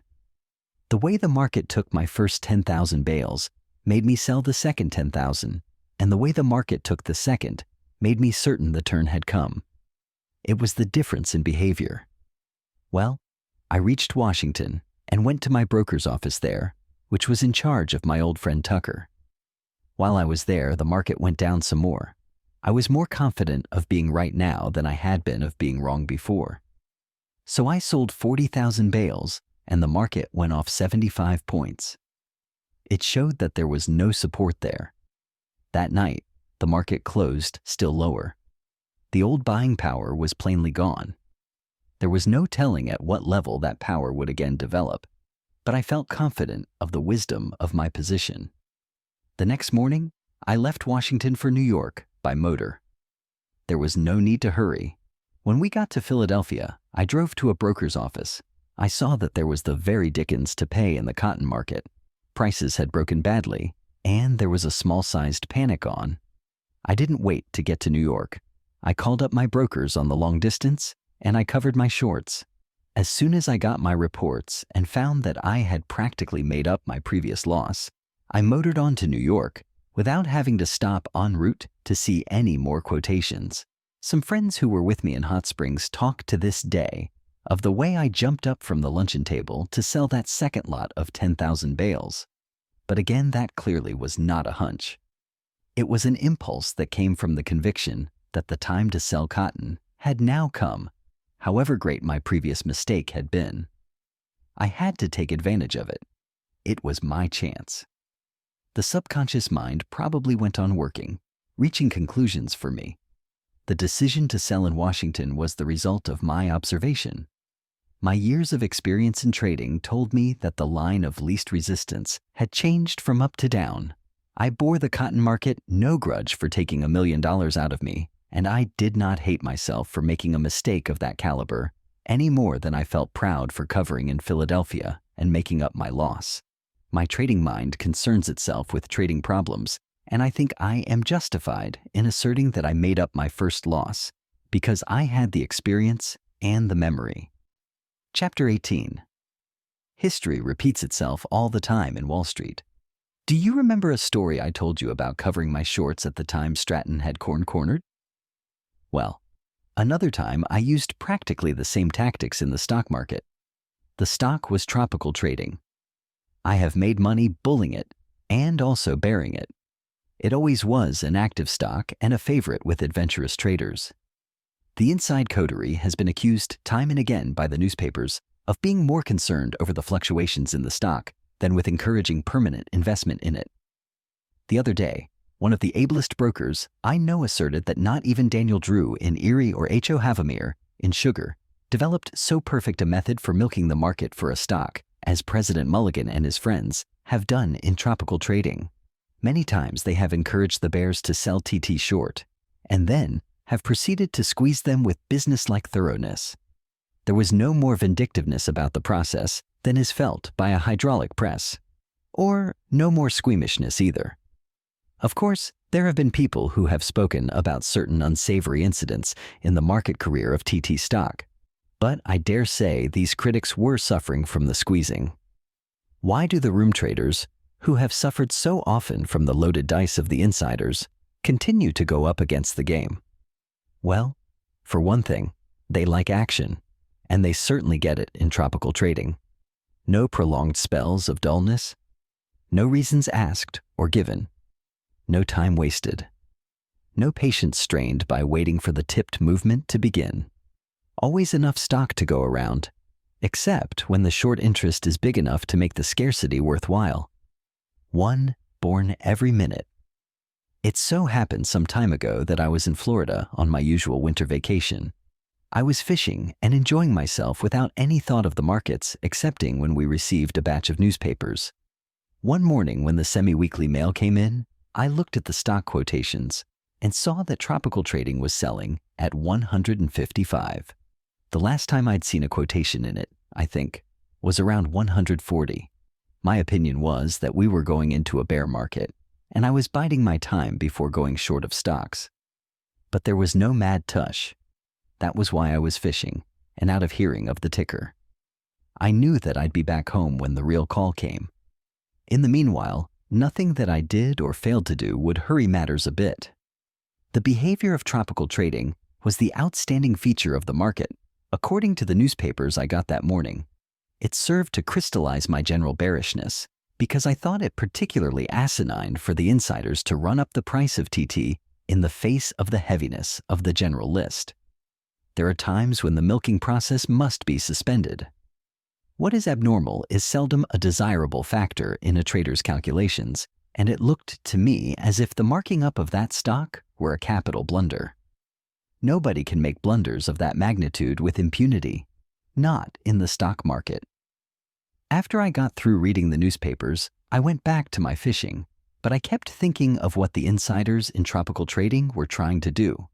That they were bound to fail was as certain as that a man is bound to smash himself if he jumps from the roof of a 20-story building without a parachute. I couldn't think of anything else, and finally, I gave up trying to fish and sent off a telegram to my brokers to sell 2,000 shares of TT at the market. After that, I was able to go back to my fishing. I did pretty well. That afternoon, I received the reply to my telegram by special courier. My brokers reported that they had sold the 2,000 shares of tropical trading at 153. So far, so good. I was selling short on a declining market, which was as it should be, but I could not fish anymore. I was too far away from a quotation board. I discovered this after I began to think of all the reasons why tropical trading should go down with the rest of the market instead of going up on inside manipulation. I therefore left my fishing camp and returned to Palm Beach, or rather to the direct wire to New York. The moment I got to Palm Beach and saw what the misguided insiders were still trying to do, I let them have a second lot of 2,000 TT. Back came the report, and I sold another 2,000 shares. The market behaved excellently. That is, it declined on my selling. Everything being satisfactory, I went out and had a chair ride. But I wasn't happy. The more I thought, the unhappier it made me to think that I hadn't sold more. So back I went to the broker's office and sold another 2,000 shares. I was happy only when I was selling that stock. Presently, I was short 10,000 shares. Then I decided to return to New York. I had business to do now. My fishing, I would do some other time. When I arrived in New York, I made it a point to get a line on the company's business, actual and prospective. What I learned strengthened my conviction that the insiders had been worse than reckless in jacking up the price at a time when such an advance was not justified either by the tone of the general market or by the company's earnings. The rise, illogical and ill-timed though it was, had developed some public following, and this doubtless encouraged the insiders to pursue their unwise tactics. Therefore, I sold more stock. The insiders ceased their folly. So I tested the market again and again, in accordance with my trading methods, until finally, I was short 30,000 shares of the stock of the Tropical Trading Company. By then, the price was 133. I had been warned that the TT insiders knew the exact whereabouts of every stock certificate in the street and the precise dimensions and identity of the short interest, as well as other facts of tactical importance. They were able men and shrewd traders. Altogether, it was a dangerous combination to go up against. But facts are facts, and the strongest of all allies are conditions. Of course, on the way down from 153 to 133, the short interest had grown, and the public that buys on reactions began to argue as usual. That stock had been considered a good purchase at 153 and higher. Now 20 points lower, it was necessarily a much better purchase. Same stock, same dividend rate, same officers, same business. Great bargain. The public's purchases reduced the floating supply, and the insiders, knowing that a lot of room traders were short, thought the time propitious for a squeezing. The price was duly run up to 150. I dare say there was plenty of covering, but I stayed pat. Why shouldn't I? The insiders might know that a short line of 30,000 shares had not been taken in. But why should that frighten me? The reasons that had impelled me to begin selling at 153 and keep at it on the way down to 133 not only still existed, but were stronger than ever. The insiders might desire to force me to cover, but they adduced no convincing arguments. Fundamental conditions were fighting for me. It was not difficult to be both fearless and patient. A speculator must have faith in himself and in his judgment. The late Dixon G. Watts, ex-president of the New York Cotton Exchange and famous author of Speculation as a Fine Art, says that courage in a speculator is merely confidence to act on the decision of his mind. With me, I cannot fear to be wrong because I never think I am wrong until I am proven wrong. In fact, I am uncomfortable unless I am capitalizing my experience. The course of the market at a given time does not necessarily prove me wrong. It is the character of the advance or of the decline that determines for me the correctness or the fallacy of my market position. I can only rise by no ledge. If I fall, it must be by my own blunders. There was nothing in the character of the rally from 133 to 150 to frighten me into covering, and presently the stock, as was to be expected, started down again. It broke 140 before the inside click began to give it support. Their buying was coincident with a flood of bull rumors about the stock. The company, we heard, was making perfectly fabulous profits, and the earnings justified an increase in the regular dividend rate. Also, the short interest was said to be perfectly huge, and the squeeze of the century was about to be inflicted on the bear party in general, and in particular on a certain operator who was more than overextended. I couldn't begin to tell you all I heard as they ran the price up 10 points. The manipulation did not seem particularly dangerous to me, but when the price touched 149, I decided that it was not wise to let the street accept as true all the bull statements that were floating around. Of course, there was nothing that I or any other rank outsider could say that would carry conviction either to the frightened shorts or to those credulous customers of commission houses that trade on hearsay tips. The most effective retort, courteous, is that which the tape alone can print. People will believe that when they will not believe an affidavit from any living man, much less one from a chap who is short 30,000 shares. So I used the same tactics that I did at the time of the Stratton corner in corn when I sold oats to make the traders bearish on corn. Experience and memory again. When the insiders jacked up the price of tropical trading with a view to frightening the shorts, I didn't try to check the rise by selling that stock. I was already short 30,000 shares of it, which was as big a percentage of the floating supply as I thought wise to be short of. I did not propose to put my head into the noose so obligingly held open for me. The second rally was really an urgent invitation. What I did when TT touched 149 was to sell about 10,000 shares of Equatorial Commercial Corporation. This company owned a large block of tropical trading. Equatorial Commercial, which was not as active a stock as TT, broke badly on my selling as I had foreseen. And, of course, my purpose was achieved.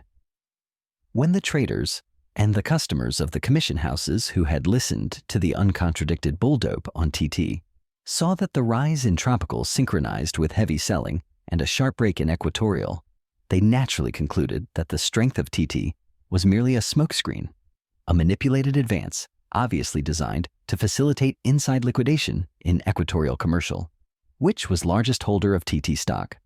It must be both long stock and inside stock in Equatorial, because no outsider would dream of selling so much short stock at the very moment when tropical trading was so very strong. So they sold tropical trading and checked the rise in that stock, the insiders very properly not wishing to take all the stock that was pressed for sale. The moment the insiders took away their support, the price of TT declined. The traders and principal commission houses now sold some Equatorial also, and I took in my short line in that at a small profit.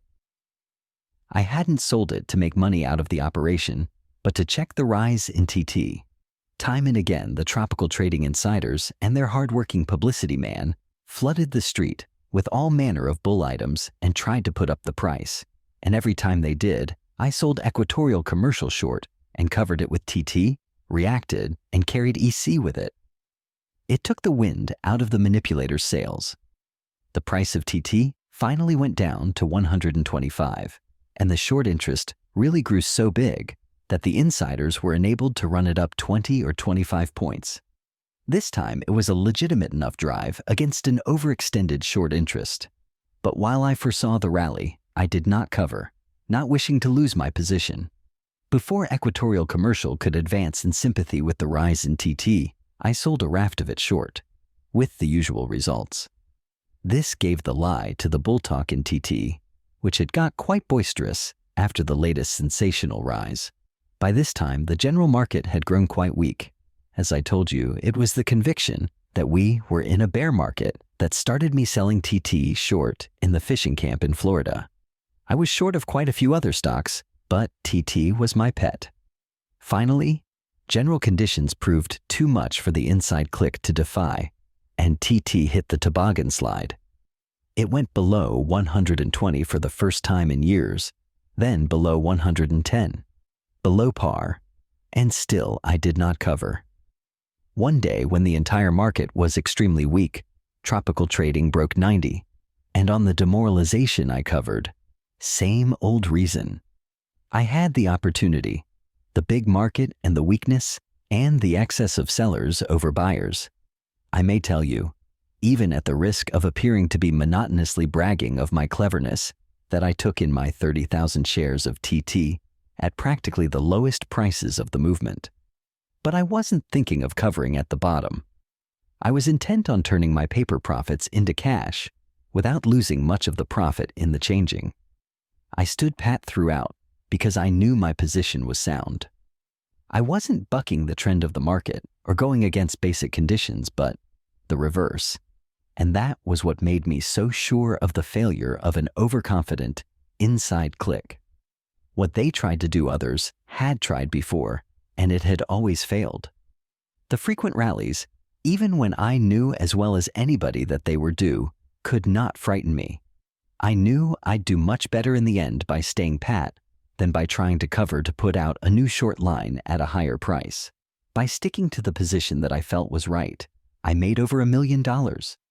I was not indebted to hunches or to skillful tape reading or to stubborn courage. It was a dividend declared by my faith in my judgment and not by my cleverness or by my vanity. No ledge is power, and power need not fear lies, not even when the tape prints them. The retraction follows pretty quickly. A year later, TT was jacked up again to 150 and hung around there for a couple of weeks. The entire market was entitled to a good reaction, for it had risen uninterruptedly and it did not bull any longer. I know because I tested it. Now the group to which TT belonged had been suffering from very poor business, and I couldn't see anything to bull those stocks on anyhow, even if the rest of the market were due for a rise, which it wasn't. So I began to sell tropical trading. I intended to put out 10,000 shares in all. The price broke on my selling. I couldn't see that there was any support whatever. Then, suddenly, the character of the buying changed. I am not trying to make myself out a wizard when I assure you that I could tell the moment support came in. It instantly struck me that if the insiders in that stock, who never felt a moral obligation to keep the price up, were now buying the stock in the face of a declining general market, there must be a reason. They were not ignorant asses, nor philanthropists, nor yet bankers concerned with keeping the price up to sell more securities over the counter. The price rose notwithstanding my selling and the selling of others. At 153, I covered my 10,000 shares, and at 156, I actually went long because by that time, the tape told me the line of least resistance was upward. I was bearish on the general market, but I was confronted by a trading condition in a certain stock and not by a speculative theory in general. The price went out of sight, above 200. It was the sensation of the year. I was flattered by reports spoken and printed that I had been squeezed out of $8 or $9 million. As a matter of fact, instead of being short, I was long of TT all the way up. In fact, I held on a little too long and let some of my paper profits get away. Do you wish to know why I did? Because I thought the TT insiders would naturally do what I would have done had I been in their place. But that was something I had no business to think, because my business is to trade. That is, to stick to the facts before me and not to what I think other people ought to do. Chapter 19. I do not know when or by whom the word manipulation was first used in connection with what really are no more than common merchandising processes applied to the sale in bulk of securities on the stock exchange. Rigging the market to facilitate cheap purchases of a stock which it is desired to accumulate is also manipulation. But it is different. It may not be necessary to stoop to illegal practices, but it would be difficult to avoid doing what some would think illegitimate. How are you going to buy a big block of a stock in a bull market without putting up the price on yourself? That would be the problem. How can it be solved? It depends upon so many things that you can't give a general solution unless you say, possibly by means of very adroit manipulation. For instance? Well, it would depend upon conditions. You can't give any closer answer than that. I am profoundly interested in all phases of my business, and of course I learn from the experience of others as well as from my own. But it is very difficult to learn how to manipulate stocks today from such yarns as are told of an afternoon in the broker's offices after the close. Most of the tricks, devices, and expedients of bygone days are obsolete and futile, or illegal and impracticable. Stock exchange rules and conditions have changed, and the story, even the accurately detailed story, of what Daniel Drew or Jacob Little or Jay Gould could do 50 or 75 years ago is scarcely worth listening to. The manipulator today has no more need to consider what they did and how they did it than a cadet at West Point needs study archery as practiced by the ancients in order to increase his working knowledge of ballistics. On the other hand, there is profit in studying the human factors, the ease with which human beings believe what it pleases them to believe, and how they allow themselves, indeed, urge themselves, to be influenced by their cupidity or by the dollar cost of the average man's carelessness. Fear and hope remain the same. Therefore, the study of the psychology of speculators is as valuable as it ever was. Weapons change, but strategy remains strategy on the New York Stock Exchange as on the battlefield. I think the clearest summing up of the whole thing was expressed by Thomas F. Woodlock when he declared, "The principles of successful stock speculation are based on the supposition that people will continue in the future to make the mistakes that they have made in the past. In booms, which is when the public is in the market in the greatest numbers, there is never any need of subtlety, so there is no sense of wasting time discussing either manipulation or speculation during such times. It would be like trying to find the difference in raindrops that are falling synchronously on the same roof across the street. The sucker has always tried to get something for nothing, and the appeal in all booms is always frankly to the gambling instinct aroused by cupidity and spurred by a pervasive prosperity. People who look for easy money invariably pay for the privilege of proving conclusively that it cannot be found on this sordid earth. At first, when I listened to the accounts of old-time deals and devices, I used to think that people were more gullible in the 1860s and 70s than in the 1900s. But I was sure to read in the newspapers that very day or the next something about the latest Ponzi or the bust-up of some bucketing broker, and about the millions of sucker money gone to join the silent majority of vanished savings. When I first came to New York, there was a great fuss made about wash sales and matched orders, for all that such practices were forbidden by the stock exchange. At times, the washing was too crude to deceive anyone. The brokers had no hesitation in saying that the laundry was active whenever anybody tried to wash up some stock or other, and, as I have said before, more than once they had what were frankly referred to as bucket shop drives, when a stock was offered down 2 or 3 points in a jiffy, just to establish the decline on the tape and wipe up the myriad shoestring traders who were long of the stock in the bucket shops.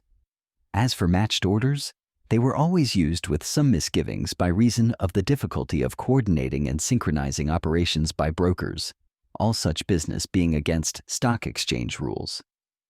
A few years ago, a famous operator canceled the selling, but not the buying part of his matched orders, and the result was that an innocent broker ran up the price 25 points or so in a few minutes, only to see it break with equal celerity as soon as his buying ceased. The original intention was to create an appearance of activity. Bad business, playing with such unreliable weapons.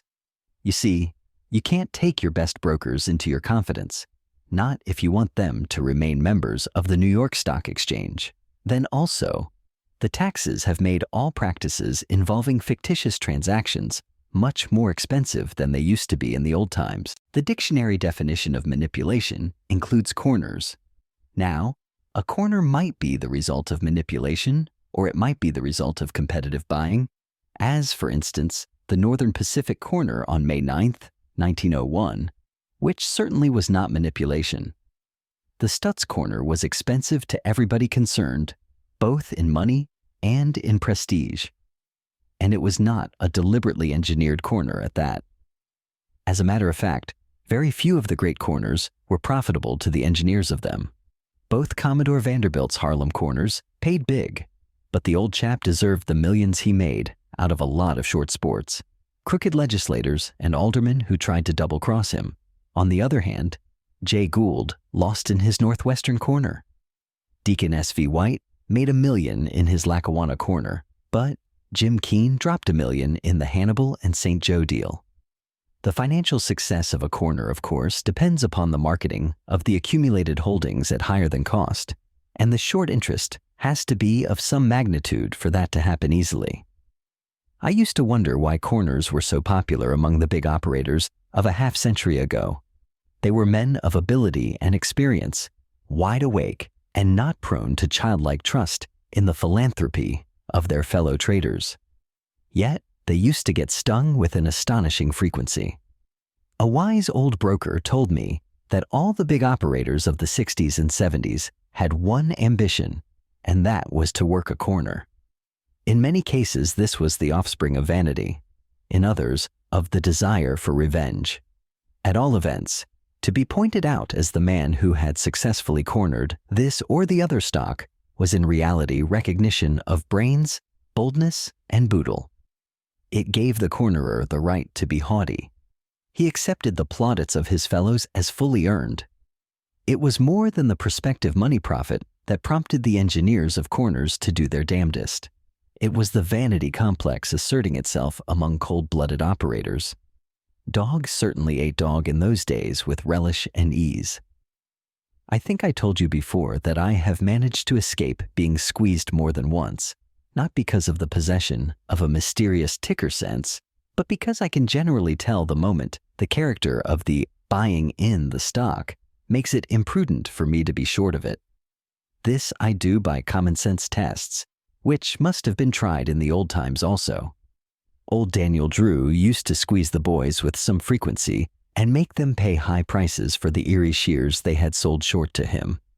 He was himself squeezed by Commodore Vanderbilt in Erie, and when old Drew begged for mercy, the Commodore grimly quoted the Great Bear's own deathless distich.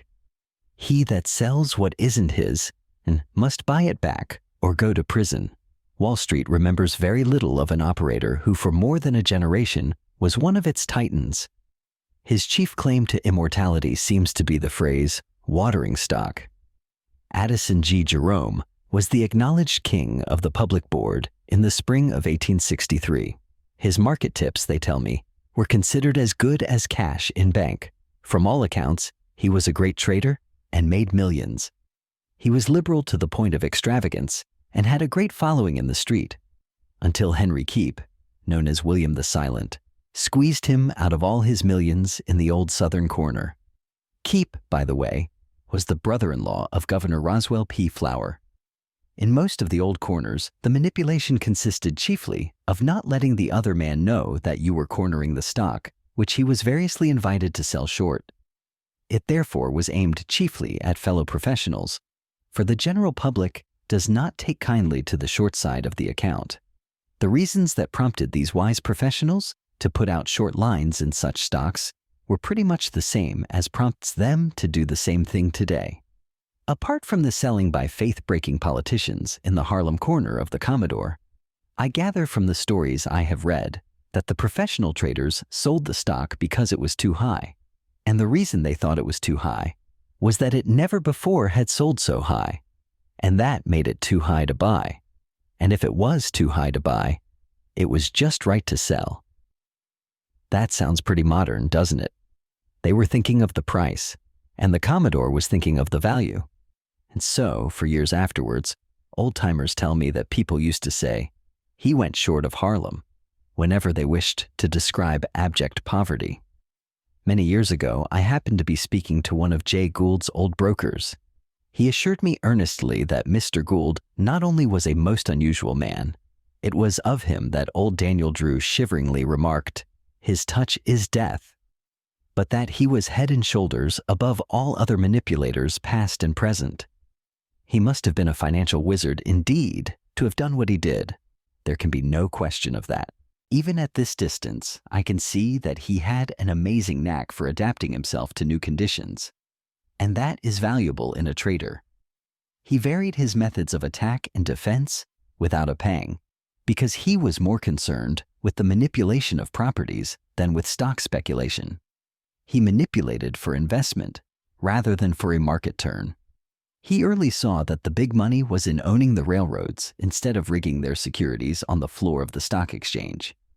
He utilized the stock market, of course, but I suspect it was because that was the quickest and easiest way to quick and easy money, and he needed many millions, just as old Collis P. Huntington was always hard up because he always needed 20 or 30 million more than the bankers were willing to lend him.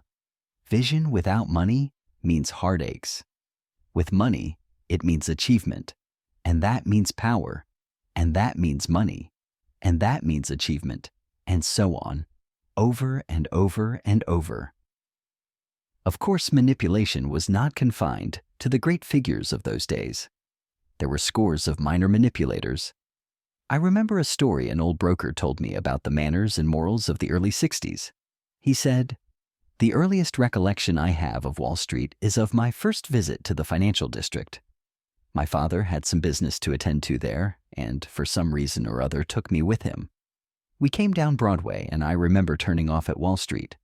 We walked down Wall, and just as we came to Broad, or rather Nassau Street, to the corner where the Bankers Trust Company's building now stands, I saw a crowd following two men. The first was walking eastward, trying to look unconcerned.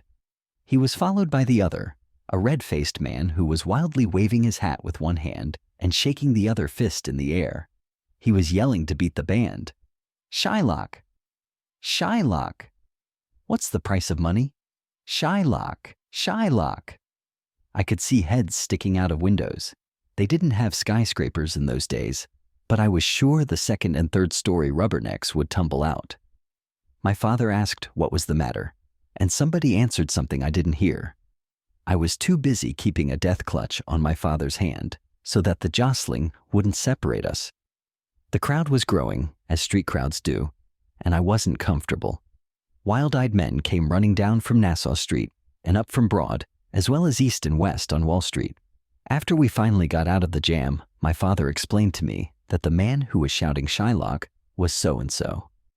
I have forgotten the name, but he was the biggest operator in click stocks in the city and was understood to have made and lost more money than any other man in Wall Street, with the exception of Jacob Little. I remember Jacob Little's name because I thought it was a funny name for a man to have. The other man, the Shylock, was a notorious locker-up of money. His name has also gone from me, but I remember he was tall and thin and pale. In those days, the cliques used to lock up money by borrowing it, or rather by reducing the amount available to stock exchange borrowers. They would borrow it and get a certified check. They wouldn't actually take the money out and use it. Of course, that was rigging. It was a form of manipulation, I think. I agree with the old chap. It was a phase of manipulation that we don't have nowadays. R. Chapter 20. I myself never spoke to any of the great stock manipulators that the street still talks about. I don't mean leaders, I mean manipulators. They were all before my time, although when I first came to New York, James R. Keene, greatest of them all, was in his prime. But I was a mere youngster then, exclusively concerned with duplicating in a reputable broker's office the success I had enjoyed in the bucket shops of my native city. And then, too, at the time Keene was busy with the U.S. Steel stocks, his manipulative masterpiece, I had no experience with manipulation, no real knowledge of it, or of its value or meaning, and, for that matter, no great need of such knowledge. If I thought about it at all, I suppose I must have regarded it as a well-dressed form of thimble rigging, of which the lowbrow form was such tricks as had been tried on me in the bucket shops. Such talk as I since have heard on the subject has consisted in great part of surmises and suspicions, of guesses rather than intelligent analyses. More than one man who knew him well has told me that Keene was the boldest and most brilliant operator that ever worked in Wall Street. That is saying a great deal, for there have been some great traders. Their names are now all but forgotten, but nevertheless, they were kings in their day. For a day. They were pulled up out of obscurity into the sunlight of financial fame by the ticker tape, and the little paper ribbon didn't prove strong enough to keep them suspended there long enough for them to become historical fixtures. At all events, Keene was by all odds the best manipulator of his day, and it was a long and exciting day. He capitalized his knowledge of the game, his experience as an operator, and his talents when he sold his services to the Havemeyer brothers, who wanted him to develop a market for the sugar stocks. He was broke at the time, or he would have continued to trade on his own hook, and he was some plunger. He was successful with sugar, made the shares trading favorites, and that made them easily vendable. After that, he was asked time and again to take charge of pools. I am told that in these pool operations, he never asked nor accepted a fee, but paid for his share like the other members of the pool. The market conduct of the stock, of course, was exclusively in his charge. Often there was talk of treachery, on both sides. His feud with the Whitney Ryan clique arose from such accusations. It is not difficult for a manipulator to be misunderstood by his associates. They don't see his needs as he himself does. I know this from my own experience. It is a matter of regret that Keene did not leave an accurate record of his greatest exploit, the successful manipulation of the U.S. Steel shares in the spring of 1901. As I understand it, Keene never had an interview with J.P. Morgan about it. Morgan's firm dealt with or through Talbot J. Taylor and Company, at whose office Keene made his headquarters. Talbot Taylor was Keene's son-in-law. I am assured that Keene's fee for his work consisted of the pleasure he derived from the work. That he made millions trading in the market he helped to put up that spring is well known. He told a friend of mine that in the course of a few weeks, he sold in the open market for the underwriter syndicate more than 750,000 shares. Not bad when you consider two things: that they were new and untried stocks of a corporation whose capitalization was greater than the entire debt of the United States at that time, and second, that men like D.G. Reed, W.B. Leeds, the Moore brothers, Henry Phipps, H.C. Frick, and the other steel magnates also sold hundreds of thousands of shares to the public at the same time in the same market that Keene helped to create. Of course, general conditions favored him. Not only actual business, but sentiment and his unlimited financial backing made possible his success. What we had was not merely a big bull market, but a boom and a state of mind not likely to be seen again. The undigested securities panic came later, when Steel Common, which Keene had marked up to 55 in 1901, sold at 10 in 1908 and at 8 7/8 in 1904. We can't analyze Keene's manipulative campaigns. His books are not available. The adequately detailed record is non-existent. For example, it would be interesting to see how he worked in Amalgamated Copper. H. Rogers and William Rockefeller had tried to dispose of their surplus stock in the market and had failed. Finally, they asked Keene to market their line, and he agreed. Bear in mind that H. Rogers was one of the ablest businessmen of his day in Wall Street, and that William Rockefeller was the boldest speculator of the entire Standard Oil coterie. They had practically unlimited resources and vast prestige, as well as years of experience in the stock market game. And yet, they had to go to Keene. I mention this to show you that there are some tasks which it requires a specialist to perform. Here was a widely touted stock, sponsored by America's greatest capitalists, that could not be sold except at a great sacrifice of money and prestige. Rogers and Rockefeller were intelligent enough to decide that Keene alone might help them. Keene began to work at once. He had a bull market to work in and sold 220,000 shares of Amalgamated at around par.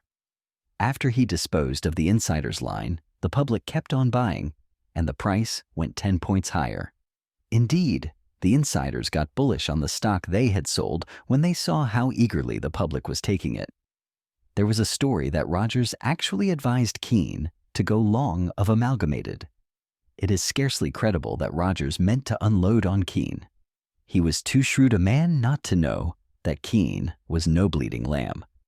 Keene worked as he always did. That is, doing his big selling on the way down after the big rise. Of course, his tactical moves were directed by his needs and by the minor currents that changed from day to day. In the stock market, as in warfare, it is well to keep in mind the difference between strategy and tactics. One of Keene's confidential men, he is the best fly fisherman I know, told me only the other day that during the Amalgamated campaign, Keene would find himself almost out of stock one day. That is, out of the stock he had been forced to take in marking up the price, and on the next day, he would buy back thousands of shares. On the day after that, he would sell on balance. Then he would leave the market absolutely alone to see how it would take care of itself and also to accustom it to do so. When it came to the actual marketing of the line, he did what I told you. He sold it on the way down. The trading public is always looking for a rally. And besides, there is the covering by the shorts. The man who was closest to Keene during that deal told me that after Keene sold the Rogers-Rockefeller line for something like $20 or $25 million in cash, Rogers sent him a check for $200,000. This reminds you of the millionaire's wife who gave the Metropolitan Opera House scrubwoman 50 cents reward for finding the $100,000 pearl necklace. Keene sent the check back with a polite note saying he was not a stockbroker and that he was glad to have been of some service to them. They kept the check and wrote him that they would be glad to work with him again. Shortly after that, it was that H. Rogers gave Keene the friendly tip to buy Amalgamated at around 180. A brilliant operator, James R. Keene. His private secretary told me that when the market was going his way, Mr. Keene was irascible, and those who knew him say his irascibility was expressed in sardonic phrases that lingered long in the memory of his hearers. But when he was losing, he was in the best of humor, a polished man of the world, agreeable, epigrammatic, interesting. He had in superlative degree the qualities of mind that are associated with successful speculators anywhere. That he did not argue with the tape is plain. He was utterly fearless, but never reckless. He could and did turn in a twinkling, if he found he was wrong. Since his day, there have been so many changes in stock exchange rules, and so much more rigorous enforcement of old rules, so many new taxes on stock sales and profits, and so on, that the game seems different. Devices that Keene could use with skill and profit can no longer be utilized. Also, we are assured, the business morality of Wall Street is on a higher plane. Nevertheless, it is fair to say that in any period of our financial history, Keene would have been a great manipulator because he was a great stock operator and knew the game of speculation from the ground up. He achieved what he did because conditions at the time permitted him to do so. He would have been as successful in his undertakings in 1922 as he was in 1901 or in 1876, when he first came to New York from California and made $9 million in 2 years. There are men whose gait is far quicker than the mob's. They are bound to lead, no matter how much the mob changes. As a matter of fact, the change is by no means as radical as you'd imagine. The rewards are not so great, for it is no longer pioneer work, and therefore, it is not pioneer's pay. But in certain respects, manipulation is easier than it was. In other ways, much harder than in Keene's day. There is no question that advertising is an art, and manipulation is the art of advertising through the medium of the tape. The tape should tell the story the manipulator wishes its readers to see. The truer the story, the more convincing it is bound to be. And the more convincing it is, the better the advertising is. A manipulator today, for instance, has not only to make a stock look strong, but also to make it be strong. Manipulation, therefore, must be based on sound trading principles.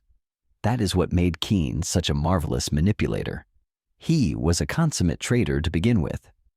The word manipulation has come to have an ugly sound. It needs an alias. I do not think there is anything so very mysterious or crooked about the process itself, when it has for an object the selling of a stock in bulk, provided, of course, that such operations are not accompanied by misrepresentation. There is little question that a manipulator necessarily seeks his buyers among speculators. He turns to men who are looking for big returns on their capital and are therefore willing to run a greater than normal business risk. I can't have much sympathy for the man who, knowing this, nevertheless blames others for his own failure to make easy money. He is a devil of a clever fellow when he wins. But when he loses money, the other fellow was a crook, a manipulator. In such moments, and from such lips, the word connotes the use of marked cards. But this is not so. Usually, the object of manipulation is to develop marketability. That is, the ability to dispose of fair-sized blocks at some price at any time. Of course, a pool, by reason of a reversal of general market conditions, may find itself unable to sell except at a sacrifice too great to be pleasing. They then may decide to employ a professional, believing that his skill and experience will enable him to conduct an orderly retreat instead of suffering an appalling rout. You will notice that I do not speak of manipulation designed to permit considerable accumulation of a stock as cheaply as possible, as for instance in buying for control, because this does not happen often nowadays. When Jay Gould wished to cinch his control of Western Union and decided to buy a big block of the stock, Washington E. Connor, who had not been seen on the floor of the stock exchange for years, suddenly showed up in person at the Western Union Post. He began to bid for Western Union. The traders to a man laughed at his stupidity in thinking them so simple, and they cheerfully sold him all the stock he wanted to buy. It was too raw a trick to think he could put up the price by acting as though Mr. Gould wanted to buy Western Union. Was that manipulation? I think I can only answer that by saying no and yes. In the majority of cases, the object of manipulation is, as I said, to sell stock to the public at the best possible price. It is not alone a question of selling, but of distributing. It is obviously better in every way for a stock to be held by 1,000 people than by one man. Better for the market in it. So it is not alone the sale at a good price, but the character of the distribution that a manipulator must consider. There is no sense in marking up the price to a very high level if you cannot induce the public to take it off your hands later. Whenever inexperienced manipulators try to unload at the top and fail, old-timers look mighty wise and tell you that you can lead a horse to water, but you cannot make him drink. Original devils. As a matter of fact, it is well to remember a rule of manipulation, a rule that Keene and his able predecessors well knew. It is this: stocks are manipulated to the highest point possible and then sold to the public on the way down. Let me begin at the beginning. Assume that there is someone, an underwriting syndicate or a pool or an individual, that has a block of stock which it is desired to sell at the best price possible. It is a stock duly listed on the New York Stock Exchange. The best place for selling it ought to be the open market, and the best buyer ought to be the general public. The negotiations for the sale are in charge of a man. He, or some present or former associate, has tried to sell the stock on the stock exchange and has not succeeded. He is, or soon becomes, sufficiently familiar with stock market operations to realize that more experience and greater aptitude for the work are needed than he possesses. He knows personally or by hearsay several men who have been successful in their handling of similar deals, and he decides to avail himself of their professional skill. He seeks one of them as he would seek a physician if he were ill, or an engineer if he needed that kind of expert. Suppose he has heard of me as a man who knows the game. Well, I take it that he tries to find out all he can about me. He then arranges for an interview, and in due time, calls at my office. Of course, the chances are that I know about the stock and what it represents. It is my business to know. That is how I make my living. My visitor tells me what he and his associates wish to do and asks me to undertake the deal. It is then my turn to talk. I ask for whatever information I deem necessary to give me a clear understanding of what I am asked to undertake. I determine the value and estimate the market possibilities of that stock. That and my reading of current conditions in turn help me to gauge the likelihood of success for the proposed operation. If my information inclines me to a favorable view, I accept the proposition and tell him then and there what my terms will be for my services. If he in turn accepts my terms, the honorarium, and the conditions, I begin my work at once. I generally ask and receive calls on a block of stock. I insist upon graduated calls as the fairest to all concerned. The price of the call begins at a little below the prevailing market price and goes up. Say, for example, that I get calls on 100,000 shares and the stock is quoted at 40. I begin with a call for some thousands of shares at 35, another at 37, another at 40, and at 45 and 50, and so on up to 75 or 80. If, as the result of my professional work, my manipulation, the price goes up, and if at the highest level there is a good demand for the stock so that I can sell fair-sized blocks of it, I of course call the stock. I am making money, but so are my clients making money. This is as it should be. If my skill is what they are paying for, they ought to get value. Of course, there are times when a pool may be wound up at a loss, but that is seldom, for I do not undertake the work unless I see my way clear to a profit. This year, I was not so fortunate in 1 or 2 deals, and I did not make a profit. There are reasons, but that is another story to be told later. Perhaps the first step in a bull movement in a stock is to advertise the fact that there is a bull movement on. Sounds silly, doesn't it? Well, think a moment. It isn't as silly as it sounded, is it? The most effective way to advertise what, in effect, are your honorable intentions is to make the stock active and strong. After all is said and done, the greatest publicity agent in the wide world is the ticker, and by far, the best advertising medium is the tape. I do not need to put out any literature for my clients.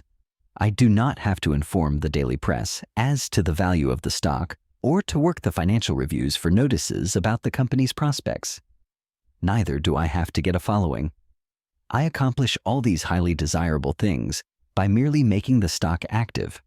When there is activity, there is a synchronous demand for explanations, and that means, of course, that the necessary reasons for publication supply themselves without the slightest aid from me.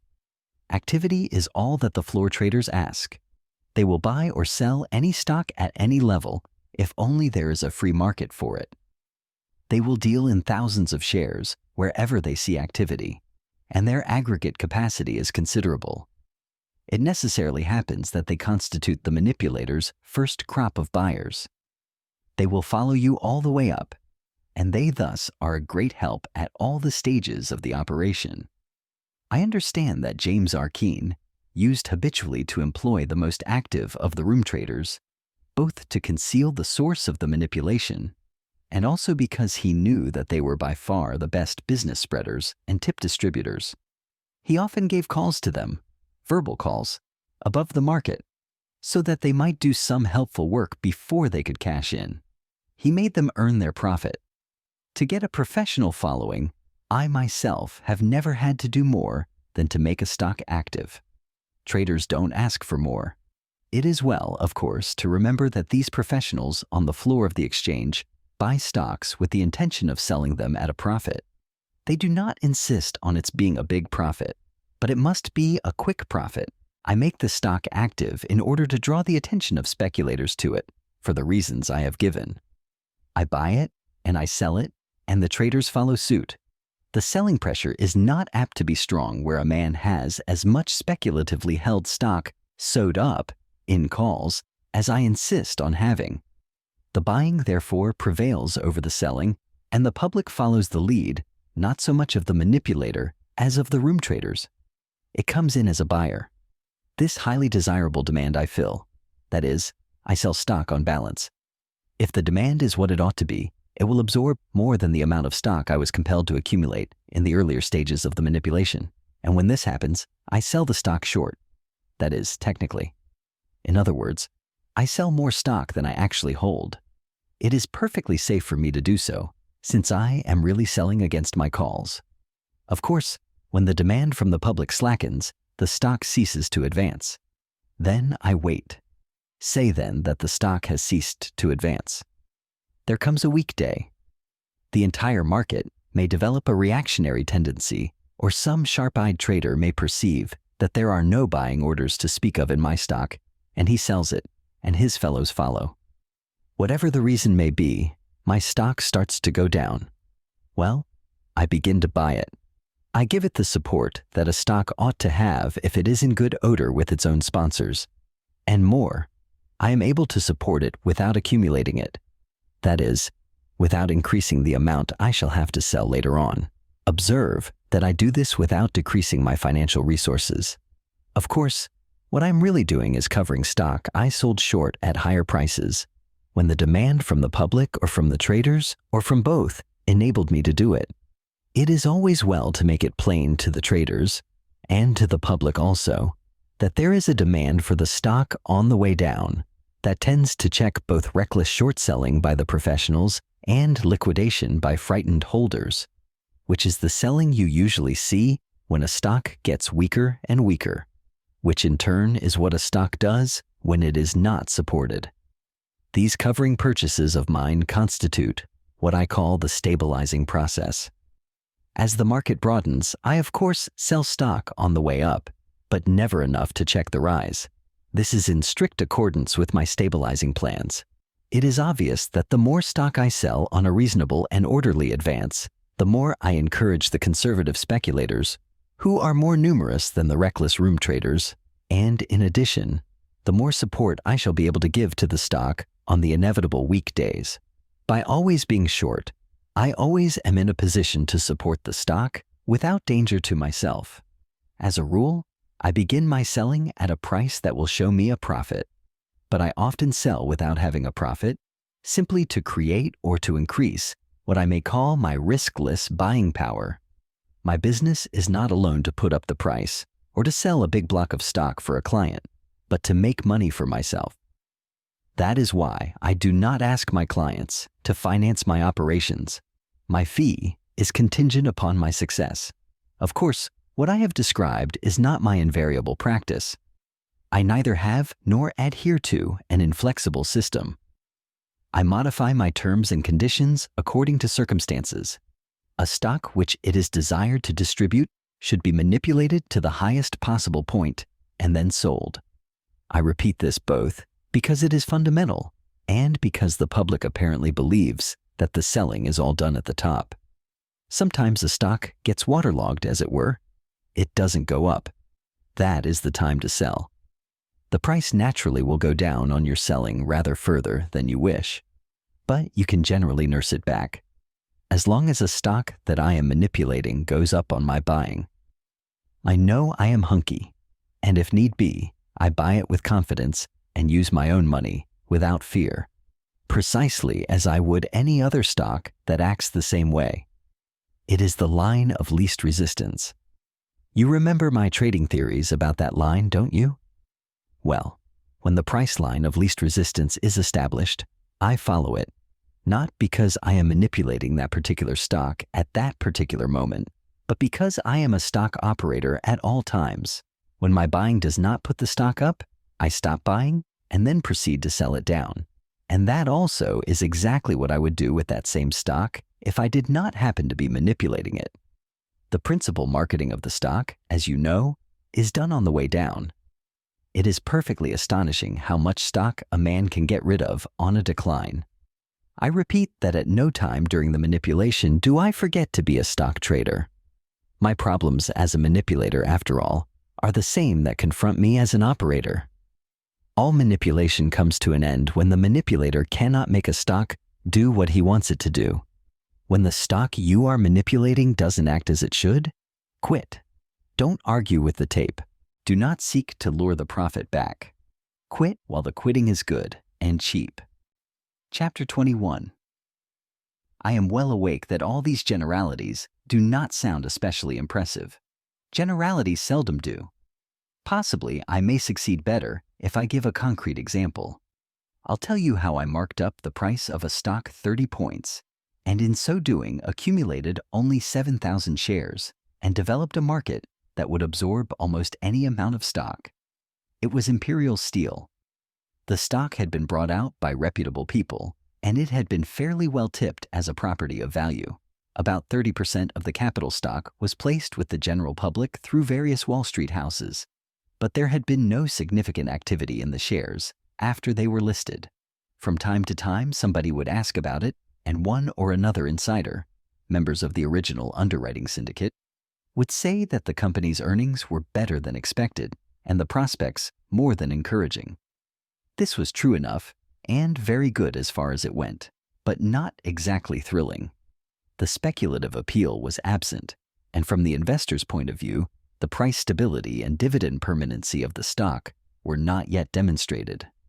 It was a stock that never behaved sensationally.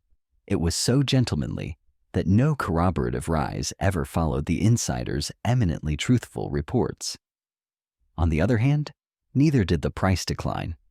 Imperial Steel remained unhonored and unsung and untipped, content to be one of those stocks that don't go down because nobody sells, and that nobody sells because nobody likes to go short of a stock that is not well distributed. The seller is too much at the mercy of the loaded-up inside clique. Similarly, there is no inducement to buy such a stock. To the investor, Imperial Steel therefore remained a speculation. To the speculator, it was a dead one, the kind that makes an investor of you against your will by the simple expedient of falling into a trance the moment you go long of it. The chap who is compelled to lug a corpse a year or two always loses more than the original cost of the deceased. He is sure to find himself tied up with it when some really good things come his way. One day, the foremost member of the Imperial Steel Syndicate, acting for himself and associates, came to see me. They wished to create a market for the stock, of which they controlled the undistributed 70%. They wanted me to dispose of their holdings at better prices than they thought they would obtain if they tried to sell in the open market. They wanted to know on what terms I would undertake the job. I told him that I would let him know in a few days. Then I looked into the property. I had experts go over the various departments of the company: industrial, commercial, and financial. They made reports to me which were unbiased. I wasn't looking for the good or the bad points, but for the facts, such as they were. The reports showed that it was a valuable property. The prospects justified purchases of the stock at the prevailing market price if the investor were willing to wait a little. Under the circumstances, an advance in the price would in reality be the commonest and most legitimate of all market movements, to wit, the process of discounting the future. There was therefore no reason that I could see why I should not conscientiously and confidently undertake the bull manipulation of Imperial Steel. I let my man know my mind, and he called at my office to talk the deal over in detail. I told him what my terms were. For my services, I asked no cash, but calls on 100,000 shares of the Imperial Steel stock. The price of the calls ran up from 70 to 100. That may seem like a big fee to some, but they should consider that the insiders were certain they themselves could not sell 100,000 shares, or even 50,000 shares, at 70. There was no market for the stock. All the talk about wonderful earnings and excellent prospects had not brought in buyers, not to any great extent. In addition, I could not get my fee in cash without my clients first making some millions of dollars. What I stood to make was not an exorbitant selling commission. It was a fair contingent fee. Knowing that the stock had real value and that general market conditions were bullish and therefore favorable for an advance in all good stocks, I figured that I ought to do pretty well. My clients were encouraged by the opinions I expressed, agreed to my terms at once, and the deal began with pleasant feelings all around. I proceeded to protect myself as thoroughly as I could. The syndicate owned or controlled about 70% of the outstanding stock. I had them deposit their 70% under a trust agreement. I didn't propose to be used as a dumping ground for the big holders. With the majority holdings thus securely tied up, I still had 30% of scattered holdings to consider, but that was a risk I had to take. Experienced speculators do not expect ever to engage in utterly riskless ventures. As a matter of fact, it was not much more likely that all the untrusted stock would be thrown on the market at one fell swoop than that all the policyholders of a life insurance company would die at the same hour the same day. There are unprinted actuarial tables of stock market risks as well as of human mortality. Having protected myself from some of the avoidable dangers of a stock market deal of that sort, I was ready to begin my campaign. Its objective was to make my calls valuable. To do this, I must put up the price and develop a market in which I could sell 100,000 shares, the stock in which I held options.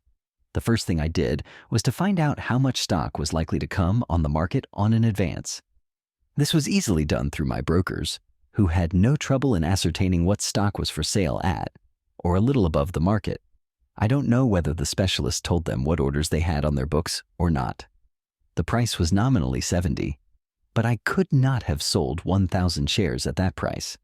I had no evidence of even a moderate demand at that figure, or even a few points lower. I had to go by what my brokers found out, but it was enough to show me how much stock there was for sale and how little was wanted. As soon as I had a line on these points, I quietly took all the stock that was for sale at 70 and higher. When I say I, you will understand that I mean my brokers. The sales were for account of some of the minority holders because my clients naturally had canceled whatever selling orders they might have given out before they tied up their stock. I didn't have to buy very much stock. Moreover, I knew that the right kind of advance would bring in other buying orders, and of course, selling orders also. I didn't give bull tips on Imperial Steel to anybody. I didn't have to. My job was to seek directly to influence sentiment by the best possible kind of publicity. I do not say that there should never be bull propaganda. It is as legitimate and indeed as desirable to advertise the value of a new stock as to advertise the value of woolens or shoes or automobiles. Accurate and reliable information should be given by the public, but what I meant was that the tape did all that was needed for my purpose. As I said before, the reputable newspapers always try to print explanations for market movements. It is news. Their readers demand to know not only what happens in the stock market, but why it happens. Therefore, without the manipulator lifting a finger, the financial writers will print all the available information and gossip, and also analyze the reports of earnings, trade condition, and outlook. In short, whatever may throw light on the advance. Whenever a newspaperman or an acquaintance asks my opinion of a stock and I have one, I do not hesitate to express it. I do not volunteer advice, and I never give tips, but I have nothing to gain in my operations from secrecy. At the same time, I realize that the best of all tipsters, the most persuasive of all salesmen, is the tape. When I had absorbed all the stock that was for sale at 70 and a little higher, I relieved the market of that pressure, and naturally that made clear for trading purposes the line of least resistance in Imperial Steel. It was manifestly upward. The moment that fact was perceived by the observant traders on the floor, they logically assumed that the stock was in for an advance, the extent of which they could not know. But they knew enough to begin buying.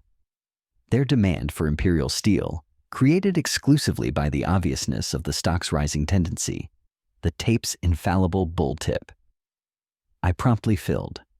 I sold to the traders the stock that I had bought from the tired-out holders at the beginning. Of course, this selling was judiciously done. I contented myself with supplying the demand. I was not forcing my stock on the market, and I did not want too rapid an advance. It wouldn't have been good business to sell out the half of my 100,000 shares at that stage of the proceedings. My job was to make a market on which I might sell my entire line. But even though I sold only as much as the traders were anxious to buy, The market was temporarily deprived of my own buying power, which I had hitherto exerted steadily. In due course, the traders' purchases ceased, and the price stopped rising. As soon as that happened, there began the selling by disappointed bulls, or by those traders whose reasons for buying disappeared the instant the rising tendency was checked. But I was ready for this selling, and on the way down, I bought back the stock I had sold to the traders a couple of points higher. This buying of stock I knew was bound to be sold in turn checked the downward course, and when the price stopped going down, the selling orders stopped coming in. I then began all over again. I took all the stock that was for sale on the way up. It wasn't very much, and the price began to rise a second time, from a higher starting point than 70. Don't forget that on the way down, there are many holders who wish to heaven they had sold theirs, but won't do it 3 or 4 points from the top. Such speculators always vow they will surely sell out if there is a rally. They put in their orders to sell on the way up, and then they change their minds with the change in the stock's price trend. Of course, there is always profit-taking from safe-playing quick runners, to whom a profit is always a profit to be taken. All I had to do after that was to repeat the process, alternately buying and selling, but always working higher. Sometimes, after you have taken all the stock that is for sale, it pays to rush up the price sharply, to have what might be called little bull flurries in the stock you are manipulating. It is excellent advertising because it makes talk and also brings in both the professional traders and that portion of the speculating public that likes action. It is, I think, a large portion. I did that in Imperial Steel, and whatever demand was created by those spurts I supplied. My selling always kept the upward movement within bounds both as to extent and as to speed. In buying on the way down and selling on the way up, I was doing more than marking up the price. I was developing the marketability of Imperial Steel. After I began my operations in it, there never was a time when a man could not buy or sell the stock freely. I mean by this, buy or sell a reasonable amount without causing over-violent fluctuations in the price. The fear of being left high and dry if he bought or squeezed to death if he sold was gone. The gradual spread among the professionals and the public of a belief in the permanence of the market for Imperial Steel had much to do with creating confidence in the movement, and, of course, the activity also put an end to a lot of other objections. The result was that after buying and selling a good many thousands of shares, I succeeded in making the stocks sell at par. At $100 a share, everybody wanted to buy Imperial Steel. Why not? Everybody now knew that it was a good stock, that it had been and still was a bargain. The proof was the rise. A stock that could go 30 points from 70 could go up 30 more from par. That is the way a good many argued. In the course of marking up the price, those 30 points, I accumulated only 7,000 shares. The price on this line averaged me almost exactly 85. That meant a profit of 15 points on it. But, of course, my entire profit, still on paper, was much more. It was a safe enough profit, for I had a market for all I wanted to sell. The stock would sell higher on judicious manipulation, and I had graduated calls on 100,000 shares beginning at 70 and ending at 100. Circumstances prevented me from carrying out certain plans of mine for converting my paper profits into good hard cash. It had been, if I do say so myself, a beautiful piece of manipulation, strictly legitimate, and deservedly successful. The property of the company was valuable, and the stock was not dear at the higher price. One of the members of the original syndicate developed a desire to secure the control of the property. A prominent banking house with ample resources. The control of a prosperous and growing concern like the Imperial Steel Corporation is possibly more valuable to a banking firm than to individual investors. At all events, this firm made me an offer for all my options on the stock. It meant an enormous profit for me, and I instantly took it. I am always willing to sell out when I can do so in a lump at a good profit. I was quite content with what I made out of it. Before I disposed of my calls on the 100,000 shares, I learned that these bankers had employed more experts to make a still more thorough examination of the property. Their reports showed enough to bring me in the offer I got. I kept several thousand shares of the stock for investment. I believe in it. There wasn't anything about my manipulation of Imperial Steel that wasn't normal and sound. As long as the price went up on my buying, I knew I was okay. The stock never got waterlogged, as a stock sometimes does. When you find that it fails to respond adequately to your buying, you don't need any better tip to sell. You know that if there is any value to a stock and general market conditions are right, you can always nurse it back after a decline, no matter if it's 20 points. But I never had to do anything like that in Imperial Steel. In my manipulation of stocks, I never lose sight of basic trading principles. Perhaps you wonder why I repeat this, or why I keep on harping on the fact that I never argue with the tape or lose my temper at the market because of its behavior. You would think, wouldn't you, that shrewd men who have made millions in their own business and, in addition, have successfully operated in Wall Street at times, would realize the wisdom of playing the game dispassionately. Well, you would be surprised at the frequency with which some of our most successful promoters behave like peevish women, because the market does not act the way they wish it to act. They seem to take it as a personal slight, and they proceed to lose money by first losing their temper. There has been much gossip about a disagreement between John Prentice and myself. People have been led to expect a dramatic narrative of a stock market deal that went wrong, or some double-crossing that cost me, or him, millions, or something of that sort. Well, it wasn't. Prentice and I had been friendly for years. He had given me at various times information that I was able to utilize profitably, and I had given him advice which he may or may not have followed. If he did, he saved money. He was largely instrumental in the organization and promotion of the Petroleum Products Company.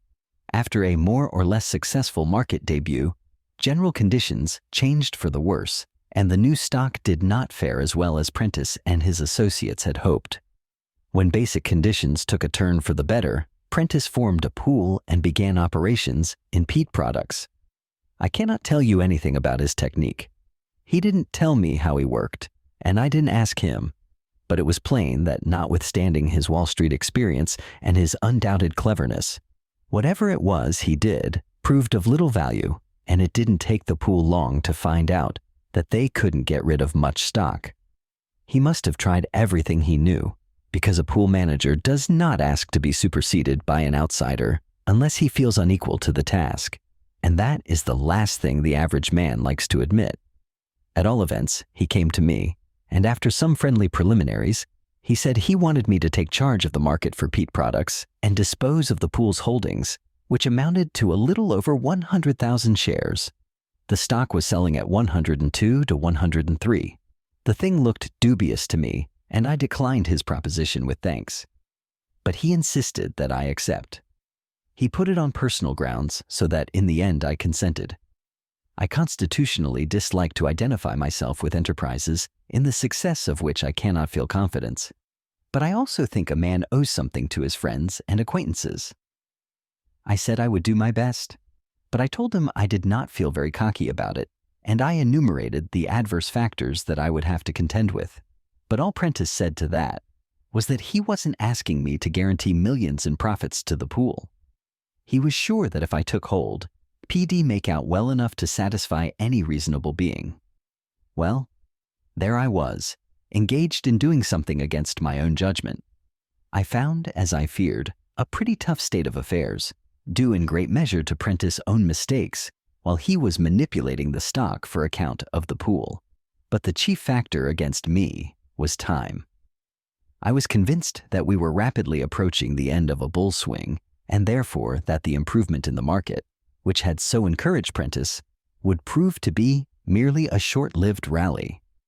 I feared that the market would turn definitely bearish before I could accomplish much with peat products.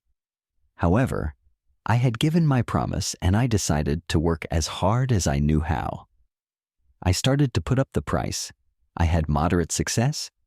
I think I ran it up to 107 or thereabouts, which was pretty fair, And I was even able to sell a little stock on balance. It wasn't much, but I was glad not to have increased the pool's holdings. There were a lot of people not in the pool who were just waiting for a small rise to dump their stock, and I was a godsend to them. Had general conditions been better, I also would have done better. It was too bad that I wasn't called in earlier.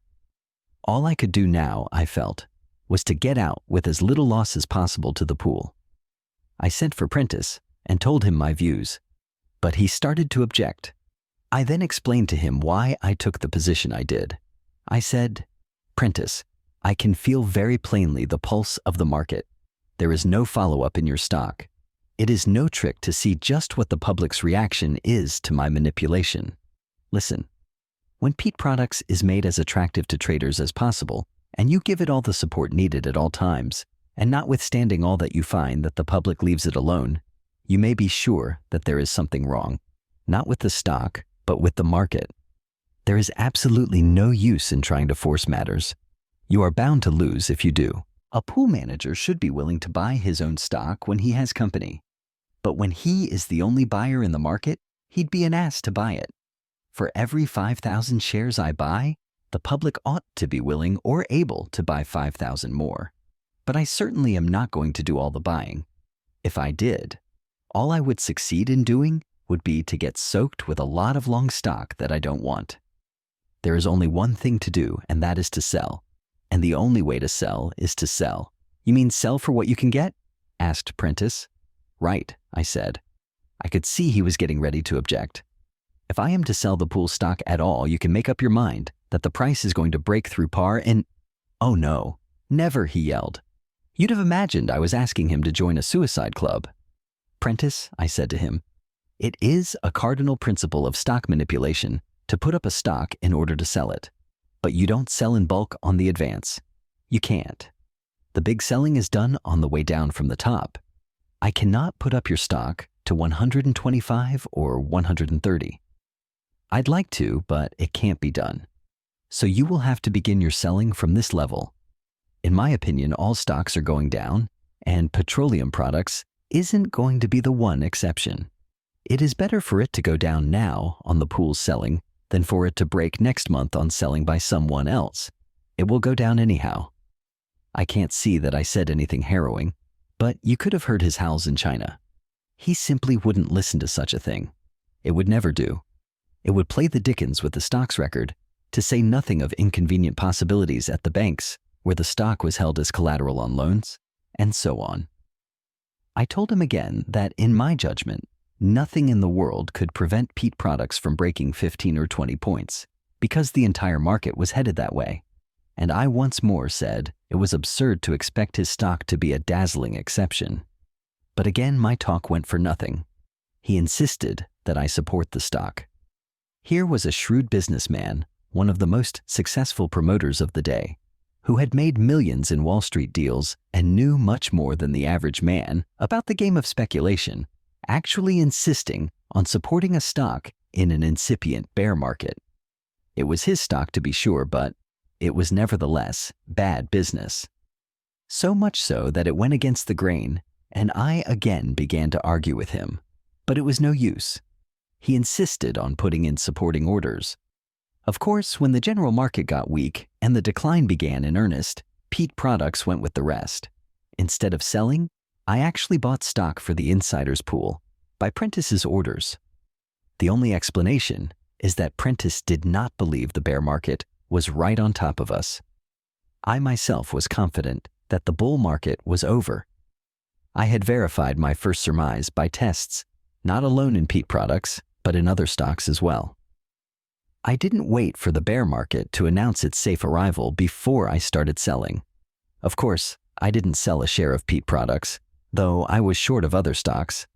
The Peat Products pool, as I expected, was hung up with all they held to begin with, and with all they had to take in their futile effort to hold up the price.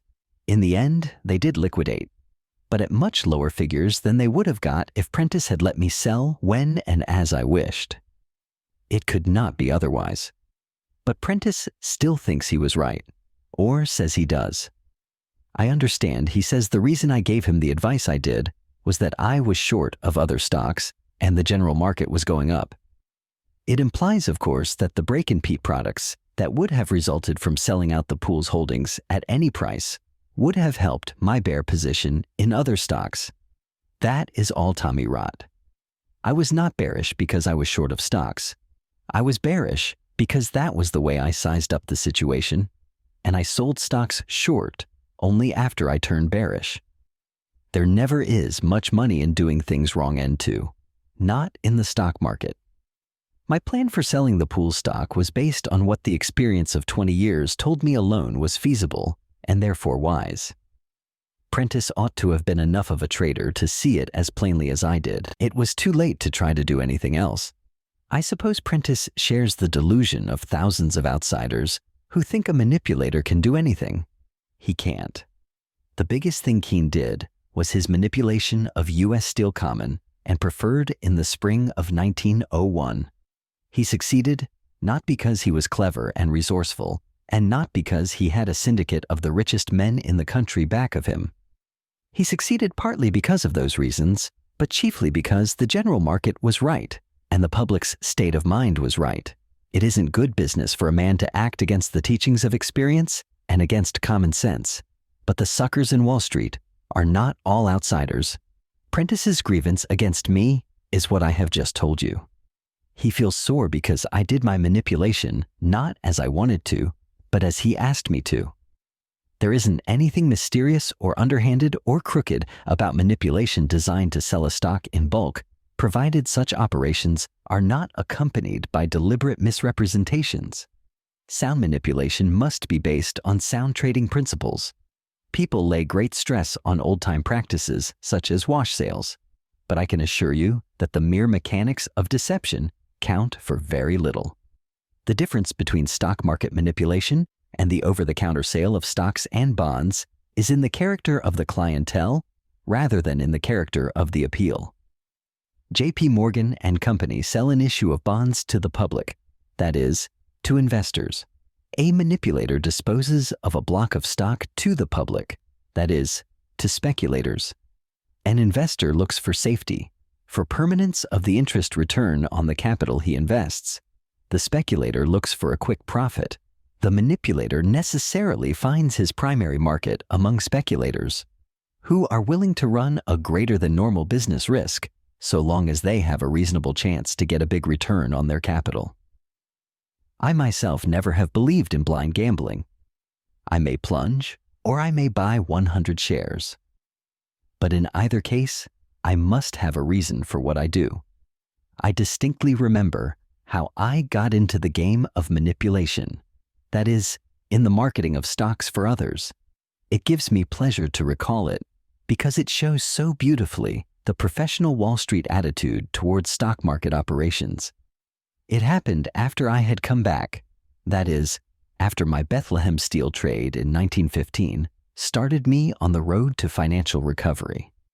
I traded pretty steadily and had very good luck. I have never sought newspaper publicity, but neither have I gone out of my way to hide myself. At the same time, you know that professional Wall Street exaggerates both the successes and the failures of whichever operator happens to be active.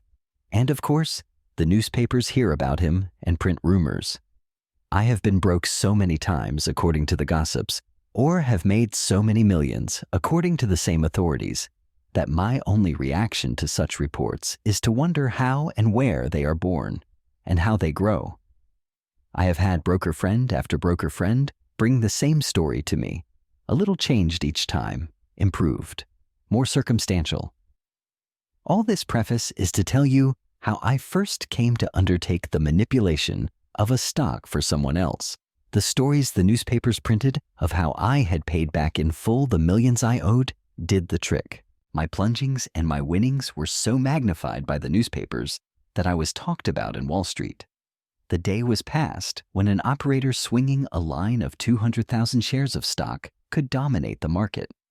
But, as you know, the public always desires to find successors to the old leaders. It was Mr. Keene's reputation as a skillful stock operator a winner of millions on his own hook that made promoters and banking houses apply to him for selling large blocks of securities. In short, his services as manipulator were in demand because of the stories the street had heard about his previous successes as a trader. But Keene was gone, passed on to that heaven where he once said he wouldn't stay a moment unless he found Sisonby there waiting for him. 2 or 3 other men who made stock market history for a few months had relapsed into the obscurity of prolonged inactivity. I refer particularly to certain of those plunging Westerners who came to Wall Street in 1901 and after making many millions out of their steel holdings remained in Wall Street. They were in reality super promoters rather than operators of the Keene type, but they were extremely able, extremely rich, and extremely successful in the securities of the companies which they and their friends controlled. They were not really great manipulators like Keene or Governor Flower. Still, the street found in them plenty to gossip about, and they certainly had a following among the professionals and the sportier commission houses. After they ceased to trade actively, the street found itself without manipulators. At least, it couldn't read about them in the newspapers.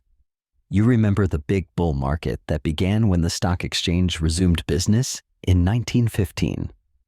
As the market broadened and the Allies' purchases in this country mounted into billions, we ran into a boom. As far as manipulation went, it wasn't necessary for anybody to lift a finger to create an unlimited market for a war bride. Scores of men made millions by capitalizing contracts or even promises of contracts. They became successful promoters, either with the aid of friendly bankers or by bringing out their companies on the curb market. The public bought anything that was adequately touted. When the bloom wore off the boom, some of these promoters found themselves in need of help from experts in stock salesmanship. When the public is hung up with all kinds of securities, some of them purchased at higher prices. It is not an easy task to dispose of untried stocks. After a boom, the public is positive that nothing is going up. It isn't that buyers become more discriminating, but that the blind buying is over. It is the state of mind that has changed. Prices don't even have to go down to make people pessimistic. It is enough if the market gets dull and stays dull for a time. In every boom, companies are formed primarily, if not exclusively, to take advantage of the public's appetite for all kinds of stocks. Also, there are belated promotions. The reason why promoters make that mistake is that, being human, they are unwilling to see the end of the boom. Moreover, it is good business to take chances when the possible profit is big enough. The top is never in sight when the vision is vitiated by hope. The average man sees a stock that nobody wanted at $12 or $14 a share suddenly advance to 30, which surely is the top, until it rises to 50. That is absolutely the end of the rise. Then it goes to 60, to 70, to 75.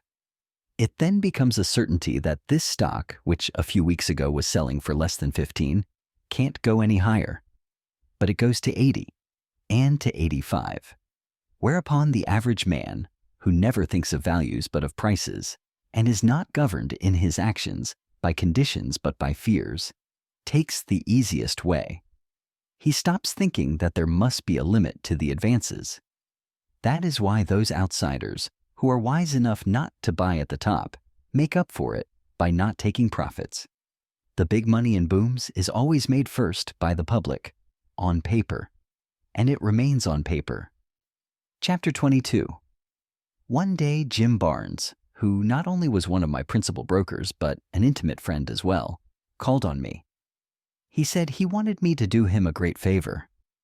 He never before had talked that way, and so I asked him to tell me what the favor was, hoping it was something I could do, for I certainly wished to oblige him. He then told me that his firm was interested in a certain stock. In fact, they had been the principal promoters of the company and had placed the greater part of the stock. Circumstances had arisen that made it imperative for them to market a rather large block. Jim wanted me to undertake to do the marketing for him. The stock was Consolidated Stove. I did not wish to have anything to do with it for various reasons, but Barnes, to whom I was under some obligations, insisted on the personal favor phase of the matter, which alone could overcome my objections. He was a good fellow, a friend, and his firm, I gathered, was pretty heavily involved. So in the end, I consented to do what I could. It has always seemed to me that the most picturesque point of difference between the war boom and other booms was the part that was played by a type new in stock market affairs, the boy banker. The boom was stupendous, and its origins and causes were plainly to be grasped by all. But at the same time, the greatest banks and trust companies in the country certainly did all they could to help make millionaires overnight, of all sorts and conditions, of promoters and munition makers. It got so that all a man had to do was to say that he had a friend who was a friend of a member of one of the Allied commissions, and he would be offered all the capital needed to carry out the contracts he had not yet secured. I used to hear incredible stories of clerks becoming presidents of companies, doing a business of millions of dollars on money borrowed from trusting trust companies, and of contracts that left a trail of profits as they passed from man to man. A flood of gold was pouring into this country from Europe, and the banks had to find ways of impounding it. The way business was done might have been regarded with misgivings by the old, but there didn't seem to be so many of them about. The fashion for gray-haired presidents of banks was all very well in tranquil times, but youth was the chief qualification in these strenuous times. The banks certainly did make enormous profits. Jim Barnes and his associates, enjoying the friendship and confidence of the youthful president of the Marshall National Bank, decided to consolidate 3 well-known stove companies and sell the stock of the new company to the public that for months had been buying any old thing in the way of engraved stock certificates. One trouble was that the stove business was so prosperous that all 3 companies were actually earning dividends on their common stock for the first time in their history. Their principal stockholders did not wish to part with the control. There was a good market for their stocks on the curb, and they had sold as much as they cared to part with, and they were content with things as they were. Their individual capitalization was too small to justify big market movements, and that is where Jim Barnes' firm came in. It pointed out that the consolidated company must be big enough to list on the stock exchange, where the new shares could be made more valuable than the old ones. It is an old device in Wall Street to change the color of the certificates in order to make them more valuable. Say a stock ceases to be easily vendible at war. Well, sometimes by quadrupling the stock, you may make the new shares sell at 30 or 35. This is equivalent to 120 or 140 for the old stock, a figure it never could have reached. It seems that Barnes and his associates succeeded in inducing some of their friends who held speculatively some blocks of Gray Stove Company, a large concern, to come into the consolidation on the basis of 4 shares of Consolidated for each share of Gray. Then the Midland and the Western followed their big sister and came in on the basis of share for share. Theirs had been quoted on the curb at around 25 to 30, and the Gray, which was better known and paid dividends, hung around 125 in order to raise the money to buy out those holders who insisted upon selling for cash, and also to provide additional working capital for improvements and promotion expenses. It became necessary to raise a few millions. So Barnes saw the president of his bank, who kindly lent his syndicate $3,500,000. The collateral was 100,000 shares of the newly organized corporation. The syndicate assured the president, or so I was told, that the price would not go below 50. It would be a very profitable deal, as there was big value there. The promoter's first mistake was in the matter of timeliness. The saturation point for new stock issues had been reached by the market, and they should have seen it. But even then, they might have made a fair profit after all if they had not tried to duplicate the unreasonable killings which other promoters had made at the very height of the boom. Now you must not run away with the notion that Jim Barnes and his associates were fools or inexperienced kids.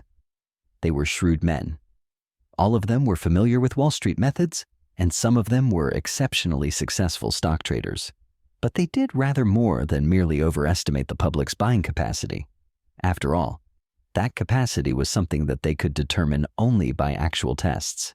Where they erred more expensively was in expecting the bull market to last longer than it did. I suppose the reason was that these same men had met with such great and particularly with such quick success that they didn't doubt they'd be all through with the deal before the bull market turned. They were all well known and had a considerable following among the professional traders and the wirehouses. The deal was extremely well advertised. The newspapers certainly were generous with their space. The older concerns were identified with the stove industry of America, and their product was known the world over. It was a patriotic amalgamation, and there was a heap of literature in the daily papers about the world conquests. The markets of Asia, Africa, and South America were as good as cinched. The directors of the company were all men whose names were familiar to all readers of the financial pages. The publicity work was so well handled, and the promises of unnamed insiders as to what the price was going to do were so definite and convincing that a great demand for the new stock was created. The result was that when the books were closed, it was found that the stock which was offered to the public at $50 a share had been oversubscribed by 25%. Think of it. The best the promoters should have expected was to succeed in selling the new stock at that price after weeks of work, and after putting up the price to 75 or higher in order to average 50. At that, it meant an advance of about 100% in the old prices of the stocks of the constituent companies. That was the crisis, and they did not meet it as it should have been met. It shows you that every business has its own needs. General wisdom is less valuable than specific savvy. The promoters, delighted by the unexpected oversubscription, concluded that the public was ready to pay any price for any quantity of that stock. And they actually were stupid enough to under-allot the stock. After the promoters made up their minds to be hoggish, they should have tried to be intelligently hoggish. What they should have done, of course, was to allot the stock in full. That would have made them short to the extent of 25% of the total amount offered for subscription to the public, and that, of course, would have enabled them to support the stock when necessary and at no cost to themselves. Without any effort on their part, they would have been in the strong strategic position that I always try to find myself in when I am manipulating a stock. They could have kept the price from sagging, thereby inspiring confidence in the new stock's stability and in the underwriting syndicate back of it. They should have remembered that their work was not over when they sold the stock offered to the public. That was only a part of what they had to market. They thought they had been very successful, but it was not long before the consequences of their two capital blunders became apparent. The public did not buy any more of the new stock because the entire market developed reactionary tendencies. The insiders got cold feet and did not support Consolidated Stove. And if insiders don't buy their own stock on recessions, who should? The absence of inside support is generally accepted as a pretty good bear tip. There is no need to go into statistical details. The price of Consolidated Stove fluctuated with the rest of the market, but it never went above the initial market quotations, which were only a fraction above 50. Barnes and his friends in the end had to come in as buyers in order to keep it above 40.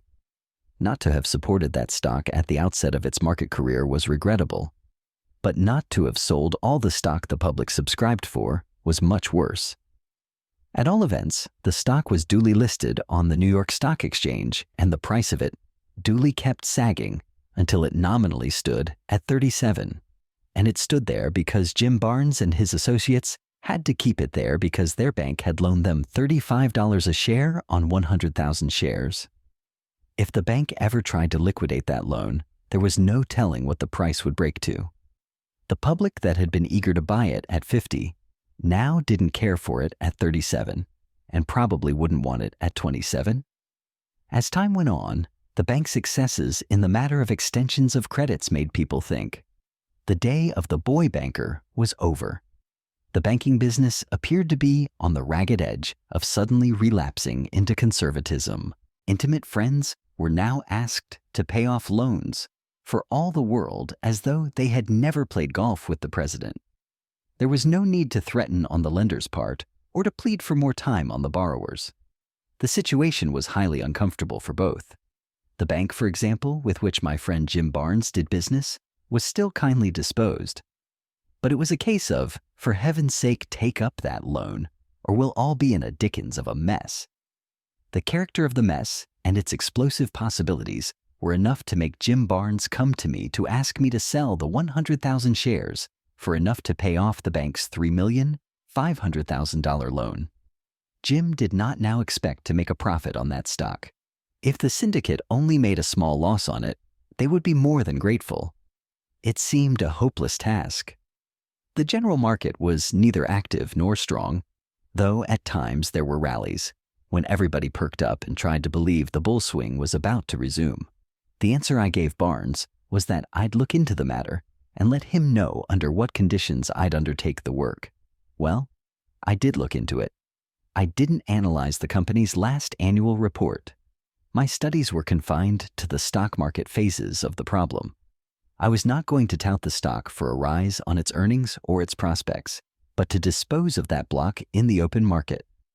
All I considered was what should, could, or might help or hinder me in that task. I discovered, for one thing, that there was too much stock held by too few people. That is, too much for safety and far too much for comfort. Clifton P. Kane and Company, bankers and brokers, members of the New York Stock Exchange, were carrying 70,000 shares. They were intimate friends of Barnes and had been influential in effecting the consolidation, as they had made a specialty of stove stocks for years. Their customers had been let into the good thing.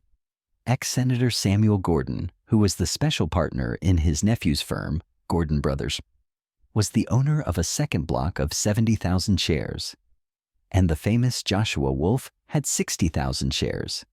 This made a total of 200,000 shares of consolidated stove held by this handful of veteran Wall Street professionals. They did not need any kind person to tell them when to sell their stock. If I did anything in the manipulating line calculated to bring in public buying, that is to say, if I made the stock strong and active, I could see Kane and Gordon and Wolfe unloading, and not in homeopathic doses either. The vision of their 200,000 shares Niagara-ing into the market was not exactly entrancing. Don't forget that the cream was off the bull movement and that no overwhelming demand was going to be manufactured by my operations. However skillfully conducted they might be, Jim Barnes had no illusions about the job he was modestly sidestepping in my favor. He had given me a waterlogged stock to sell on a bull market that was about to breathe its last. Of course, there was no talk in the newspapers about the ending of the bull market, but I knew it, and Jim Barnes knew it, and you bet the bank knew it. Still, I had given Jim my word, so I sent for Kane, Gordon, and Wolfe.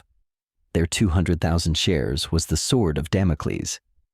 I thought I'd like to substitute a steel chain for the hair. The easiest way, it seemed to me, was by some sort of reciprocity agreement. If they helped me passively by holding off while I sold the bank's 100,000 shares, I would help them actively by trying to make a market for all of us to unload on. As things were, they couldn't sell 1/10 of their holdings without having consolidated Stovebreak wide open, and they knew it so well that they had never dreamed of trying.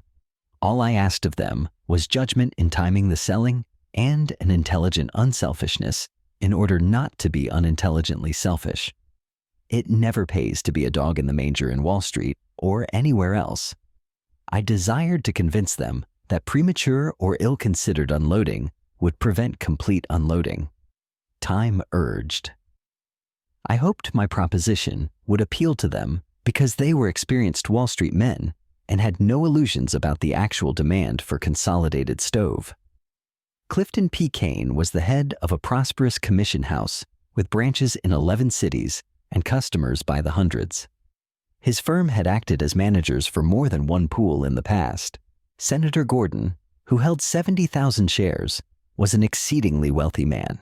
His name was as familiar to the readers of the metropolitan press as though he had been sued for breach of promise by a 16-year-old manicurist possessing a $5,000 mink coat and 132 letters from the defendant.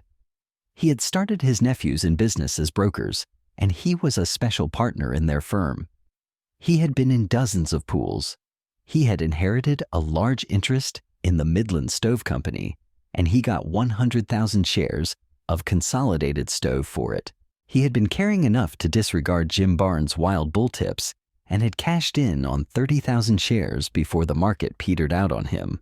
He told a friend later that he would have sold more, only the other big holders, who were old and intimate friends, pleaded with him not to sell any more, and out of regard for them, he stopped. Besides which, as I said, he had no market to unload on. The third man was Joshua Wolf. He was probably the best know of all the traders. For 20 years, everybody had known him as one of the plungers on the floor. In bidding up stocks or offering them down, he had few equals. For 10 or 20,000 shares meant no more to him than 200 or 300. Before I came to New York, I had heard of him as a plunger. He was then trailing with a sporting coterie that played a no-limit game, whether on the racetrack or in the stock market. They used to accuse him of being nothing but a gambler, but he had real ability and a strongly developed aptitude for the speculative game. At the same time, his reputed indifference to highbrow pursuits made him the hero of numberless anecdotes. One of the most highly circulated of the yarns was that Joshua was a guest at what he called a swell dinner, and by some oversight of the hostess, several of the other guests began to discuss literature before they could be stopped. A girl who sat next to Josh and had not heard him use his mouth except for masticating purposes, turned to him and, looking anxious to hear the great financier's opinion, asked him, "Oh, Mr. Wolf, what do you think of Balzac?" Josh politely ceased to masticate, swallowed, and answered, "I never trade in them curb stocks." Such were the three largest individual holders of Consolidated Stove. When they came over to see me, I told them that if they formed a syndicate to put up some cash and gave me a call on their stock at a little above the market, I would do what I could to make a market. They promptly asked me how much money would be required. I answered, "You've had that stock a long time and you can't do a thing with it. Between the three of you, you've got 200,000 shares, and you know very well that you haven't the slightest chance of getting rid of it unless you make a market for it. It's got to be some market to absorb what you've got to give it, and it will be wise to have enough cash to pay for whatever stock it may be necessary to buy at first. It's no use to begin and then have to stop because there isn't enough money. I suggest that you form a syndicate and raise $6 million in cash. Then give the syndicate a call on your 200,000 shares at 40 and put all your stock in escrow. If everything goes well, you chaps will get rid of your dead pet and the syndicate will make some money." As I told you before, there had been all sorts of rumors about my stock market winnings. I suppose that helped, for nothing succeeds like success. At all events, I didn't have to do much explaining to these chaps. They knew exactly how far they'd get if they tried to play a lone hand. They thought mine was a good plan. When they went away, they said they would form the syndicate at once. They didn't have much trouble in inducing a lot of their friends to join them. I suppose they spoke with more assurance than I had of the syndicate's profits. From all I heard, they really believed it, so theirs were no conscienceless tips. At all events, the syndicate was formed in a couple of days. Kane, Gordon, and Wolf gave calls on the 200,000 shares at 40, and I saw to it that the stock itself was put in escrow, so that none of it would come out on the market if I should put up the price. I had to protect myself. More than one promising deal has failed to pan out as expected because the members of the pool or clique failed to keep faith with one another. Dog has no foolish prejudices against eating dog in Wall Street. At the time, the Second American Steel and Wire Company was brought out, the insiders accused one another of breach of faith and trying to unload. There had been a gentleman's agreement between John W. Gates and his pals and the Seligmans and their banking associates. Well, I heard somebody in a broker's office reciting this quatrain, which was said to have been composed by John W. Gates. The tarantula jumped on the centipede's back and chortled with ghoulish glee, "I'll poison this murderous son of a gun. If I don't, he'll poison me." Mind you, I do not mean for one moment to imply that any of my friends in Wall Street would even dream of double-crossing me in a stock deal. But, on general principles, it is just as well to provide for any and all contingencies. It's plain sense. After Wolf and Kane and Gordon told me that they had formed their syndicate to put up $6 million in cash, there was nothing for me to do but wait for the money to come in. I had urged the vital need of haste. Nevertheless, the money came in driblets. I think it took 4 or 5 installments. I don't know what the reason was, but I remember that I had to send out an SOS call to Wolf and Kane and Gordon. That afternoon, I got some big checks that brought the cash in my possession to about $4 million and the promise of the rest in a day or two. It began to look as though the syndicate might do something before the bull market passed away. At best, it would be no cinch, and the sooner I began work, the better. The public had not been particularly keen about new market movements in inactive stocks, but a man could do a great deal to arouse interest in any stock with $4 million in cash. It was enough to absorb all the probable offerings. If time urged, as I had said, there was no sense in waiting for the other $2 million. The sooner the stock got up to 50, the better for the syndicate. That was obvious. The next morning at the opening, I was surprised to see that there were unusually heavy dealings in Consolidated Stove.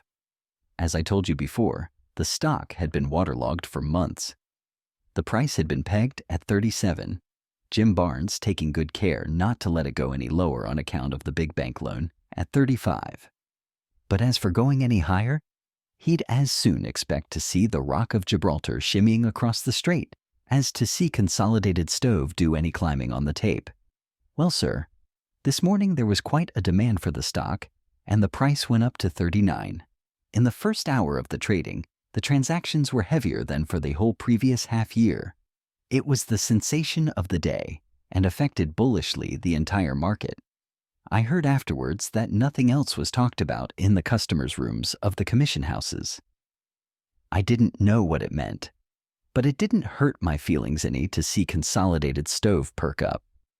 As a rule, I do not have to ask about any unusual movement in any stock because my friends on the floor, brokers who do business for me, as well as personal friends among the room traders, keep me posted.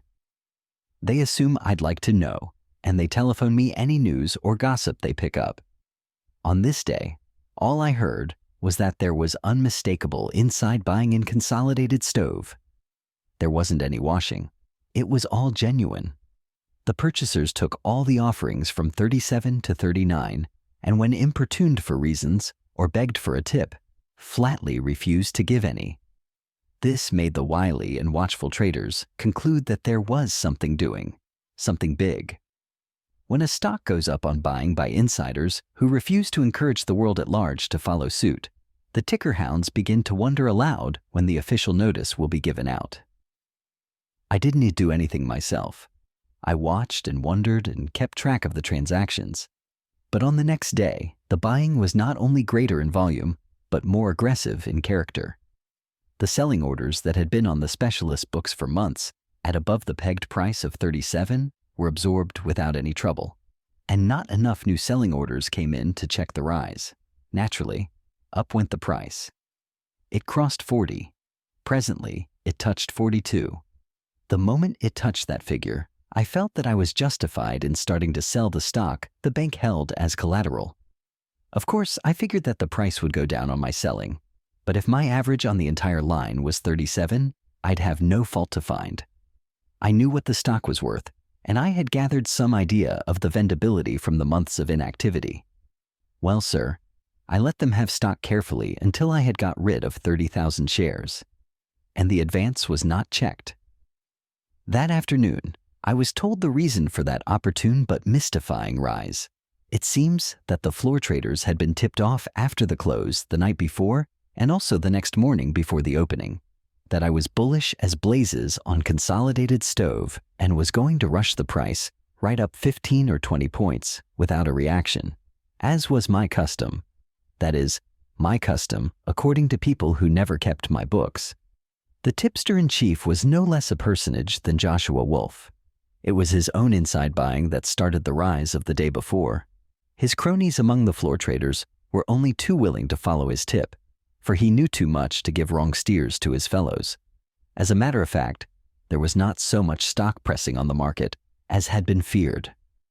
Consider that I had tied up 300,000 shares, and you will realize that the old fears had been well-founded.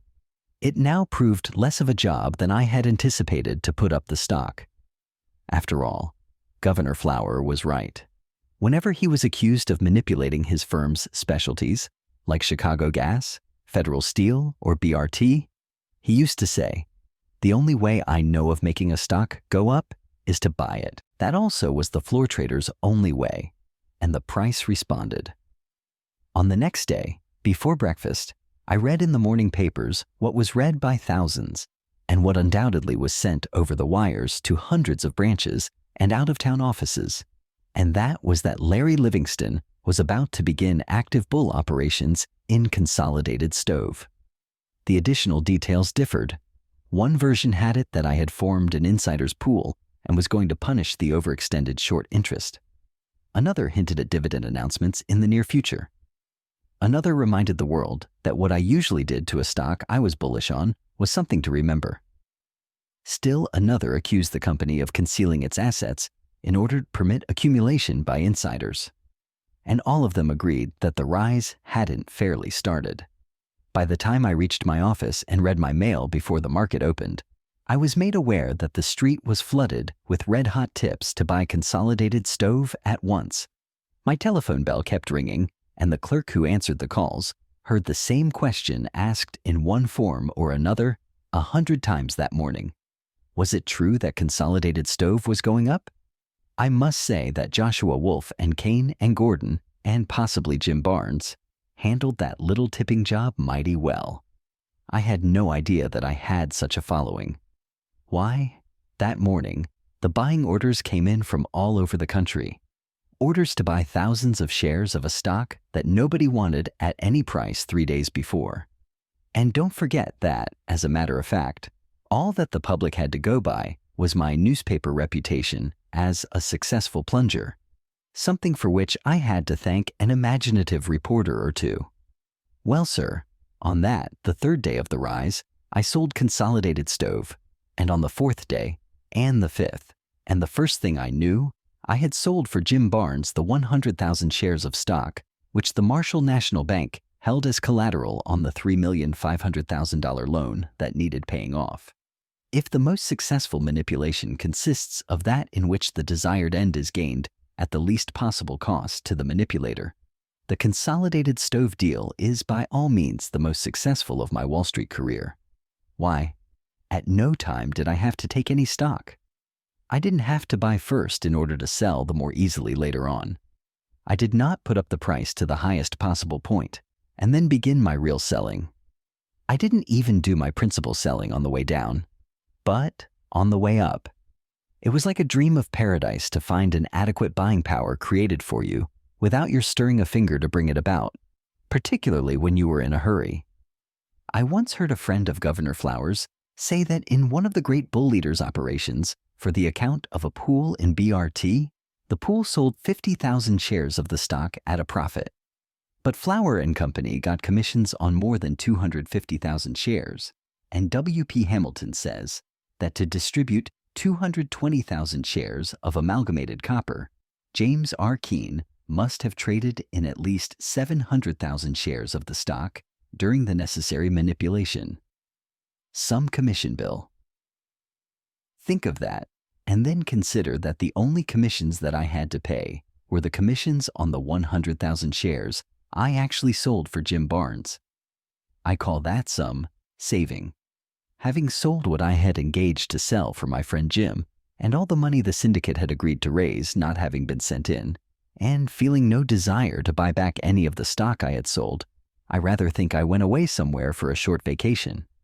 I do not remember exactly, but I do remember very well that I let the stock alone and that it was not long before the price began to sag.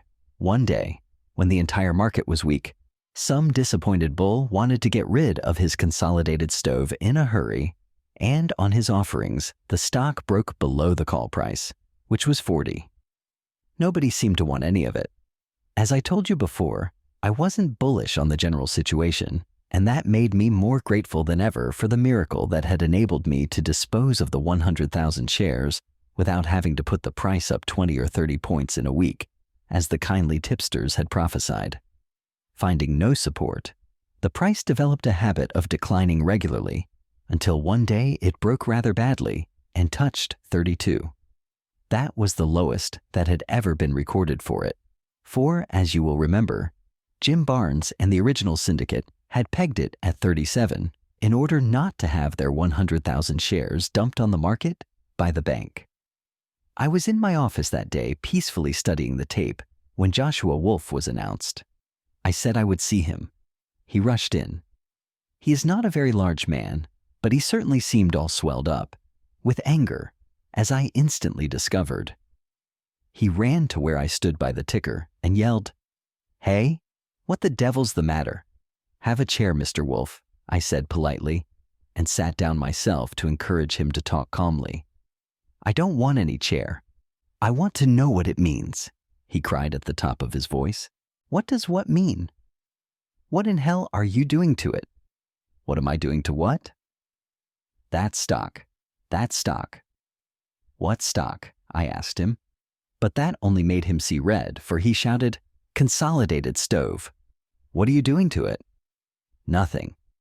Absolutely nothing." "What's wrong?" I said. He stared at me fully 5 seconds before he exploded. "Look at the price, look at it." He certainly was angry, so I got up and looked at the tape. I said, "The price of it is now 31 and a quarter. "Yeah, 31 and a quarter, and I've got a raft of it." "I know you have 60,000 shares. You have had it a long time because when you originally bought your gray stove," but he didn't let me finish. He said, "But I bought a lot more. Some of it cost me as high as 40, and I've got it yet." He was glaring at me so hostilely that I said, "I didn't tell you to buy it." "You didn't what?" "I didn't tell you to load up with it. I didn't say you did. But you were going to put it up." "Why was I?" I interrupted. He looked at me, unable to speak for anger. When he found his voice again, he said, "You were going to put it up. You had the money to buy it." "Yes. But I didn't buy a share," I told him. That was the last straw. "You didn't buy a share, and you had over 4 million in cash to buy with?" "You didn't buy any." "Not a share," I repeated. He was so mad by now that he couldn't talk plainly. Finally, he managed to say, "What kind of a game do you call that?" He was inwardly accusing me of all sorts of unspeakable crimes. I sure could see a long list of them in his eyes. It made me say to him, "What you really mean to ask me, Wolf, is why I didn't buy from you above 50 the stock you bought below 40. Isn't that it?" "No, it isn't. You had a call at 40 and 4 million in cash to put up the price with." "Yes, but I didn't touch the money, and the syndicate has not lost a cent by my operations." "Look here, Livingston," he began, but I didn't let him say any more. "You listen to me, Wolf.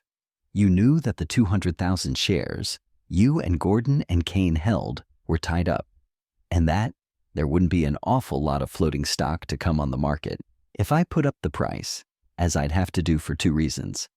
The first, to make a market for the stock, and the second, to make a profit out of the call at 40. But you weren't satisfied to get 40 for the 60,000 shares you'd been lugging for months, or with your share of the syndicate profits, if any. So you decided to take on a lot of stock under 40 to unload on me when I put the price up with the syndicate's money, as you were sure I meant to do.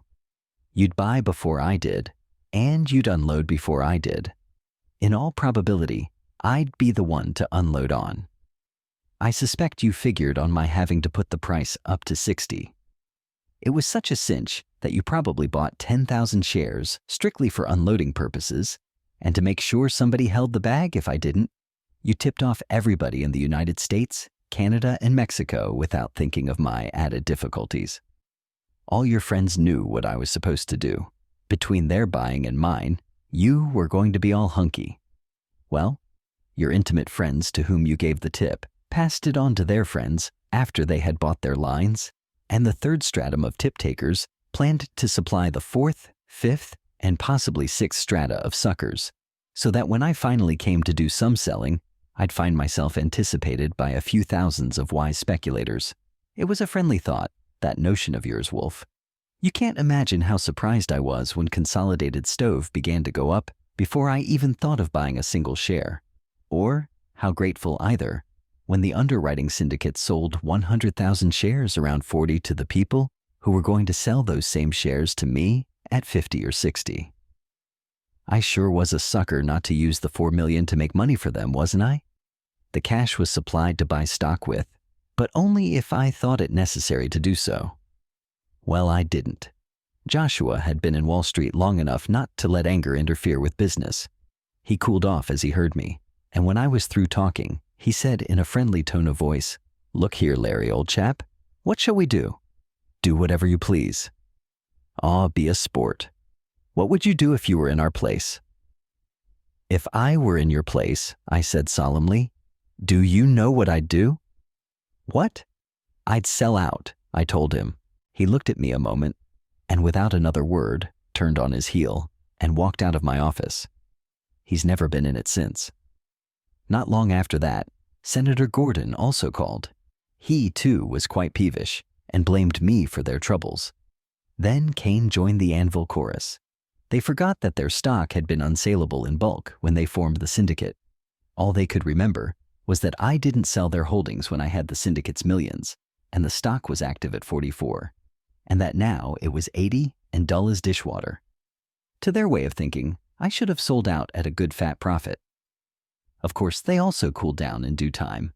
The syndicate wasn't out a cent, and the main problem remained unchanged: to sell their stock. A day or two later, they came back and asked me to help them out.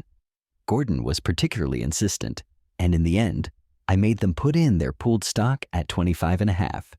My fee for my services was to be 1/2 of whatever I got above that figure. The last sale had been at about 30. There I was with their stock to liquidate. Given general market conditions, and specifically the behavior of Consolidated Stove, there was only one way to do it, and that was, of course, to sell on the way down, and without first trying to put up the price, and I certainly would have got stock by the ream on the way up. But on the way down, I could reach those buyers who always argue that a stock is cheap when it sells 15 or 20 points below the top of the movement, particularly when that top is a matter of recent history.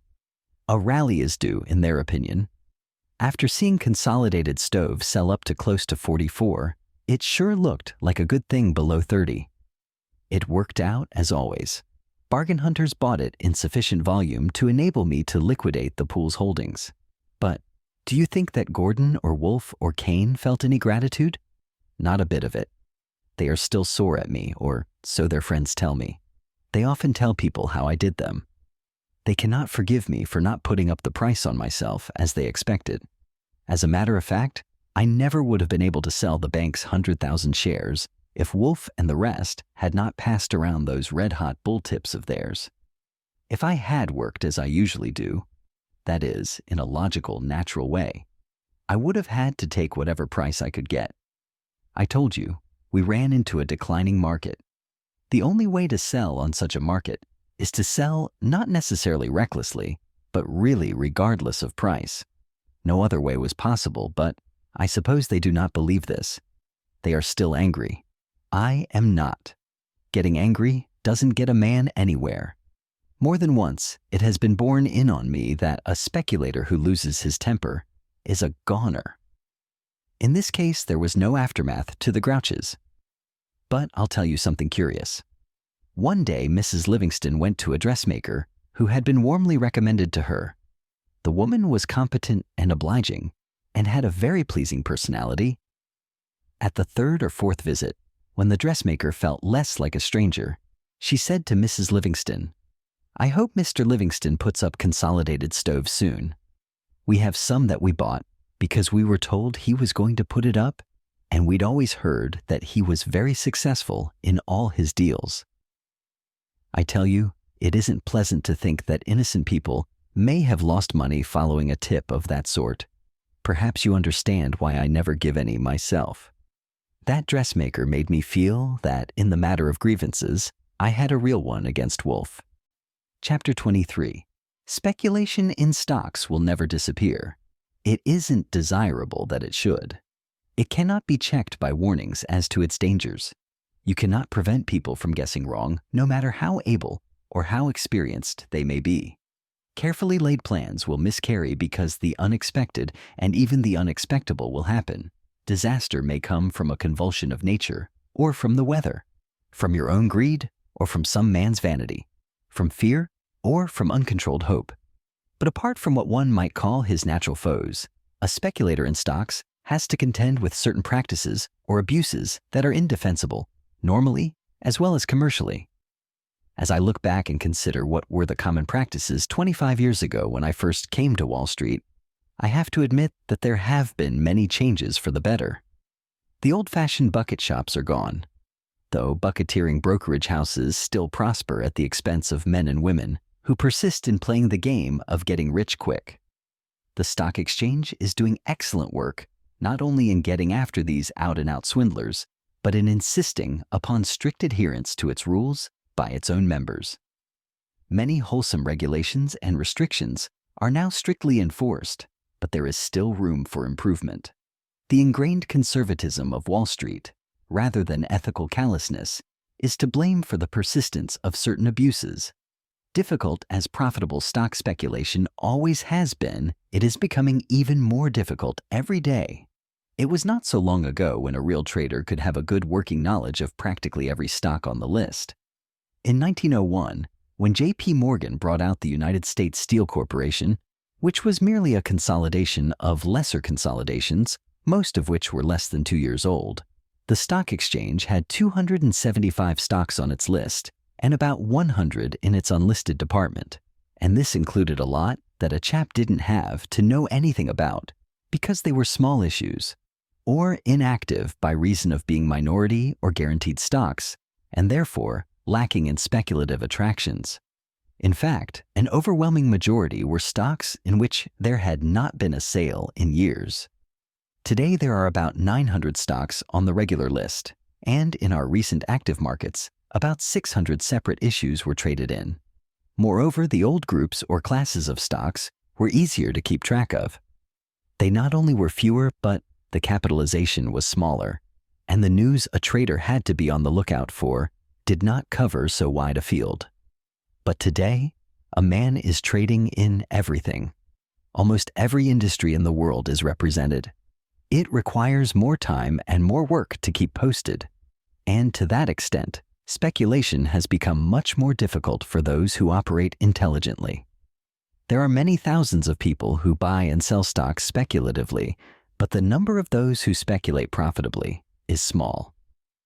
As the public always is in the market to some extent, it follows that there are losses by the public all the time.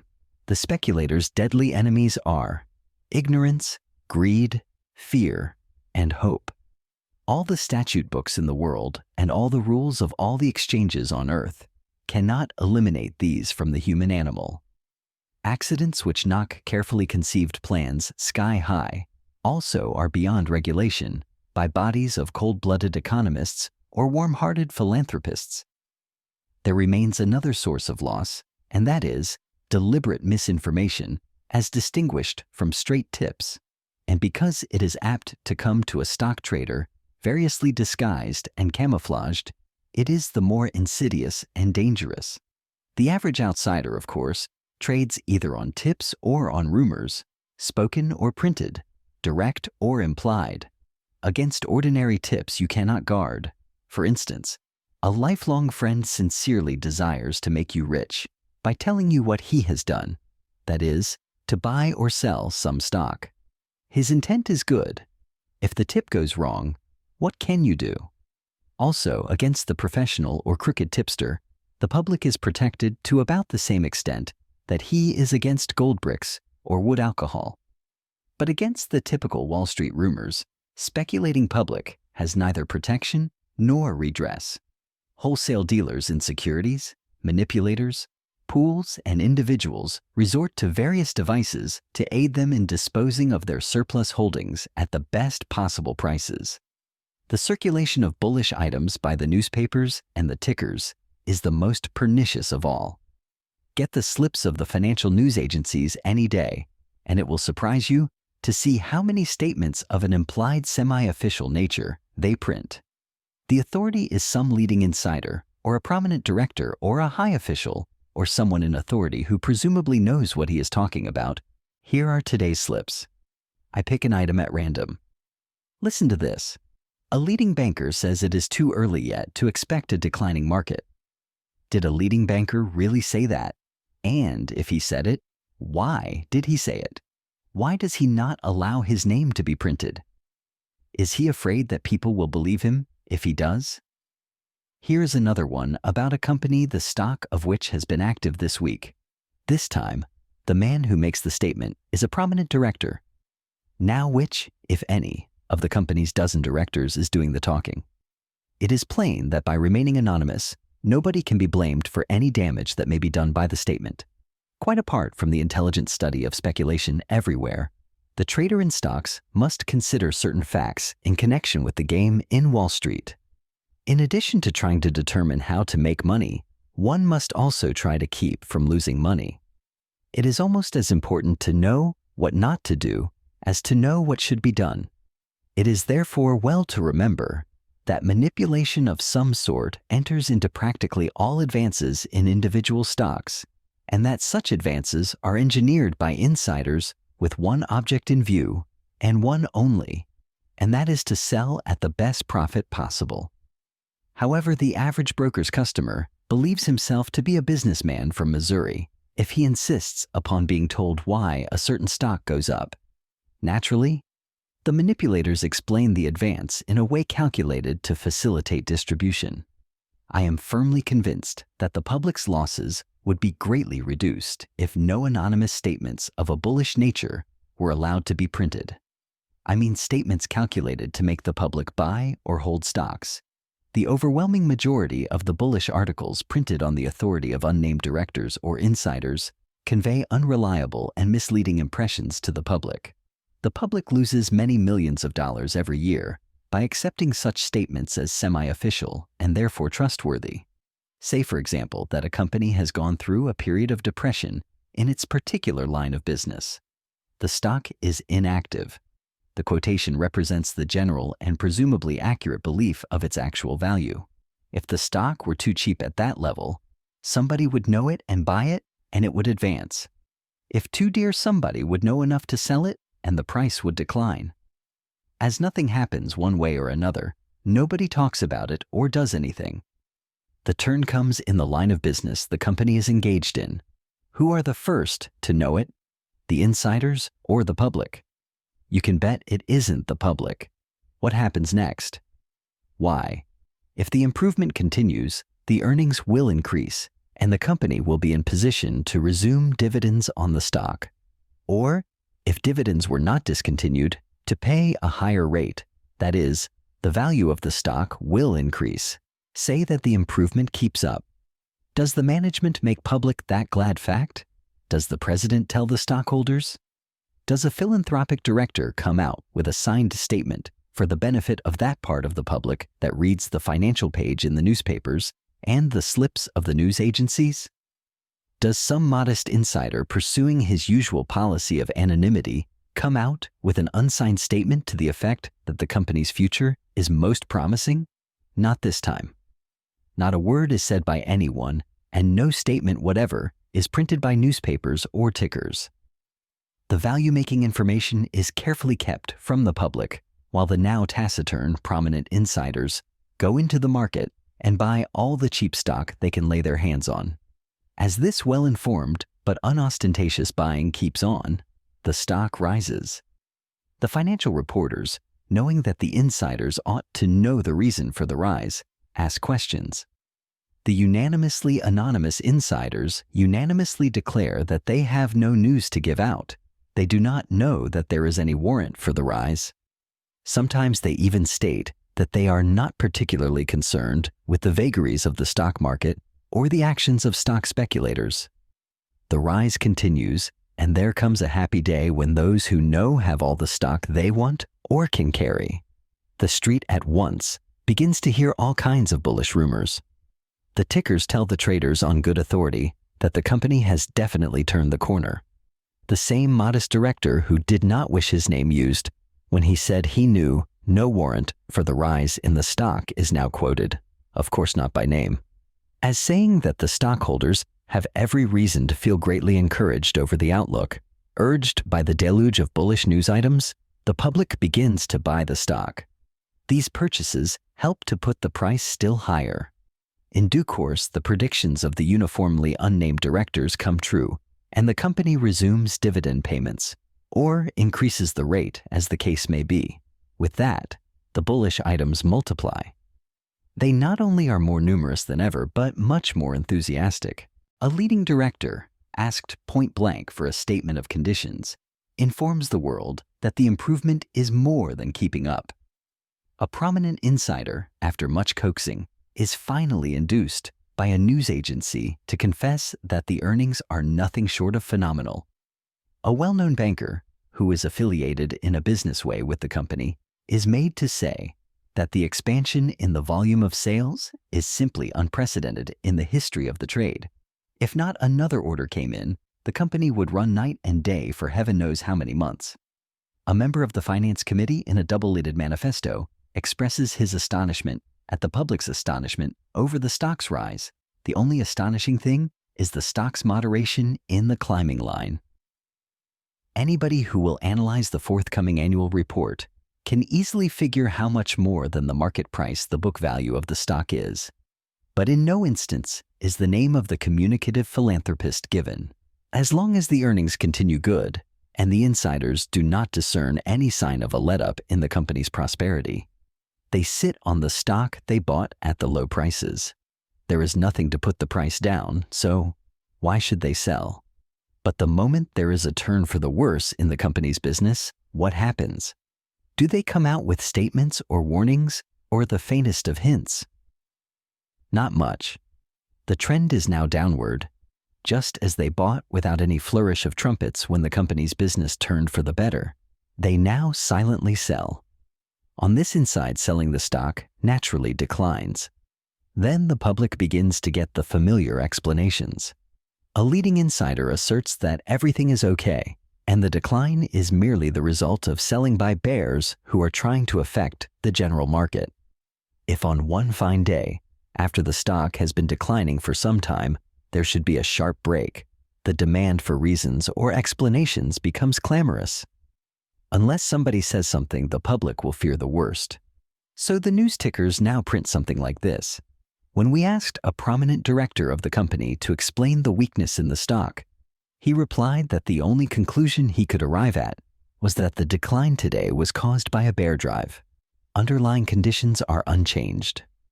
The business of the company was never better than at present, and the probabilities are that unless something entirely unforeseen happens in the meanwhile, there will be an increase in the rate at the next dividend meeting. The bear party in the market has become aggressive, and the weakness in the stock was clearly a raid intended to dislodge weakly held stock. The news tickers, wishing to give good measure, as likely as not, will go on to state that they are reliably informed that most of the stock bought on the day's decline was taken by inside interests, and that the bears will find that they have sold themselves into a trap. There will be a day of reckoning. In addition to the losses sustained by the public through believing bullish statements and buying stocks, there are the losses that come through being dissuaded from selling out. The next best thing to having people buy the stock the prominent insider wishes to sell is to prevent people from selling the same stock when he does not wish to support or accumulate it. What is the public to believe after reading the statement of the prominent director?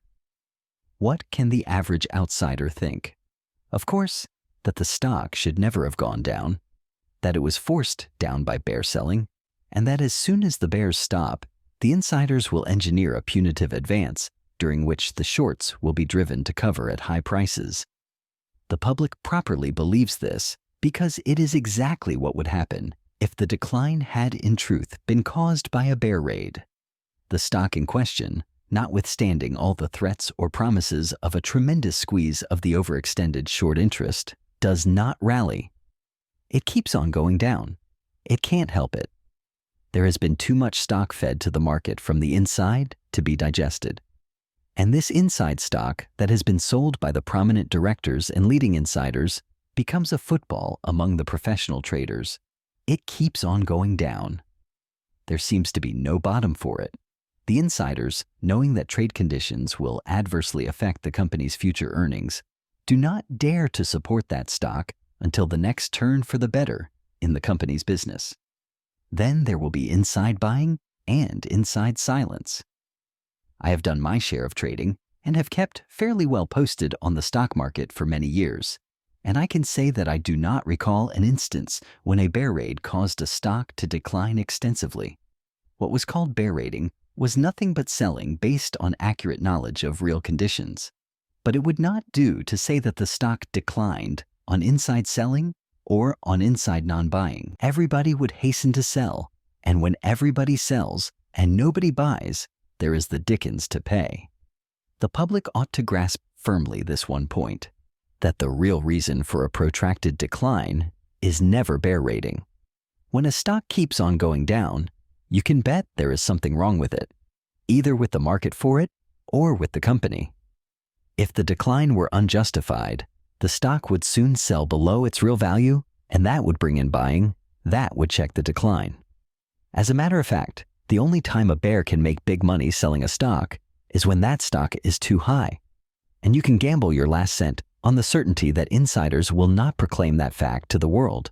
Of course, the classic example is the New Haven. Everybody knows today what only a few knew at the time.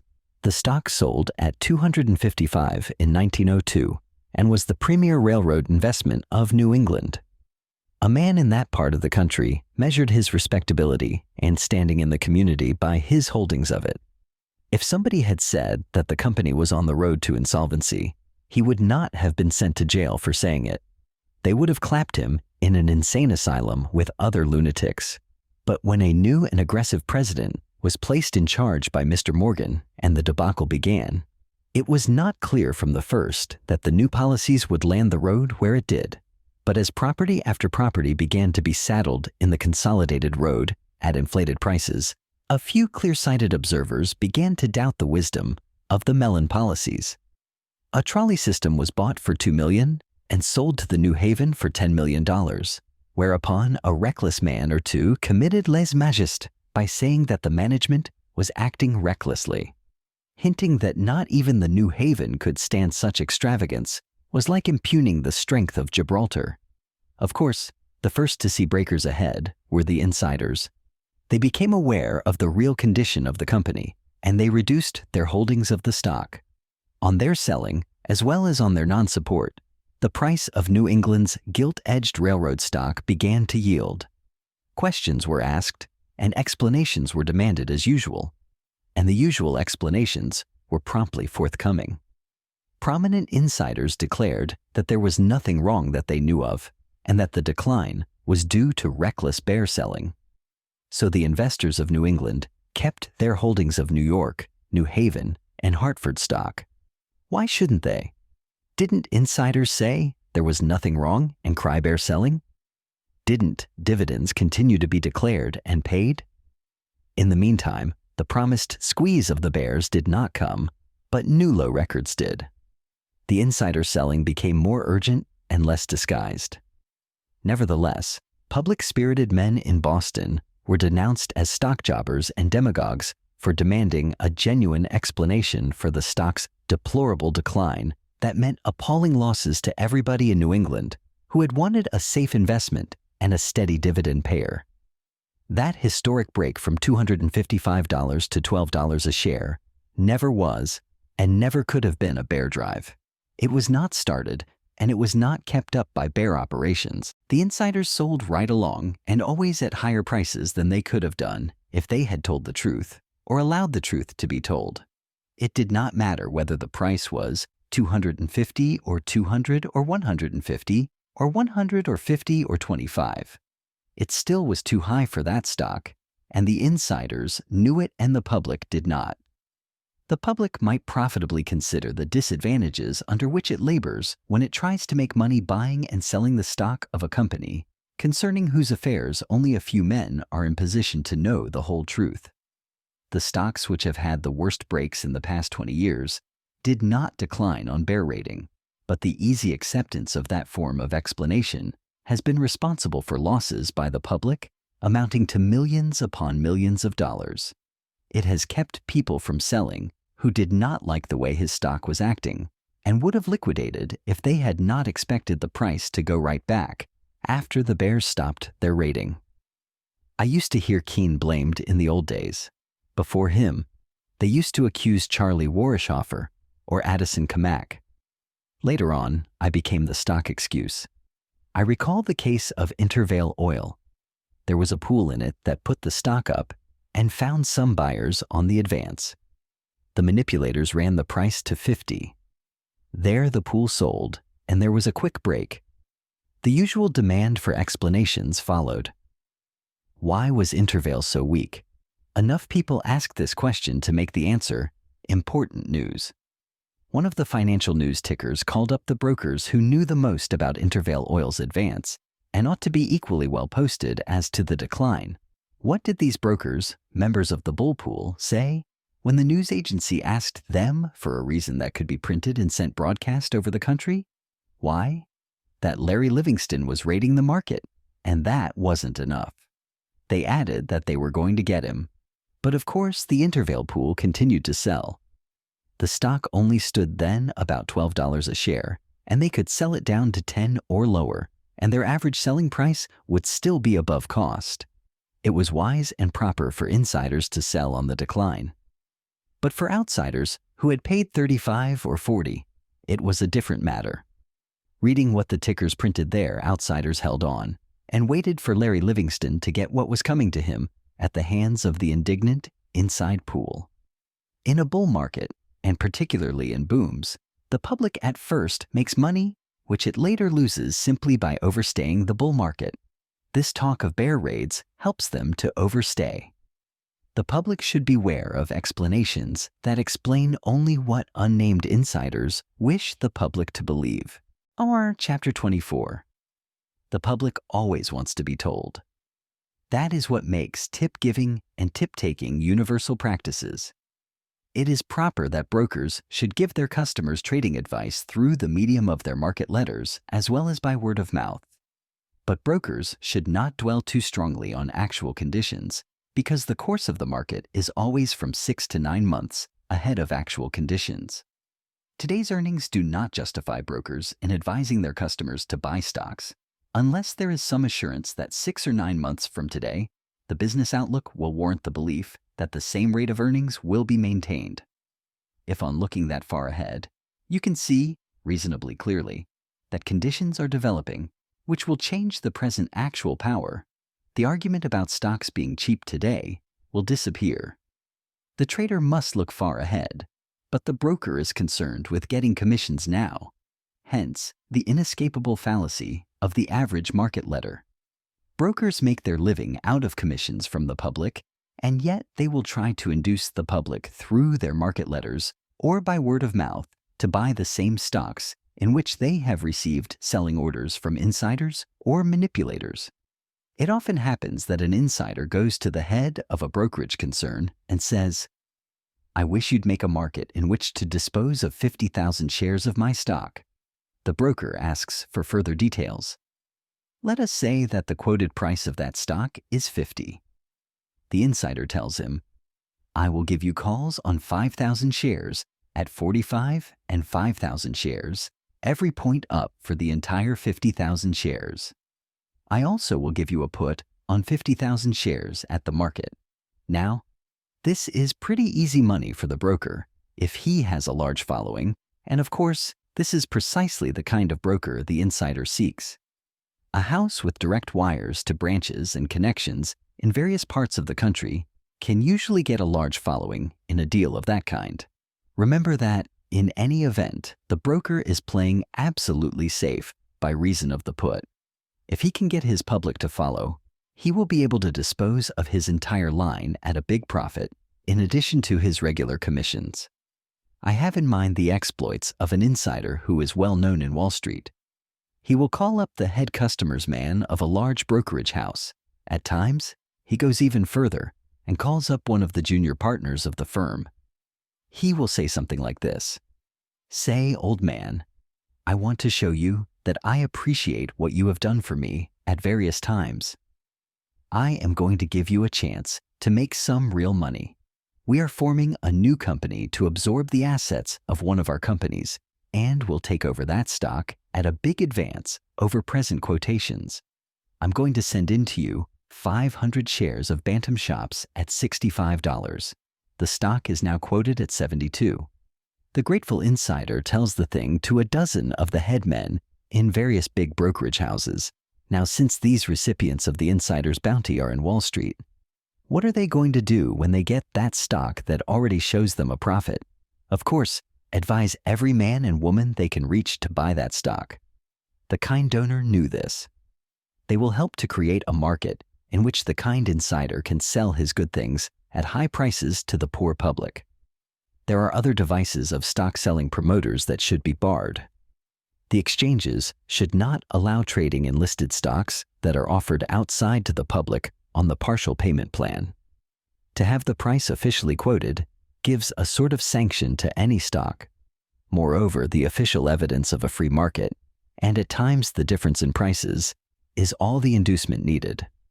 Another common selling device that costs the unthinking public many millions of dollars and sends nobody to jail because it is perfectly legal is that of increasing the capital stock exclusively by reason of market exigencies. The process does not really amount to much more than changing the color of the stock certificates. The juggling whereby 2 or 4 or even 10 shares of new stock are given in exchange for one of the old is usually prompted by a desire to make the old merchandise easily vendable. The old price was $1 per pound package and hard to move. At 25 cents for a quarter-pound box, it might go better, and perhaps at 27 or 30 cents. Why does not the public ask why the stock is made easy to buy? It is a case of the Wall Street philanthropist operating again. But the wise trader bewares of the Greeks bearing gifts. It is all the warning needed. The public disregards it and loses millions of dollars annually. The law punishes whoever originates or circulates rumors calculated to affect adversely the credit or business of individuals or corporations. That is, that tend to depress the values of securities by influencing the public to sell. Originally, the chief intention may have been to reduce the danger of panic by punishing anyone who doubted aloud the solvency of banks in times of stress. But of course, it serves also to protect the public against selling stocks below their real value. In other words, the law of the land punishes the disseminator of bearish items of that nature. How is the public protected against the danger of buying stocks above their real value? Who punishes the distributor of unjustified bullish news items? Nobody. And yet, the public loses more money buying stocks on anonymous inside advice when they are too high than it does selling out stocks below their value as a consequence of bearish advice during so-called raids. If a law were passed that would punish bull liars as the law now punishes bear liars, I believe the public would save millions. Naturally, promoters, manipulators, and other beneficiaries of anonymous optimism will tell you that anyone who trades on rumors and unsigned statements has only himself to blame for his losses. One might as well argue that anyone who is silly enough to be a drug addict is not entitled to protection. The stock exchange should help. It is vitally interested in protecting the public against unfair practices. If a man in position to know wishes to make the public accept his statements of fact or even his opinions, let him sign his name. Signing bullish items would not necessarily make them true, but it would make the insiders and directors more careful. The public ought always to keep in mind the elementals of stock trading. When a stock is going up, no elaborate explanation is needed as to why it is going up. It takes continuous buying to make a stock keep on going up. As long as it does so, with only small and natural reactions from time to time, it is a pretty safe proposition to trail along with it. But if after a long steady rise, a stock turns and gradually begins to go down, with only occasional small rallies, it is obvious that the line of least resistance has changed from upward to downward. Such being the case, why should anyone ask for explanations? There are probably very good reasons why it should go down, but these reasons are known only to a few people who either keep those reasons to themselves or else actually tell the public that the stock is cheap. The nature of the game as it is played is such that the public should realize that the truth cannot be told by the few who know. Many of the so-called statements attributed to insiders or officials have no basis in fact. Sometimes the insiders are not even asked to make a statement, anonymous or signed. These stories are invented by somebody or other who has a large interest in the market. At a certain stage of an advance in the market price of a security, the big insiders are not averse to getting the help of the professional element to trade in that stock. But while the insider might tell the big plunger the right time to buy, you can bet he will never tell when is the time to sell. That puts the big professional in the same position as the public, only he has to have a market big enough for him to get out on. Then is when you get the most misleading information. Of course, there are certain insiders who cannot be trusted at any stage of the game. As a rule, the men who are the head of big corporations may act in the market upon their inside knowledge, but they don't actually tell lies. They merely say nothing, for they have discovered that there are times when silence is golden. I have said many times, and cannot say it too often, the experience of years as a stock operator has convinced me that no man can consistently and continuously beat the stock market, though he may make money in individual stocks on certain occasions. No matter how experienced a trader is, the possibility of his making losing plays is always present, because speculation cannot be made 100% safe. Wall Street professionals know that acting on inside tips will break a man more quickly than famine, pestilence, crop failures, political readjustments, or what might be called normal accidents. There is no asphalt boulevard to success in Wall Street or anywhere else. Why additionally block traffic?